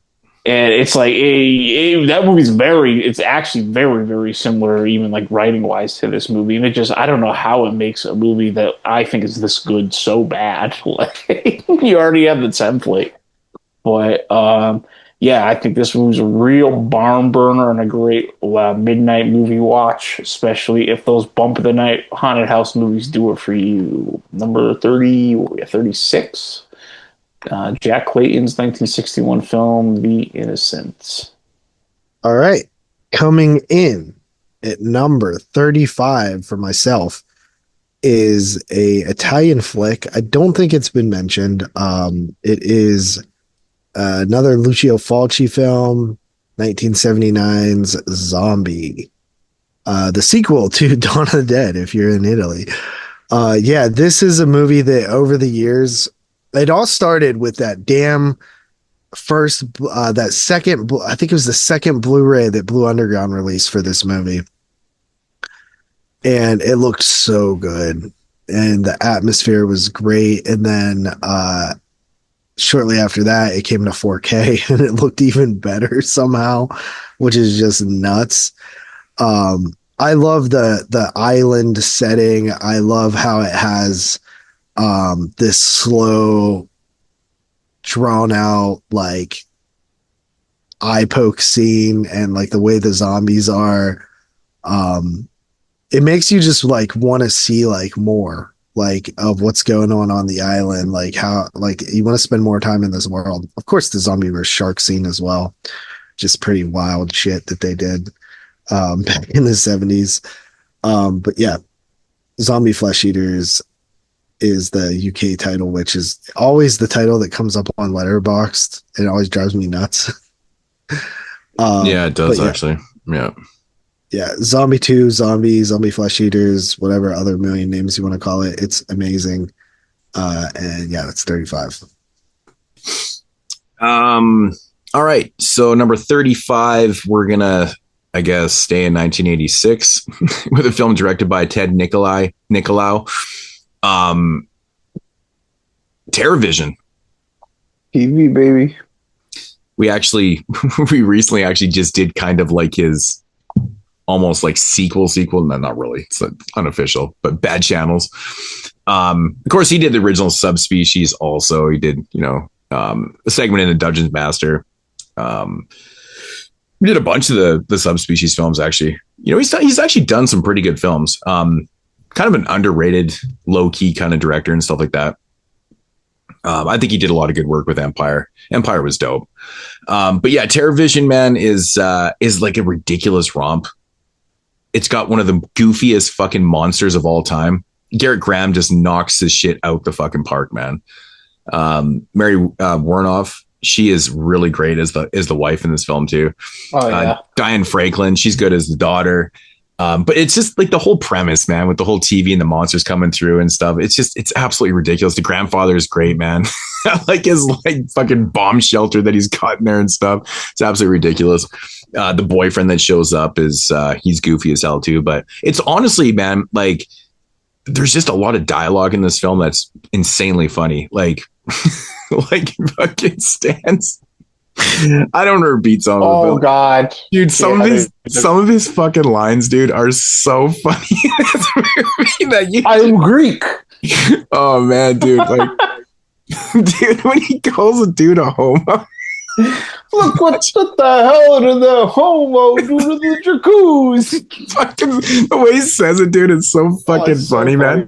Yeah, there's just like endless great lines, man, and great performances. Like, kind of over the top, but like really, really well done. And like the whole aesthetic of the film is great. It's like they obviously did this on sets and stuff, but the monster's fucking fantastic. And I love the TV host. What's her name in the film? Medusa. Medusa's character is kind of like I was going to say the lady with the Medusa. Elvira. It's really just Elvira. It's like a cheaper version, but she's pretty cool. Like the horror host and stuff like that. But like the whole TV angle of monsters, it's such a fun thing. I'm going to dedicate this to Christian from Exploding Heads Horror Podcast. I'm actually going to probably put his clip either before or after this, just to remind him of how much I love Terror Vision.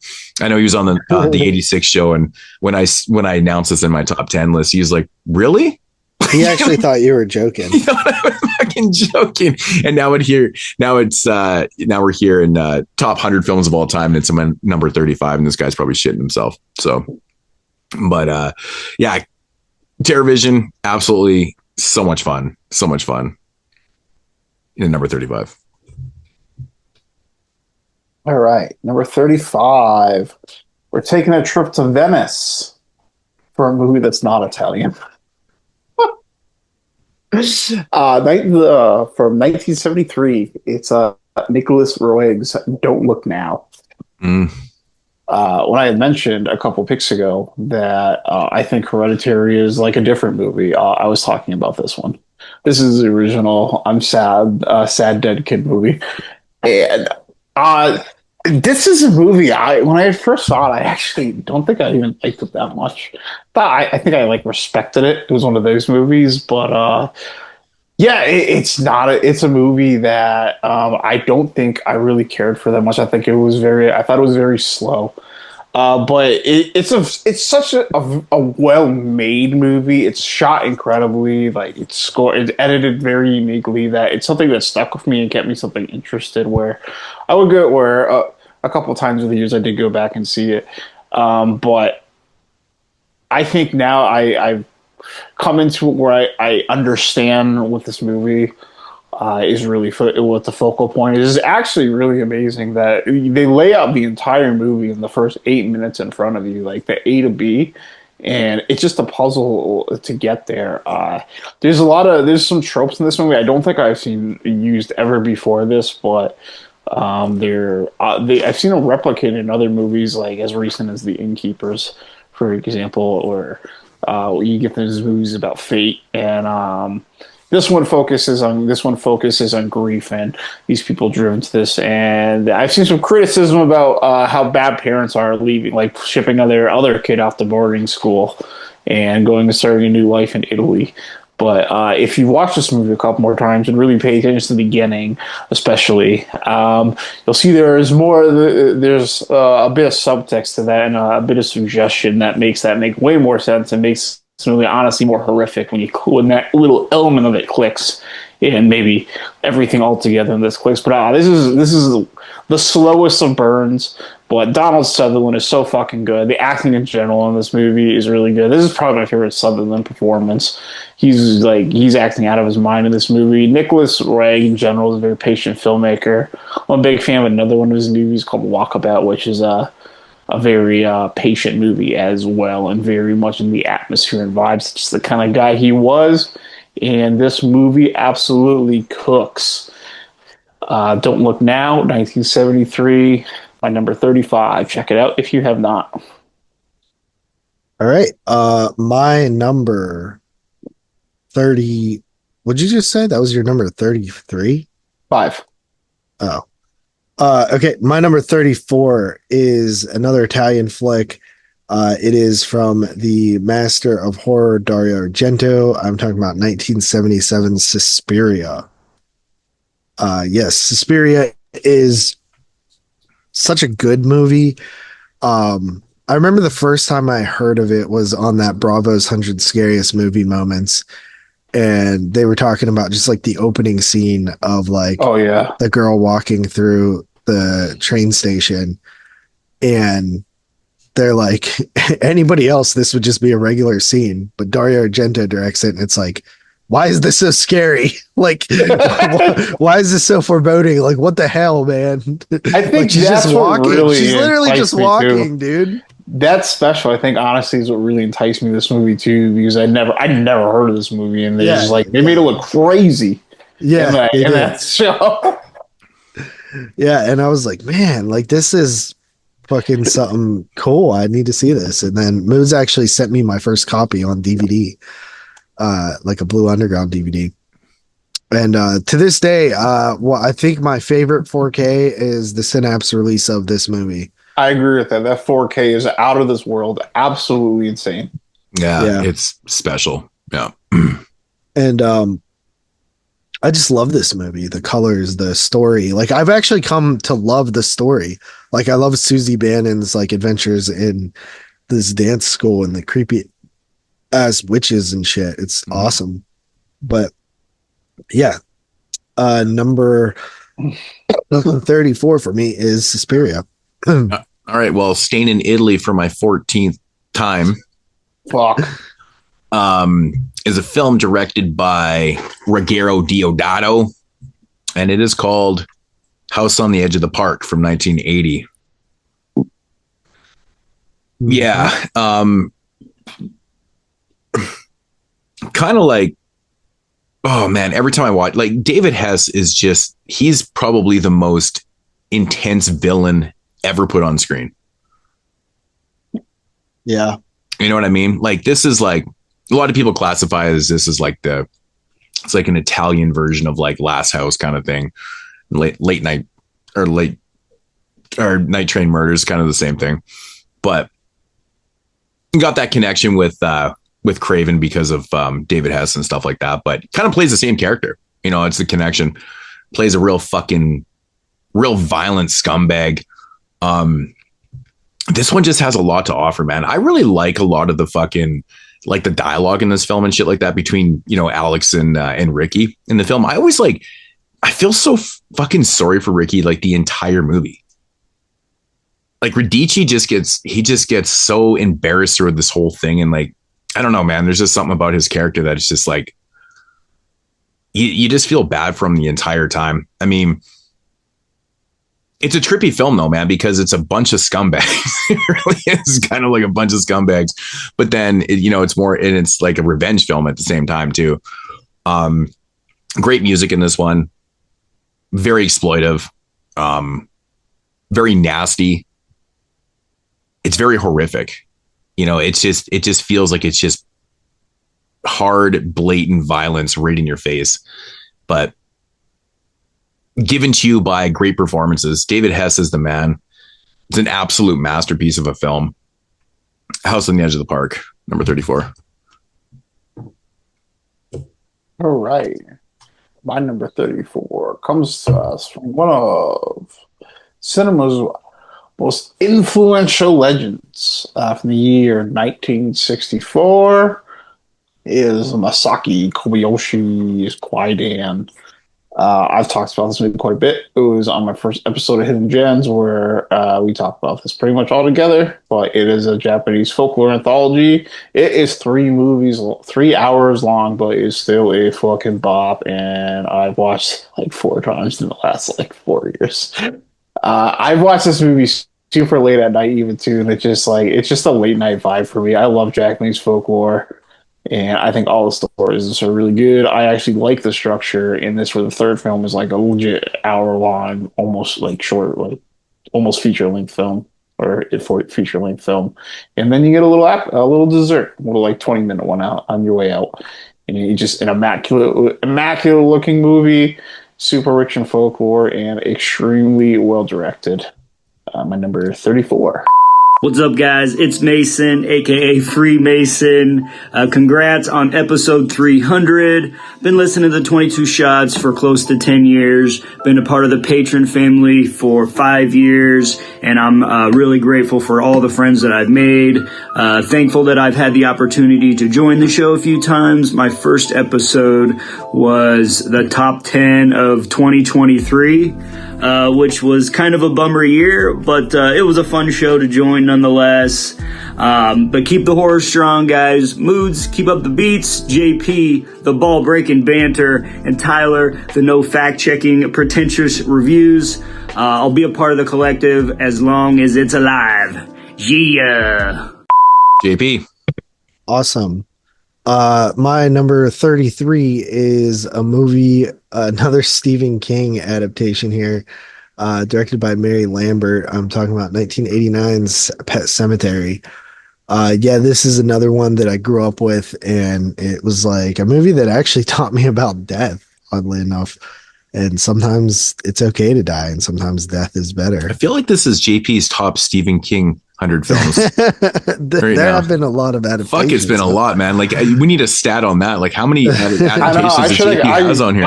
That's a stat I should have started keeping. How many Stephen King movies? Yeah. Just go through your list and just highlight these things. Or are you reading it off Letterboxd? Letterboxd. Yeah, I have mine all written out. But yeah, it's such a good movie to me. Like, I like the sequel a lot too. I know we talked about that one on 92. But something about like the vibe of it, and like the burial ground is so creepy, and it is like the Zelda scene literally scared the shit out of me when I was a kid. Like, I wouldn't watch it, dude. I'd like fast forward that scene because it scared the fuck out of me. I love the look of Pascal, and it's just like, it's just one of those great stories. Like, Stephen King did the book's really good too. It's even worse when you find out it's a dude. Yeah, I know, right? if you really, like, it's creepy, man. It's crazy. It kind of does look like a dude in makeup. Yeah. But yeah, Pet Sematary. I love Judd Crandall, and it's actually it has such a downer ending too. Super downer ending. I mean, the whole movie is kind of a downer, really. It really is. Yeah, dude, it's super downer. It's so depressing. I mean, when that shoe goes flying, when the kid doesn't make it across, man, it's like shit. It's brutal, dude. Like, I mean, it's a great example of a scene where you don't actually have to show what happens. It's the shoe is enough. Right. One thing about that scene, though, because they have this little kid running around with this cute little cut on his head, that could be tomato soup. Oh yeah, definitely tomato soup. It's like in South Park when he buries the pig or whatever, and it's just like splattered. Oh,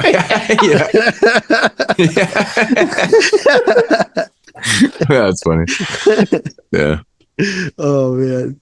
But yeah, that is the wonderful Pet Sematary at 34. Cool. All right, number 33 for myself is a film that we just discussed many times on the top 10 in 1992. Peter Jackson's Dead Alive, of course, from 1992. Yeah, there's a lot of tomato soup in this one too. I mean, Dead Alive is it's just ridiculous fun, man. It's I think one of the coolest things about Dead Alive, though, is the fact that it's set in 1957. High's 57, baby. Dude, we created another long-term joke on this. It's not even a joke, though. That's the funny thing. It's just like, it was Richard Lynch. Man, we've had so many. Texas Chainsaw Massacre, Richard Lynch. Oh my God. But this is actually quite compelling to me that, after the fact, I even asked a bunch of people and they're like, what do you mean it was in 57? It never changed. It tells you the year, but it never changes the year. But anyways, it's just a gore masterpiece. It's so much damn fun. It's disgusting. This, again, man, I don't know what it is about me drawn to movies that make me gag, but that fucking lunchtime scene with the custard is the most disgusting shit I've ever seen in my life. And I don't know. I like to torture myself when I watch films because I'm always drawn to shit that makes me gag.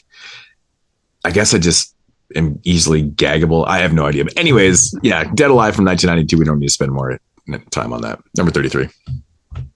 All right, my number 33. I got a pretty spicy one that I bet you most people listening have not seen. I'm probably the only one on this that have seen.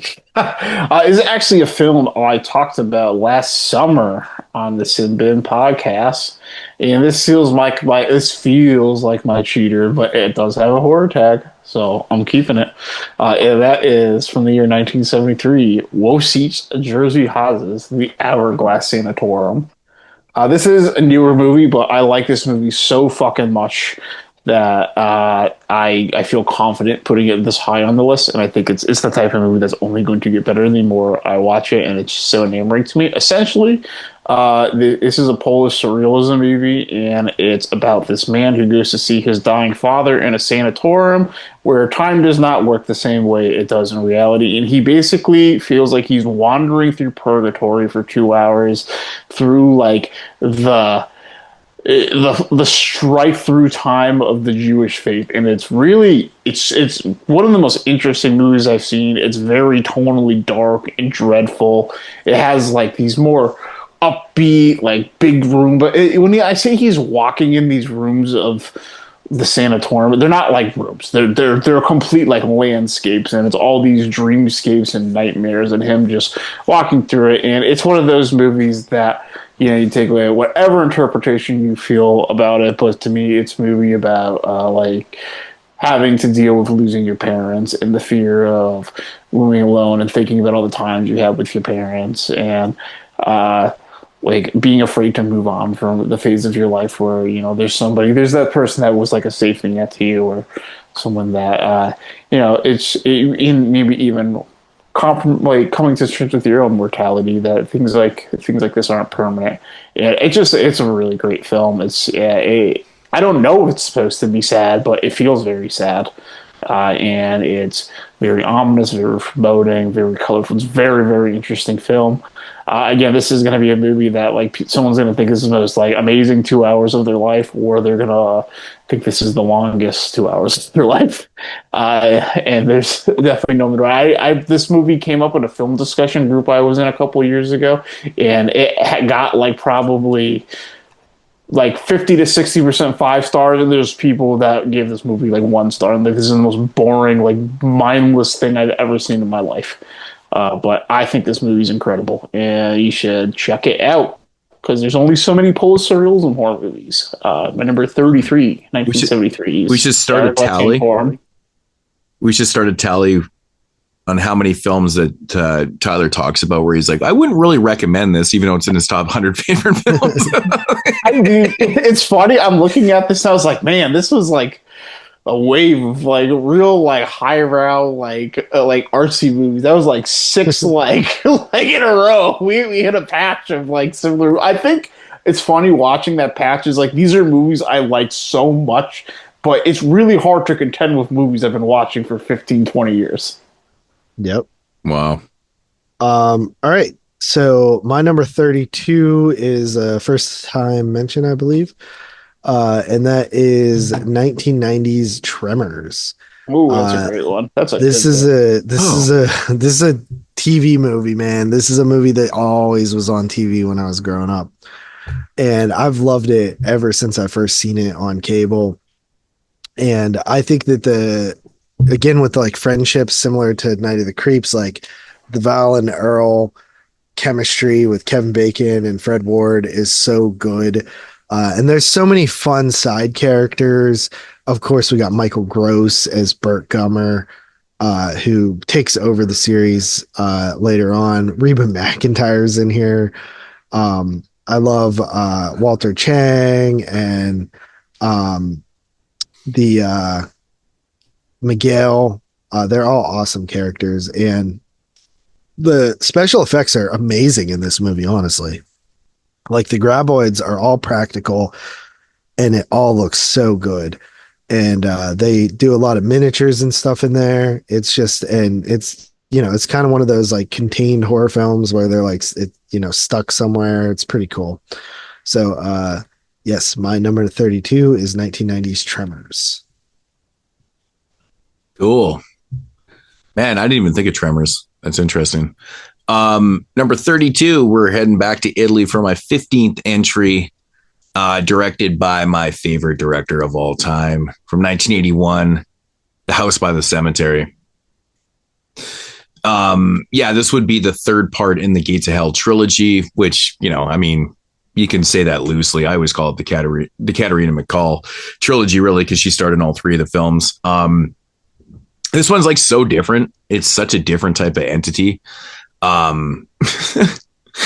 Notoriously has really good dubbing on the Bob character. I think it's fantastically done. It's awesome. It's so good. It's so funny because every time this movie gets brought up, people always talk about like, oh, the Bob character, the dubbing. I'm like, yeah, it's so bad. You think it'd be overstated at this point, but it really is that bad.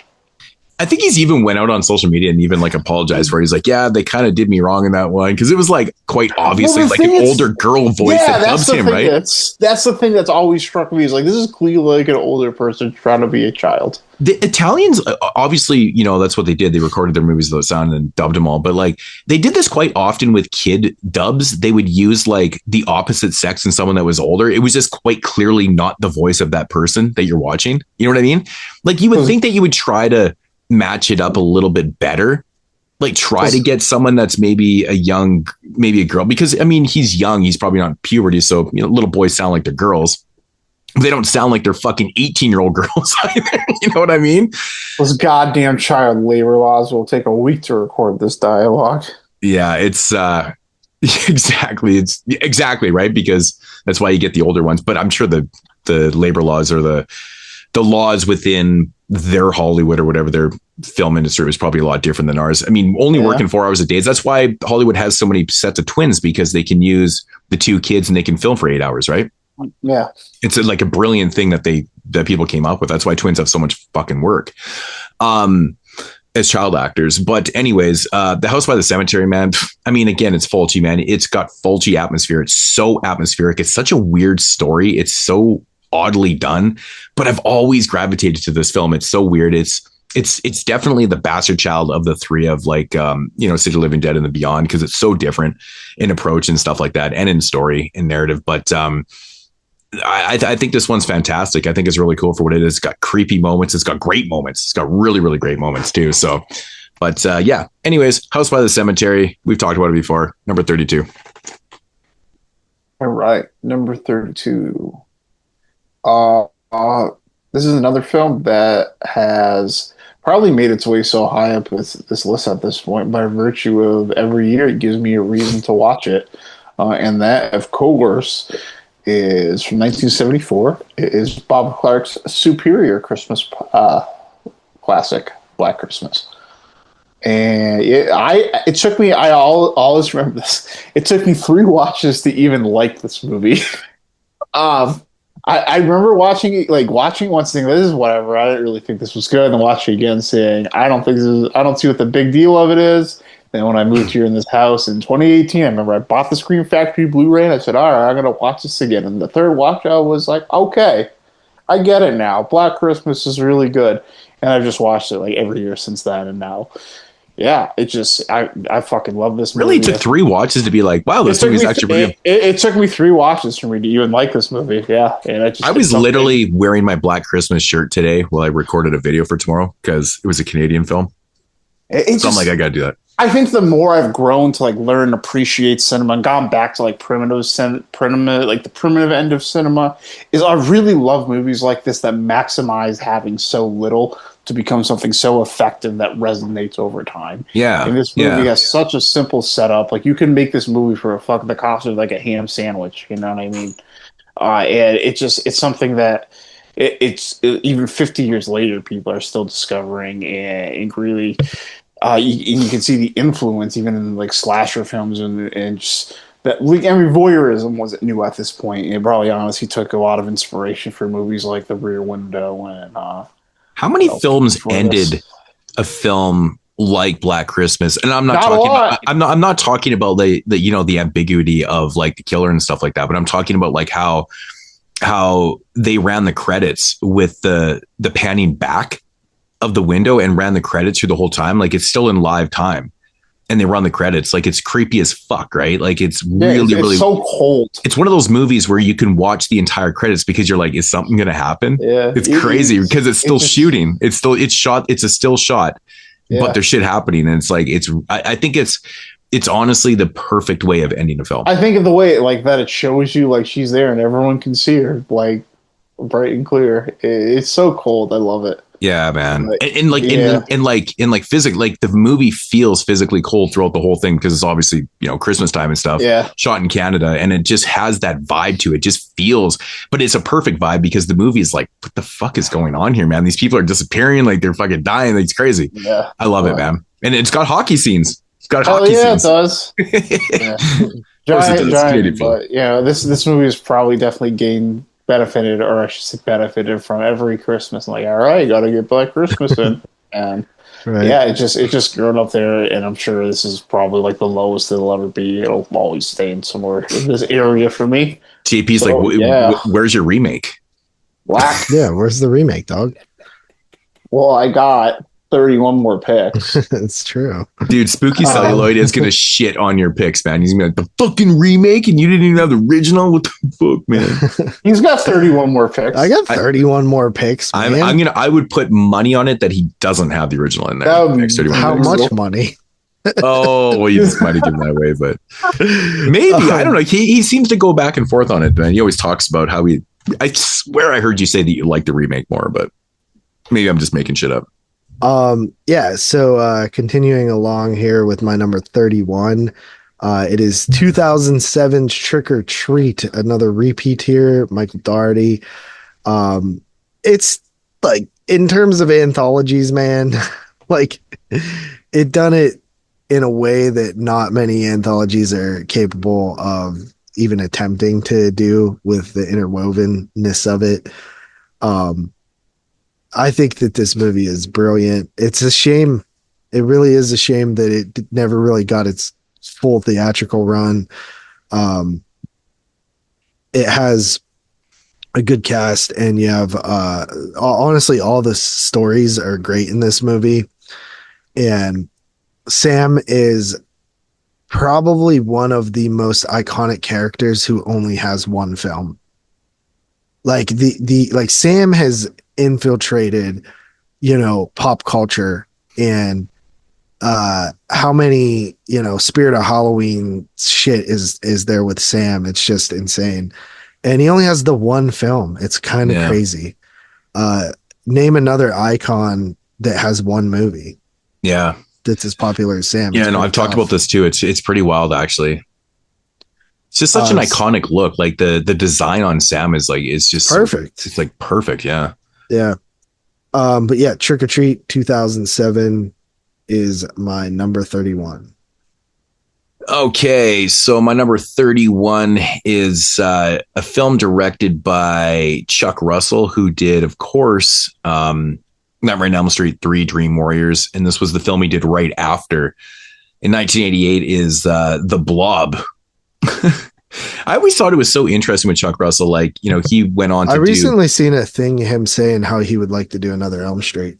Yeah, that's crazy. That's crazy because, but like how he just kind of got away from like doing horror. Like he started out doing these films, and I thought he, obviously had two bangers to begin his career, and then took a few years off and then did the Jim Carrey movie, The Mask. So weird. And then he directed, Eraser with Arnold Schwarzenegger. He came back in 2000, did Bless the Child, which I think is a piece of shit, to be honest. I think that movie sucks. But he hasn't really done anything except for this year he came out with Witchboard, and I heard that movie is fucking awful too. So what the hell happened to this dude, man? Come on. You guys seen Witchboard yet? Yeah, I've been hearing I've been hearing things that are so bad about it, like horrible. We're talking like 2 out of 10s and shit. I'm like, how in the fuck could it be that bad? Like, they denied me a screener for it last summer. Fuck them. Wow. But yeah, so the Blob remake, of course, is from 1988, starring the one and only Kevin Dillon's beautiful plumage, which unfortunately was actually not real in the film, which always hurts my feelings. But still, it looks real. It really does. Shawnee Smith, of course, who went on to Saw fame and stuff like that. But I really love this movie, man. The effects are so fucking good in this film. I love the beginning of the film with the dude with the chick in the car and stuff like that. And he's got that whole bar in the back of his vehicle. Now, I always wanted to do that. It's like one of the coolest things I've ever seen. Like, this guy pops his trunk and he's got like blenders. He's got all these mixes, all these boozes, all these cups, these awesome lights and shit. Oh, it's just amazing. Those old boats that you could buy, man. Oh, you could put like 6 dead hookers in there, man, in a whole bar. It's wild. But yeah, The Blob is a fun ass movie, man. Really cool effects. Great characters and stuff like that. It's just a fucking blast, man. I mean, if you've never seen the Blob remake, you're not doing yourself very good, man. So, anyways, yeah, The Blob from 1988, yeah, coming in at number 31. All right, number 31 for it's a film that has already been named, but actually quite a while ago. It is my 4th film from Mr. Lucio Fulci, and get my Italian count up to 11, and that is Don't Torture a Duckling. Ooh, that's a repeat. Don't Torture a Duckling. It's been always been the premier giallo to me from him. I love it, like the awkward sleaziness with all these naked women around kids. I'm a big fan of Barbara Boucher as well, so her being in this movie is fantastic. And I remember one time I think it was like the first time like I'd seen this film. I watched the Red Queen kill 7 times before this, and Barbara Boucher's in that, and she does not show her tits. And I remember like, man, I wish they showed her tits in it. And then I put this movie on, and I didn't even know she was in it. And then she's like, the first scene, she's just like full frontal. I was like, but yeah, this movie's awesome. It's like really, and it comes to this like twist that like I never thought it was going to. Like, it took me the first few times I watched it a long time ago, and then I watched it like more times throughout the years. Now I've watched it pretty consistently the last couple of years. But it took me like a little bit to remember like the whole ending through the watches, but it would always go to this like anti-religion place that I just was not accustomed to in these type of movies, and it's really. It's of all the giallo, it actually might have the most interesting thing to say and the most social commentary. It's something that's always stuck out about this movie. It's a ballsy movie. It's a ballsy movie. It's got, especially, and then again too, like how many, like I can't think of another giallo where like children are getting hunted. So that's pretty intense in itself. And yeah, and it's crazy to think that like, Fulci was tackling this subject matter in the early 70s. Like, how fucking long have people really known about this child abuse that's been going on within the Catholic Church? Like, it's kind of fucking compelling when you really think about that. And one thing I really like about this too is it's not like you're walking around like Rome like suits type of movie like you see in a lot of giallo. This is in some rustic Italian village, and it just feels like hot and sweaty. And it's a whole different vibe. And of course, you have Florinda Balkan like playing this role that almost suggests something supernatural at the beginning, but it just ends up being an insane red herring. And she's great in this too. She's like the 3rd or 4th time she showed up on my list. Mm-hmm. Love that woman. And yeah, this is one I'll just watch for a long time. I'm excited to cop that 4K and finally get to see it in that type of presentation. And closing out 30s, 31. Don't Torture a Duckling. Nice. All right. Coming in at number 30 for myself is, I guess I'm getting paid because my number 30 is Bob Clark's Black Christmas. Wow. Crazy. From the year 1974. Moodz, you owe me money, dog. That's fucking, like, how is it like the next one up? That's crazy. I know. Because he added it to his list. I swear to God, I did not do that. It makes sense if you really think about it. It was in my top 2 in my Christmas horror top 10. Yeah. So, I mean, I guess. Yeah, but yeah, no, I love Black Christmas. I'm similar to Tyler, but not quite as far. I've always liked the movie, but it never like blew me away. I think we reviewed it like way back on like episode like 3 or something. Oh yeah, it's one of the oldest reviews we ever did. Yeah, it didn't like blow me away, but like over the years with repeat viewings and stuff, it's become such a mainstay for me. I love the sorority setting. I love the Christmas atmosphere. I love how 70s it feels. Of course, you have the wonderful Olivia Hussey in there. Margot Kidder is also there.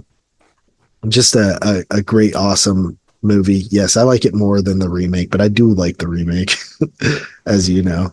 So yeah, number 30, Black Christmas. All right. Yeah. Coming in number 30 for myself here, we're going to take it back to 1960. And this is also my 16th Italian entry, directed by Mario Bava, and that is Black Sunday, starring the one and only Barbara Steele.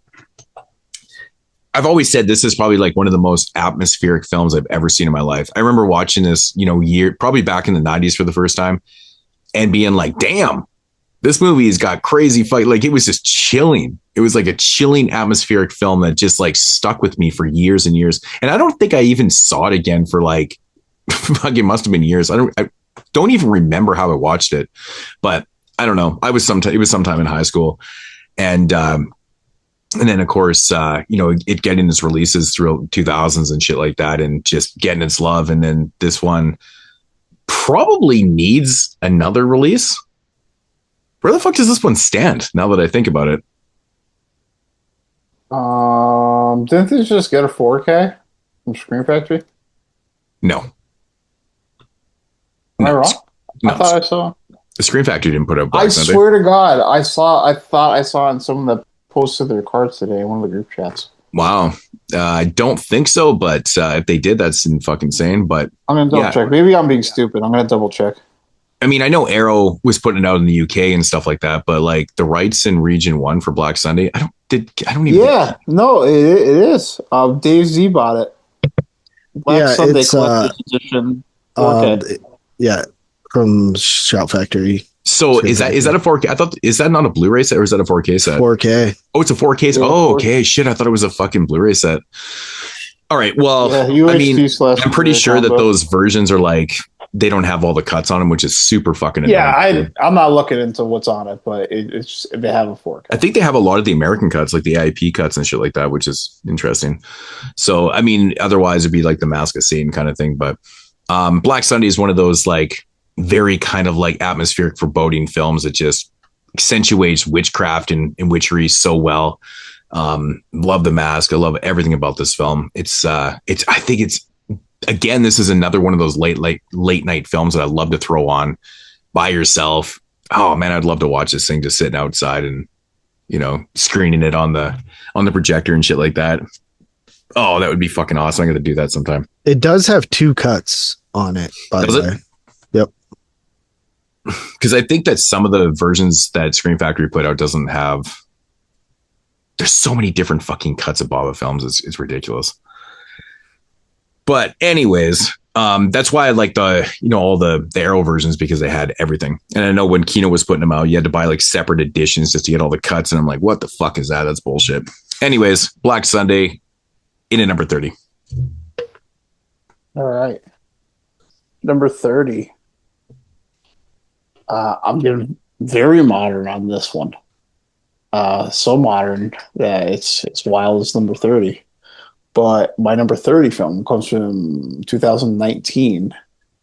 And it's Robert Eggers' The Lighthouse. It's crazy, man. You have some of the oldest films, but then you have the most modern films.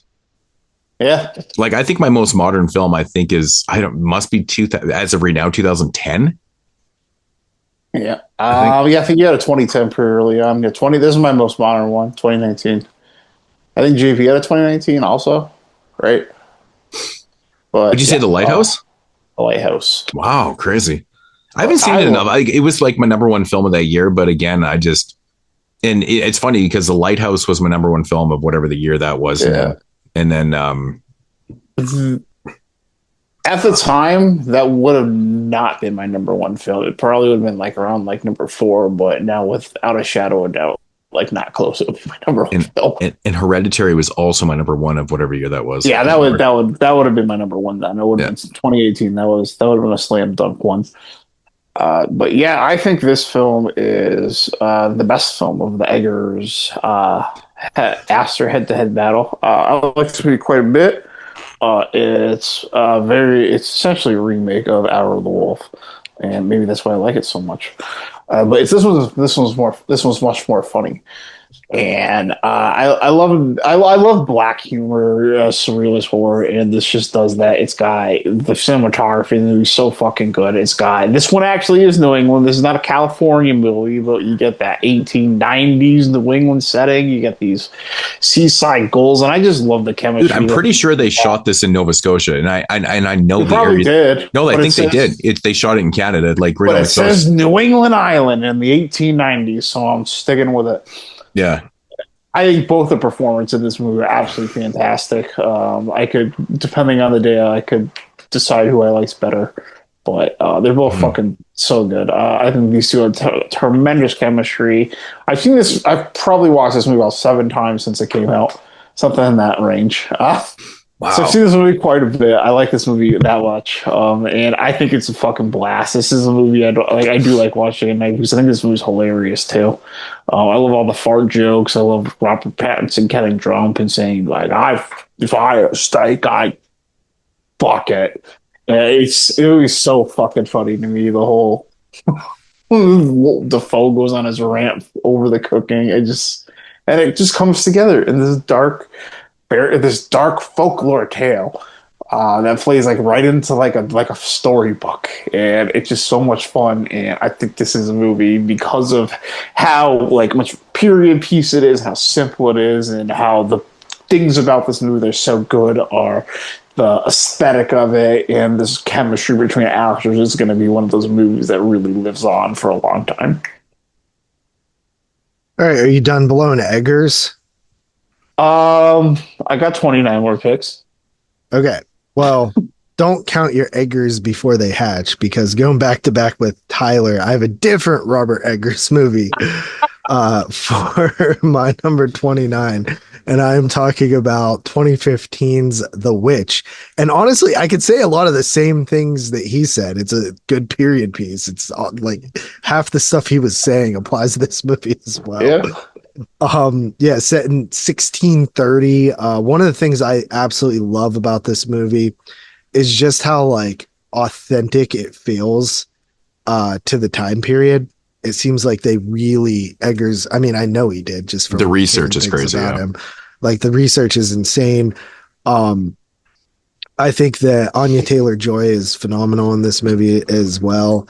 One of the things that I like learned about this movie rewatching it so many times, and I remember I pitched it for the summer series one year as the number one film of whatever 2015 or whatever we got, and I remember just watching it and like taking like all these notes of like shit that I wanted to say to like really sell this movie, and I was just like, I was so impressed, but just by just like the craftsmanship of the story and how there's all these different elements to it.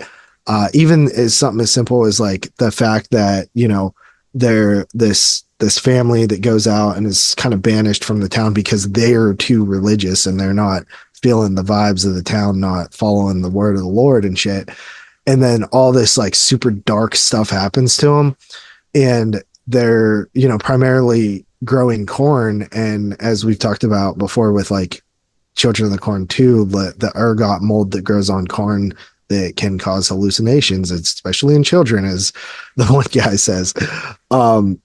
And I remember Robert Eggers even like teased it, like somebody brought that theory up and like he didn't disagree with it, like, you know what I mean? So I think it's one of those things where he left it open, but it's just another element that even if it's not the case and there is a witch, it's just another element that makes the movie cool to theorize about and stuff like that. So The Witch, absolutely love this movie. I've fallen so deeply, madly in love with this film over the years that it's just it's amazing folk horror. There you go. I know curse now. Are we going to be able to continue? Because I'm pretty sure you both just died from sucking Edgar's cock. You both just choked to death. We got egged. That's crazy. Oh my God. Seriously, you guys. All right. So what number of Jesus Christ? I don't even remember. Number 29. So we're in the 29. So number 29 here, we're going to go to Antonio Bay. Oh yeah. John Carpenter's The Fog from 1980. All right. Yeah, dude. I mean, you know me. I love my atmosphere. This movie is the epitome. I love the fog effects in this, man. I love the idea of the fucking the zombie sailors coming out and stuff like that. I think it's fucking awesome. All those scenes are fantastic. Actually, one of my favorite scenes in the film is actually when Tom Atkins and Jamie Lee Curtis's characters, they go on the boat there to find out like what the fuck happened and stuff like that. Like just the suspense that's in that scene is fucking fantastic. But I love the fact that this movie turns out to be like a straight up revenge film, and it's awesome. You know, it's good stuff. Good stuff. Holbrook, who plays the priest in the film, I think he's really great in this movie. I think he does such a good job. I love the scenes, like, you know, with his monologues and stuff like that. Really good stuff. And of course, Adrienne Barbeau as Stevie Wayne, as the radio DJ. She's phenomenal. Really kills the role. Like, awesome. Of course, you got Tommy motherfucking Atkins here as Dick Castle, pimping his ass. He's a motherfucking pimp. You know, he's pimping Jamie Lee Curtis and shit. Are you weird? Yeah, I'm fucking weird. I love that shit. Okay, man. I love that shit, man. Anyways, yeah. So The Fog, number 29. All right. So Moodz just repeated one of my very early picks from John Carpenter, and now I'm going to do exactly the same to him. My number 29 film is John Carpenter's 1998 movie, They Live. This is my one actual cheat. This movie is not tagged as a horror movie. But yeah, this is a movie not only has gotten much better for me. He's giving me shit for it too. Yeah, didn't we discuss this like about nine hours ago? That's why I knew right away. I was like, nope, this isn't a horror movie. I'm Letterboxd. Oh, it's fucking horseshit. Yeah, that's what I was saying. Like, no one's ever gonna accuse me of trying to like finesse They Live onto a horror list. But yeah, this movie actually, I think this might sound crazy to Moodz just because, you know, he's got quite a few years on me in terms of movie watching at home. This might be the only movie that has the distinction that I've seen on VHS, DVD, Blu-ray, 4K, and theatrically. Wow. I've been watching. I think this is the only movie that I've seen in all those formats. I've never seen it theatrically. I have a bunch. I've never seen it theatrical. I'm sure you do. I've owned it on VHS, DVD, Blu-ray. Well, I don't actually have the 4K. There's only so many movies like this I've seen on VHS. Like, that's my barrier. Yeah. I actually have a couple that I've seen on all of that plus Laserdisc. Yeah. So this is a movie that's been with me. Oh, I watched this on TV a lot. This is the first time I saw this. I remember, like, I looked through the TV guys, like, oh, John Carpenter movie with Roddy Piper's playing tonight, and I remember that was the first time I watched it, staying up to catch this movie. I loved it from the first time I saw it, and then it just like escalated into be getting it on every format and upgrading them as they came along. Yeah, so this is a movie I've been watching for a long time. It's been with me for a very long time. I've seen it an uncountable number of times, and I've always liked this movie. Like I was saying earlier, it's very quick. It gets better the older you get because you start to understand the subtext of this movie. And just aside from that, it's like I've been saying about Carpenter my entire list. The guy just fucking made movies with great scores, good pacing, memorable characters, and fucking always hit the ending. And this one's just so much fucking fun for me. Like, I just think about that final siege where they're going up the tower and you got that like cool fucking score playing and they're just going around corners, blowing off the guns. It's so much fucking fun. I love the Keith David, Roddy Piper team. I love this movie. This movie has been with me for so long. It'll never be something I stop watching. I agree. All right. Coming in at number 28 is, I believe, the first Romero appearance on my list. It is 1978's Dawn of the Dead, which kind of sad because apparently Walmart is buying the Dawn of the Dead mall here in Monroeville and gonna like demolish it, which is just insane. It should be a historical. Number 28. Wow. Phew. Interesting. But yeah, it's very sad, super sad. I think this is like the final year people are going to be able to go to the Dawn of the Dead mall. That's which is sad. That's so disheartening to a fucking. Yeah, that is Walmart too. Like, fuck. Come on. Yeah.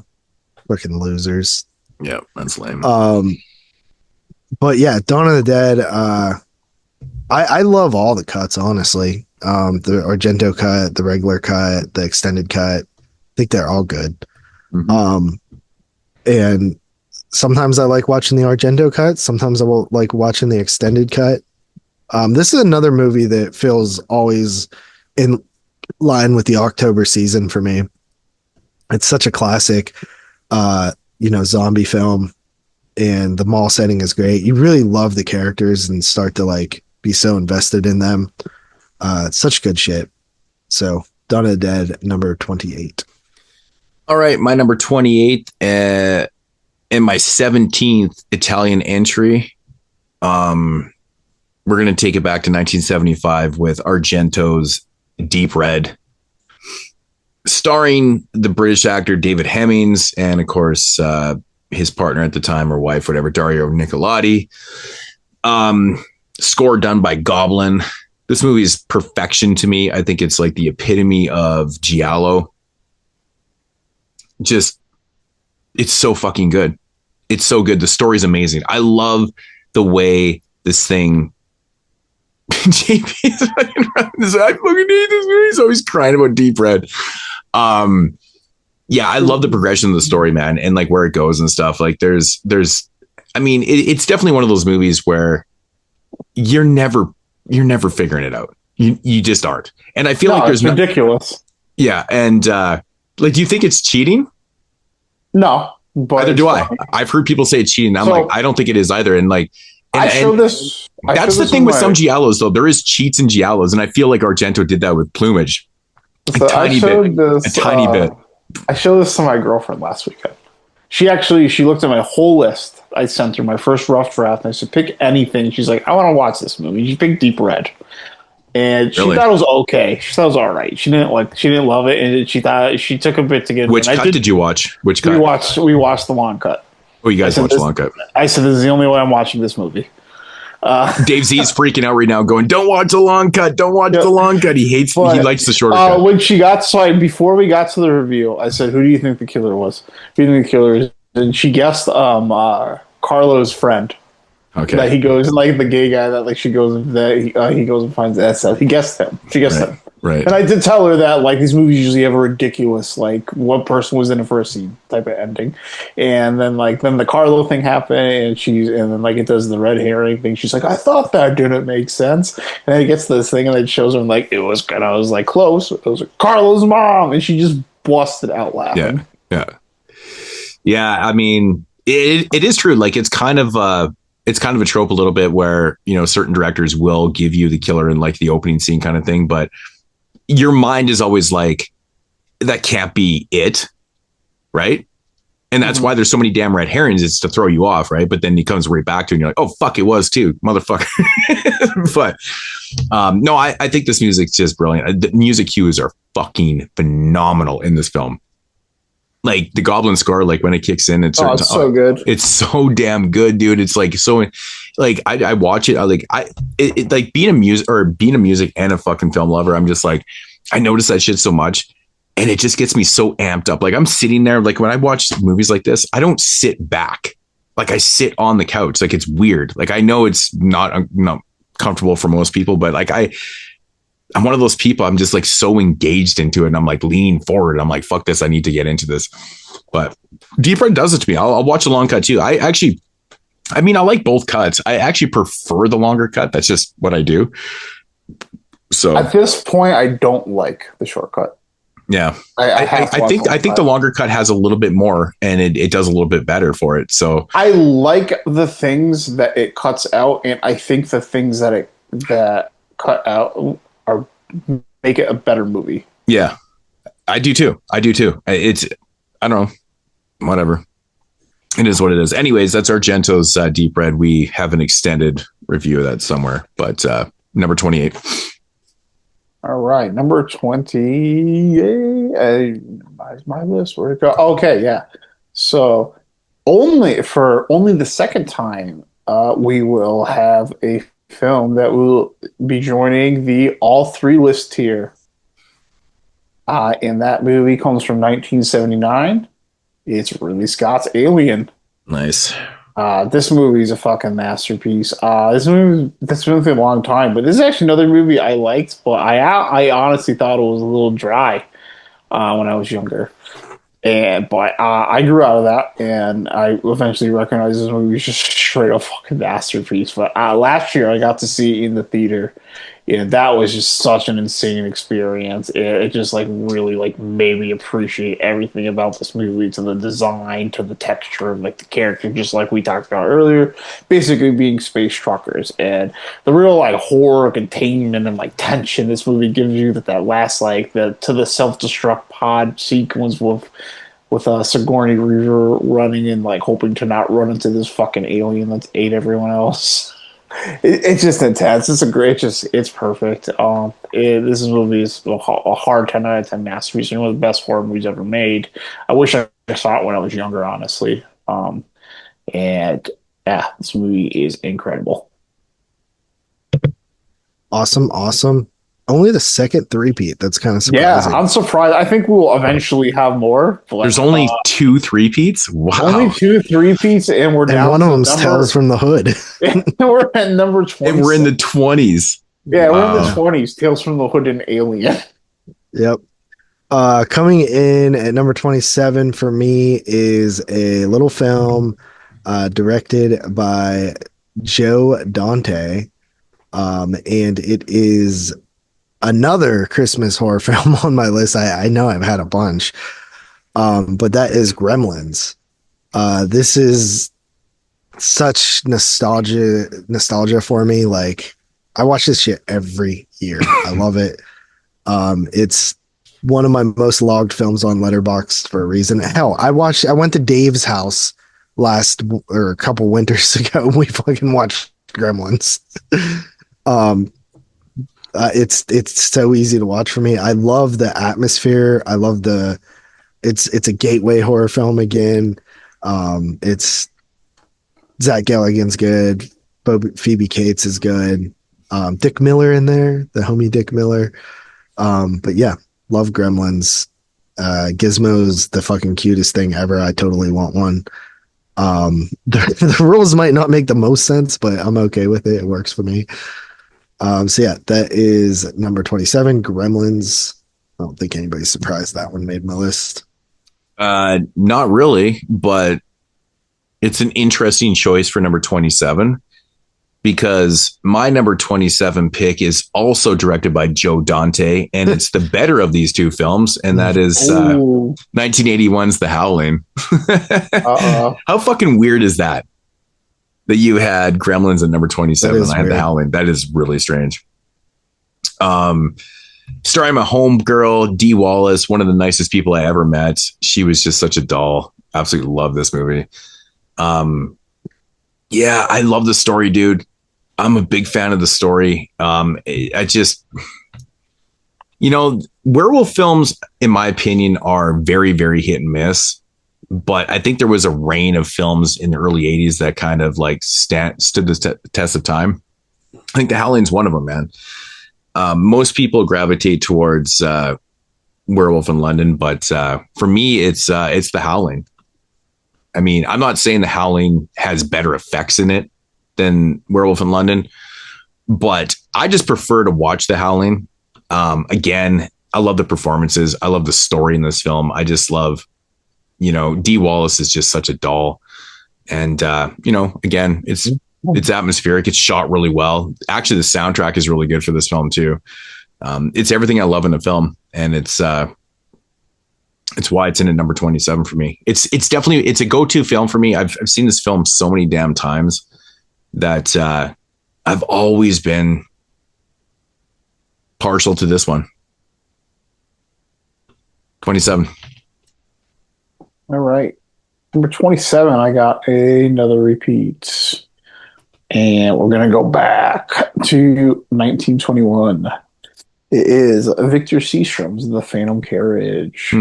I first learned about this movie because of this podcast. So I was like, I'm going to buy this horror movie on Criterion. Even then, like when I was like, the idea of watching a silent film was so foreign to me. I thought it was like incredible then. And I've watched it a few more times across the years, and I've grown to really admire it. You can definitely see the really foundational elements of some Swedish filmmaking, and I've seen that expanded on as I've watched a million Ingmar Bergman movies that started to come out a few decades after this. And yeah, this is my favorite silent film. Not that I am this giant connoisseur of silent films. I've probably seen somewhere in the range of like 35 to 40, and they're all movies you'd find in like a list of like the top 100 most popular silent films. But this one is definitely my favorite. I think the atmosphere in this movie is able to achieve the same way I talked about Caligari early on. Is this movie just lives on its atmosphere? But I think the core like thesis is something that you saw that is a film trope you've seen replicated over the years in much more popular films as well, of just like a character being forced to look back upon their life. It really even comes like this could even be like a derivation of like A Christmas Carol, and I think you see this concept of explored over like really even the decades after this in movies like It's a Wonderful Life, and the movie I mentioned when Moodz brought this movie up, Wild Strawberries, and it's just man, I just really fucking like this movie, and it almost gets overlooked in the silent horror canon because you have movies like Nosferatu that are so popular, and Caligari as well. But this is the one to me.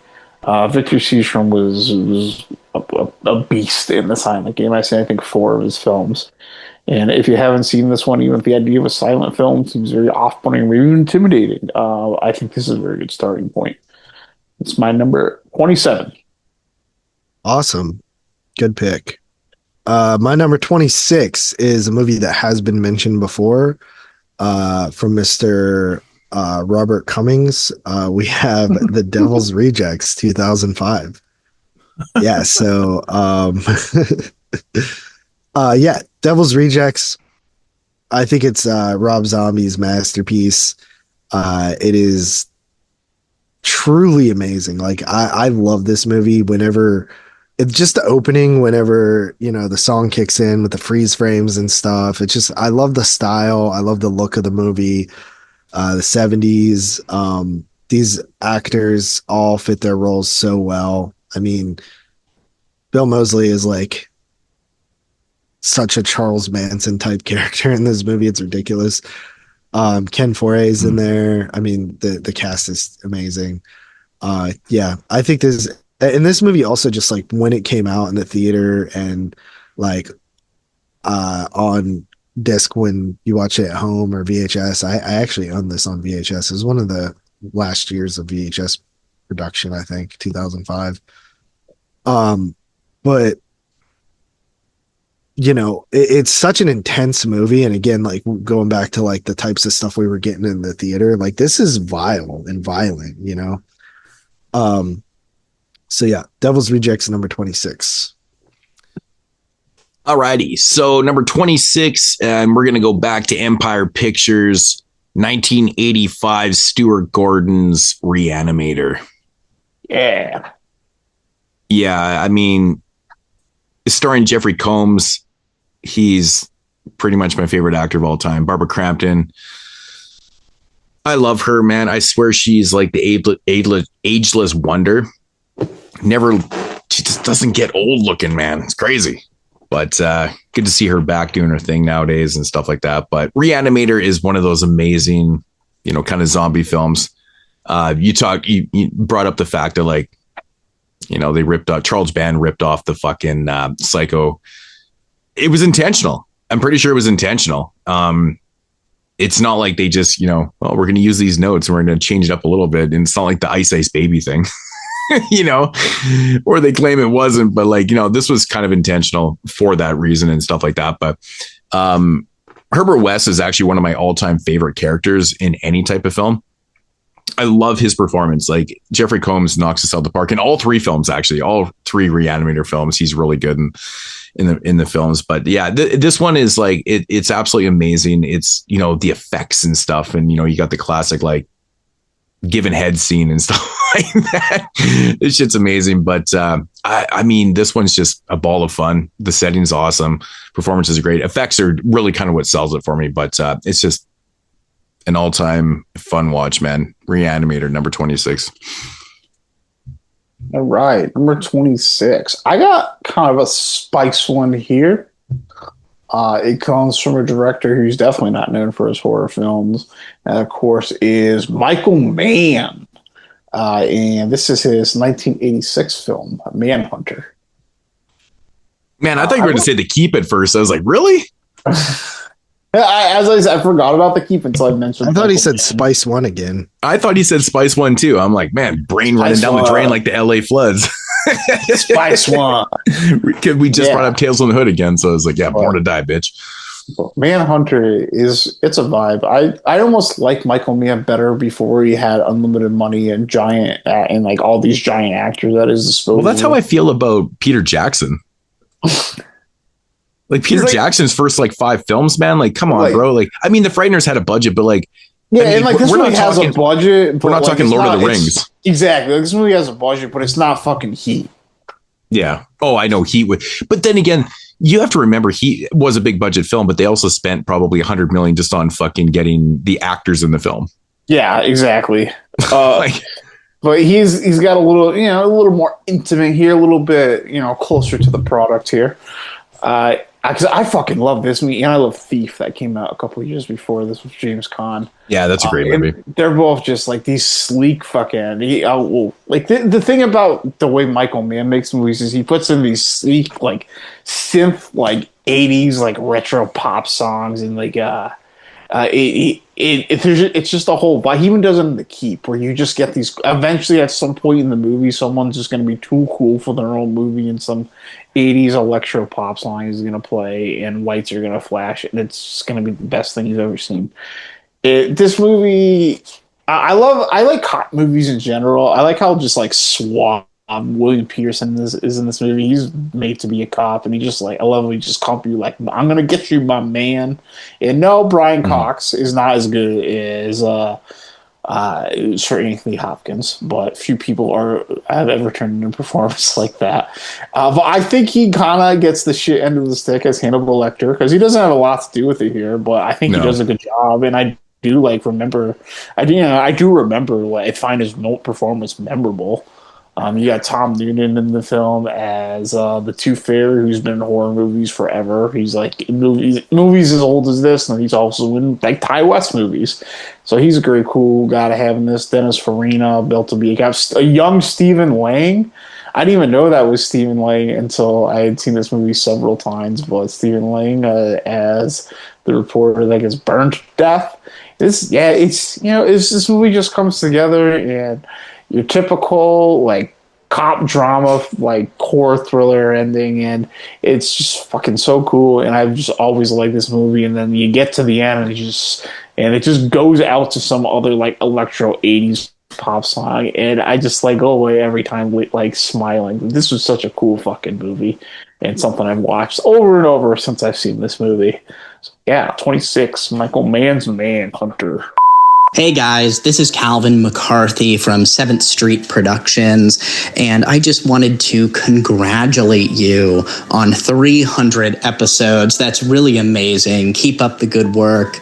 I was featured on at least 2 episodes of 22 Shots of Moodz and Horror, one of which I don't believe is available anymore. I was going to try and get it to somebody, but it was during Italian month, and we were talking about Ruggero Deodato films. We talked about House by the Edge of the Park, Cannibal, and Body Count, I believe. It was a great time working with you guys. Please have me back on the show sometime. Again, just congratulations and much love to all of you guys over at 22 Shots of Moodz and Horror. Truly one of the best horror podcasts available today. Thank you. Awesome. Not really a huge fan of that one, honestly.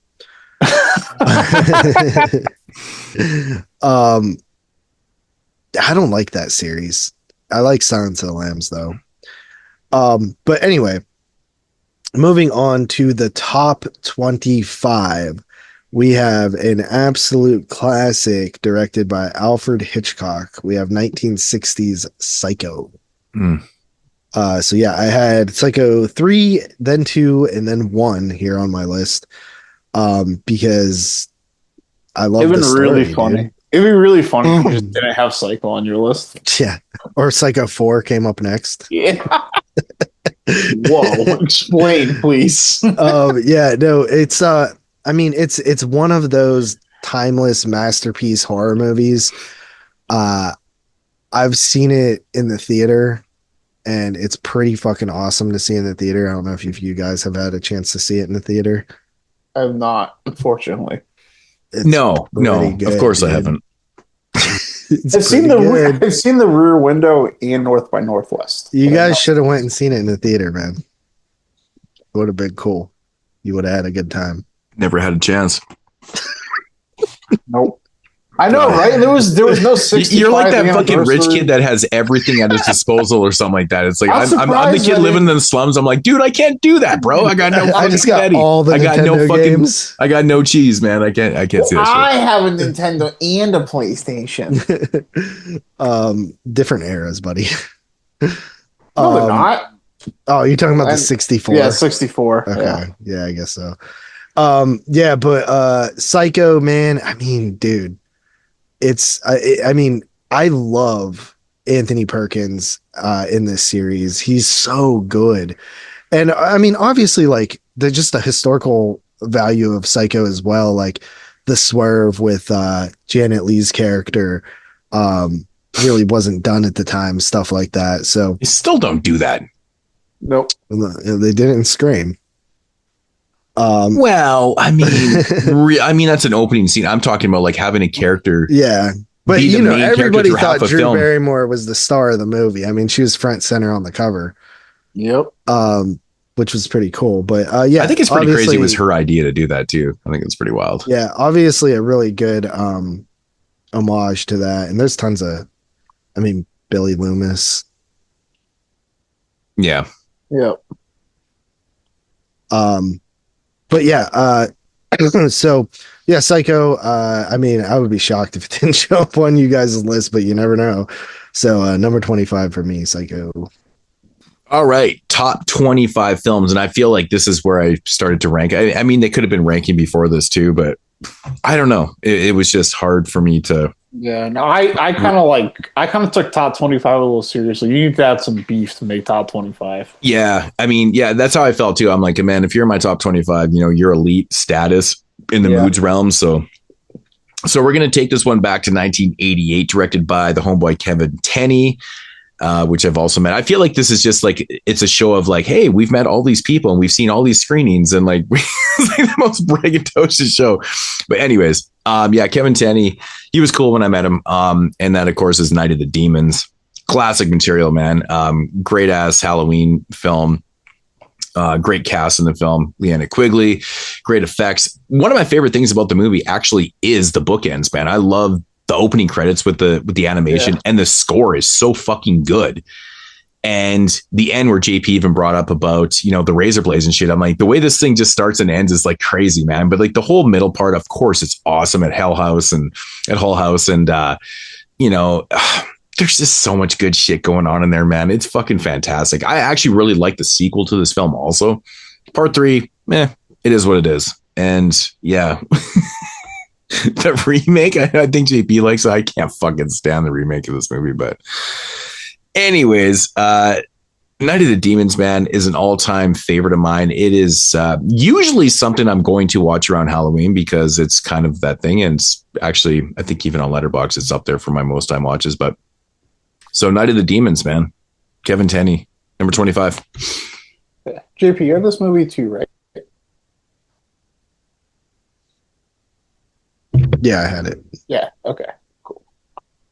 All right. Yeah, because he mentioned Leanna Quigley lipstick in the boobs thing.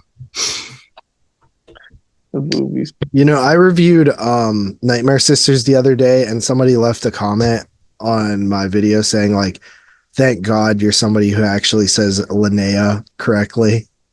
And Moodz is saying Leanna still.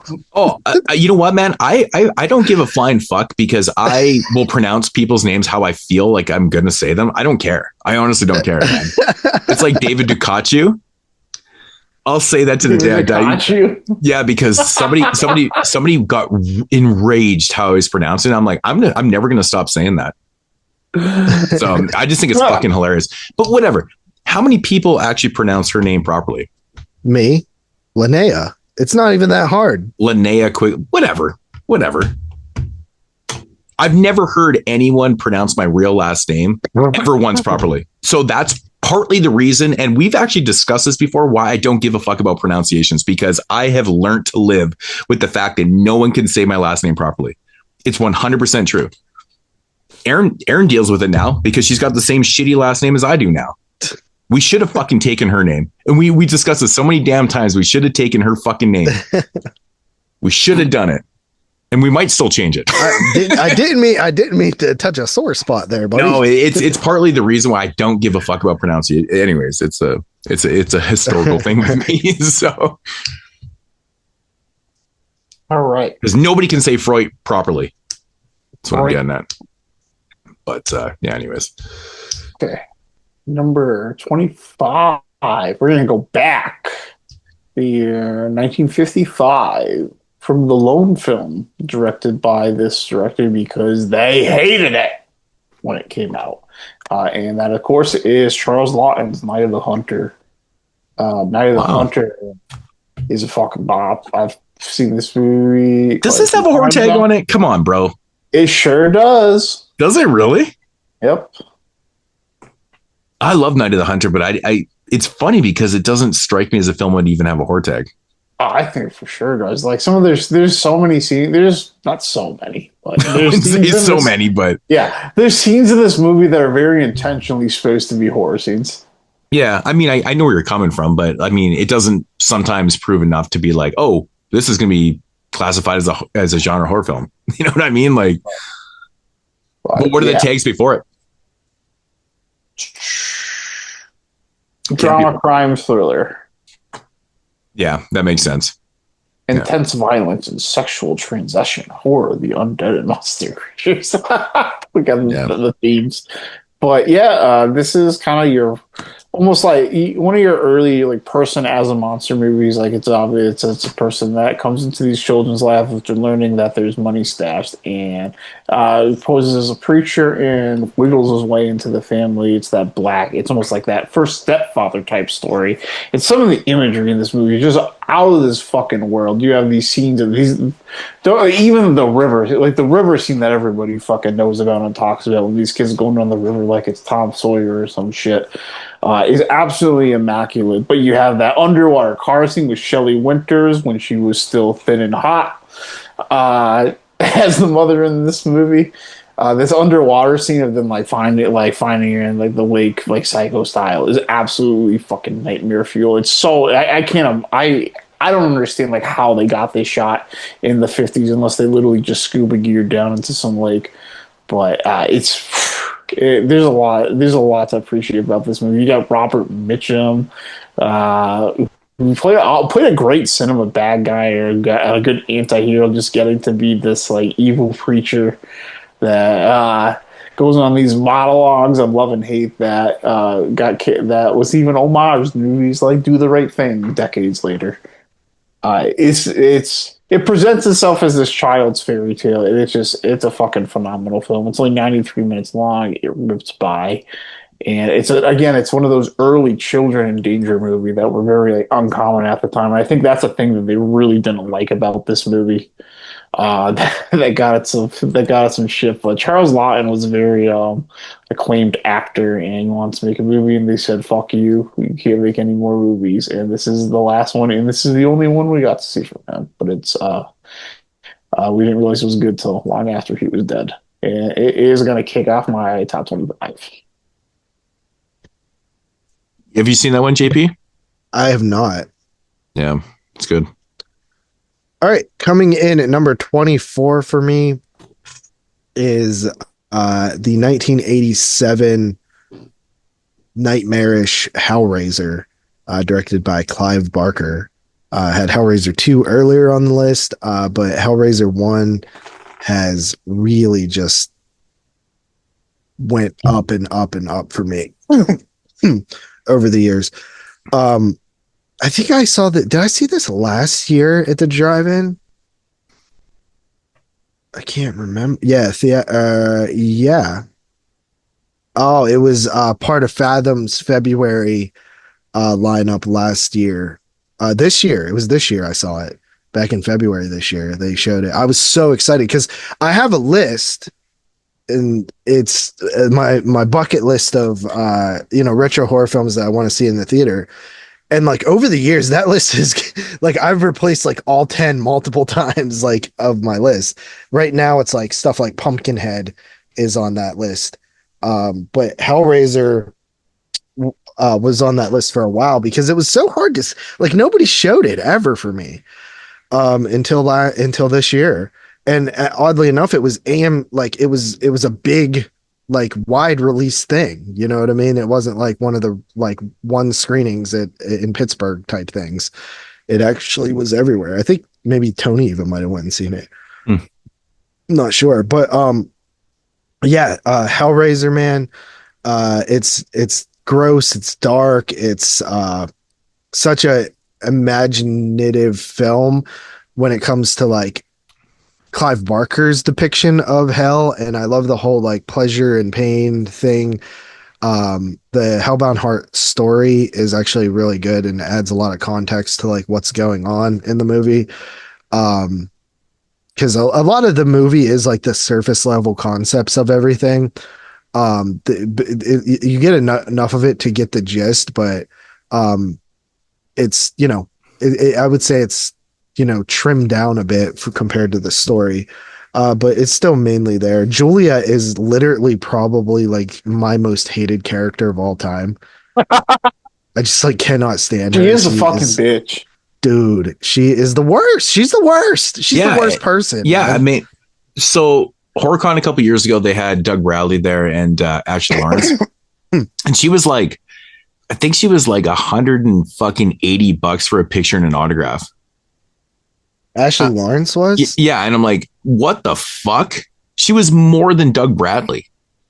Jesus. I think Doug Bradley was he was like 120, but she was like 180. It was fucking wild, dude. I was like, no thanks.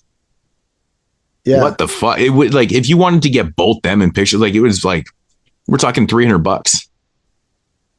Yeah. The prices have seriously just got out of control, Yeah, that was actually one of the craziest things I've ever seen. I get it, if they're getting paid in like Canadian, the conversion, but like, what the fuck? It's still really high. It's not that bad. A really odd thing about Doug Bradley too, who I love and is perfect as Pinhead. He actually, he's an English guy, right? I mean, born in Liverpool. Yeah, he fucking lives in Pittsburgh. Like he's lived in Pittsburgh for years. It's just the weirdest thing. He's actually showed up at a drive-in that I was at before. I didn't even know he was there. And I saw next day on the Facebook page, like everybody taking pictures with Doug Bradley. And I'm like, what the hell? How did I miss that? But yeah, good old Doug Bradley, good old Pinhead. I briefly met him in the elevator. It was the night before the con started. I was there the night before and they had arrived, and I got on the elevator and he got in and I was like, how's it going, Doug? And he's like, good. Hello. And that's literally our conversation. I just treated him like he was like a normal person.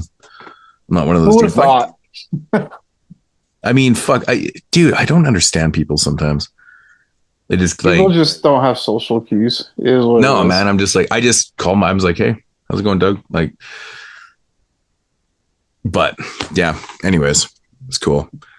All right. Number 24 and my 18th Italian entry is coming from Ruggero Deodato, 1980s Cannibal Holocaust. Number 3 of every list. The ultimate in heavy. Was that a three-peat, Tyler? Yep, this is the third three-peat. Third three-peat. All right. You know, the ultimate movie in like heavy commentary and like media manipulation and shit like that. It's such a great way of doing it, and it's very inventive too. I mean, this is 1980. I always consider this to be kind of like the very first kind of found footage film, because in a sense that's how it plays out.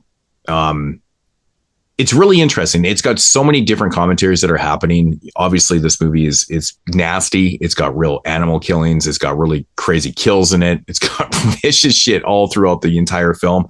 But I think a lot of time people miss the point of why it's being showcased like that too. And, you know, it's to showcase what the commentary is, you know, trying to do. And I think it does it really well. I mean, not well, it's a masterpiece. It really is a masterpiece. And Ruggero Deodato, like, man, the fallout from this film is just beyond insane. Like, like what happened to him after this one is crazy. But Cannibal Holocaust, all-time classic and favorite. Of course, I got to mention the score by Riz Orlani. It's absolutely phenomenal because it sounds so beautiful. It's one of the most beautiful scores you could ever have in a film, which is so perfect for such a violent and despicable, you know, visual film. It's absolutely perfect. I don't know how they designed to do that, but this is why you don't put like metal soundtracks to movies. You need to do shit like this. So, Cannibal Holocaust, number 24. All right. Number 24, I got a repeat. And me and JP were so close to having another golden moment, because my number 24 is Alfred Hitchcock's Psycho from 1960. So we were very close on that. Yeah, Psycho to me, at least as a kid growing up in the 90s, was like this and The Birds were like the first two bona fide, like established horror classic at the time that like everyone saw. Those were like everyone's first two. And yeah, this movie, it scared the shit out of me when I was a kid. Like, as much as this movie's not actually that scary as an adult, but it's like the writing is just so tight, and even if some things are wonky now, that combined with the score and the pacing of this movie, just fucking phenomenal. Great cast. This movie's so iconic and eternal for a reason. Alfred Hitchcock's Psycho is for fucking everyone. This movie rips. And it's absolutely fascinating too, like how different art was back then, because this movie famously, Alfred Hitchcock released in the theaters and demanded that nobody see the movie after like 10 minutes of the runtime or 15 or something. Yeah. And it was like a legit rule. They would not allow admission even if you had the money. Like, they were just like, nope, can't come in, bro. What's to come into a film that's 10, 15 minutes into the runtime anyways? Because a lot of shit that you need to see, a lot of films have those like prologue scenes or whatever. Like, if you miss that, you miss the context of the film possibly. I don't understand how these people like are still 10 minutes late when there's 25 minutes of previews. I know. Dude, it's fucking people that don't give a fuck about movies. Before. I've been late for movies before, but it's almost always been something I've seen before. You know, dude, I am literally sitting in the theater before before they do like all the game shit and the preview. I'm sitting in there 20 minutes before that shit even starts, man. I am so cordial when it comes to films. I remember one time we got like stuck in traffic. There was like things happen. Oh, I live 5 minutes away from my theaters. I live an hour. If I was ever fucking late, it was like that would be retarded.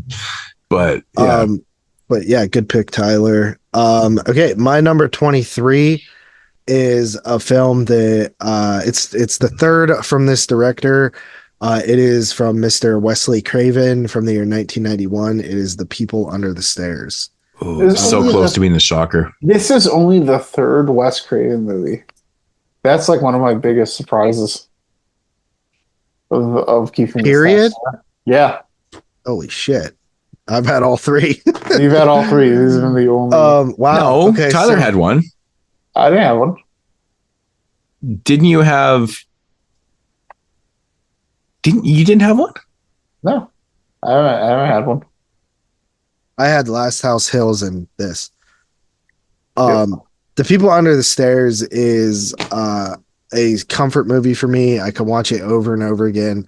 I famously put this ahead of Silence of the Lambs in my 1991 list, where everybody thought I was going to have Silence of the Lambs. It's the obvious choice, I would think. But yeah, for me, it's People Under the Stairs. I love what Craven did with this one. It has such a weird tone because it is very dark at times, and it's like dealing with stuff like child abuse and you know, it's messed up in a way, and even like a little pedophilia in there. And there's also incest in there.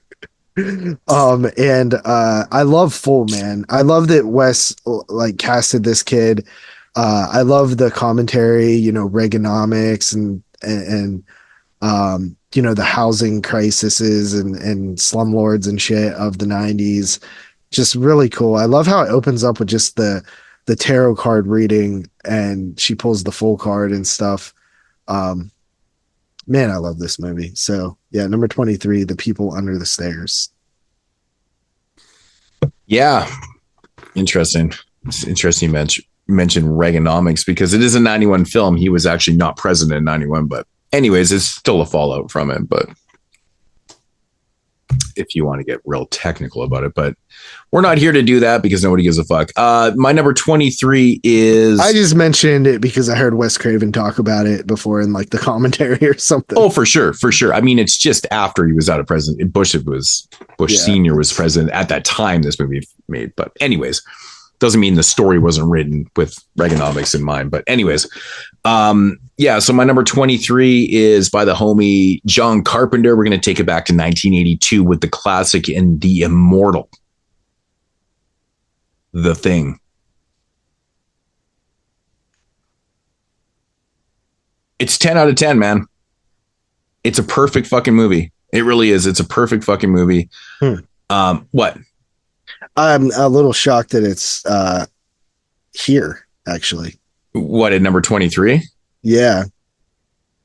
Why? If I was guessing, I would have put it like way higher on yours. Like if I was trying to predict your list. Yeah, it's, you know, surprised. I mean, again, it's like I said, I mean, my number 100 could have been in my top 25. You know, it's weird to me where even the top 25, even ranking these films, I was having a hard time putting them in certain places. I'm like, I don't really know how I do that.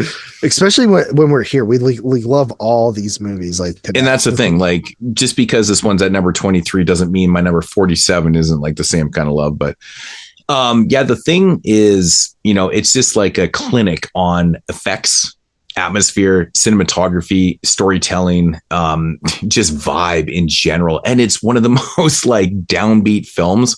I love this movie. It's just got it's got everything going for it that I love. I don't know why I always gravitate to this, because like even when I'm like in a really good mood, I'm like, hey, let's watch The Thing. You know, it's nice and cold out and let's get all fucking like teary eyed and shit. I'm not teary eyed, but you know, it's one of those vibes where you're like, man, it just feels like this is foreboding to pure shitness. It kind of does. I think it's a masterpiece. In my opinion, it's John Carpenter's best made film for sure. 100%. It's such a fucking shame that this movie didn't do well. And I still don't really understand why it never did well, because, you know, it not only is such a great and well-made film. I mean, the performances from Kurt Russell, which, you know, he's one of my all-time favorite actors. Keith David, you know, who went on to work with him again and stuff like that. Among names, there's so many other people in this film that do such fantastic jobs. I think the ensemble cast of this movie is so well done. The script is really good. And yeah, it's a perfect film.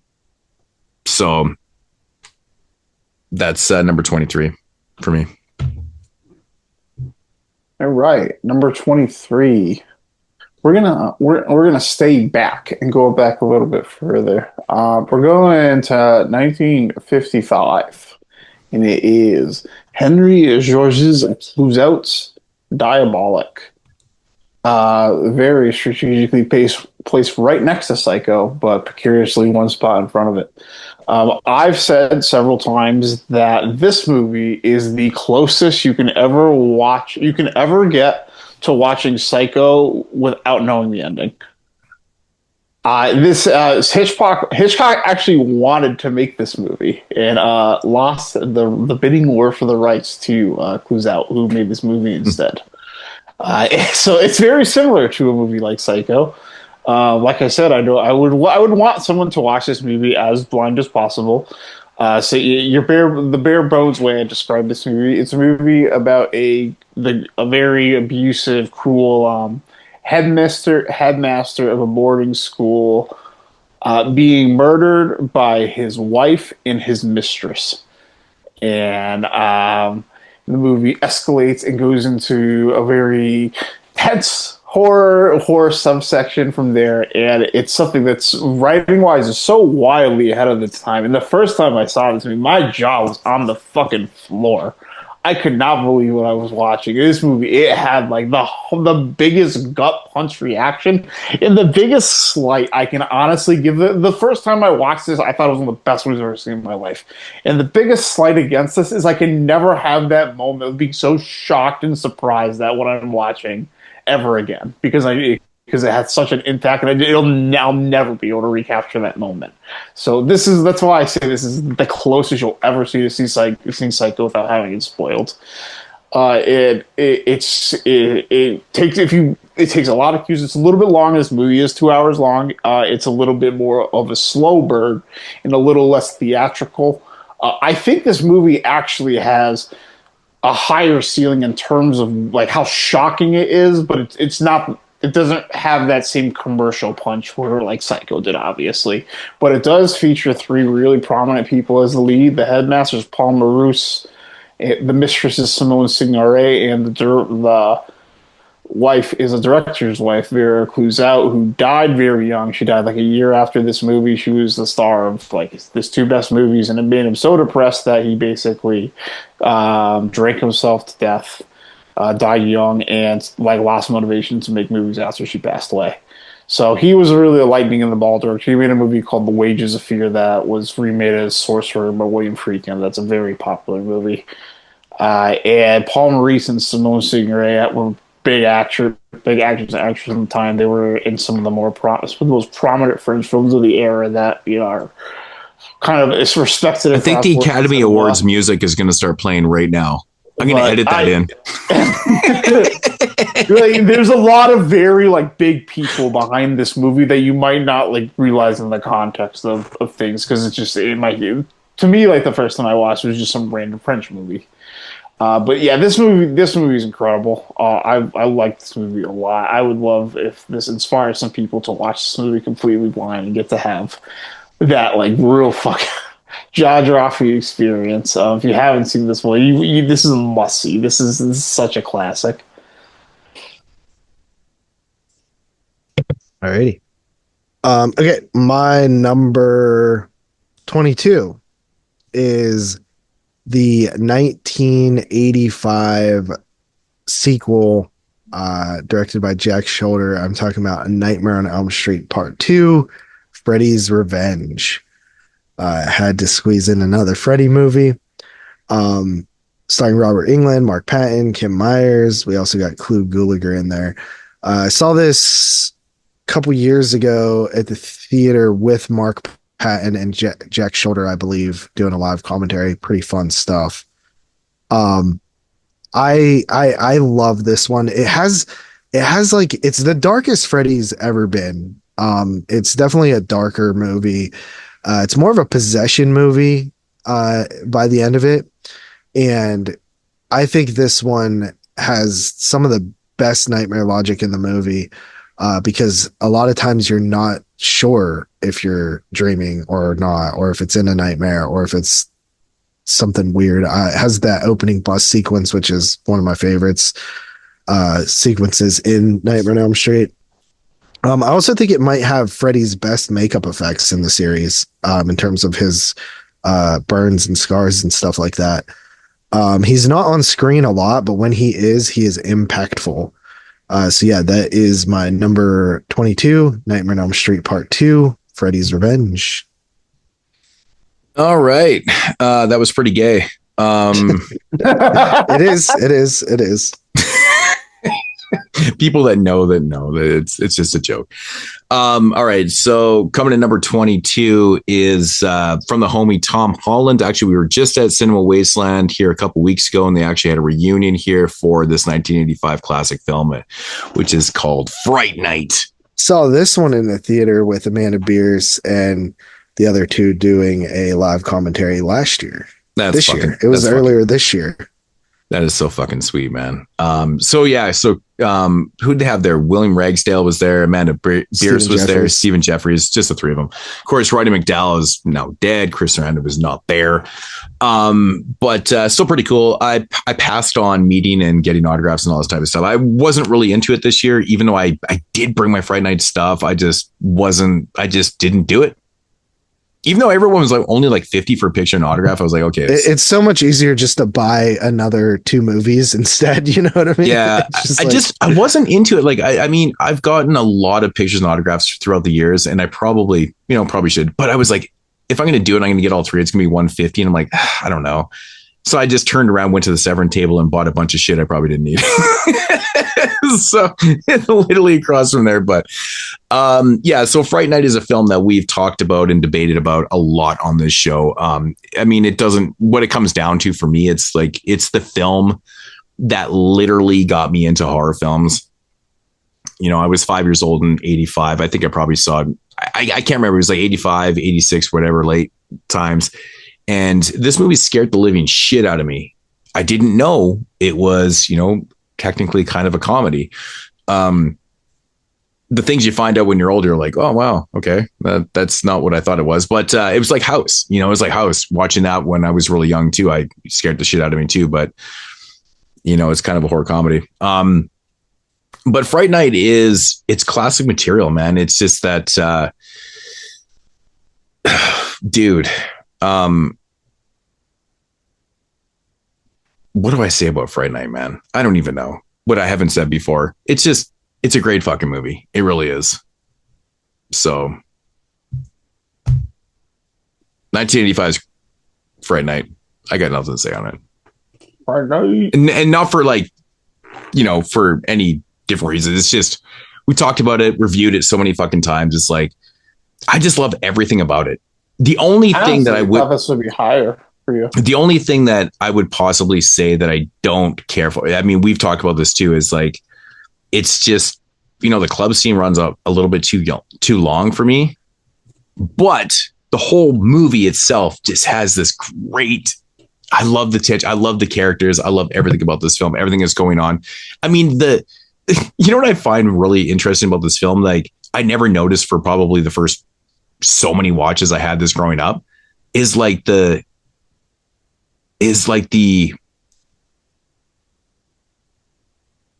undermining, like kind of gay tension that's in the film with back-to-back gay films. That's what I'm saying. Like, it's kind of interesting. Like they touch on it, but like, you're not really sure if that's exactly what's going on and stuff like that. It's really interesting with Sarandon's character, vampire shit, man. And but I mean, that's the other thing, how you could look at it though, too. It's like Sarandon's character and his like sidekick kind of thing. It's like, what's really going on there? Like, there's so many things that always kind of get me intrigued when I'm watching the film, but yeah, I don't know. I remember going to see this earlier this year at the theater there, and you remember Tim? You guys met him at Wasteland. He's the guy that almost killed me and Carly on weed one year when I first met him. Yeah. We were like, because they do the screenings like towards like later in the night usually, like after the convention area closes, so more people could go to them. And I remember he was like, we met up and he was like, we're gonna go see Fright Night. I was like, dope, I'll come. And he was all hyped, like, yeah, let's fucking check this shit out, man. And we go in there, and once that club scene hits, I look over, and perhaps it was the booze, perhaps it was the weed, but I look over and Tim's over there. Passed Did out. did he dude. fall asleep before that scene though, or you just happened to catch him on I that don't scene? know. But then, like after it was over, like he woke up and he's like, "That was fucking awesome" or whatever. And I'm just like, I don't know. He knows that he fell asleep through some of that. He's playing it up. It's fucking hilarious. I mean, Fright Night actually has a lot of connections to like Nightmare on Elm Street too. It's like, the guy that leads in Nightmare on Elm Street 2 is like, at the time he didn't really know, like I don't think he was out as being gay and stuff like that. They weren't really trying to make this like overly kind of like gay kind of film. But at the same time, if you ever watch Scream Queen, My Nightmare on Elm Street, it's really good. Whatever, it's pretty good. It's about Mark Patton. It's really good. But like on the flip side, for Fright Night, it's like Stephen Jeffries, obviously was younger in this film and stuff like that, but he went on to be a gay porn star, which is quite interesting. Yeah. So he did gay porn for like a lot of years and stuff like that too. So it's just kind of a weird connection between that. So interesting. But anyways, that's Fright Night number 22. All right. Number 22. Number 22 is a repeat. It is my second film from this director. And that, of course, is from the year 1977. It's David Lynch's Eraserhead. This is another movie that I don't think I really liked the first time I saw it. I was like, oh, this is nonsense. That's actually kind of surprising. I saw I saw Blue Velvet. I was like, I love David Lynch. I was probably like 20 years old. And then I was like, I'm gonna go watch Eraserhead now. And I was like, what the fuck is this? It's my favorite Lynch movie. Yeah, well, I haven't seen it as many, but the first time I saw Blue Velvet, I just watched as like the most straightforward movie possible. Like I didn't understand like any of the subtext. I was just like, that was a cool crime movie. I really like that. I saw that one I've only seen it one time, and it was in the theater like 6 years ago. Blue Velvet. Yeah, so that was my exposure. So I go home and then on my fucking laptop, I go probably watch I Google like watch Eraserhead online or something and find some old DVD riff, and I watch this on my laptop, and like I have no context for any of this, and I'm like, oh, this is black and white.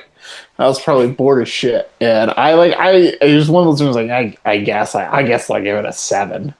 It was one of those type of movies, but I don't feel that way about it anymore. Clearly, a good restoration will also do that. This is one of those movies that when it came out on Blu-ray, I snap bought it and watched it a bunch of times, and I think this definitely has like the obvious themes that I think I'm not the first person to say, which clearly there's like fear of like the gone, like adulthood, and the fear of death with the woman in the furnace, who I think is supposed to be the angel of death.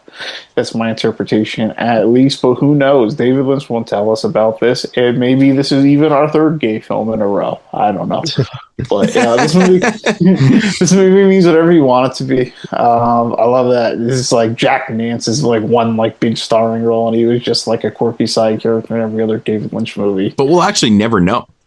Yeah, we'll never know. Like, I love one of my most famous interview responses is someone says, David Lynch says something like, I think my most spiritual film is Eraserhead. And the reporter goes, care to elaborate? And he goes, no. Wow. He just ends it there. But yeah, Eraserhead's is great. Love David Lynch. Legitimately one of the most talented filmmakers and artists to pass through our timeline ever. Rest in peace, baby. Awesome. All right, coming in at number 21 for me is the Steven Spielberg classic Jaws, 1975. Probably the movie out of like retro movies, it's probably the one I've seen like on the big screen the most. I've had so many chances to see this movie. I feel like it plays every year. But yeah, it's a movie that when I was growing up, I was never crazy about. Like the Jaws quadrilogy would always play on TV, and like it's like a dad movie. Like your dad would be like sitting there all day on like a Saturday morning, like Saturday afternoon through the evening, or Sunday. Eating his unsalted pretzels, drinking his beer, and it's like, my dad fucking loves this movie. Yeah, and they would just watch the Jaws series all day, and you'd walk out into the living room as a kid or something, and you just like watch scenes from it. And it wasn't until I was probably, I think I picked it up at Walmart for like $5 in like the bin or something when I was in my teens, and I watched it and I was like, dude, this movie kind of kicks ass. And then one of my favorite experiences was seeing it in 3D a couple of years ago on the big screen. And when it was like the underwater scenes and stuff, it was the depth of field was so cool. Like I loved it. It's like I've seen a handful of movies in 3D, like post conversion, like Dawn of the Dead and stuff. And Jaws is by far the best one that I've seen that did that post conversion thing. Pretty cool. I love the characters. I love Jaws so much that even things that like parody Jaws, like what was that movie with at the golf course with the lawnmower? I reviewed it on the Sin Bin. Oh, the trauma film. Yeah. That even cracks me up. Was it Blades? Is that the name? It is Blades. Yeah. Yeah. But yeah, Roy Scheider, Robert Shaw, Richard Dreyfuss, amazing cast. Such a good film. That's another film that benefits from being a holiday film because I watch it every goddamn year. 4K looks great too, by the way. So yeah, that is number 21, Jaws. All right. Yeah. So coming in at number 21. Are we at number 21? 21. Yep. Right. Okay. So this is we're gonna take it back to, I think this has been mentioned a couple times actually. 1974. The Canadian classic directed by Bob Clark, and that is Black Christmas. Our fourth entry into all three lists. Nice. Yeah, to me, this is like, oh, dude, it's like the epitome of just mystery and suspense and like, oh man, I love the characters. Honestly, some of my favorite shit in the film is like when dude's calling the girls and he's just like, "You're a fucking cunt. You're a fucking cunt." He's like saying all this crazy shit, man. I love that stuff, man, because it's like, what the fuck is going on? Yeah, it's just it's honestly a holiday classic, man. It's disturbing. It's actually kind of a disturbing film, you know, especially where it ends. It doesn't end on really a good note. And I think that really works for me, man. You know, it's got that Christmas vibe so well. It really it really encapsulates, you know, the Christmas season very, very well and stuff. And yeah, it's just horrific. It's a horrific film, man. So yeah, Black Christmas, number 21. All right. Number 21. That moment's finally here where I get to shout out my boy. Going back to 1968, it is Ingmar Bergman's Hour of the Wolf. I talked about this a shit ton on the Hidden Gems episode. I like this movie quite a bit. Ingmar Bergman is a top 5 favorite filmmaker for me ever or a top 5 favorite filmmaker. I should just put it like that. And this is a top 5 favorite film from him for me. And naturally, I'm just going to love the Ingmar Bergman horror movie. The Lighthouse is a very similar movie to this. So I think that's why I always really like that. And this one is a little bit more personal and psychological. And to the Max von Sydow character, you know, I have such a deep appreciation for Max von because I've seen all these Ingmar Bergman where he just was this young Swedish guy in these films, and fucking awesome. Liv Ullmann plays the opposite, and I absolutely love her. She is one of the two or three big iconic women to star in Bergman's movies. But yeah, if you want to hear about Ingmar Bergman, watch last year's Hidden Gems. Out of the Wolf, number 21. All right, so I was correct that wouldn't have been your number one of 68. Yeah, I blanked. I blanked that like, Out of the Wolf of 68. To be fair, Hour of the Wolf was my number 3 of 68. Yeah, I think Hour of the Wolf was my 2. So coming in at number 20, breaking into the top 20 here, is a movie that I believe Tyler did have on his list. It is Brian De Palma's Carrie. I'm a massive fan of this movie. I remember the day that it hit me. Oh man, this is like so. I love thinking about memories, dude. It was October like 30th or something. Actually, this is so interesting. I remember being at a party in I was 16 and I had went to a party and ended up getting an underage drinking charge. And my friend's mom was able to take us back to her house. Damn. I know that's such a dumb charge. Like, I had a man. You would never get that, man. They just take you home. I had 2 of them, man. That's crazy. I could have had like 6, but I was let go a couple times. No. But yeah, so my friend takes me to my friend's mom, Tiffany. She takes us back to her house, and I'm chilling in the living room. Went and called my grandfather and told him like, yeah, I got underage drinking charge. He wasn't even that upset. So I throw on the TV and fucking Carrie's on, man. I was like, hey, this made the night better. So watching Carrie. And then I remember like a couple of years later, I was going to a Halloween party again. And it was during 31 days of horror. I was doing it at the time. And I went to go to this party, but I wanted to squeeze in my review beforehand. So I watched Carrie right before I recorded the review. And during that watch, I was like, dude, I love this movie. Like, it is so good. From the beginning to, I think, one of the most heartbreaking scenes in horror film history, being at the prom, because you just like, everybody fucking told her, you know, like she believed for a minute, right? Like, she let her guard down. Like, her mom told her, like, they're all gonna laugh at you. They fucking hate you, bro. Don't go do this. And then when she finally realizes her mom was right and goes to embrace her, her mom fucking backstabs her. And it's just such a heartbreaking series of events. It's a film that really like touches on bullying, which is like way ahead of its fucking time. But also, you know, it's a famous another Stephen King adaptation. But also one that almost none of us ever seen because Stephen King threw his novel away. He thought it was junk. His wife dug it out of the trash. And that started his career. So, yeah. What a nice lady.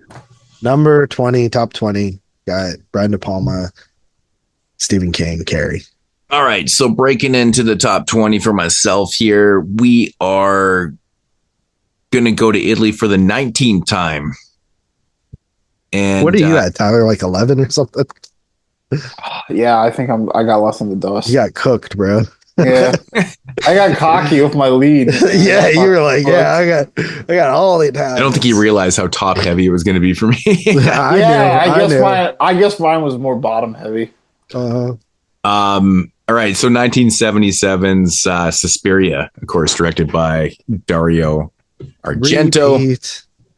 So I think that's is that another all three-er? Nah, 2, right? Just 2? 2. Yeah. Yeah, I mean, what can I say about Suspiria that's never been said before? I mean, there's really nothing to say, man. It's fucking beautiful. It's honestly, Goblin's soundtrack to this is like absolutely amazing.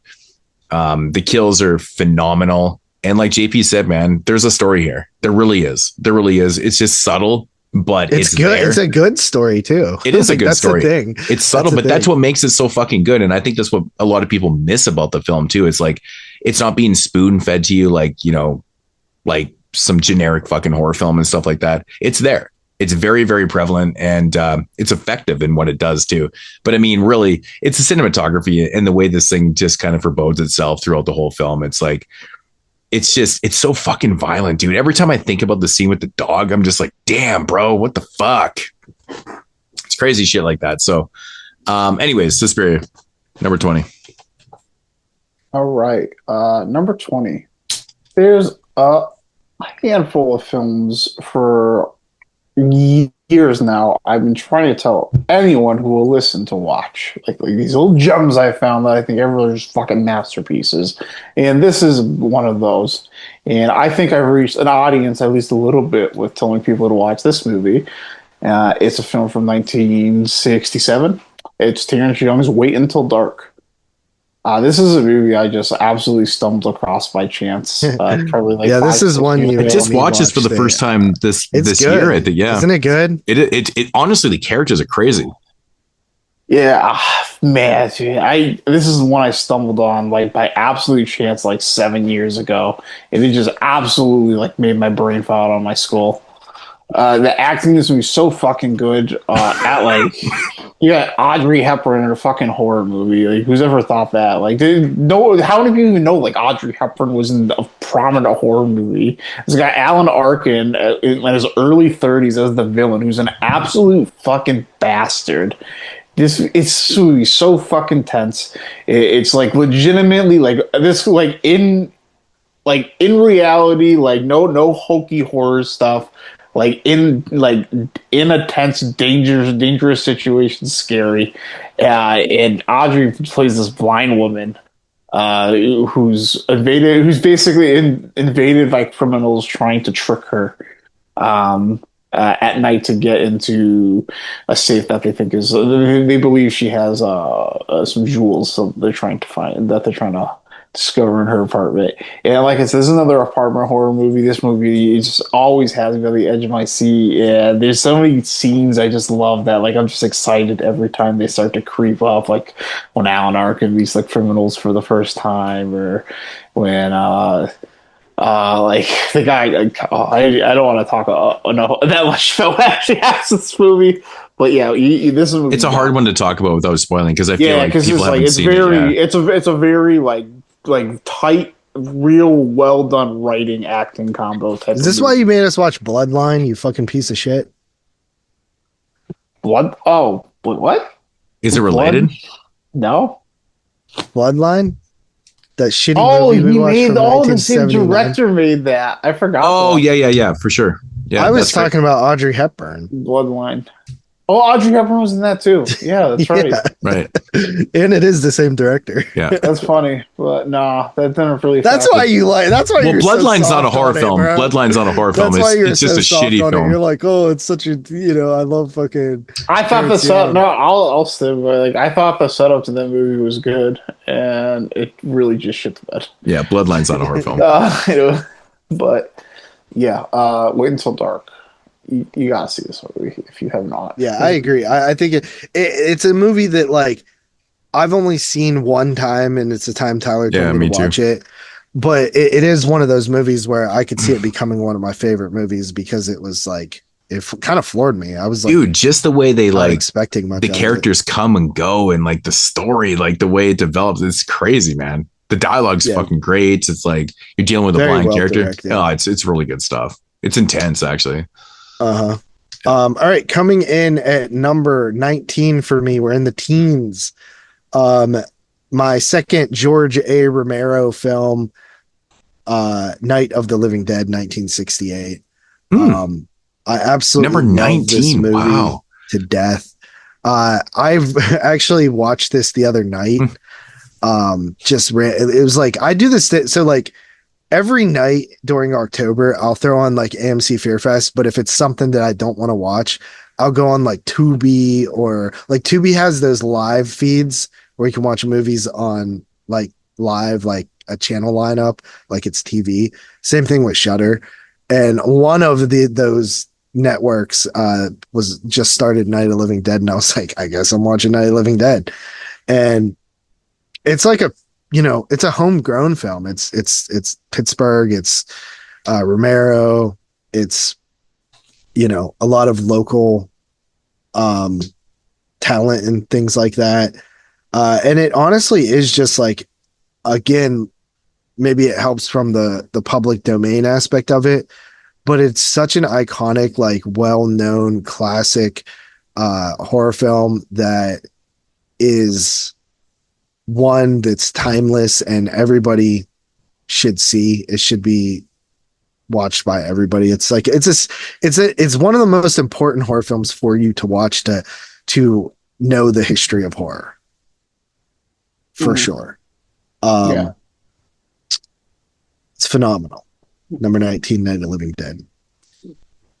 All right, so number 19 and my 20th Italian entry from 1982, directed by Lucio Fulci, and that is The New York Ripper. Yeah. We got a fucking Donald Duck killer. We got great kills. The fucking score is amazing. But this movie is crazy, man. Like,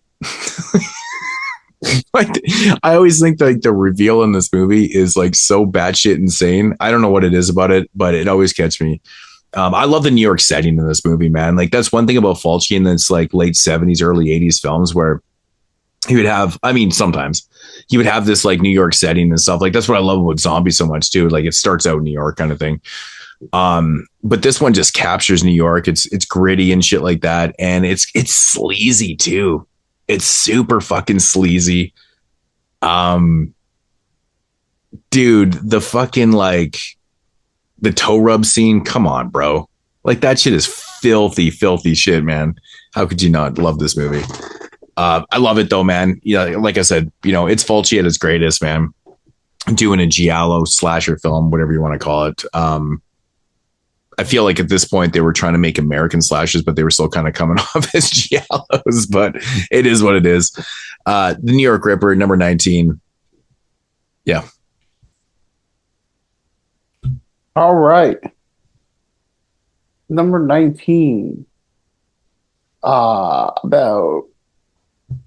Several picks ago, I awarded a movie the silver medal for the most fun movie on my list. And this is, without a doubt, Squash Match, the gold medal for the most fun movie on my list. And it is a haunted house movie from 1977. It's a Nobuhiko Obayashi's Houseu. Yeah, this movie is just a chaotic ball of energy. It is very upfront that this movie does not give a fuck in anything. Everything and anything can happen in this movie, but it's also so well made. It's so well scored. It's so over the top, like anime Japanese that I love it so much more now than I ever have. Just because how like blatantly in your face Japanese this movie is. Watching this movie is the kind of thing I need to watch sometime to remind myself like just how amazing and fun and creative movies can be with the simplest of scripts. Obayashi was such a cool fucking filmmaker. He did lots of different genres. I love all his movies. I spotlighted him in the Hidden Gem show last season. He's been getting Connie just put out one of his movies last year. Cole Epics put out two of his movies like last month. I picked up all those. So he has such a stamp to his movies. They're all so different and versatile at the same time. But man, I love this guy's filmmaking. This movie is truly a one of a kind. It is indescribable. It is hilarious. It's kind of sleazy, but it's also like almost like childlike. But it's indescribable. It's a movie you have to see. It's 88 minutes of your life, and you're gonna laugh at least a couple times, even if by the end of the time you're watching this, you think it's retarded. But yeah, House from 1977, number 19. Hey guys, it's Matt from You and Your Horror Movies, and I want to say congratulations on episode 300. Holy shit, that's incredible. Keep up the great work, guys, and I can't wait to hear more episodes and more of the podcast. And if you ever need an extra body to help on the cast, let me know. Just like in episode 71, where I was my first podcast with you guys, where we covered the movie Sweatshop. Yep, that was a fun time. It was great, and I always loved it. And then you guys had me on for the Tremors episodes. Of course, I love those. So yeah, guys, I can't wait to see what's coming. I can't wait to see what's going to be happening. Congratulations. and keep up the great work. Later, guys. Charz! All right, coming in at number 18 for myself is the 1999 film directed by Daniel Merrick and Eduardo Sanchez, set in October 1994 when 3 student filmmakers disappeared in the woods near Burkittsville, Maryland. I love the fucking Blair Witch, dude. To me, this is the scariest movie I ever seen. It was just terrifying. Actually, one I got to see in the theater when it came out in 99. So I never got to see it back then, but it was on my bucket list for a while, and I did end up getting to see it fairly well. It was probably about 5 years ago now, but it was I like made it happen. Like they had this the AMC near me did this classic movie nights on Wednesdays, and for their October lineup they were asking for suggestions, and I messaged the dude and I was like, I think it was the 25th anniversary or something, and I was like, dude, you should totally show like the Blair Witch. It never screens anywhere, blah, blah, blah, blah, blah. Like it's the 25th anniversary. Like, please show it. Like super annoying. And I was so shocked to see it was one of the ones chosen, and not even that many people came to it. So I felt like a little bit of a dick because like it wasn't very successful. But yeah, I love the backstory. I love all the like creative things that the directors came up with, like Coffin Rock and the backstory of the Blair Witch and stuff. And it's truly a unique movie, man. It was one of a kind, and did something that with the marketing that was incredible. We've talked about it a million times, and I've talked about all the backstories and different stuff, so I'll leave it at that. But the Blair Witch Project 1999, my number 18 movie. All right, number 18, we're going to go back to a little bit of Christmas here, from 1980, Christmas Evil. Hell yeah. Yeah, man, I love Christmas Evil. It is like one of the best character studies I think ever depicted on screen, man. It really is. It's just fantastic, man. I mean, when you really truly believe, man, anything can happen, right? I think the marketing with this film, maybe it's the poster art or whatever, but a lot of people that watch this film go into it thinking it's a slasher film, which we've talked about many times, and are very disappointed because it's actually not a slasher film. There's obviously kills in it, but it's the downfall of a character that's completely lost his fucking mind. Somebody that's been taken advantage of, and really just wants to celebrate the holiday season, man. I mean, it's such a simple story, but it's executed so beautifully. It captures Christmas so well, and the ending is awesome. It's very poetic, and I think it just really kind of elevates the entire film. The fact that I hear people talk shit about this film, like, oh, this movie's fucking shit, it's terrible, it's blah, blah, blah. It's like, dude, what the fuck did you just watch? Are you serious? I think Brandon Margaret? Brendan Maggart, yeah. Is it Maggart? Maggart? Yeah, Fiona Apple's dad. Isn't that crazy? Fiona. That's so random. Fiona Apple's dad. It is random. It is super random. But I think he just steals the show in this movie, dude. Like every scene, man. Every fucking scene. Like one of my favorite scenes in the film is when he's like kind of lost his mind after finding out some things from other characters and stuff. And he's in his apartment, and he's gluing the fucking he's gluing his beard on his face, and he's just freaking out. He's like, he's doing all this shit. I'm just like, oh my God, this is not good. It's not good. I absolutely love this movie, man. It's an annual watch for me, and it always will be. So number 18, Christmas Evil.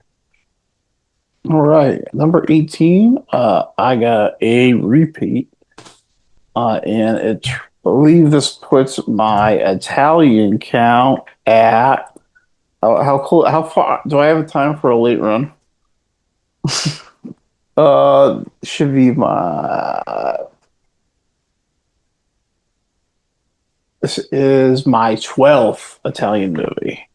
And it is Dario Argento's 1982 film, Tenebrae.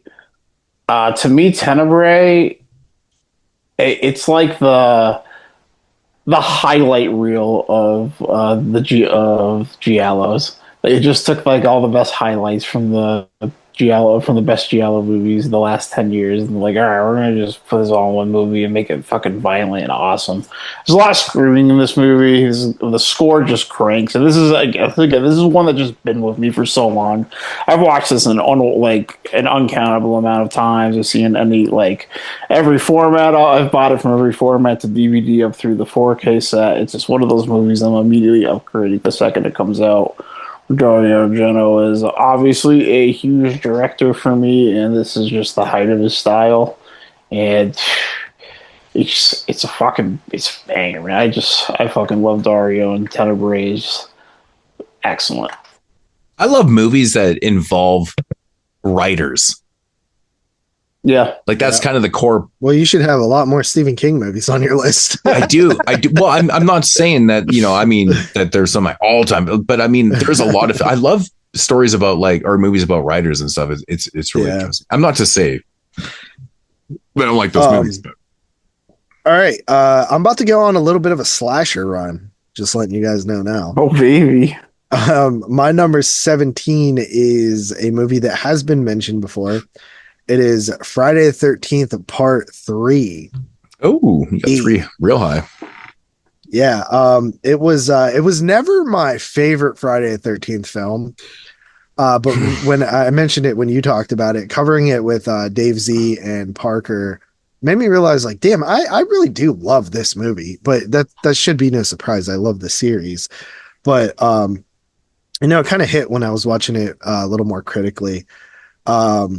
I love the vibes in this one. It has good atmosphere.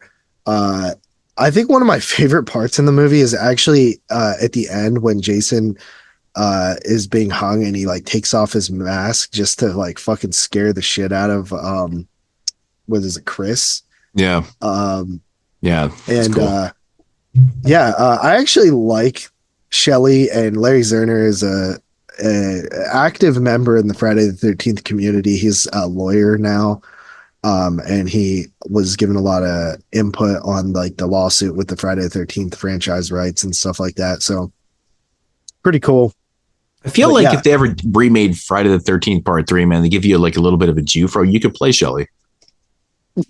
Dude, what the fuck? I can play Shelley. I'm just fucking. Are you just saying because I'm annoying, or no? I'm just fucking with you, man. Oddly enough, this is my second Steve Miner movie, along with House. With House, yeah. So Friday the 13th Part 3D, pretty dope. All right, well, that's a good choice, man. We're gonna what is that? 1980? Is it 82? Yes. Yeah, it's 82. Okay, right. So we're going to stay in 1982 with the film that has been mentioned, directed by Tommy Lee Wallace, and it is the immortal Halloween 3: Season of the Witch, from the definitely inferior franchise compared to Friday the 13th. But this is by far my favorite Halloween film in the franchise. We've already done Halloween, so it's a film. It's an annual watch for me all the time. Tommy motherfucking Atkins playing a pimp again, getting his ass in gear with the younger girls and shit like that. But I think this is one of the most mean-spirited films I think I've ever watched. And if you actually contemplate what is actually happening in this film, it's pure fucking, it's just maniacal. This movie is beyond maniacal, and it kills me every time I watch it because I just think it's so crazy that obviously the time it came out, we know the history of it. It was misunderstood because there was a totally different thing going on with the Halloween franchise. Carpenter wanted to do the anthology thing, but this movie I truly think is misunderstood in terms of what it's actually doing and what it is. It's pretty wild. Dude, iconic theme song. I mean, how can you not fuck with that, man? It's absolutely amazing. I love this little small, Irish town in it is actually in California. And, they're producing these these novelty masks and stuff like that. But like, there's just what he's trying to do is like, did you ever, it's hear so crazy about to me. The original ending of Halloween Ends? No. It was like Michael dies or whatever, and then it opens. There's like another scene at the end in like a Silver Shamrock mask factory producing those 3 masks, and then the Michael Myers mask. No way. Yeah, I thought that would have been dope as fuck to see, dude. Honestly, but what are they trying to go with that? Like, what are they like? That's kind of interesting, actually. Yeah, that's pretty fucking wild. I guess maybe just the commentary on like, people obsessed with, serial killers or whatever. Michael Myers becomes a cult thing. Yeah. And then also maybe they were setting up for a season of The Witch, bro. Maybe, man. That would be amazing. But yeah, like even the masks themselves, like I absolutely love the designs on all 3 of the masks and shit like that. Like if you could get one, which one would you take? The pumpkin. The pumpkin's cool. I didn't take the skull though. Yeah, I'm taking the pumpkin also. Yeah. Dude, I love this movie, dude. Like there's so many great scenes, man. We talked about the scene where, Tommy Atkins is in the bar, which I always find is so fascinating. Like back in the 80s, like bars were dark. They never had lights on. Like there was literally dark as fuck. Like that's so weird to me. Lots of cigarette smoke and really dark and shit like that. And he's like, yo, man, can we have a new channel? Turn it on to The Immortal Halloween. I love that shit, man. But there's just so many great moments, man. Like that was me over in the corner of the bar watching Child's Play too. I love the town though, man. Like how it's like fully surveillance. I love when the chick gets killed that's in town to like pick up her order and stuff, and like the tag off the mask like fucking totally zaps her and shit like that. And like the result of her face is like totally fucked up. I love that. Man, this movie is great. I just rewatched it again the other night, and I watched half of it while I was in Seattle because it was playing on that marathon and shit like that on the it was the Halloween marathon, which I thought was kind of interesting because growing up watching the AMC Fright Fest marathons, when they did the Halloween marathon, they would always play part 1 and part 2 and then go to 4, 5, and 6. Because at the time it was only out to 6. And well, at one point it was only 5, but they never played part 3, but now they play part 3 because maybe they know that people kind of like it now. I don't know. So I don't know how to explain that away, but anyways, Halloween 3, number 17. You remember that? Like, did they ever play part 3? Because like I always remember them skipping part 3. It was like always Michael Myers. It was always Michael Myers. They played part 3 like crazy for us. It was honestly hard. I never played it. It was hard to actually catch the original Halloween. Maybe it was America only back in the day. It was copyrighted to America, so they wouldn't play it in the foreign land of Canada. Yeah, it was. I think it was really easy to catch all the sequel, the like 2 through 4 or 2 through 5. You could catch all of them, but I remember it being kind of difficult to catch the original one and to catch H2O. It always bugged me though, man. Oh yeah, see, like I'm talking like the early '90s, right? Because those films weren't out yet. Yeah, so this is probably like when I remember like trying to watch. Yeah, so you're watching it later. I mean, the early '90s, like we were barely functioning, bro. Well, I'm just saying, like in my day, they would never play part 3. It was always part 1, part 2, and then it would go to part 4. And I'd always be like, why in the fuck aren't they playing part 3? I could never figure it out. Yeah, well, it was weird. That's what it was like in the early 2000s, at least. Yeah, no, they probably got their heads on straight and be like, well, we should probably play part 3 because it's actually part of the franchise and stuff like that. But I remember like, AMC Halloween Michael Myers marathon, and they would skip part 3 because Michael Myers wasn't in it. Like, fuck, you're skipping the best one, motherfuckers. Anyways, Tyler. All right. Number 17. We go to 1999. I'm actually surprised this film hasn't been mentioned yet. It is Takashi Miike's Audition. This is a movie that got pretty popular in the early 2000s, even to relative normies like me. That is like, this is like fucking insane movie.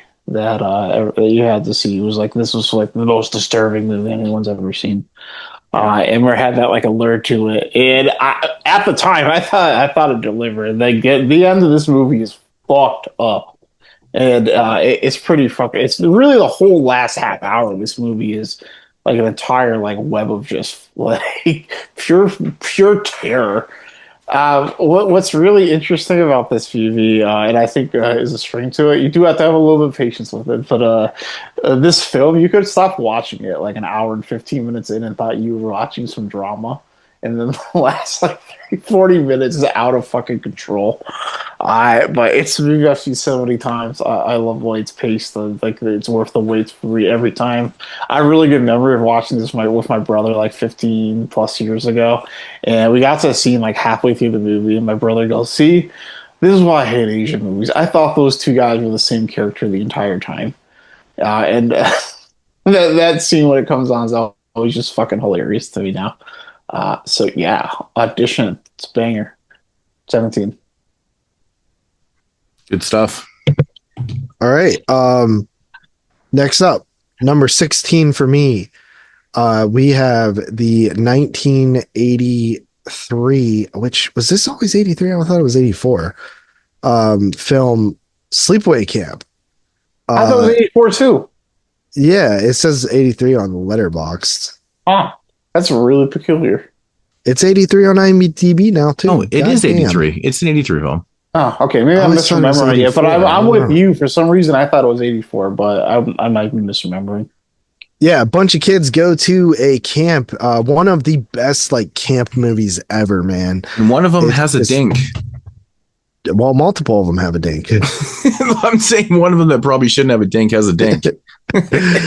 And yeah, one of my favorite memories ever, dude. Well, actually, this film has a couple favorite memories.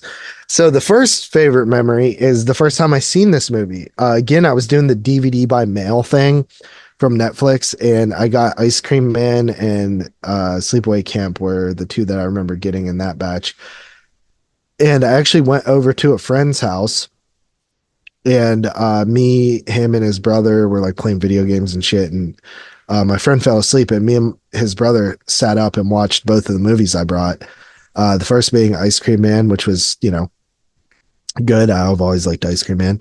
Then we throw on Sleepaway Camp, and we're just like, oh, this is like some cheesy 80s ridiculous movie. And then it got to the end, and I was fortunate enough to never know the ending before I seen it. And we both just look at each other like with like mouths dropped open, like, what the fuck is this, bro? We were so like fucking confused, and just like it blew our mind. Yeah. And then my second favorite memory with this movie is me and Carly went to a drive-in the first time we saw it at the drive-in. I think I've seen it a couple times now.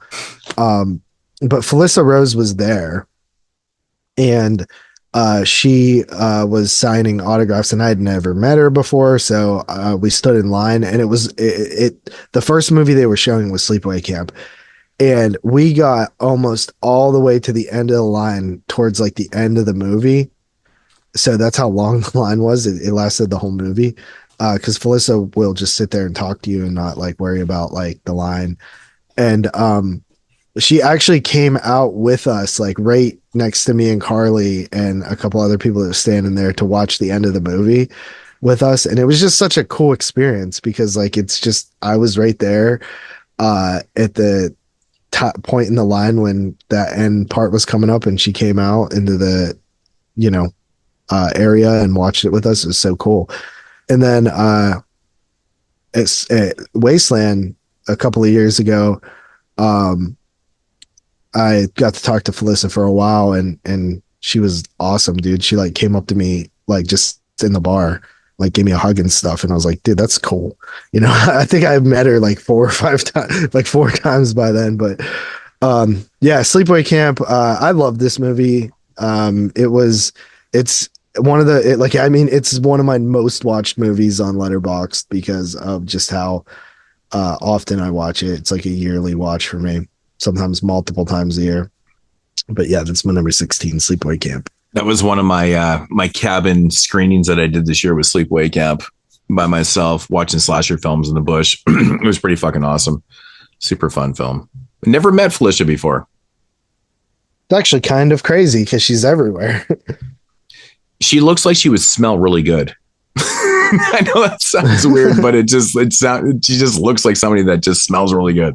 I'm gonna be honest, like I've met a handful of horror people, all kinds of Tom Atkins. Like I met a bunch. I'm sure you guys have too. I would honestly say Felissa is probably the nicest person I've met. And I've had so many great conversations with people, man. I think one of my favorite was Heather Langenkamp. Like I talked to her for probably a good 20, 25 minutes. She was incredible, man. Like she just didn't want to stop. Like Dee Wallace was great. I mentioned Barbara Crampton earlier. I've met so many people that I love talking to. Even Tom Atkins, man. Like when the first time I met him, he was telling me shit about Maniac Cop that like I didn't even know. Mm-hmm. And shit like that. It was wild. He was really cool. Yeah, man. he's super nice too. I met him a couple of times, but I mean, honestly, dude, I've never really had bad experiences. I mean, I've met Tom Savini. The only people I've ever had bad experiences with were like the handlers of the celebrity. Yeah. Like sometimes they could be assholes. And then the only other person who I didn't even meet, but I was just like in presence of, was Corey Feldman. Seemed like a complete douchebag. Okay. Yeah. I mean, yeah, I don't have anything on Corey Feldman, but yeah, most people, not most people, I've heard people tell stories about meeting Tom Savini and they're like, oh, he was a dick and stuff like that. And I'm like, you know what, man, when I met him, he was totally fine. He was normal. He was busy. Yeah. You know, I think he just has very little tolerance for like neckbeard, like weird horror fans. You know what I mean? Probably. Like, I think that's really what it is. Probably. Yeah. So anyways. So coming in at what number are we on right now? 16. Number 16. We're going to take it back to 1980, the year I was born, with a film directed by William Lustig. And it is Maniac, the OG. Of course, starring Joe Spinell, one of the most beautiful women to ever grace the whole planet, in my opinion, man, is Carolyn Monroe. She's absolutely phenomenal, like everything. She's so goddamn beautiful. Of course, effects by Tom Savini. This movie just encapsulates New York to a T. Like it is so filthy looking. It's so gritty and grimy. It's a great character study for, Joe Spinell's character. Frank Zito. And, it's almost like a, at times you almost kind of feel sorry for the dude, man. Like he's that fucked up. Like, I mean, he had this traumatic fucking childhood and all this type of things that are going on for him. And I don't know, for some reason, every time I watch this film, I just kind of feel for the characters. But at the same time, he's doing some pretty ruthless shit. But, Maniac is like, to me, is like the epitome of like New York grittiness of the early 80s. And I'm so glad this thing exists, because every time I watch it, I'm just like, oh my God. I would love to have been in that New York. I'm just too young for it. I mean, I was living while, the great 42nd Street was happening and stuff like that. But I never got to New York until a bunch of years ago. So I missed all that shit. I mean, 42nd Street now is just, it's just for tourists. You know what I mean? It's fucking Broadway. It's like, it's tourist shit, man. So anyways, but yeah, so Maniac coming in number 16. Phenomenal film. All right. Number 16. This is probably the wildest pick on my list. So this is probably the absolute highest I could possibly place this movie on my list. And it is 2024. Jane Schoenberg's I Saw the TV Glow. Dude, are you fucking, man, for somebody that has like all the oldest films, you got all the newest ones. This movie is just such a special case. Like I watched it four fucking times last year, and I really have a hard time even talking about this movie like I'm deeply analytical standpoint without like getting emotional. Like this movie is pure magic to me. There's just so few movies that I've seen that like really like capture something that this movie does, that just like is able to like I'm able to find this connection into, and it's completely different more than what the filmmaker probably likely intended. This movie is just I think this is a movie like decades from now that's going to be recognized as like a really influential and important movie of the time. And I can't imagine I'm ever coming down on this movie. This is like legitimately like my favorite movie made in the past like 10 years. This movie's incredible. I saw it on TV at 16. Man, I think people are screaming at the whatever they're listening to, and they're being like, "Man, the 22 shots has turned into the 22 shots of gay horror." I am the gayest movie.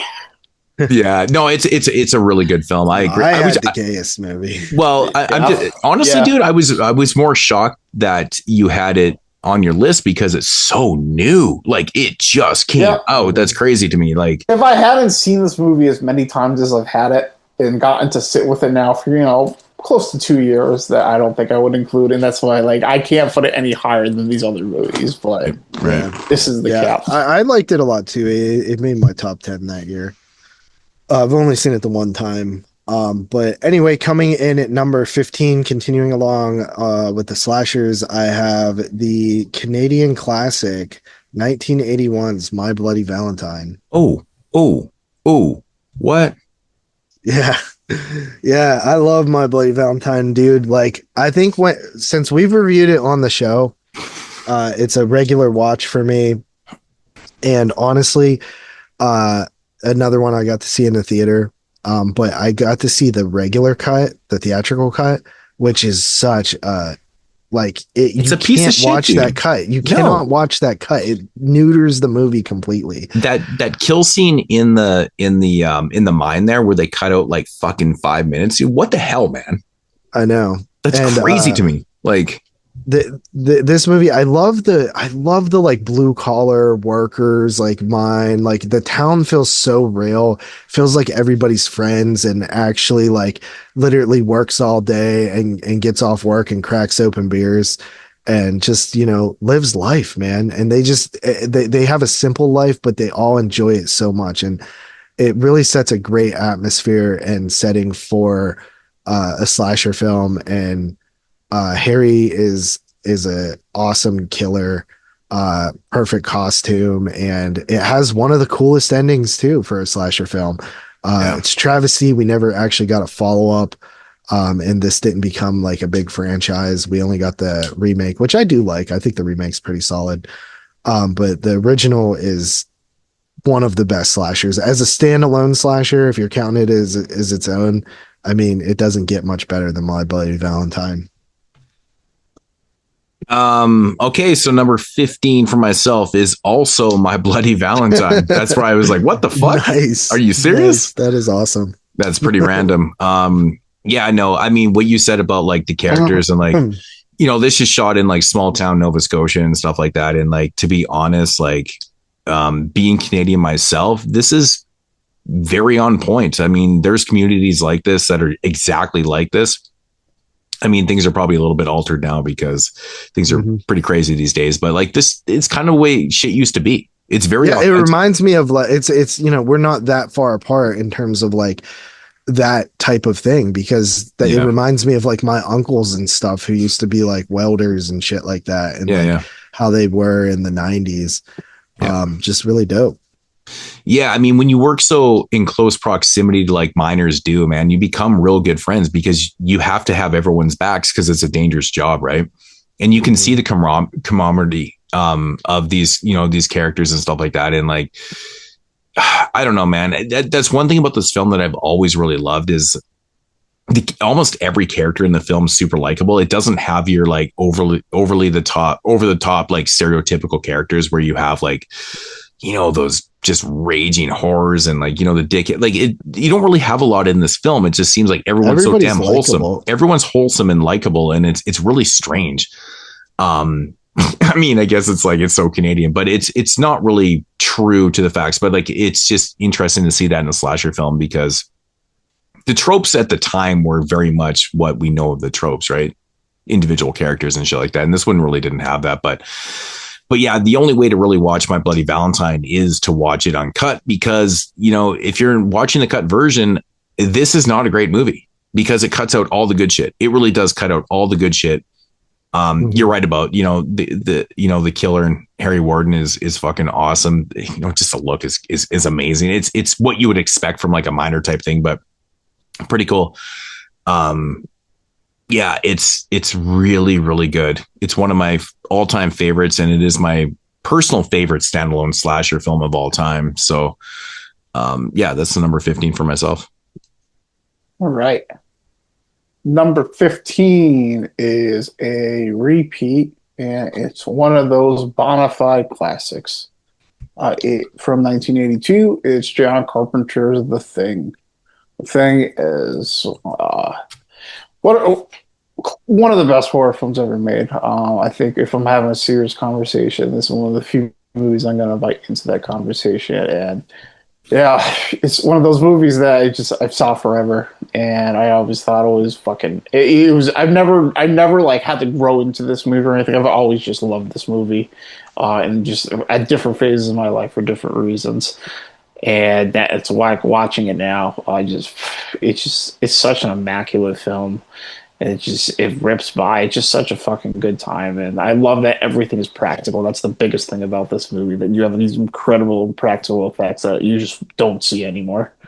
Yeah, it's hell of a fucking film.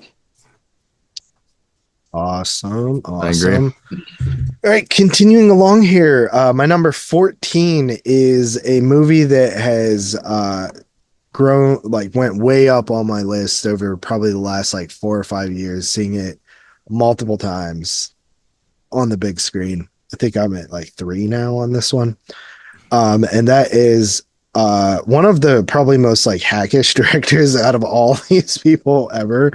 And that is Sean S. Cunningham's 1980 Friday the 13th. Yeah, Friday the 13th. This was always like at the bottom of my rankings of Friday the 13th.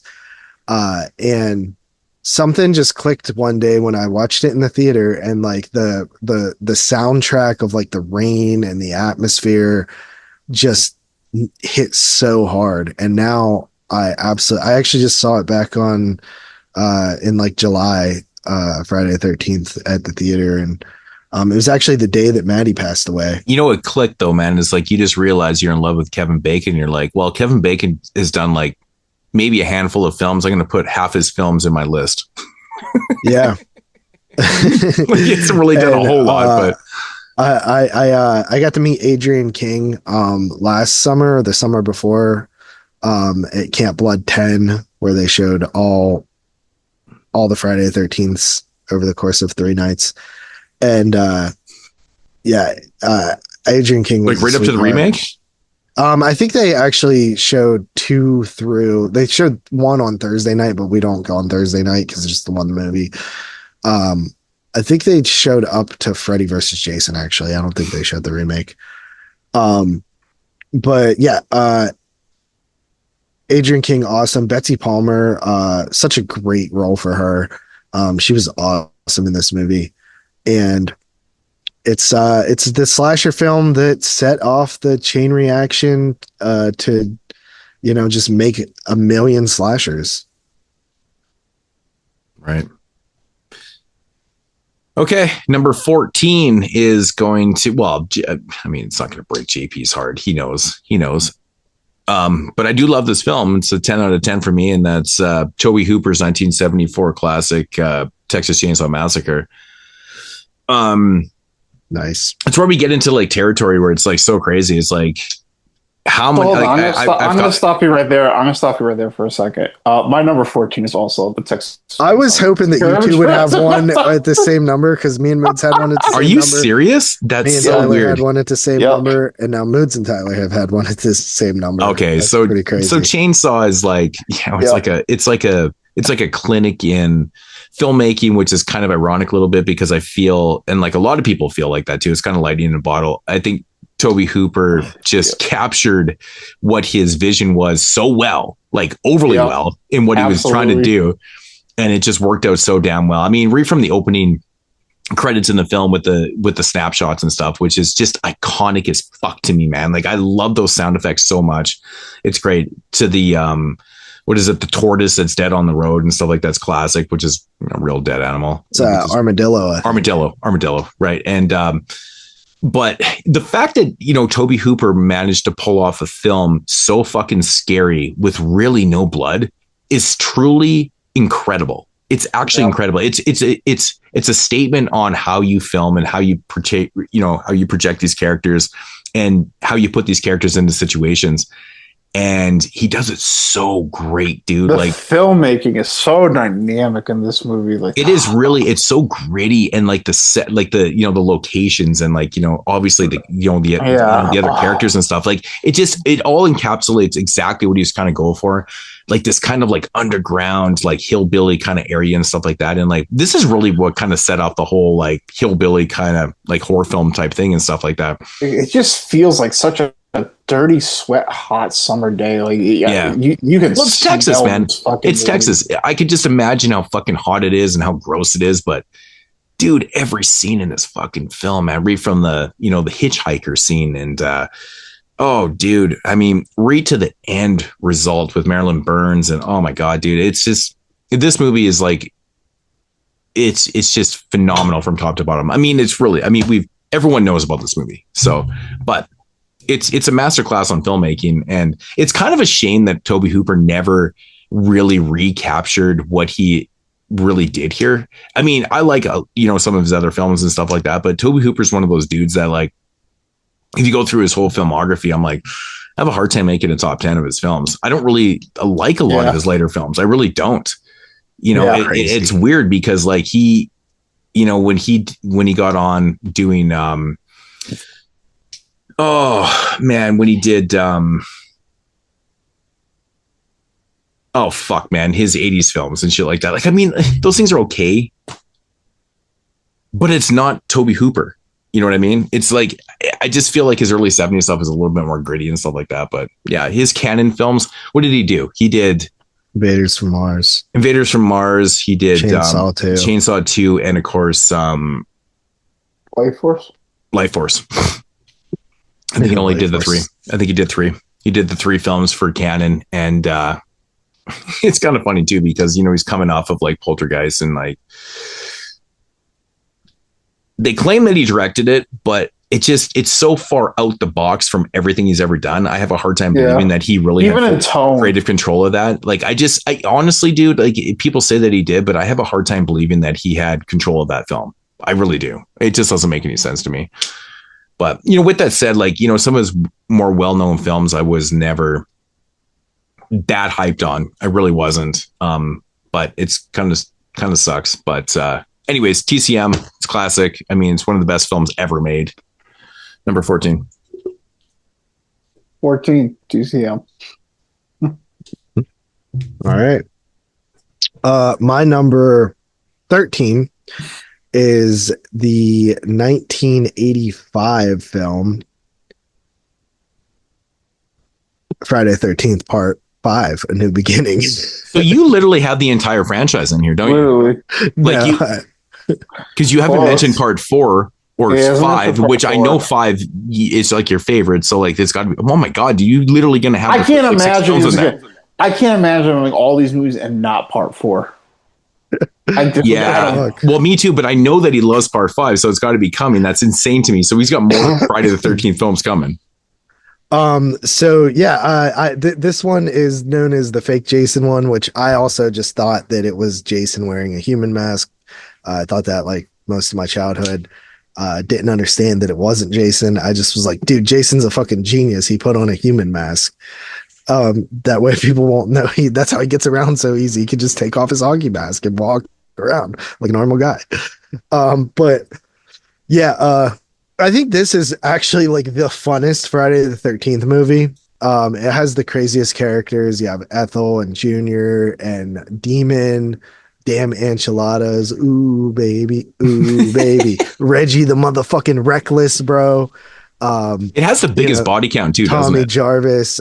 You got cocaine use. You got titties galore. Debbie Sue Voorhees. I mean, it's a fucking Good Friday. Yeah, the part 13th, 5 man. is fucking nuts, man. Yeah. So that is my number 13. Number 13, gotta have a Friday the 13th, bro. Dude, four's gotta be coming. It's gotta be. All right. Coming in number 13 is I'm not sure if it's been mentioned twice. It's been mentioned at least once. Of course, the classic from 1981, directed by Sam Raimi, The Evil Dead.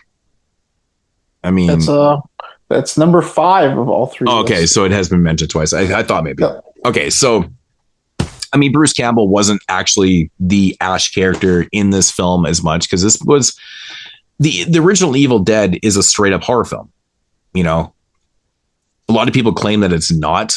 I don't know where they're laughing at the shit, because it was meant to be a straight up horror film. And to me, when I watch this movie, it's a straight up horror film. Obviously, Sam Raimi's cinematography is original. It's original.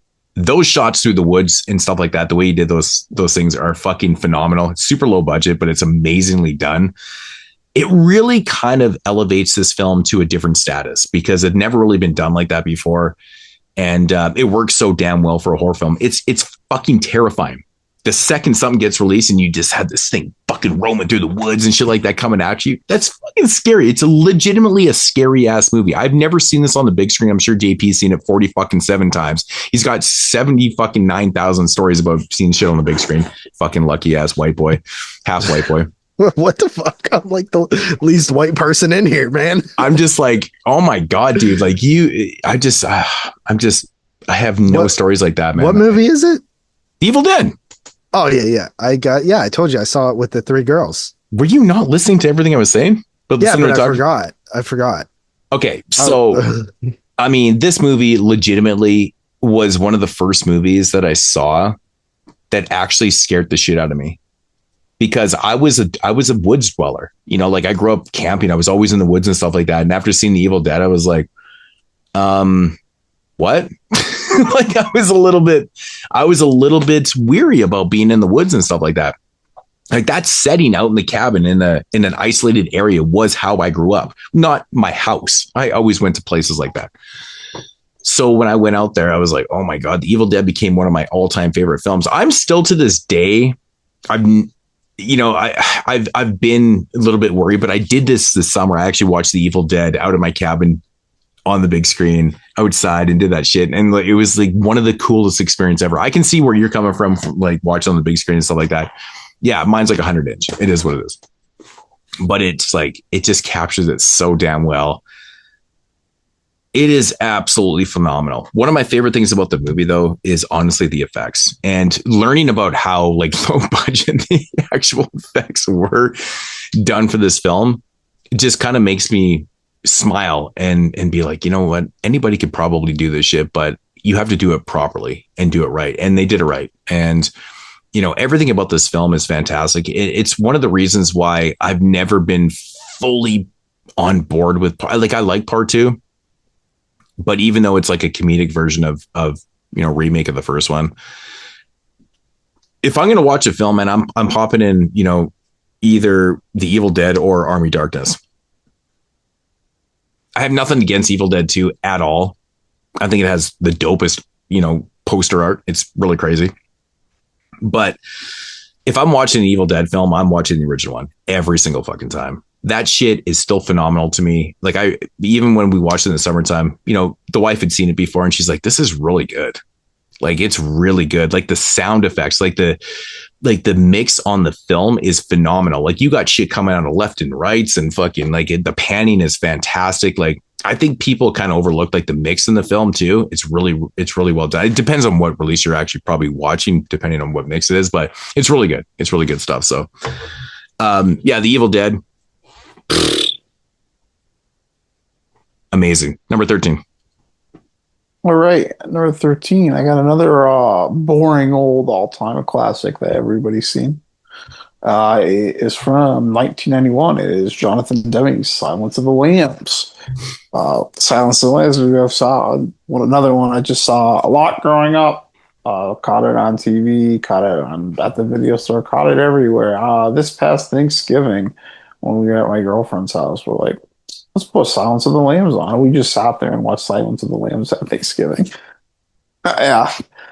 Iconic performances. Like, what is there to say about Silence of the Lambs? I'm actually surprised this hasn't landed on a list yet. I'm thinking of them this late. I'm probably the only one. But yeah, there's not a chance. I like Silence of the Lambs, but like, it's not a film I'm going to anytime. Yeah, see, I watched this movie quite a bit. Like, this is probably close to a yearly watch. It's just iconic characters, iconic scenes. It's Silence of the Lambs. Everyone's seen it 100 times, and I fucking love Silence of the Lambs. It's obviously a very well-made movie, and it's just one I go back to a lot. It's not the most elegant of choices, but yeah. I mean, it's your list, man. It's your list, and to be honest, like the Silence of the Lambs franchise that we did, man, I'm with JP. It was tough to do. I don't really like a lot of the films in that at all. Like, I like Manhunter. I like Manhunter, and I know JP's not the biggest fan, but like in Silence of the Lambs, but everything else is pretty abysmal to me, to be honest, man. Yeah. I'm giant on these two, and I don't like any other Silence of the Lambs movies. Silence of the Lambs is one of those movies that I never feel like watching, but if I ever it's like a movie that it's like on TV and you start watching it, you get so sucked into it. It's very suspenseful. Yeah. The story is very suspenseful because you want to know where it leads, right? It's very well written. It's super well done. Every time when Hannibal Lecter makes his escape, I lose my mind. I love the execution of that. And I know the first time I saw it, it was one of those like, bullets. All right. Coming in at number 12 for me, continuing with the slashers, a surprising third appearance from this guy on my list here, and that is Steve Miner's Friday the 13th Part 2, 1981. Yeah, dude, this to me is the scariest. You have the king of sequels. Like, you're the king of sequels in this list right now. This is crazy. Yeah, I am. But yeah, I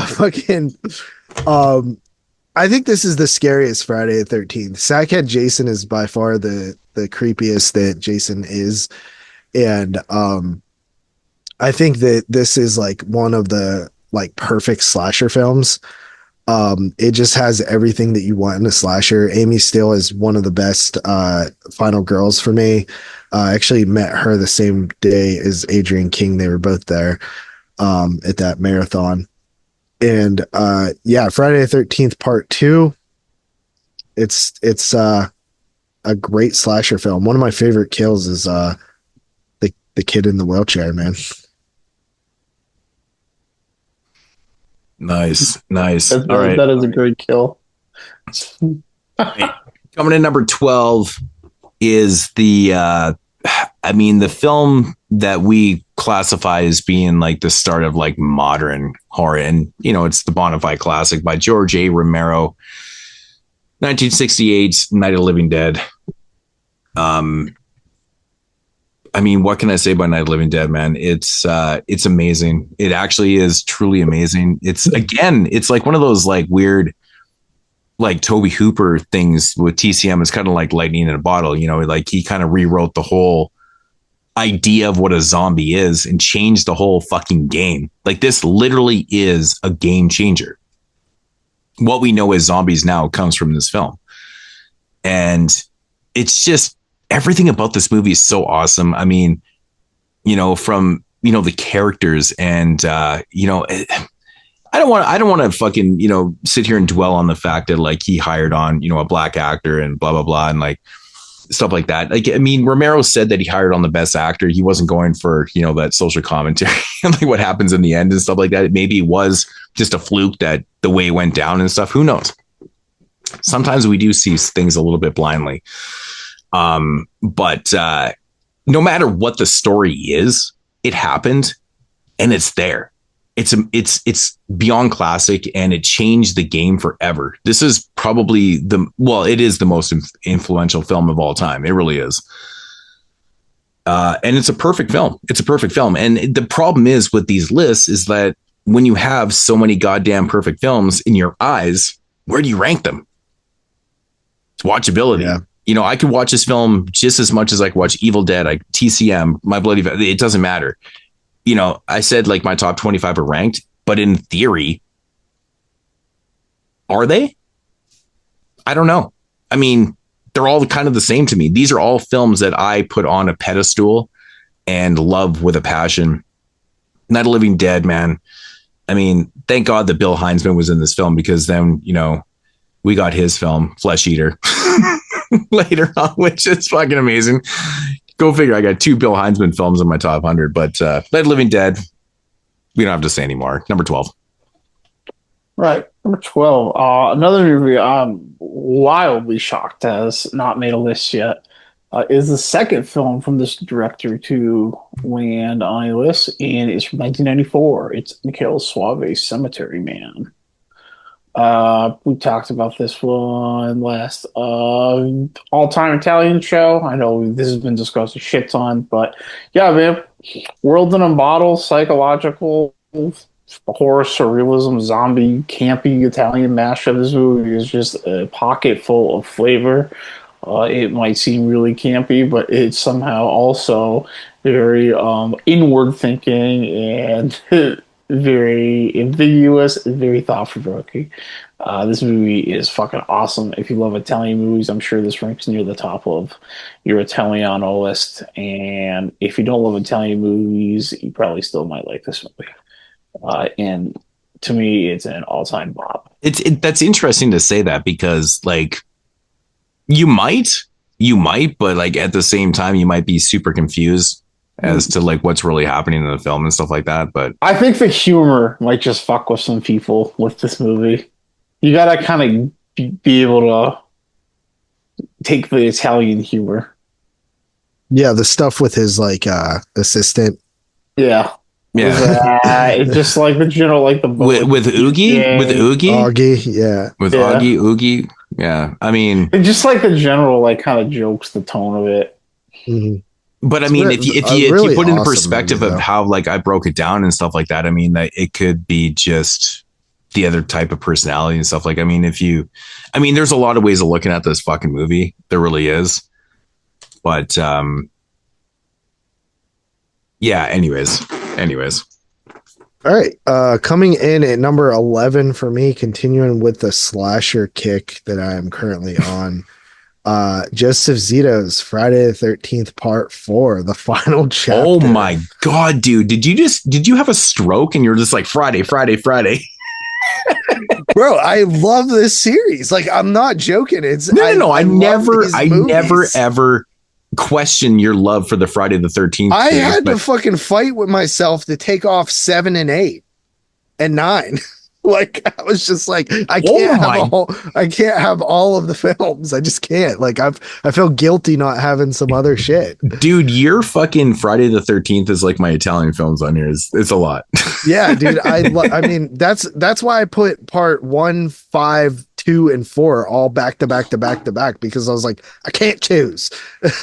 But like 4 and 2 are my favorites, but 5 is my third favorite, and now 4 is my fourth favorite. Part 1 is my fourth favorite. But yeah, I love these movies, man. Friday the 13th Part 4 has always been my favorite one. It's the one that actually Part 6 used to be my favorite one, so I guess it wasn't always my favorite one. But for most of my life, my adulthood, my late teen years, Friday the 13th Part 4 is my one. I love Crispin Glover and Ted and the characters, and it's actually directed really well. There's some good use of like shadows and rain and stuff like that. And you got Tommy Jarvis, like the most relatable character at the time for me, a horror fan obsessed with like dark shit. And Do you think if you met Corey Feldman and you asked him about his roles in the film and like he was a real dick to you, do you think it would actually affect the films for you? Nope. Nope, because The Goonies is my favorite movie of all time. Yeah, it wouldn't affect me either. Character in The Goonies. So. Yeah, it wouldn't affect me either. I know I've heard people say that like they meet, like I met Tom Savini and now I can't watch this and that. And I'm like, what the fuck? I'm like, I get it though. Like I understand like you want your heroes to be super dope and awesome and you want to have these great meetings with people. That happens for me is if like you find out they were like a fucking pedophile or something, then it's just like you don't want anything to do with them. I just understand people in life though. It's like people have gone through shit since, you know, they were in these films and like, you know, they grow up and things happen and stuff like that. People are different than they were at one time. I don't even blame Corey Feldman for being like a dick or a weirdo or whatever. Like if you ever read his book, like the dude went through some shit. So like, I'm not going to judge his weird behaviors. Yeah, dude. If I got raped by fucking Charlie, I'd be that was Corey Haim. But still, allegedly. But yeah, no, I mean, I think Corey's great in this movie. I love him in Stand By Me, and that's my favorite character in Stand Dude, By Me. but like Corey Feldman to me was like, he was a childhood. I know it sounds really gay, but like he was like a dream to me, man. Like every movie that I loved growing up, Corey Feldman was in. Mm-hmm. Like The Goonies is my all-time favorite movie. Like I saw, Stand By Me in theater, which is crazy. Like I'll never forget Ray Brower's dead body. Like it's burnt in my fucking mind. It still haunts me to this day. But like everything that he was doing for years, like, License to Drive and like all those type of movies he was in, yeah, and I love the License to Drive. and the Burbs and stuff like that. He was that guy, the Gremlin. He was that guy that was in everything that I loved. He was the dude. I was at that age, I was growing up with the Lost Boys. Of course, me and Corey Feldman were very close in age, and like we were just kind of growing up together, and it was fucking wild. And then to have him like blackballed and all this shit come out, you're just like, damn, dude, it's fucking wild. But I get it though, right? Like he's not the same person he was. So yeah, I mean, it's obviously very challenging being thrust into acting when you're like 3 years old and that's all you've done your whole life. I mean, I think there's a lot of stories out there that haven't been conceived into the public that probably are very similar to, the two Corey's stories. I mean, the casting sofa is a real fucking thing, bro. Yeah, and we're starting to see it a lot more with like that Nickelodeon documentary that came out and stuff like that. Yeah, a lot of stuff with Disney and shit too. It's just a really weird fucking pedophilic fucking world that we live in. Like, the whole thing with fucking Weinstein and shit. Like, there's just so much craziness that goes on. And like, sometimes I almost feel bad. I'm like, damn, dude, we're supporting this shit. But like, I'm not supporting that. I'm still want to watch the movies, kind of thing. It's like this weird confliction in my mind. It's like, I think. Yeah, well, apparently, I mean, to bring this full circle, apparently the guy in part 5 that plays Joey was a pedophile. Also molested some people, including Corey Haim, allegedly. Yeah. Yeah. I heard that too. Yeah. Which is fucking weird because who the fuck is that? You know what I mean? But yeah, Friday the 13th part 4, Moodz trying to ruin it with all this pedophilia shit. I'm just having a conversation, bro. Okay.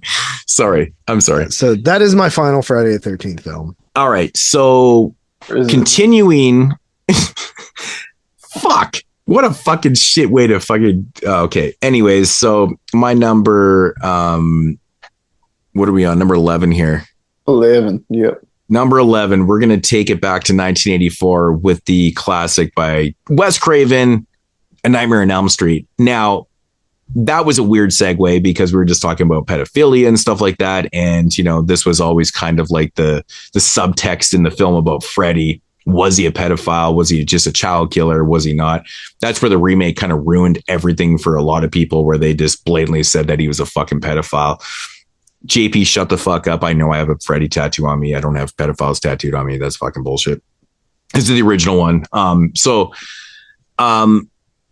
But yeah, Nightmare on Elm Street, man, is one of those films where I just find the premise to be the most compelling fucking thing ever. I'm not a big fan of like dream sequences within films, but if you have a film strictly about dreams, it's so up my alley. I was obsessed, and it probably is because of watching Nightmare on Elm Street, but I was really, really into dream like finding out what dreams meant and stuff. Like I had all these dream books when I was a kid and stuff. I'd read on like, you know, certain things, what they meant and stuff. Cause I would have these like reoccurring dreams as a child. And I'm like, why the fuck am I having these? Like, why is my subconscious so bizarre? Like I'm dreaming about dinosaurs and trying to find Coca-Cola and Coca-Cola was like my Popeye spinach. I would go and fight these dinosaurs. And I'm like, what the fuck is going on? Why am I dreaming this shit? Like, and then watching Nightmare on Elm Street, I'm like, this is crazy. So this like legitimately scared the shit out of me because I was really into dream and dream logic and stuff like that. And could this really happen? No, but it didn't matter to me because it was frightening as fucking hell. Wes Craven, again, like Toby Hooper, I think this is like magnum opus right here. I mean, it's such a great idea. You know, a killer coming to you in your dreams. And if you die in your dreams, you're fucking dead. It's such a scary premise, dude. It's such a scary premise. Great cast. You got Johnny Depp in here. Heather Langenkamp's awesome as like, you know, the girl next door kind of thing. John Saxon, which is fucking amazing. You got Lynn Shay as a teacher in this film. So it's a really good cast. I mean, you know, obviously the score is really great, but I mean, what really makes this is the Freddy character. Robert Englund is one of the most iconic people of all time, no matter how you look at it. I think Robert Englund's actually a great actor in general. He's not just Freddy to me. He's actually legitimately a good actor. I know later on in his career, he didn't really get the roles that he probably maybe deserved, to be honest. I mean, I don't think people really look past the whole Freddy thing later on, but as Freddy, he was fucking brilliant. Really, really good. The original Nightmare on Elm Street is a scary film. It's meant to be scary. It's not comedic at all. Just like part two is probably even more scary when it comes to Freddy, but this one's got some of the most iconic scenes, man. I love his arms extending and, you know, doing that shit. It's fucking amazing. But my favorite thing about this film is when, what's her name gets killed in the bedroom, and the way they shot that and the way they did that effect with kind of rotating the room and with all the blood and shit like that. That shit is brutal, nasty, man. It is actually super gory and effective and really scary. But overall, it's a perfect film to me, man. Nightmare on Elm Street, number 11. All right. Number 11. Key has come up once before, and it is from 1980. It's Stanley Kubrick's The Shining. The Shining, clearly going to make an appearance on my list. I always liked this movie. I never thought this movie was anything but excellent, but did think this movie was a little boring when I was a kid. I thought it was too long. But I no longer think that. But it was funny, the first time I did see this a few years ago in theaters, and there was an older guy, a couple seats down from me, that did fall asleep during this movie. So this movie does put some people asleep, apparently. But yeah, man, it's The fucking Shining. Kubrick is just an impeccable filmmaker. So the filmmaking in this movie is like the top like 0.1 percentile of horror movies. And I always half jokingly, half serious say Kubrick made the best horror movie of all time, and it's not even a top 3 Kubrick movie. The guy was just an absolute fucking cannon at making movies. Just absolutely insane talent that I don't know if we'll ever even see again. But yeah, The Shining, even at the length, it's something I watch over and over again. Always in the mood for it. Number 11. Hey, what's up, 22 Shots? This is Mike Merriman, the Sacktown Snorer, as the fans and listeners of 22 Shots have come to know me as. I've been spending lots of time with 22 Shots over the years. Truthfully, I don't even know what count my episode guest spots are at anymore, but I think I've appeared on like every lineup era of the show, and I want to say maybe it started with the 24-hour marathon you guys did on YouTube. But I've been a part of some pretty epic moments. Again, falling asleep on the live stream to officially be deemed the Sacktown Snorer. The Scream franchise retro, where the Stab movie being overhyped conversation, which still lives in infamy and gets referenced every once in a while, and many other episodes, of course. And I've even started showing up on the Sin Bin, kind of like the side cast offshoot of 22 Shots. Always a fun time. always a fun listen as well. Truth be told, you guys are one of the rare podcasts I actually make an effort to listen to still. But I am going to leave it there. Congrats on 300. Wow, that's a hell of a number. So can't wait to get back with you guys. Peace. All right, my breaking into the top 10 here. We have another Wesley Craven film, and that is Wes Craven's 1996 film Scream, starring David Arquette, Neve Campbell, Courtney Cox, Rose McGowan, Matthew Lillard, Skeet Ulrich, Jamie Kennedy, Drew Barrymore. I mean, pretty insane cast. Yeah, this is the movie that was the first my generation movie. Like, I grew up, watching the stuff from the 80s from the time that I was 2. Scream. And yeah, Scream was my first movie that was new. And I remember, like, we used to have like Halloween parades in elementary school and stuff. The year after this movie came out, like 85% of every costume was Ghostface. It was insane.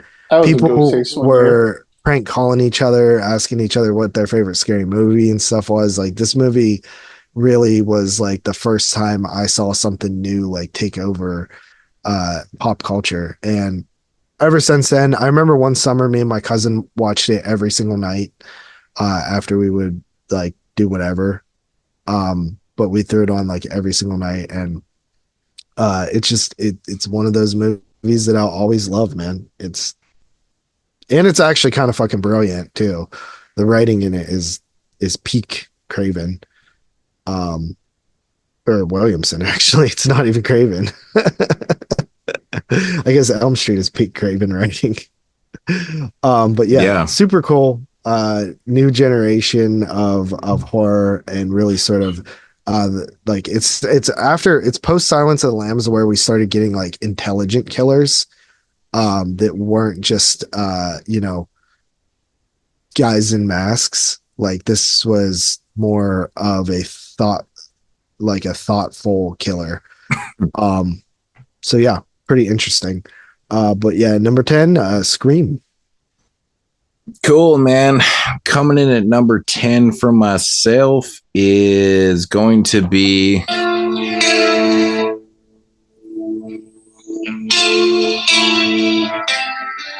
all right, you guys know that shit. I was waiting for this to show up. 1987's A Nightmare on Elm Street 3 Dream Warriors, and it'd be my second entry by Chuck Russell. Dream Warriors, I don't wanna dream no more. Good old Doc in there, man. Yeah, this movie is like, yeah, as much as I love Nightmare on Elm Street, man, I like this one a little bit more. I love the characters in this film. I really do. This introduces like, Kirsten and like Kincaid and fucking Joey and Philip and like Taryn and like all these fucking, I just love the premise of this where, they go into this dream world and they all fight as like a crew and stuff. It's fucking awesome. It's Return of Nancy, of course. Unfortunately, she actually dies in this film too, which I think was kind of a misstep in the franchise, but it is what it is. Don't worry, she comes back. Yeah, she does. They always come back if you need them to. How many times did Jamie Lee come back? Right. You got Lawrence Fishburne in this film too. Like, dude, I love Max. Do you not love Max? Like, Max he's is a dope. side character, but he's awesome. Yeah, it's fucking dope, man. He's dope. Yeah, man, just straight up great film, man. Great kills. Well, actually, probably my favorite kill in the film, man, is the puppet on the string one, where he's like, that one too. I think that's so cool. Creative to do, man. It's awesome, but honestly, man, this movie it's great, man. Every time they go into the dream world and they got to fight Freddy and stuff like that, there's just so many good things, like Tyron with her, her drug thing and stuff. Like it's so good, man. There's so many cool things that are happening throughout the film. Music's great. It's just a blast of a film, but it's so memorable. It's just such a memorable film. So, I mean, that's why it's there. It's rewatchability for me. It's the one I always go to. And it just pains me to say that I missed that 4K set, even though I didn't want the fucking steel books at all. You think they're going to release an Amaray case set? Come on. For Probably real. down the road.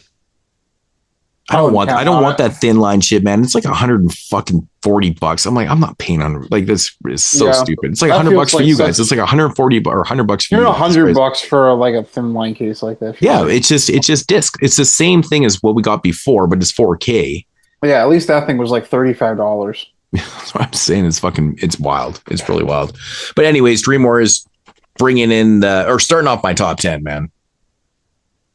All right. Top 10. I got a pretty spicy one at number 10.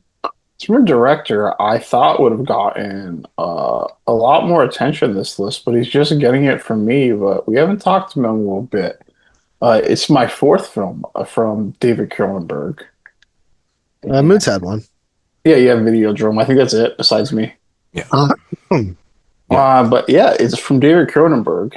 It's his 1988 film, Dead Ringers. Wow.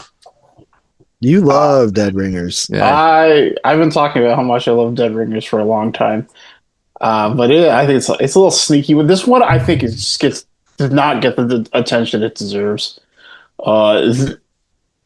There's something about this movie where it feels to me like he dives so deep into like psychology than he has in any other movie, and he touches like this real like kind of scary like primal thing that he's able to capture between these two brothers. And Jeremy Irons is absolutely insane in this movie. This performance made me a giant fan of him forever.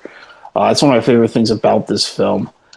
But yeah, there's just something about this movie that's just so dark and depressing, and it's always been a movie that I've been drawn to. It's a great reason to have a film in your top 10.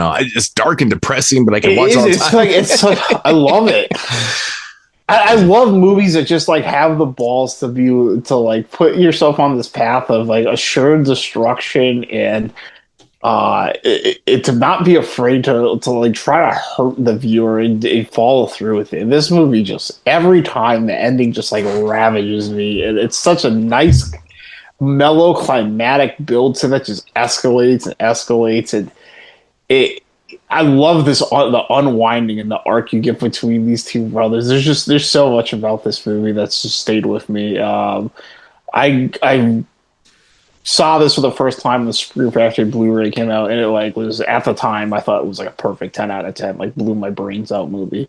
And it's just something that I just continue to watch for the years. This is a movie I show people. A lot of people I show this to like actually have more reaction where they don't like it because it is this like real cerebral, like depressing movie. And I'm just like, yes, this is good. I love this.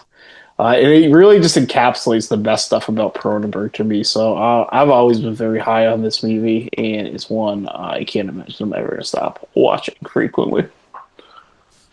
All right. My number 9, completely shocked this movie has not shown up. It's like blows my mind, honestly, guys. And that is Joel Schumacher's 1987 The Lost Boys. One of my all-time favorites for sure. Grew up watching this movie. Great cast. You got Corey Haim and you got Corey Feldman. But it is I always just thought these guys were the coolest. Like I wanted to be a fucking vampire chilling with David and his crew, fucking sleeping all day, partying all night, never growing old and never dying, you know? It's cool to be a vampire. But Kiefer Sutherland is awesome as David in this movie.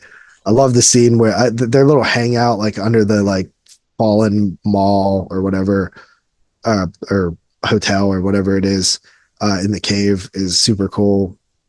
You're eating maggots, Michael. Like it's awesome. And then you got like the Frog Brothers who are great. Such great setting in Santa Cruz. What is the name of the fictional? Isn't it fictional town? I can't. No, remember. it's a real city. Santa Carlisle. I think it's a real something. All I could be these wrong. cities sound the same. I could be wrong. Yeah, but you know, on the boardwalk and shit like that. Great soundtrack to this one. Absolutely love The Lost Boys. My number 9. Number 9, Lost Boys. Wow. All right. So number 9 for myself, and my 21st Italian entry by the homeboy, Lucio Fulci. 1979 Zombie. I mean, zombie. It's just, in my opinion, there's no bad worm placement whatsoever here. The most iconic fucking zombies ever put on the silver screen. It's crazy. They're so cool looking. They really are. I love the fact that this movie is like kind of got like the whole voodoo thing going, but it's got the zombie thing going too. It's like, it's got like different angles for it. But the way it starts in like New York with like the fat zombie and shit on the boat and stuff. And the way it ends, great bookends. Yeah, man, it's fucking sweet, dude. And of course, it has one of the, like JP mentioned, like one of the most iconic, oddly shot scenes ever, which is beautiful, is the zombie versus shark scene, which is so crazy to actually come up with that and do that scene because it looks so fucking real. It really does look so fucking real. It's crazy. It's so wild, man. But I love this movie, man. You know, when they get to the island, the setting's great. The characters are awesome, man. And, you know, just the whole ride is great, man. It's a great fucking zombie film, man. It just has everything I want for a zombie film. You know what I mean? Tessa Farrow, she's great in the film. Ian McCulloch, great. Al Cliver is great. Everyone's really good in the film. Richard Johnson's awesome. Of course, the score is phenomenal. It's fucking one of the best scores, in my opinion, of all time. But it just has everything I want, man. You know, atmosphere is great. And it's why I think I own 25 copies of Zombie. It's ridiculous. I just buy this shit over and over and over again. Number 9. Right. Number 9. It's a movie I mention quite frequently from a filmmaker I also mention quite frequently. And we even got to review it this summer. It's from 1997. It's Michael Haneke's Funny Games. Damn. Yeah. I love Funny Games. It's very funny, and I have a great time with it.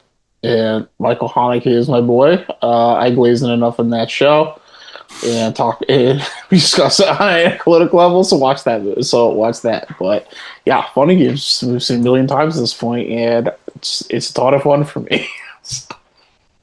All right. No surprise there for me. As you guys noticed, I did take a little break from the slasher films with the Lost Boys, but back with the slashers again. My number 8 is, I believe, my 4th Wesley Craven film, and that is A Nightmare on Elm Street, 1984. Absolutely love this movie for all the reasons Moodz said a couple entries ago. Joe Bob recently hosted this on AMC Fear Fest. Every year he does like one show on AMC instead of Shudder. And this year he did Nightmare on Elm Street and Freddy vs. Jason. And both episodes were really good. He talked a lot about the films. Watching this was one that I got to see on 35 millimeter, and it was like such a cool print because it was so scratchy and it just was like vibey. But from the start of the movie, the opening credits with Freddy making his glove to Tina's death, I think is pure masterpiece. Like, it is creative. It is amazing. The backstory behind this film being created is awesome. And it's pure horror. And I love that about it. I love John Saxon in here as well. Heather Langenkamp is probably one of my favorite final girls ever. Robert Englund, of course, perfect casting. Yeah, Nightmare on Elm Street, number 8. All right, so number 8 for myself. We are going to continue to be in Italy. My 22nd entry. And that is coming from the homeboy Michele Soavi, 1994 Cemetery Man. This is like a masterclass on fucking filmmaking. It really is. It is such a trippy film. And this is one of those films I feel like if you watch 3-4 times, you're probably still trying to figure it out. I think we did a really good assessment of the film. I gave my thoughts on and what I figure it is. We've done this a few times actually on the show. This film is not what it seems to be. You can't take it for face value whatsoever.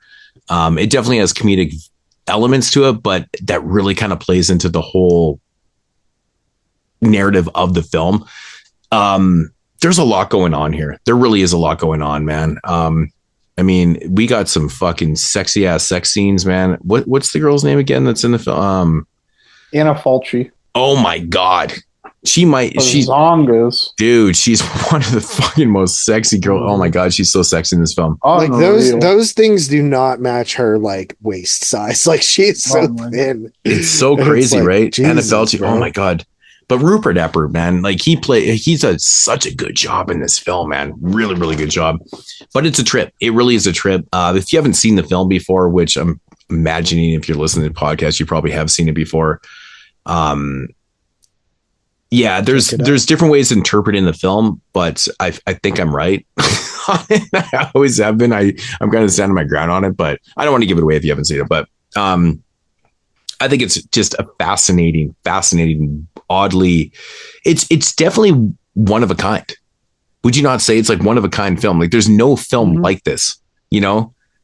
Like I think yeah, pretty much. I don't think there's another film that you could actually compare Cemetery Man to. And I think that's kind of why I love the film so much. It has one of the coolest scores to it. I feel like it shares a little bit of DNA with Dead Alive, honestly. I don't think so, but like if you get down to the core narrative, I mean, it has like the zombie element to it, but I feel like there's a lot more going on in this one. Dead Alive is pretty straightforward. Funny enough, tone wise, yeah, possibly. You know, this film tone wise, I think it shares a lot of. There's plenty of movies it shares DNA with. Yeah, tone wise, but like narrative wise, and like you know what's going on. Like I don't think so, man. But it's a thing like where the territories this goes, that like the goes in like in the when you kind of get into the surrealism and the ambiguous angle of the movies like that usually aren't goofy, so it makes it hard to pair a movie. I think I think the key moment in the film is when you see him in the hospital bed, and if you can read between the lines and kind of figure out why he's there and what's really happening and stuff, the whole kind of coma angle to the film and stuff like that, I think that's really where the whole thing lies. But the tone is not close to the same, but it's actually thematically it's got some similar ideas to that movie, The Hourglass Sanatorum I mentioned. Really? Yeah, I haven't seen that one. So of course you had to have at least one or two films on your list I've never seen before. You're such a fucking dick. But I've talked about it a lot. I just haven't seen it. So but yeah, this is like a really, really enjoyable film, man. It's got a lot of quirkiness going on. There's so much quirkiness. I think the comedy is great. I don't think it's cheesy. I don't think it's I think most of the comedy works in the film. It really does. It really does for the film. And yeah, it's just a masterclass in filmmaking, man. It's such a fucking shame, man. Suave only did 4 films. This was like the last horror film that he did, obviously with the collapse of Italian cinema around this time. And in my opinion, this is the last great Italian film from, the golden age, really. This is actually after the golden age, but it still falls into that area because Suave was still part of it. But yeah, anyways, Cemetery Man, number 8. All right, number 8. We have the 6th film that is going to complete the trifecta of every list, and it comes from our boy Dario Argento, putting my Italian count up to 14, and it's Suspiria. Very nice. Suspiria is a movie at one point I probably would have called my favorite horror movie early in the days, but it's always remained pretty relatively close to the top. So I've seen a million times at this point. It's got all like everything we've said about Italian movies. This is just the whimsical child's nightmare version of that, and it does something a lot different than I think really any of Dario's movies. The other movies are more stern, and this is the only one other than the trilogy itself that really gets into this like witchcraftian and almost like occult horror world. It's so stylistically strong. It just is. It's carried that forever with me. Like JP says, this is possibly the best movie, the best 4K of any movie that's on the market. Mm-hmm. All right, my number 7 is a movie. I feel like it's a three-peat. It's 1978 John Carpenter's Halloween. This movie over the years has become like such a staple to me. This is also all three movie. Yeah. Okay. Yeah. I mean, it like every year, I feel like it crawls further up my list. I think when we did the last 50, I'm just guessing, but I assume it was like at 10 or outside of the top 10. But it's just it's kind of perfect. Like it's a perfect horror film. And I think that it being set on Halloween helps it tremendously. I think the score helps it tremendously. Like without that score, you might not have this banger of a movie. Oh, absolutely. You know what I mean? That score is a big deal. Yeah, it's a super big deal. And you know, it's babysitters on Halloween night. It really does have such good Halloween atmosphere, and it's just like at a simpler time where kids like sat and watched scary movies and carved pumpkins and just weren't on their phones or games or whatever. And I just love that about it. It just reminds me of childhood. But yeah, number 7 is Halloween, the immortal classic. Number 7, we're going to take it back to 1979 from the homeboy Don Coscarelli with Phantasm. Y'all can't see me right now, but I'm actually rocking the beanie right now. So I can. I'm talking to the other listeners. I mean, you can see me, but yeah, Phantasm, man. I mean, shit, man. The Tall Man, shit, dude. This movie is incredibly like it's incredibly odd, but it's so satisfying at the same time. I feel like this is where Reggie kind of grabbed his shoes in this one. Later to be like the lead in the films and stuff like that, but Angus Scrimm as a Tall Man might be one of the scariest villains ever. It's funny because, you know, he's not burnt, you know, he's not masked, he's nothing like that, but he's freaky as fuck, dude. And tall. Like, tall and lanky and just freaky, man. It's crazy how it works so damn well. I think it's a lot how Coscarelli shot the film though too. That shit's scary, bro. I love the scene. Interdimensional shit. It's just wild. Yeah, dude. I love the scene where Reggie's like in, you know, grabbing ice cream out of his truck and stuff like that. And Tall Man's walking by and Mikey's looking at it and stuff like that. And it's like, you see like the coldness from the freezer and stuff like that. And he's kind of walking through and it's all in slow-mo and shit. And it's fucking great, dude. One of my favorite scenes in the film is actually when Mikey's looking through the binoculars and he sees the Tall Man pick up the casket and throw it in the back of the hearse. You're like, what the fuck is going on here, dude? Exactly. Like, what the fuck? Because as a viewer at that point, you have no idea what's happening, right? You're like, you know, something weird is happening, but like this guy just picks up a fucking casket. Yeah, you're so confused. Like the first time you see this, because like the opening scene is like this chick in lavender like having sex with this dude in a cemetery, and then all of a sudden you're staring at some old fuck and you're like, what the fuck's going on here? Yeah and then it just kind of escalates from there, and it's like this cat and mouse game and shit like that, and it's just so surreal and nightmarish and like odd and weird, and like nothing is really fully explained. And I don't really think anything is fully ever explained throughout the whole franchise, to be honest. We know it's like aliens and things from like different planets and stuff like that, but like dimensions and weird things like that and stuff like that. But like, that's what I find so intriguing about the whole Phantasm franchise, is that it's intriguing through the whole thing. And you still are like scratching your fucking head. It's crazy. But yeah, it's honestly, dude, this is my favorite one from the franchise, hands down. I respect part 2. It's a bigger version of this film. But I prefer this film. I really like the atmosphere. I like the tone of this film too. It's like, I like the camaraderie. I cannot fucking say that word tonight. camaraderie. I don't know why the fuck I can't say that. Between like Reggie and the brother and stuff like that. I love that shit so much. And yeah, it's just it's fantastic. But Phantasm number 7. It's fantastic. It's fantastic. Fantastic. With a All PH. Number 7. We're going to go to the year 1997. And it comes from director Satoshi Kon. It is Perfect Blue. Perfect Blue is my most watched movie of the past 10 years. I've watched this movie.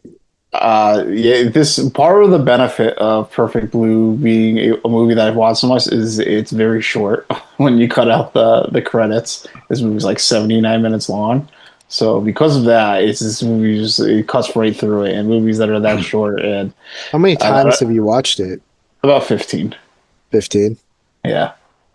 It's a movie I watch times. It's a movie I watch at least once a year. I mean, like I've seen in theaters, like I've showed people it. Like there's nights like where I'm gonna watch Perfect Blue. I watched it last week. I need to revisit that one, man. I've only seen it the one time, and I really liked it. One thing that's really interesting about this movie is once you kind of rewatch it a couple of times, it has this weird thing where the movie gets slightly more confusing because then you start to pick up on that there's multiple narrators and not all of them are reliable. And then once you kind of sort that out, like the movie's not hard to understand. And I think we might have to do another anime horror episode. But to me, this is the goat of anime horror. It's not even remotely close. Satoshi Kon was a really special generational talent. He only made 4 films in an anime series. I've seen them all, and I think they range from great to absolute masterpiece. I've seen multiple films of his in the theater.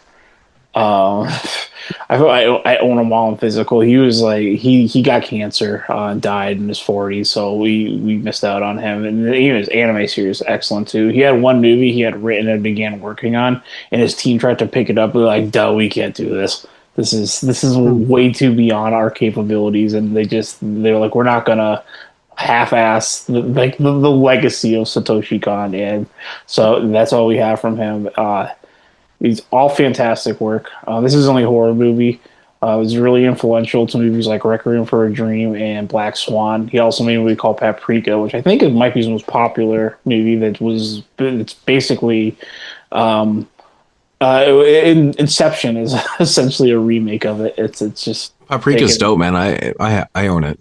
Yeah, I'm pretty sure I got that beautiful full mosaic for a steelbook 4K of it. Oh, you got that one? Yeah, I've seen Paprika in the theaters twice. As wild as that sounds. But yeah, Perfect Blue just played in theaters with a new remaster, so I'm sure there's a 4K coming out soon. That I'm very happy. Scream Factory.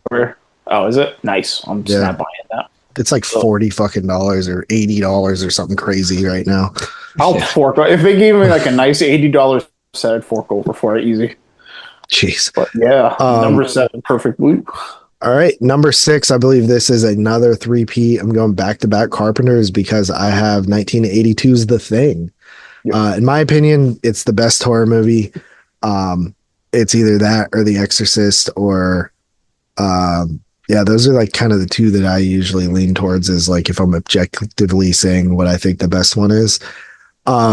It is perfect. It's a perfect movie to me. I love the isolated setting. Not a damn woman in the movie, which is always so wild when you think about it because it's like there's not really a lot of horror movies or movies in general that does not have a single woman. But Kurt Russell, awesome. Keith David, awesome. I love all the characters. It's again like the Alien and My Bloody Valentine, where it's just like these blue collar guys kind of that are like at this facility. And it's really cool. I don't even know what the hell they're doing. What are they even doing out there? When they get called, it's a distress call when they go out. Yeah, but what are they doing out there? Like, what's their job? I don't know. It doesn't I don't matter. think they really tell you. Yeah, I think they're just stationed out there, and you guys they have a distress call. They're probably just like from the Norwegians. Yeah, they're either probably like just scientists or like military. I don't even think they're scientists, bro. I just well, at think least they're one like of them guys. is like isn't Blair a scientist for sure? I think he's a doctor. Oh, okay. Yeah, all right, that makes sense. But yeah, I don't know. They're a group of men who do military or science shit and probably military stuff since they're going on a recon mission. You wouldn't like call the scientists to go save these Norwegians. Yeah, but yeah, man. I mean, it's a fucking phenomenal movie. I don't think anybody would argue it's not amazing. Yeah, they're not really doing anything like super specific out there. They're literally in Antarctica doing. They're just stationed there. Yeah, they're just scientists out in Antarctica doing shit out there because nobody really resides out there. They're doing tests on Antarctica and shit like that, and yeah. It's kind of a cool setup actually because they're just out there doing some crazy shit, but you would never expect anything, spacey to happen, kind of thing, right? So yeah, it's like it's kind of cool. It blends the horror and the sci-fi perfectly, and it also just has amazing effects, which it's like this and one other movie I always think of like effects masterpieces. But yeah, that is my number 6. John Carpenter's The Thing. All right, number 6 for myself here is another Italian film. So this is number 23. Directed by Lucio Fulci, and that's 1980's City of the Living Dead. Yeah, I mean, starring Christopher George, Katerina McCall, among people. Even Mikkel Suave's in this film for a little scene there. Dude, I love this movie, man. Again, it's everything what I want in films. It's got great demon action. I mean, a lot of people think these are zombie films. It's more like demon, but soundtrack's amazing. The effects are just out to fucking lunch. Shout out to Dave on that one. I mean, one of my favorite gore scenes of all time is the scene in the vehicle where the chick just oh my god, dude, hurls up her entire fucking guts, and it just keeps going and going and going. It's fucking wild. But there's so many good kills in this film, man. It's fucking wild, man. It's insane. Great atmosphere. Christopher George is fucking awesome. Katerina McCall is awesome in the film. I love what they're doing. I love how it opens up, man, with like with the priest hanging himself and kind of opens up the gates and stuff like that. And, it's kind of a shame that what happened with the original ending to this film, because they had shot a different ending and the fucking elements got all fucked up. So they kind of had to do what they did. Which is like nothing. Yeah, well, that's the thing, because they were done. The film, it was totally over, and like only Italians will put out a completely unfinished film. Yeah, so they kind of, and everyone's like biggest complaint is like, "Oh, what the fuck's with the ending?" But like, yeah, they had done an ending, but they got all fucked up, and then they had to kind of use that shit, and it's really much Reshoots? A shame. What is a reshoot? Yeah, I mean, at this point, I think Fulci was probably already shooting the Beyond. I'm assuming, right? Like he probably went right on to the Beyond, and then he was doing that. It was like, wow, we have no time for that shit, man. And Fulci was a grumpy motherfucker, so I could imagine him just saying, "No, man, we're good. Just do what you can in the editing process, and we'll just put out that shit." But regardless, the ending doesn't really matter for a film like this because the whole ride is like phenomenal. It's amazing. I wish we had got the ending that was supposed to be, but it is what it is, and it's a go-to film, man. City of the Living Dead, number 6. All right, number 6. I have an Italiano film as well. It is my 15th. I still can make it. Still actually do. Am I mathematically eliminated now from? Yeah, Italiano. Shit. Okay. But yeah, my number 6, also Italian, and from the maestro himself. It's Dario Argento's 1975 film Deep Red. Deep Red, I think I finally should have been a 3P, but JP is a fucking cunt. So I like Deep Red, man. It's just not like I've only had like one Giallo on this whole list. I'm not the biggest Giallo guy. I love Giallos, but like they're just not go-to films for me because like, yeah, I mean, I have a couple. I have Blood and Black Lace and this is my Deep Red. I think it's it. This is my 10th plus Dress to Kill. Yeah. Yeah, we have completely different tastes in films. I don't even remember you doing Dress to Kill. Yeah, he did Dress to Kill. It was just a little while I ago, must have actually. walked away or something. It was like late 40s. Yeah, your ADHD kicked in there, buddy. Yeah, I think I'm finally willing to accept that sometimes things change. And Deep Red has been with me just as long as Suspiria has been with me. And I think it is now my favorite Argento movie.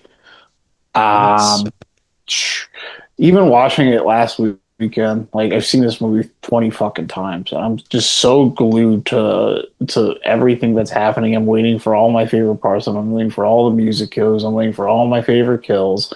I'm waiting for like just that build up, the bang through the wall, that fucking groovy piano key. There's just so much about this movie I love, and the stuff that's in the extended cut with like that little bit of pulpy, goofy like relationship line, the extra development between Carlo and Dave and there's David. There's not David in this movie, is it? Why can't I remember this right now? But yeah, between Devin David, Marcus, between Marcus and Carlo, there's a lot more texture to that relationship in the Italian cut too. And I would be missing all this. I would really feel like I would miss all this stuff had it not be there, and I would feel like I'm not getting the experience I want. And yeah, this movie also just gets me. It's just grown more and more every time I watch it. I'm like, it was almost higher on my list. I bounced around even a couple slots higher at one point. Well, yeah, number 6, Deep Red.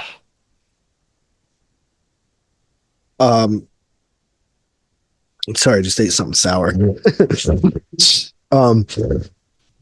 Jesus. Okay, breaking into the top 5. This film has crawled up my list as well. I've always been a favorite film of mine ever since the day back in the mid to late 90s where I rented this and one other film on the same night, and it absolutely terrified me, both of the movies. I'm talking about 1979. Donnie Cost directed Phantasm. Okay. Pretty close in proximity here, man. Because I got a number 7, so yeah, interesting. This is the 8th three-peat. Nice. But yeah, Phantasm is just one of those movies that as time has gone on, it's just become a like multiple time a year watch. Like I talked to you guys about this at Wasteland. Somebody asked us like what our favorite current movies are to watch or whatever, and I was like, dude, honestly, Phantasm. Like I throw it on like a couple times a month just like to go to sleep to because I love it so much. I do the same thing actually. Yeah. But yeah, it's just it's so creative, man. It's so cool. And I like, again, read that book, dude, because it makes you appreciate the movie even more if you can even imagine that. But yeah, number 5 is Don Coscarelli's Phantasm. Nice. All right. So coming in number 5 here? Yeah, number 5, which is we're diving back into the Italian realm. And this is my 24th entry, directed by the homeboy Lucio Fulci from 1981. And that is complete the trilogy modes. Yep. And that is The Beyond. Yep. I think Fulci makes, I don't know, man, 6 or 7 films, maybe 8. I don't know. He's on here quite a bit. He's my favorite director for a reason. It's not really. But first up, man, the score by Fabio Frizzi, man, is just outstanding to this film. It's so amazing. Like I listen to shit all the time. Actually, it's crazy. That's another three-peat, right? Yep. Yeah. The 9. Well, that's what I was laughing at. Somebody had it like in the 80s or 90s, and I was like, "Oh shit!" Both of us. But that's typical GP. It was my 98. My number 1 will be his number 100, kind of thing, right? It's always how it is. But yeah, no, this movie, like JP talked about the Langmuir logic. Like actually, me and Parker had a big conversation about this a few months ago. And and we kind of broke the whole thing down. And I was talking about how I came to the realization there's not a lot of Nightmare logic. And he's like, yeah, it's not really that much. Like if you take into account what happens in the prologue with the whole H.P. Lovecraft thing with the Ebion thing and stuff, like what's actually opening, like what happens with opening up the gates and stuff like that. I mean, you still got. How is that not nightmare logic? What do you mean? Like all the shit that's happening is like straight out of a nightmare. I guess your interpretation of nightmare logic, if you're talking about like straight up nightmares. No, I'm not talking about straight up nightmares. I'm saying like the stuff that's happening logically wouldn't happen unless it's in like a nightmare or something. So what happens? I just call that dark surrealism. So what's in the prologue, man, is when the dude that's doing his shit down in the basement that gets all killed and stuff like that. Like he essentially opens up the gate to hell, and they build that fucking hotel. The gates to hell is like nightmare logic, though. Yeah, I mean, I guess anything can happen at any time. You know what I mean? Right. That's It's a nightmare in a blender. Nightmare logic is. Right. I mean, yeah. So what happens to him? He opens up the gate. They build a hotel, and hence the whole 36 number and stuff like that, right? And so basically, this hotel is built on one of the 7 gates of hell. So that's why the shit's happening in the hotel, right? Because it's opened up the gates for the demons to come through and stuff like that. A lot of people classify this film as being a zombie film. It's not. It's more of a possession kind of demon film. And I mean, again, you got to suspend your belief a little bit, but I think what's happening though, like, I mean, when you open up the gates to hell, it's actually protruding. It's not just in the hotel. It's actually protruding everywhere. Like it's affecting everything. Hence why, the shit that happens at the hotels and stuff like that. And, yeah, so there's a lot of that shit going on, but man, there's some crazy fucking scenes in this movie, man. The gore is outrageous. It's awesome. I mean, this is one of those films I can throw on literally all the time and just watch and watch and watch. It's amazing to me. It's like the epitome of what I like in films: gore, atmosphere, great music, great characters, just bizarreness. And yeah, I think this one was shot in Louisiana, right? So, but actually, I know that house is still standing. It's like still there. I know the homeboy Colin, he goes there every once in a while. The homeboy from England, he goes there. I always see him like posting pictures like, I'm back in Louisiana. I'm at the Beyond House and stuff. I'm like, that it's so fucking cool to go see and shit like that. But I think people actually like literally live there. Like it's people live in that house, and they rent that shit out. So it's pretty crazy. But anyways, the Beyond is a masterpiece in my opinion, and that's why it's at number 5. Alrighty. 5. It's another repeat from 1981. Is Andrei Zulawski's Possession. This was an instant favorite movie. I think I had Possession at what, in the fucking somewhere in the middle of the pack. Yeah. Somewhere around there. Yeah. Yeah, this was one of those instant favorite movies where I was like, when I first watched it, immediately, I probably understand a fucking lick of it. But I thought it was immediately, I was like, wow, this is excellent. And I was excited to watch it again. But I wanted to wait, so I waited like a year before I watched it again. It's been at least an annual watch ever since then. I did a pretty good write-up on this a couple of years ago about really like what I think this movie means. The director was going through a divorce at the time, so I think basically what this movie is him just spewing all his like anger and anguish out and like acting it out within these characters, and it's definitely explores the religious side of like something like divorce, where it's like a breaking of bonds and the idea of like maybe only like only someone who's like possessed or like a demon could break this bond with another person they made a promise to. And I think it's a very angry movie, and it came out this way. The performances are absolutely electric. It's a very loud, chaotic movie, which is really just like a big element to what makes it so successful. It's almost stressful with how loud and chaotic and natural this movie is. Everything is just so loud in this, and it stresses you out. It's like the movie shouting at you the entire time. But yeah, again, it just drifts into that dark surrealism era where they have these manifestations, you have these demons, you have this absolute wild score. The score is phenomenal, all versions of it. There's like almost like a crime element to this. There's like the good versus evil. There's a lot to dissect in this movie, and a lot of Zalowski's work was very religious focused too, so I think there's like more to it. The more you watch this and like think about those elements and what they mean in the film, the more like you'll get out of this. And like movies like that tend to just fall high, or say just I get more out of them every time I watch them.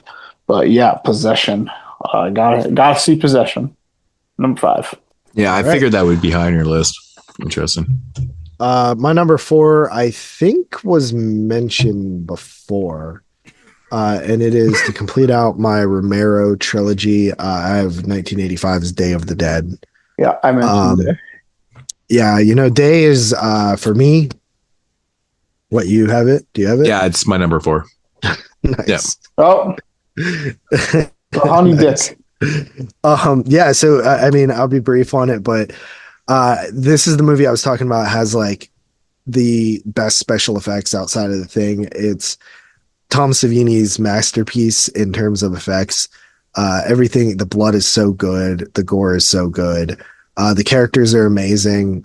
They're so dynamic, and you can look at the different characters, even like the ones that are supposed to be villains, and sort of understand where they're coming from their point of view. I love the setting down in the caverns, and the bounce back between the scientist and the military guys. You have like two groups going at each other in a high stress pressure cooker environment, and it's just amazing. The opening's great, the music's great. Has a phenomenal dream sequence with the like hands coming through the wall. Such an iconic scene. Bub is probably the most iconic zombie. So yeah, Day of the Dead, 1985, my number 4. So it's also my number 4. And yeah, I mean, my favorite thing about Day of the Dead is, yeah, I mean, obviously the gore is amazing in the movie. The soundtrack's amazing. Just the setting is awesome. I love this underground setting and stuff like that. But it's actually the characters for me, man. It's a very talky film, but like, it has so many damn fucking memorable characters, man. Like, I mean, Joe Pilato's character is just absolutely batshit and fucking insane. Of course you do have Bub, you got Steele. He's amazing. Dr. Frankenstein. You got Dr. Frankenstein. Like there's almost every single character is crazy. It's a weird film where the majority of the characters that are probably the bad characters are the most memorable ones, where, versus the ones that are trying to are not, but they're still awesome characters though. And, yeah, man, this is one of those movies where, it's got amazing commentary. I mean, it's another piece of Romero's trilogy that, is showcasing and time capsuling the time period. This is, having to do with Reaganomics too also, and a little bit more than that too. But it is just a phenomenal film. I really don't understand when people are like, honestly, like I get why people don't like films and stuff, but like when you're a fan of like these type of movies and people say they don't like Day of the Dead, I'm like, what? I get so confused by it. I've heard this for years. It's like my least favorite movie, from Romero and blah, blah, blah. I'm like, what the fuck? I really don't get that shit, man. I really don't get it, but it is what it is. I'm not criticizing. I'm just saying I just don't understand it. But yeah, it's a perfect fucking movie to me, man. It just has so much iconic moments and great commentary. And Lori Cardilli is Bill Cardilli's daughter, who was Chili Billy, also known as the reporter in Night of the Living Dead. Right. And he was a horror host here in Pittsburgh, which was really, I didn't actually know that until somebody pointed that out to me recently. Yeah, I think I read that on the facts or whatever. But actually, one of my favorite trips to Cinema Wasteland actually was when we went to the Day of the Dead convention, and the wife came with me, and we were there the day before it started, and we got to hang out with like Joe Pilato and like Steele and Tom Savini was there. Like it was in the lounge area and stuff like that. But Pilato sat with us all night and drank all night and was in love with the wife. It was crazy, but it was a kind of a surreal experience because not only did we get to like talk about just like crazy shit and like, have beers and stuff like that, but like it was kind of the last time Like Plato died shortly after that. Mhm. And it was just very, I felt so shitty, man. Like it was crazy too. Like he'd give me his personal number to like do the podcast. Like I told him I got a podcast and blah, blah, blah and stuff like, and I was like, I'm not going to call your personal, like I couldn't do that. I'm like, what am I that weirdo that calls your personal line? Like maybe get a hold of your fucking agent or like that. But then he died, dude. And it was fucked up. And I just have like these crazy memories with him, but that was the coolest Wasteland ever. And you guys weren't there. It sucked. It totally sucked. Why the fuck weren't you guys there for that one? Dude, I don't even think I was fucking driving back then. Like, I don't know. It wasn't that long ago, man. I didn't even know what Wasteland was until a couple of years ago. Oh my God, dude. That one was so epic, man. It was so fucking epic, man. It's still to this day. It's like, I mean, obviously, like I love the fact the last couple of years we've done it, Wasteland. It's been amazing. But that one right there was different because it was just like this camaraderie of like hanging out with like your idols. And it was weird. It was a weird experience to me, but it just felt right and natural. It was strange. There was nothing forced. And like, I never would forget that shit ever. But anyways, Day of the Dead, number 4 on my list. So nice. Number 4. This movie's been talked about once. It's from 1983, and it's my boy David Cronenberg's Videodrome. This is the 5th Cronenberg on my list. This movie's been with me for a very long time. It only gets better the less dumb I get. This movie is like absolutely it's crazy how prophetic this is. It's something like everybody says when they talk about this movie, but this movie basically predicted a social media hive mind, and that would eventually be a network into political assassination. So it's actually real fucking wild. The times we are living in today. I mean, this movie's just always hit for me. I love the imagery. Like, I love the philosophy of long live the new flesh. I love the end. It's so fucking good. This is everything I love about Cronenberg movies. Amped up all the way through 100. James Woods kills it. This is a movie that I've watched it an uncountable amount of times. It's another benefit of being 90 minutes, but I don't think it would even matter in the case for this movie. But not that this movie needs to be any longer than its current length. Videodrome number 4. Nice. Good movie. All right, coming in at number 3 for me, Do You Want to Party? It's Party Time. I got Dan O'Bannon's 1985 classic, The Return of the Living Dead. Yes, it is such a amazing zombie movie. Me and Moodz bonded over this when we first met about it just being one of those movies we could watch over and over again and never get sick of. And it definitely is one of those movies. And I think that the characters are amazing. The soundtrack is amazing. I love this whole story, like the way it plays out. The ending is so fucked up and awesome. I love just like the back and forth between Tom Matthews and James Karen. It's just awesome. Clu Gulager's awesome in there. Miguel Nunez from Friday 5 is there as well. Linnea Quigley as well. Beverly Randolph, Joel Shepard. Pretty great cast, man. Number 3 is Return of the Living Dead. All right, so number 3 for myself is the film from 1985 directed by Lamberto Bava, and that is Demons. Nice. This is amazing. Is that a 3-peat? No. Oh, wow. Did you not have Demons, Tyler? I did not have Demons. I think this is the best movie ever. I still got 3 picks. This is the best movie ever to take place in a theater. Like, it really is. It encapsulates it so fucking well, dude. I think it's so fucking sweet, man, because not only is the movie itself, Demons, like amazing, but the movie inside the movie is also really intriguing too. Like, I know. I kind of wish that was also a movie. Yeah. I wish he had made that film, but yeah, it's pretty fucking awesome. But yeah, this one is just full of great characters. It's great kills, great fucking gore and stuff like that. We got Mikhail Swab with the awesome mask, Greta, like JP mentioned before. But like, I mean, this one is awesome because it's like Lamberto Bava making an Italian film, but like taking it to America and using that American soundtrack with like the metal and shit like that. I think it actually works for this film for what it is.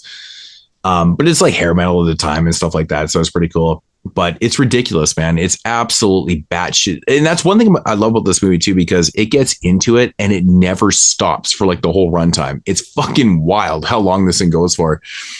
I would assume that the budget was probably pretty decent on this one because there's a lot of effects, there's a lot of shit going on, but man, it looks good though. It really does look good. Like those snaps, 4Ks and shit, man. Oh my God, dude. This is a film that I bought so many damn times over the years. It's always looked great, but every time they put out a different format of it, it's just like, oh my God, it's to die for. It really is. But Demons, another perfect film for me. Number 3. All right. Number 3. This is going to go back to a little theme I had when I began my top 20, and it's movies I've been telling people to watch for years. Anyone who will listen to me, God damn it. And this is a certain one that falls in that category. It's from 1966. It's John Frankenheimer's Seconds. I was shouting this movie on a mountain for years. It was a hidden gem of mine. I've watched this movie at least once every year since I first saw it, which I believe was 2019. And this movie has been one of those films that just absolutely stuck to my soul. It's not only a top 3 horror movie, it's a top 10 favorite movie from period. The performances in are great, but beyond that, it's almost I drew this parallel watching the movie this past week, and it's almost in a way like the original I Saw the TV Glow, but instead of being a teenager reflecting back on their youth, it's an old man unhappy and reflecting back on his life, and they both like kind of it's a real loose like edge rubbing, but they're both these identity movies that are really introduced. They really introduce horror in a peculiar way. It's really special that this movie can make a scene full of lots of young women stripping into something so horrifying. It was something I noticed that this time around that struck me as pretty interesting. But what's most impressive about this thing to me is this movie is so psychologically scary, and really this movie came out at a time where that sort of thing was not very common in horror, and to also put this into this like cool sci-fi story, there's so like few movies that hit that intersect. And man, yeah, I talked about it a ton on that episode, so I listened to that, but this goes down out with a whimper too. This movie definitely hits the depression towards the end, and like it just has this like these final fleeting moments of like, and like now all we are is memories, and it just sticks with me like an arrow in the chest. Seconds by John Frankenheimer. If you have not seen this film, you are fucking up. Go watch it. All right, my number 2, which I've still yet to see Seconds, so I feel like I need to do that. I actually own it on Criterion as well. Hell yeah. Still sealed and has been for like 10 years. Mm-hmm. But anyway, my number 2 is a movie that has been mentioned by Moodz. It is my favorite in the series, and it is A Nightmare on Elm Street Part 3, Dream Warriors from 1987. All right. I almost thought I missed this. I was going to ask at the end, like, did JP have Dream Warriors? No, it's actually like, I love it that much. It's my favorite horror film ever. It's another one I bonded with Moodz with about like just being able to watch it at any time. And yeah, I got to finally, it was like on my fucking bucket list to see it on the big screen. I finally got to do it. Was it last year? I think it was last year. And I'm actually going to be able to do it again. because I'm watching it tomorrow or 2 days from now. Jesus Christ, dude. On the big screen for a Nightmare on Elm Street marathon. Any of that shit, bro. Yeah, so pretty freaking wild that it was on my bucket list for so long. I didn't know if I actually, you know what is fucking hilarious about this? I saw it on the big screen this past April.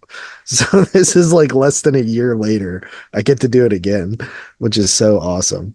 But yeah, love the characters. I mean, I've talked about this movie a bunch, but the characters are a big deal. And the hospital setting, bro, the mental hospital is so awesome in this movie. And the idea that all these characters like band together to fight Freddy and they're all able to go in the dream world is so cool. So yeah, that is my number 2, Dream Warriors. All right, number 2 for myself is I'm going to stay on this 85 train, which has been Day of the Dead, Demons, and of course, number 2 is going to be Return of the Living Dead, directed by Dan O'Bannon. Which was my number 3. I always said, man, like 85 is like a fucking, like, I think almost every film when we did 85 may have appeared on my top 100 list. I'm not sure about that, but like the majority did. Yeah, that is 85 is a banger. It's a fucking banger year, bro. Like, it's crazy. Return of the Living Dead, I mean, fuck, we've talked about it a million times. I mean, the one thing about Return of the Living Dead is that's always been my favorite thing is the dialogue. James Cameron, Tom Matthews, those scenes are my favorite in the entire so film. Good. When he's showing them around the fucking place, it's like, those are literally my favorite scenes. Like, you've never seen that film. Like, that shit is so. Have you ever seen the movie Night of the Living Dead? Yeah. And it's just, it's typical army fuck up. Oh, dude. They sent the barrels here. It's so fucking good, man. It's so fucking good. I mean, don't get me wrong, man. I like all the other characters and stuff like that. I mean, there's no shitty characters in this entire film. It's great. Oh, they're all good, man. Like Don Calfa, man, like he's fucking amazing. Actually, probably one of the coolest characters in the film, to be honest. Actually, the only shitty character is probably Brian Peck. Yeah, I can see that. It's more just because he's a fucking douchebag in real life.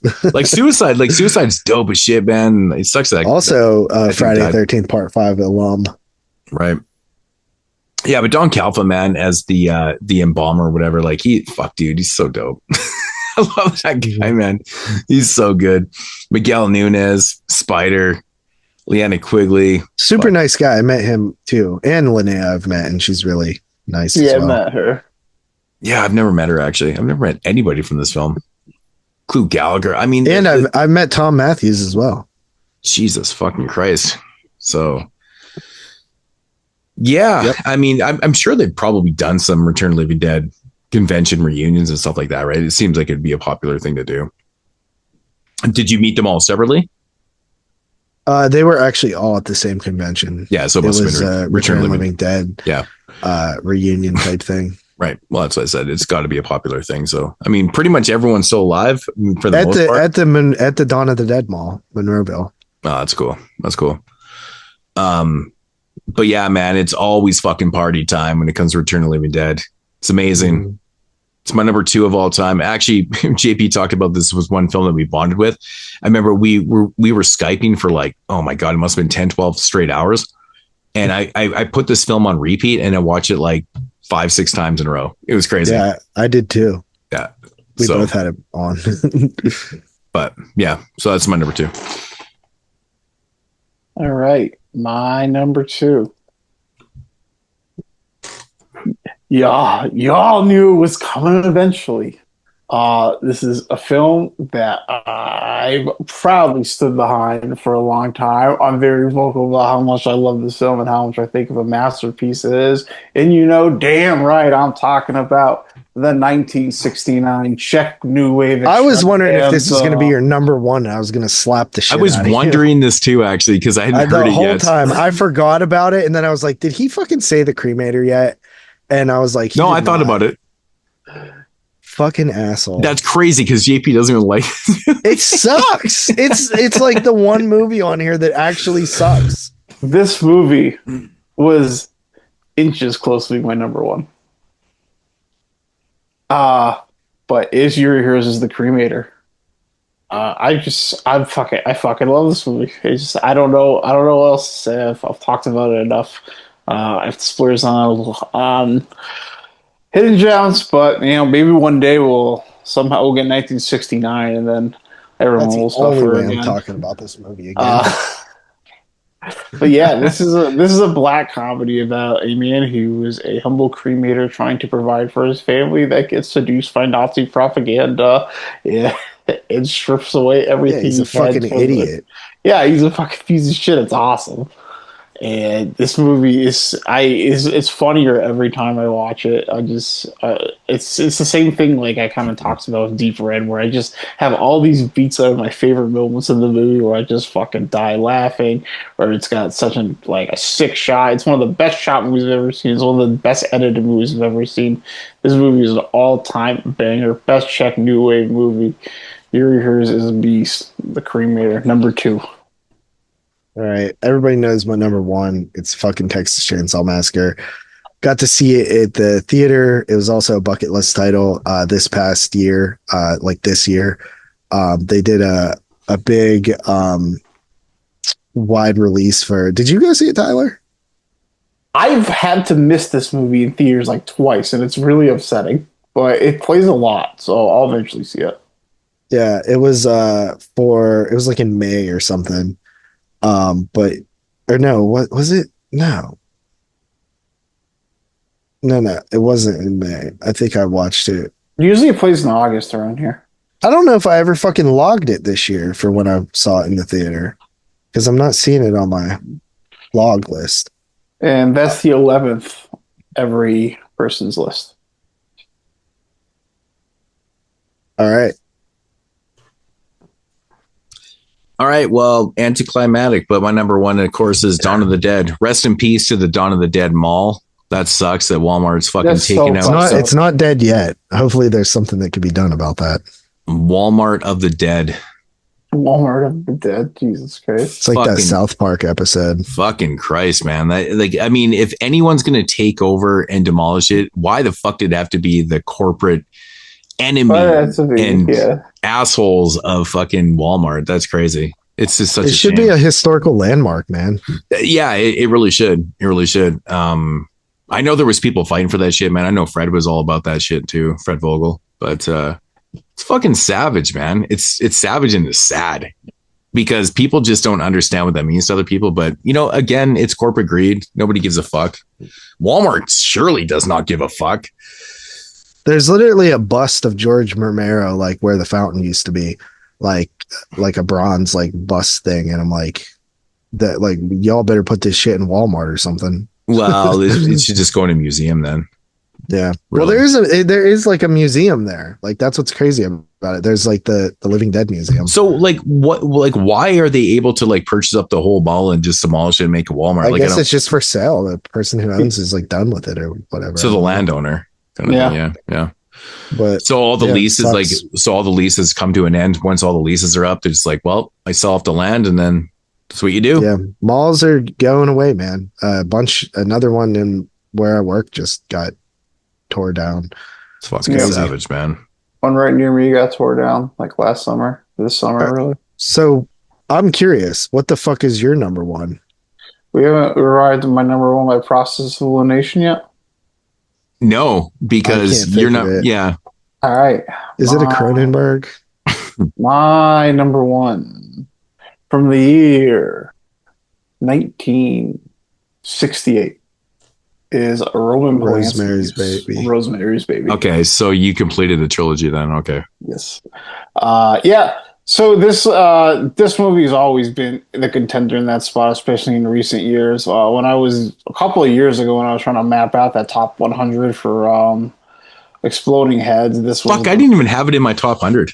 This was my big. Oh wow! Wasn't a three-peat? Yeah, this was my 2. Then it was my big contender with The Shining. Well, I think I hands down like this movie more than The Shining. That's not even debatable. It's fucking. But yeah. Good. I didn't have any of the trilogy, and those were all 10 out of 10s to me, and none of them made my top 100. It's so weird. Yeah, I thought that was strange. But Yeah, when I mapped out my list, I had this at number 3, and I was pretty confident that number 1 was going to be the Cremator or Seconds. And I watched both of them, and I actually moved Seconds to number 3. And then I looked at my list, and I saw Rosemary sitting in the middle. And I was like, "You're actually the one," and moved it over. What's up, 22 Shots crew? It's Stephen Bloodworth. I know, long time no see, but when JP hit me up about episode 300 being right around the corner, I knew I had to contribute in some way. 300 episodes. I am so happy and proud of all of you guys and love how far the podcast has come and progressed over the years, from the early days of doing the burial grounds to listening to the first episode of the show to coming on for the Christmas episode covering the Jack Frost films. Shout out to Captain Fun. I can't believe how many episodes ago that was. Maybe we'll have to catch up and do another one soon. I love you guys. Never lose your passion and can't wait for episode 400. Hell yeah. So is there any films mentioned tonight that you were like, oh, fuck, I forgot that film on my list? Because there's definitely one. Honestly, Tenebrae for me. I don't know how I missed it. Okay, so mine is The Lost Boys. As soon as you mentioned The Lost Boys, I'm like, fuck, I don't even have that in my top 100. I was shocked that I was the only person that had that. Yeah, well, when you said that, I was like, I even like scrolled through. I'm like, how the fuck did I miss this? Like, it should be on my list. That's crazy. So I missed that one. Just like how I missed Nightmare on Elm Street in the top 50. I don't know how the fuck that happened. It's so weird. There's nothing I missed, but one movie that I didn't even consider, that when it got mentioned, I did kind of think, it was like, ooh, man, I actually, that could have been a good dark horse pick. And that movie was Tremors.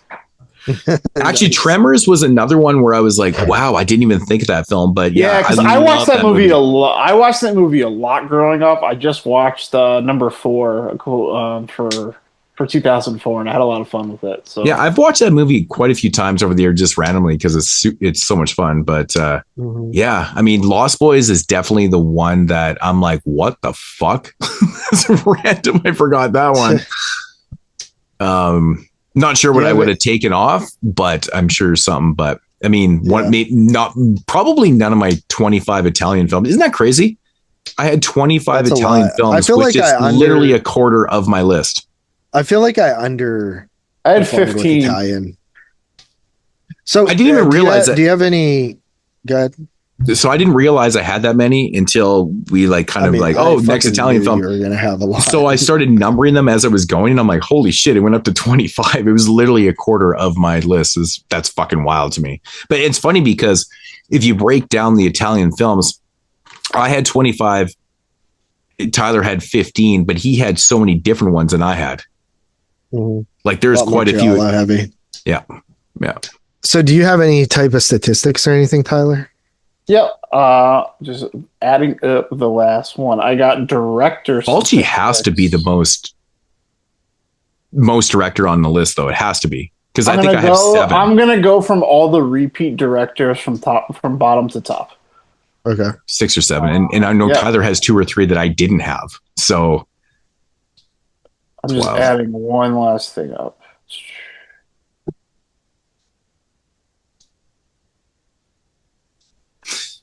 Yeah.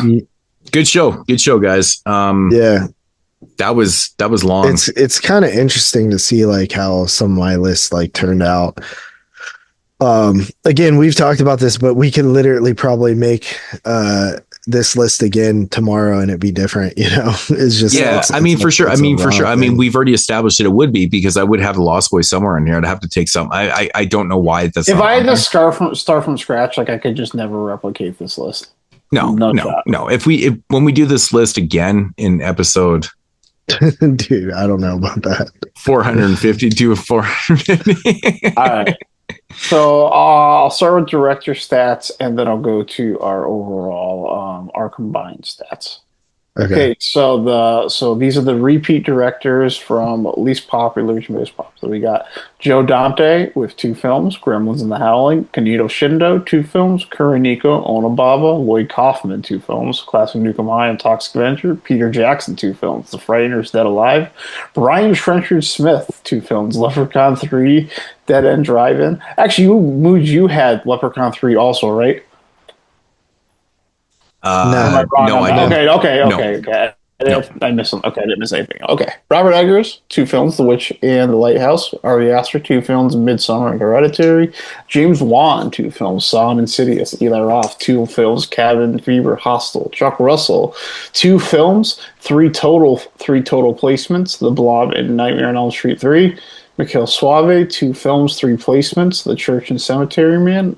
David Lynch, 2 films, 3 placements, Eraserhead and Firewalk with Me. Fred Decker, 2 films, 3 placements, Night of the Creeps and Monster Squad.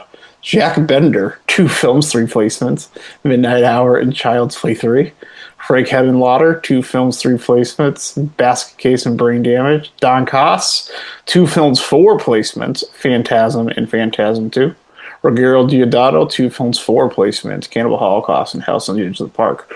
Roman Polanski, 3 films, 4 placements, Rosemary's Baby, Repulsion, The Tenet. Steve Miner, 3 films, 4 placements, Friday 3, Friday 2, House. Brian De Palma, 3 films, 4 placements, Sisters Carrie, Dress to Kill. Mario Bava, 3 films, 4 placements, Black Sabbath, Blood and Black Lace, Black Sunday. Sam Raimi, 3 films, 4 placements, Evil Dead 2, Army of Darkness. Rob Zombie, 4 films, 6 placements, Halloween 2, House of a Thousand Corpses, Devil's Rejects. Wes Craven, 5 films, 6 placements, Last House on the Left, Hills Have Eyes, People Under the Stairs, Nightmare on Elm Street, Scream. David Cronenberg, 5 films, 6 placements, Scanners, The Fly, The Brood, Videodrome. I think they were all you. All me plus Videodrome. That's it. Wes Craven was all you plus Moodz had Nightmare on Elm Street.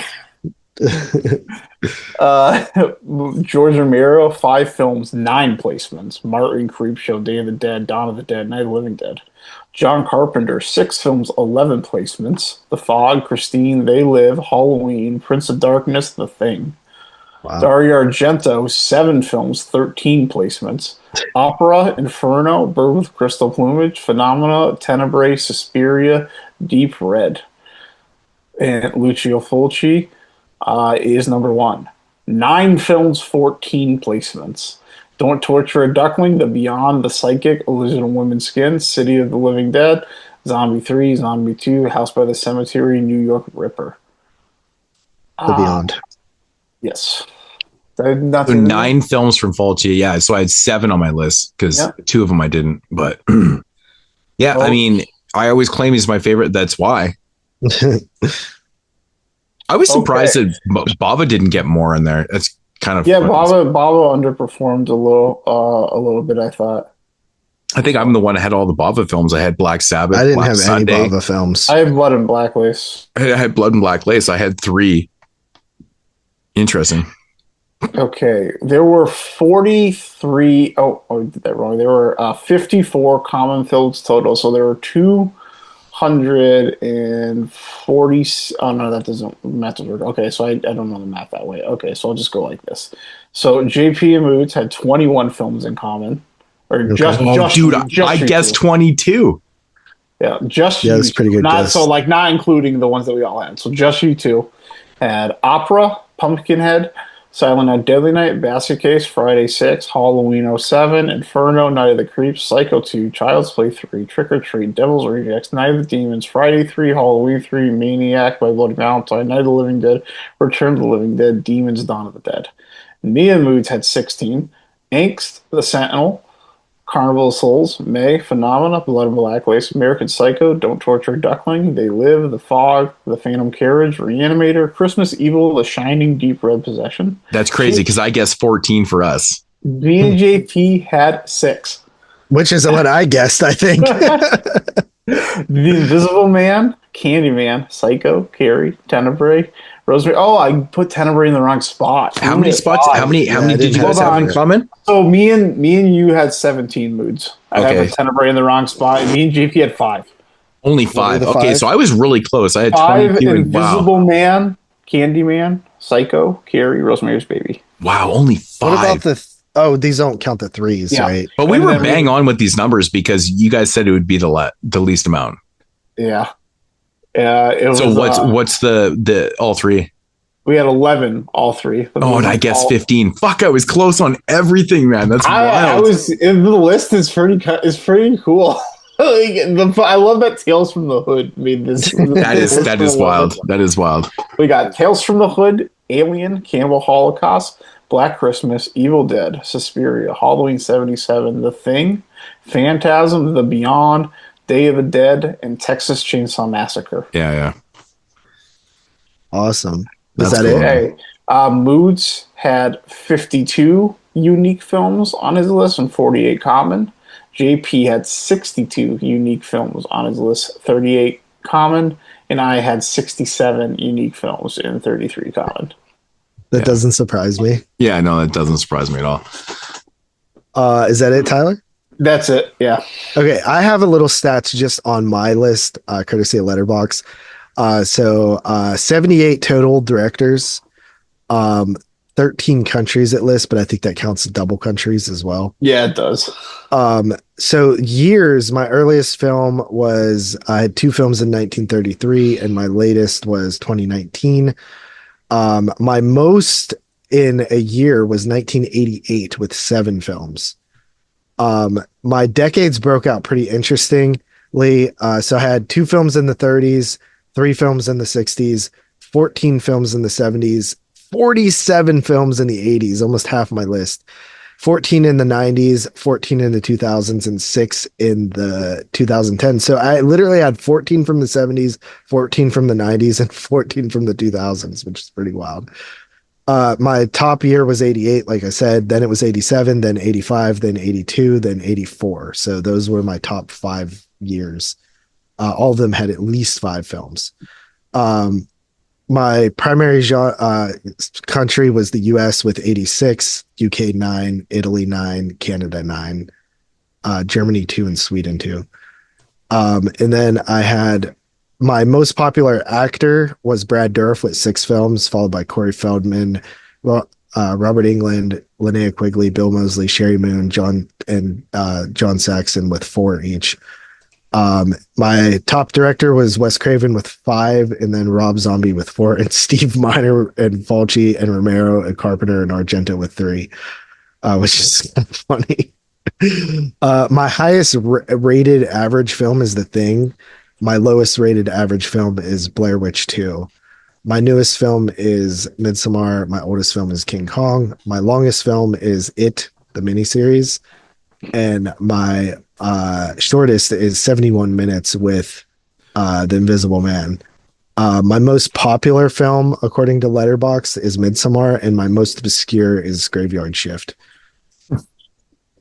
All right, I got one pulled up. I'm gonna fire off 2. These are fucking real cool. Okay, so I was at 80 during. One more thing, Tyler. Sorry, one more thing. Good. So this is actually a really interesting stat. Out of the 5-star ratings on Letterboxd, 29 4-star films, 31 4.5-star films, and 40 5-star films. So nothing on my list was under a 4-star. I can't imagine mine being like that. You got my stats for that shit too? No. These are Letterboxd. I told you what to do yesterday. You have to go to Letterboxd. No, I just do mine old school. I write my shit down. Yeah. I just clicked on Letterboxd. These automatically come up for you. Okay, so 80 directors, 21 countries, 31 languages, 171.5 hours. My oldest, I got range from 1920 to. Oh, my hours was 163.4, by the way. It would take you 163.4 to watch all these movies. Jesus. Yeah, days. They're all probably about the same, but yeah. I range from 1920 to 2024. The decade breakdown, we got 2 from the 20s, 1 from the 30s, Goose Egg from the 40s, 3 from the 50s, 16 from the 60s, 30 from the 70s, 26 from the 80s, 13 from the 90s, 5 from the 2000s, 3 from the 2010s, and 1 from the 2020s. Top years, I had 4 from 72, 4 from 81, 5 from 75, 5 from 77, and 6 from 1980. My biggest country was USA, but with only 48 films, followed by, it says Italy at 19, but that's because of co-productions, and then France at 12, Canada at 10, Japan at 9, UK at 9, Germany at 6, Sweden at 3. So I had a good mix actually there. And it says 65 are in English. So I think I did a count where 40 something were foreign, but you got some UK movies in there that are in English. My top actor is Fulvio Mengozi, and I'm not even sure who this is. What about that section right above? Right above from your actors, Tyler, the section that says your ratings. Oh, I didn't even go there. I didn't even look there. Yeah, I didn't have time to do all this fucking Letterboxd shit, man. We didn't do anything. We just click one button and it populates it all for us. No, I know. I just didn't have didn't have the time to put all 100 films into Letterboxd. Oh, that's just how I did my list. But yeah. Oh, above that. I never do that. I always write my shit down. But that. So yeah, I had 5 films I had 11 films at 5 stars, 29 at 4.5, 49 at 4, and 11 at 3.5. I got so top actors. Fulvio Mengozi at 5. I'm not even sure who that is. Florin the Vulcan at 3. Yeah, he's in like every Italian film, dude. Yeah, he's like in my top actors on my Letterboxd. Yeah, it's like an Italian guy. Yeah. And same thing with this guy Vito Passeri. I'm pretty sure he's also that. But a bunch of people at 3. We got Florin the Vulcan, Jeff Goldblum, Vito Passeri, Jennifer O'Neill, Donald Pleasance, Margot Kidder, Willem Dafoe, Kai Sato, and Daria Nicolodi. Top directors, I got 5 Cronenberg, 5 Argento, 5 Carpenter, 4 Fulci, 3 De Palma, 3 Polanski, 2 Romero, 2 Kanito Shindo, 2 David Lynch. My highest average film was Perfect Blue with 4.4. My lowest average is Cannibal Holocaust with 2.6. My most popular is Get Out. My most obscure is The Reincarnation of Peter Proud. My newest film is I Saw the TV Glow. My oldest is The Cabin of Dr. Caligari. My longest is Quieten, and my shortest is Tetsu the Iron Man. Awesome. Damn. Those are some fun stats, man. Yeah, that's cool. Just like look at these. I don't like have fun looking at other lists with it now. I never do this. I never noticed it before, and then I was like trying to add up stuff, and I was like, well, I wonder if there's a stats page for this. Yeah, sure enough, there was. Yeah, you just click the stats on your playlist or whatever. All right, well then, what's yours? if you just click it, what's yours? I never made one because I don't use Letterboxd like that. Oh, okay. I wrote mine down like old school shit, man. All right, I think that's about it, guys. That is episode 300. That is definitely it for episode 300. Oh my god, dude! How long? Like 13 hours. So we're. Oh my god, this is gonna be like 14 hours. It's gonna be.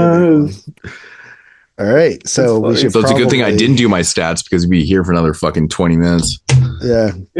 What was I gonna say? Oh, it's one last thing. I have this on the list like GP does as well. And if you want to see this in list form and you follow me on Letterboxd, I'm gonna make it public once the episode goes live, and I'll post. Yeah, maybe I'll make mine too, and I'll do my stats on the next episode actually.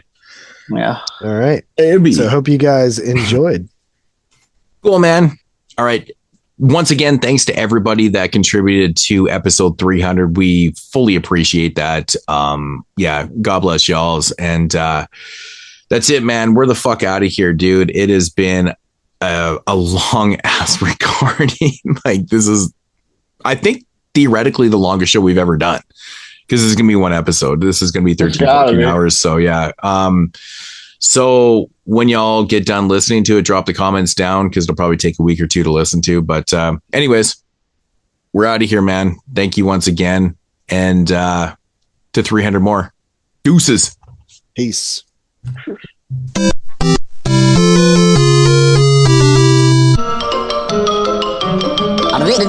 That's all, folks.